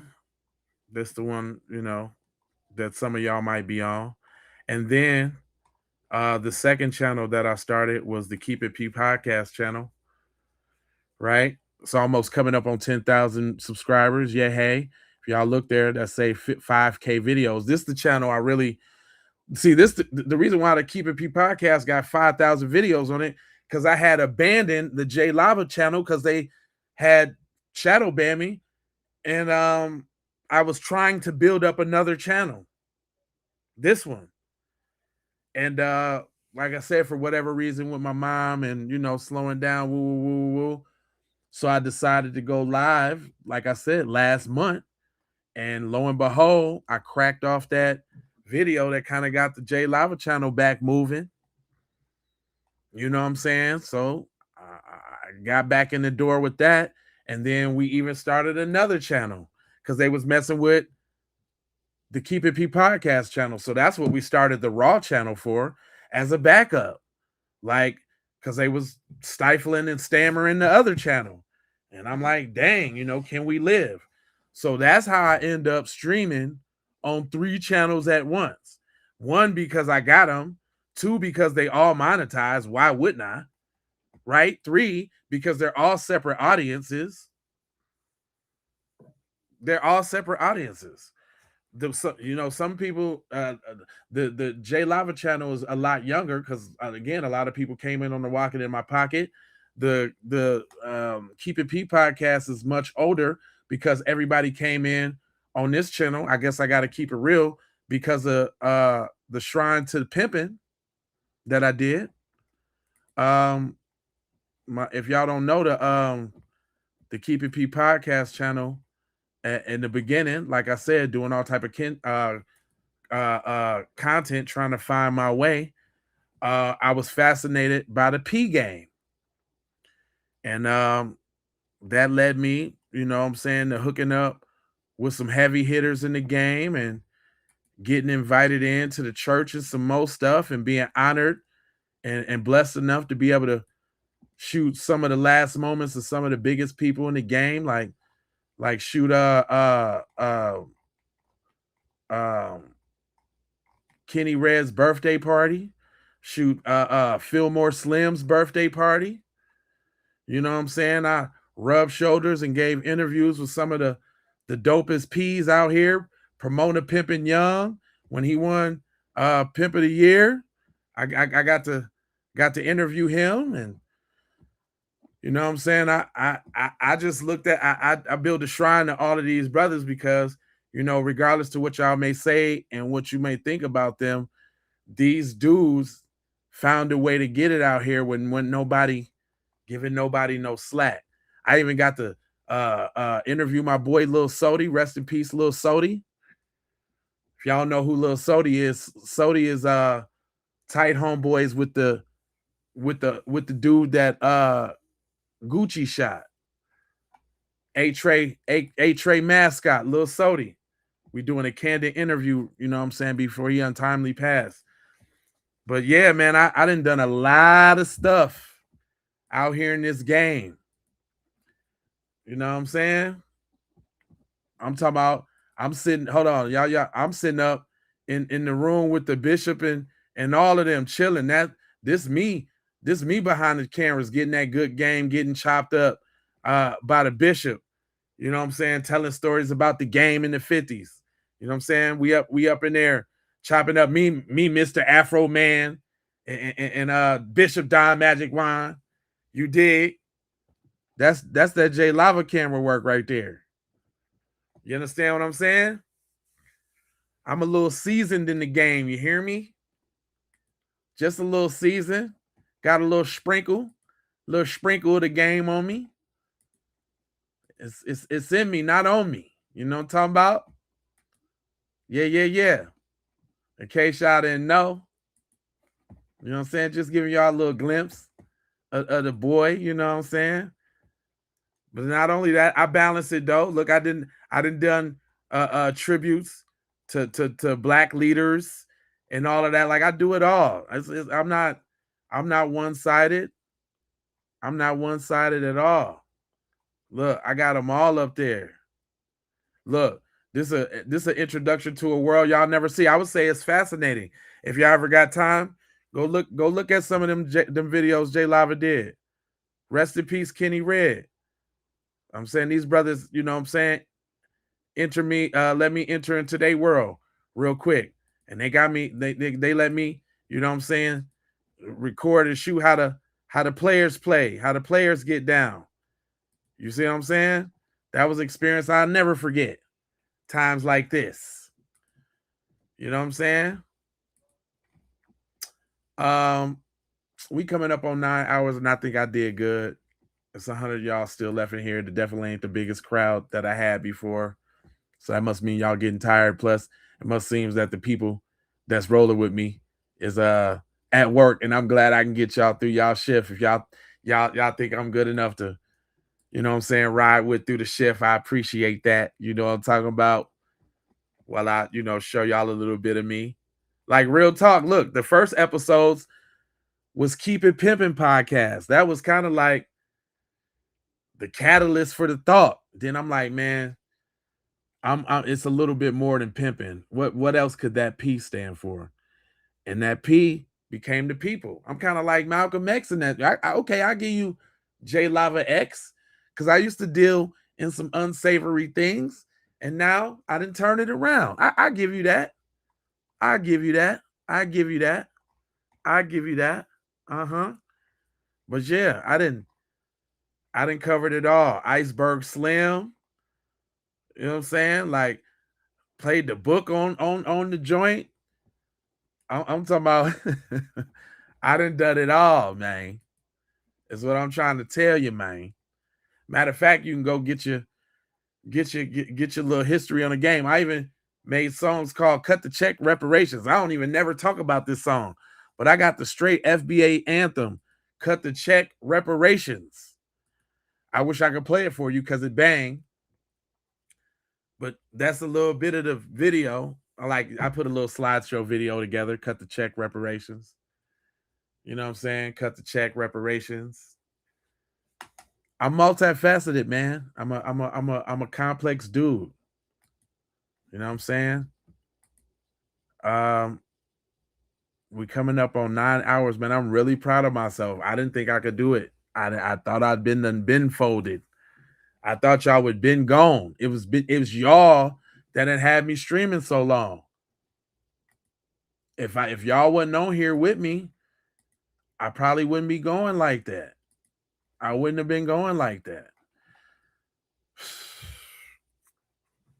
Yeah, I got it's a lot of stuff. I'm a multifaceted dude, man. Y'all see who popping up on that scene? Dr. Francis Cress Welsing. You know what I'm saying? The Elders. Y'all should hear this song and watch this video. The video is pretty good. What's going on with the song? I'm always pretty creative. I'm always pretty creative, man. And that's what I try to what y'all should expect out of me. Nothing but creativity. Like I'm even push some boundaries and try some things.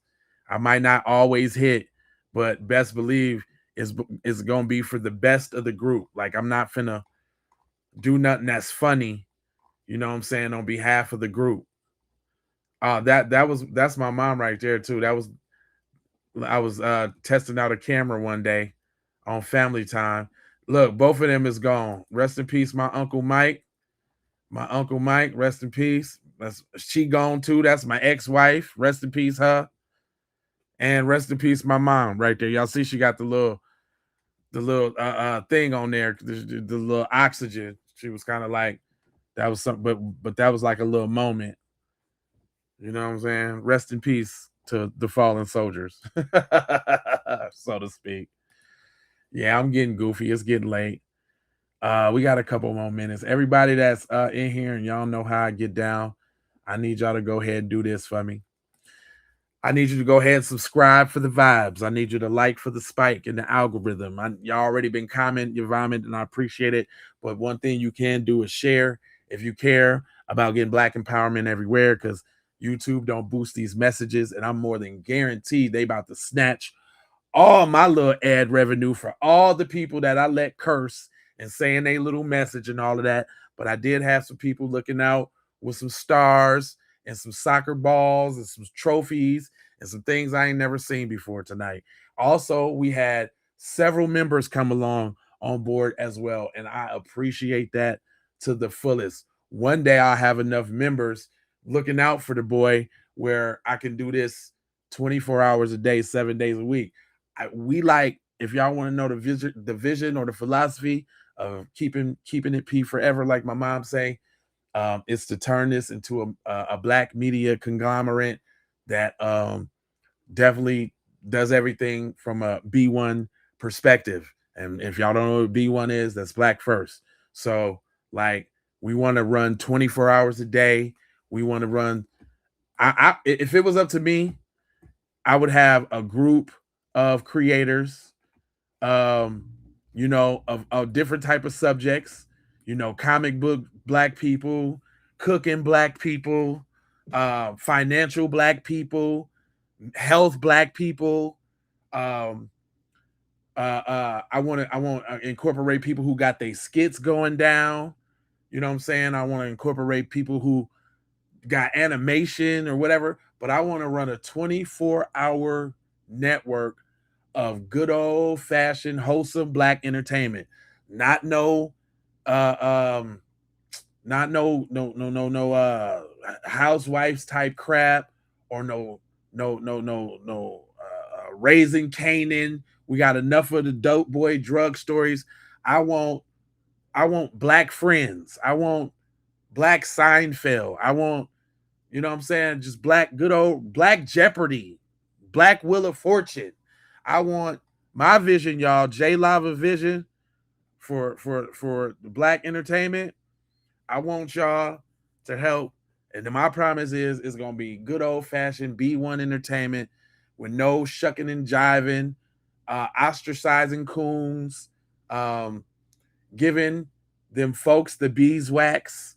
Like, you know what I'm saying? None of the fluff, none of the bluff, just good representation of Black people. Stuff like Kev on Stage. You know what I'm saying? I love what Kev on Stage is doing it, because he's showing that people can have good, wholesome entertainment. He do sprinkle a little bit of ratchet in there, but he do it in a controlled environment, and he does it intellectually. I know my people. I know we need a little bit of ratchetness every once in a while, but you know what I'm saying? As long as we know that it's purely entertainment and it's covered by a lot of consciousness, right? And with that being said, let me look. My light done went out and everything. Let me brighten up the screen. Yeah, man, just because I'm getting tired now, y'all. Whatever little caffeine on the Pepsi side of the game is, that shit's wearing off. I need to go put a little hot pot of coffee on or something and see if I can go. My goal is to reach 12 hours, but me doing 9 right now, I know I can do it because that's really only 4 hours more. And there's actually really a ton more videos that I could play, but I got to save some for tomorrow, y'all. Because Friday I got a stream. You know I got a stream. It's going to be lit tomorrow. It's going to be lit tomorrow. But I love y'all, man. Like, one thing about it, 2 things for certain. If y'all wasn't around, I'd be on here talking to myself. You know what I'm saying? If y'all wasn't on here talking, I'd be talking to myself. You understand what I'm saying? So y'all know what I leave y'all with. Y'all know how I say it. Love, peace, blessings, and aloha. I'm out the Doha for show high. I don't watch TV either. So it's just for real. I can't even tell y'all the last time I was watching TV, Dexter and True Blood was out. If y'all could tell me what years them was. I used to love Dexter and True Blood. I ain't even gonna lie. like that little vampire shit. Oh, and Walking Dead before it got all weird. I used to love them shows. Them little shows had me in a little chokehold. It's Friday now. Just stay on. You know what? I'm gonna keep it all the way 1,000 with you. I am so curious to see what YouTube is gonna do about this stream. Are they gonna let me get some ad revenue off of it, or is they gonna find some little petty little reason to take away my ad revenue after all of this hard work that I did? And I know it's not work done in vain, because again, they can't take away from like the jewels and the super chats that I get, and they can't take away from the subscribers and the connections that I make, which builds the community. You know what I'm saying? So all in all, it's still a win, even, even if from what I say, they done ticked off one of my my sources. That's why I'm trying to get over there on Facebook, and they told me I got to get 100,000 more views. They said my little threshold was 300,000 views in 30 days to get monetized over there. And that's why I've been going heavy with the devils. And like I said, that one devil, it's so funny how things happen. The devil responsible for making that statement in this case right here that we talking about, the Nolan joint, making her a devil.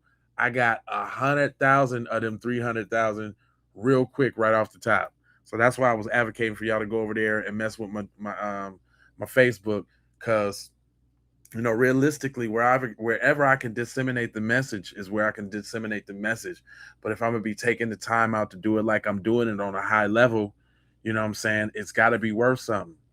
You know what I'm saying? Fortunately, I'm in a position, and you know what I'm saying, where I can spend. I'm blessed to be able to spend the time that I can spend on this and do what I do.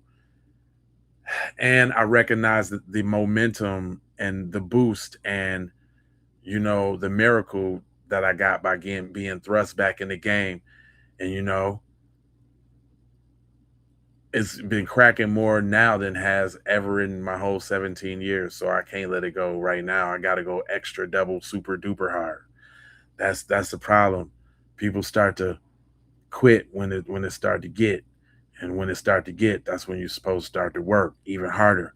So this was like a little test of endurance, you know what I'm saying? Just to see if I can, if I could keep it cohesive, if I could keep it interesting, if I could do what I do on the fly, which means that I might not even have the whole thing prepared, but I can still interact with a clip while it's playing, while researching for another clip, referencing if it's good enough and it's the right kind of message, and then ripping or supporting it on the fly.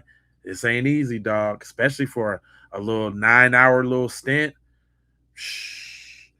I just ran the gauntlet. Nigga, this is this is like a triathlon or something like that. I don't know how.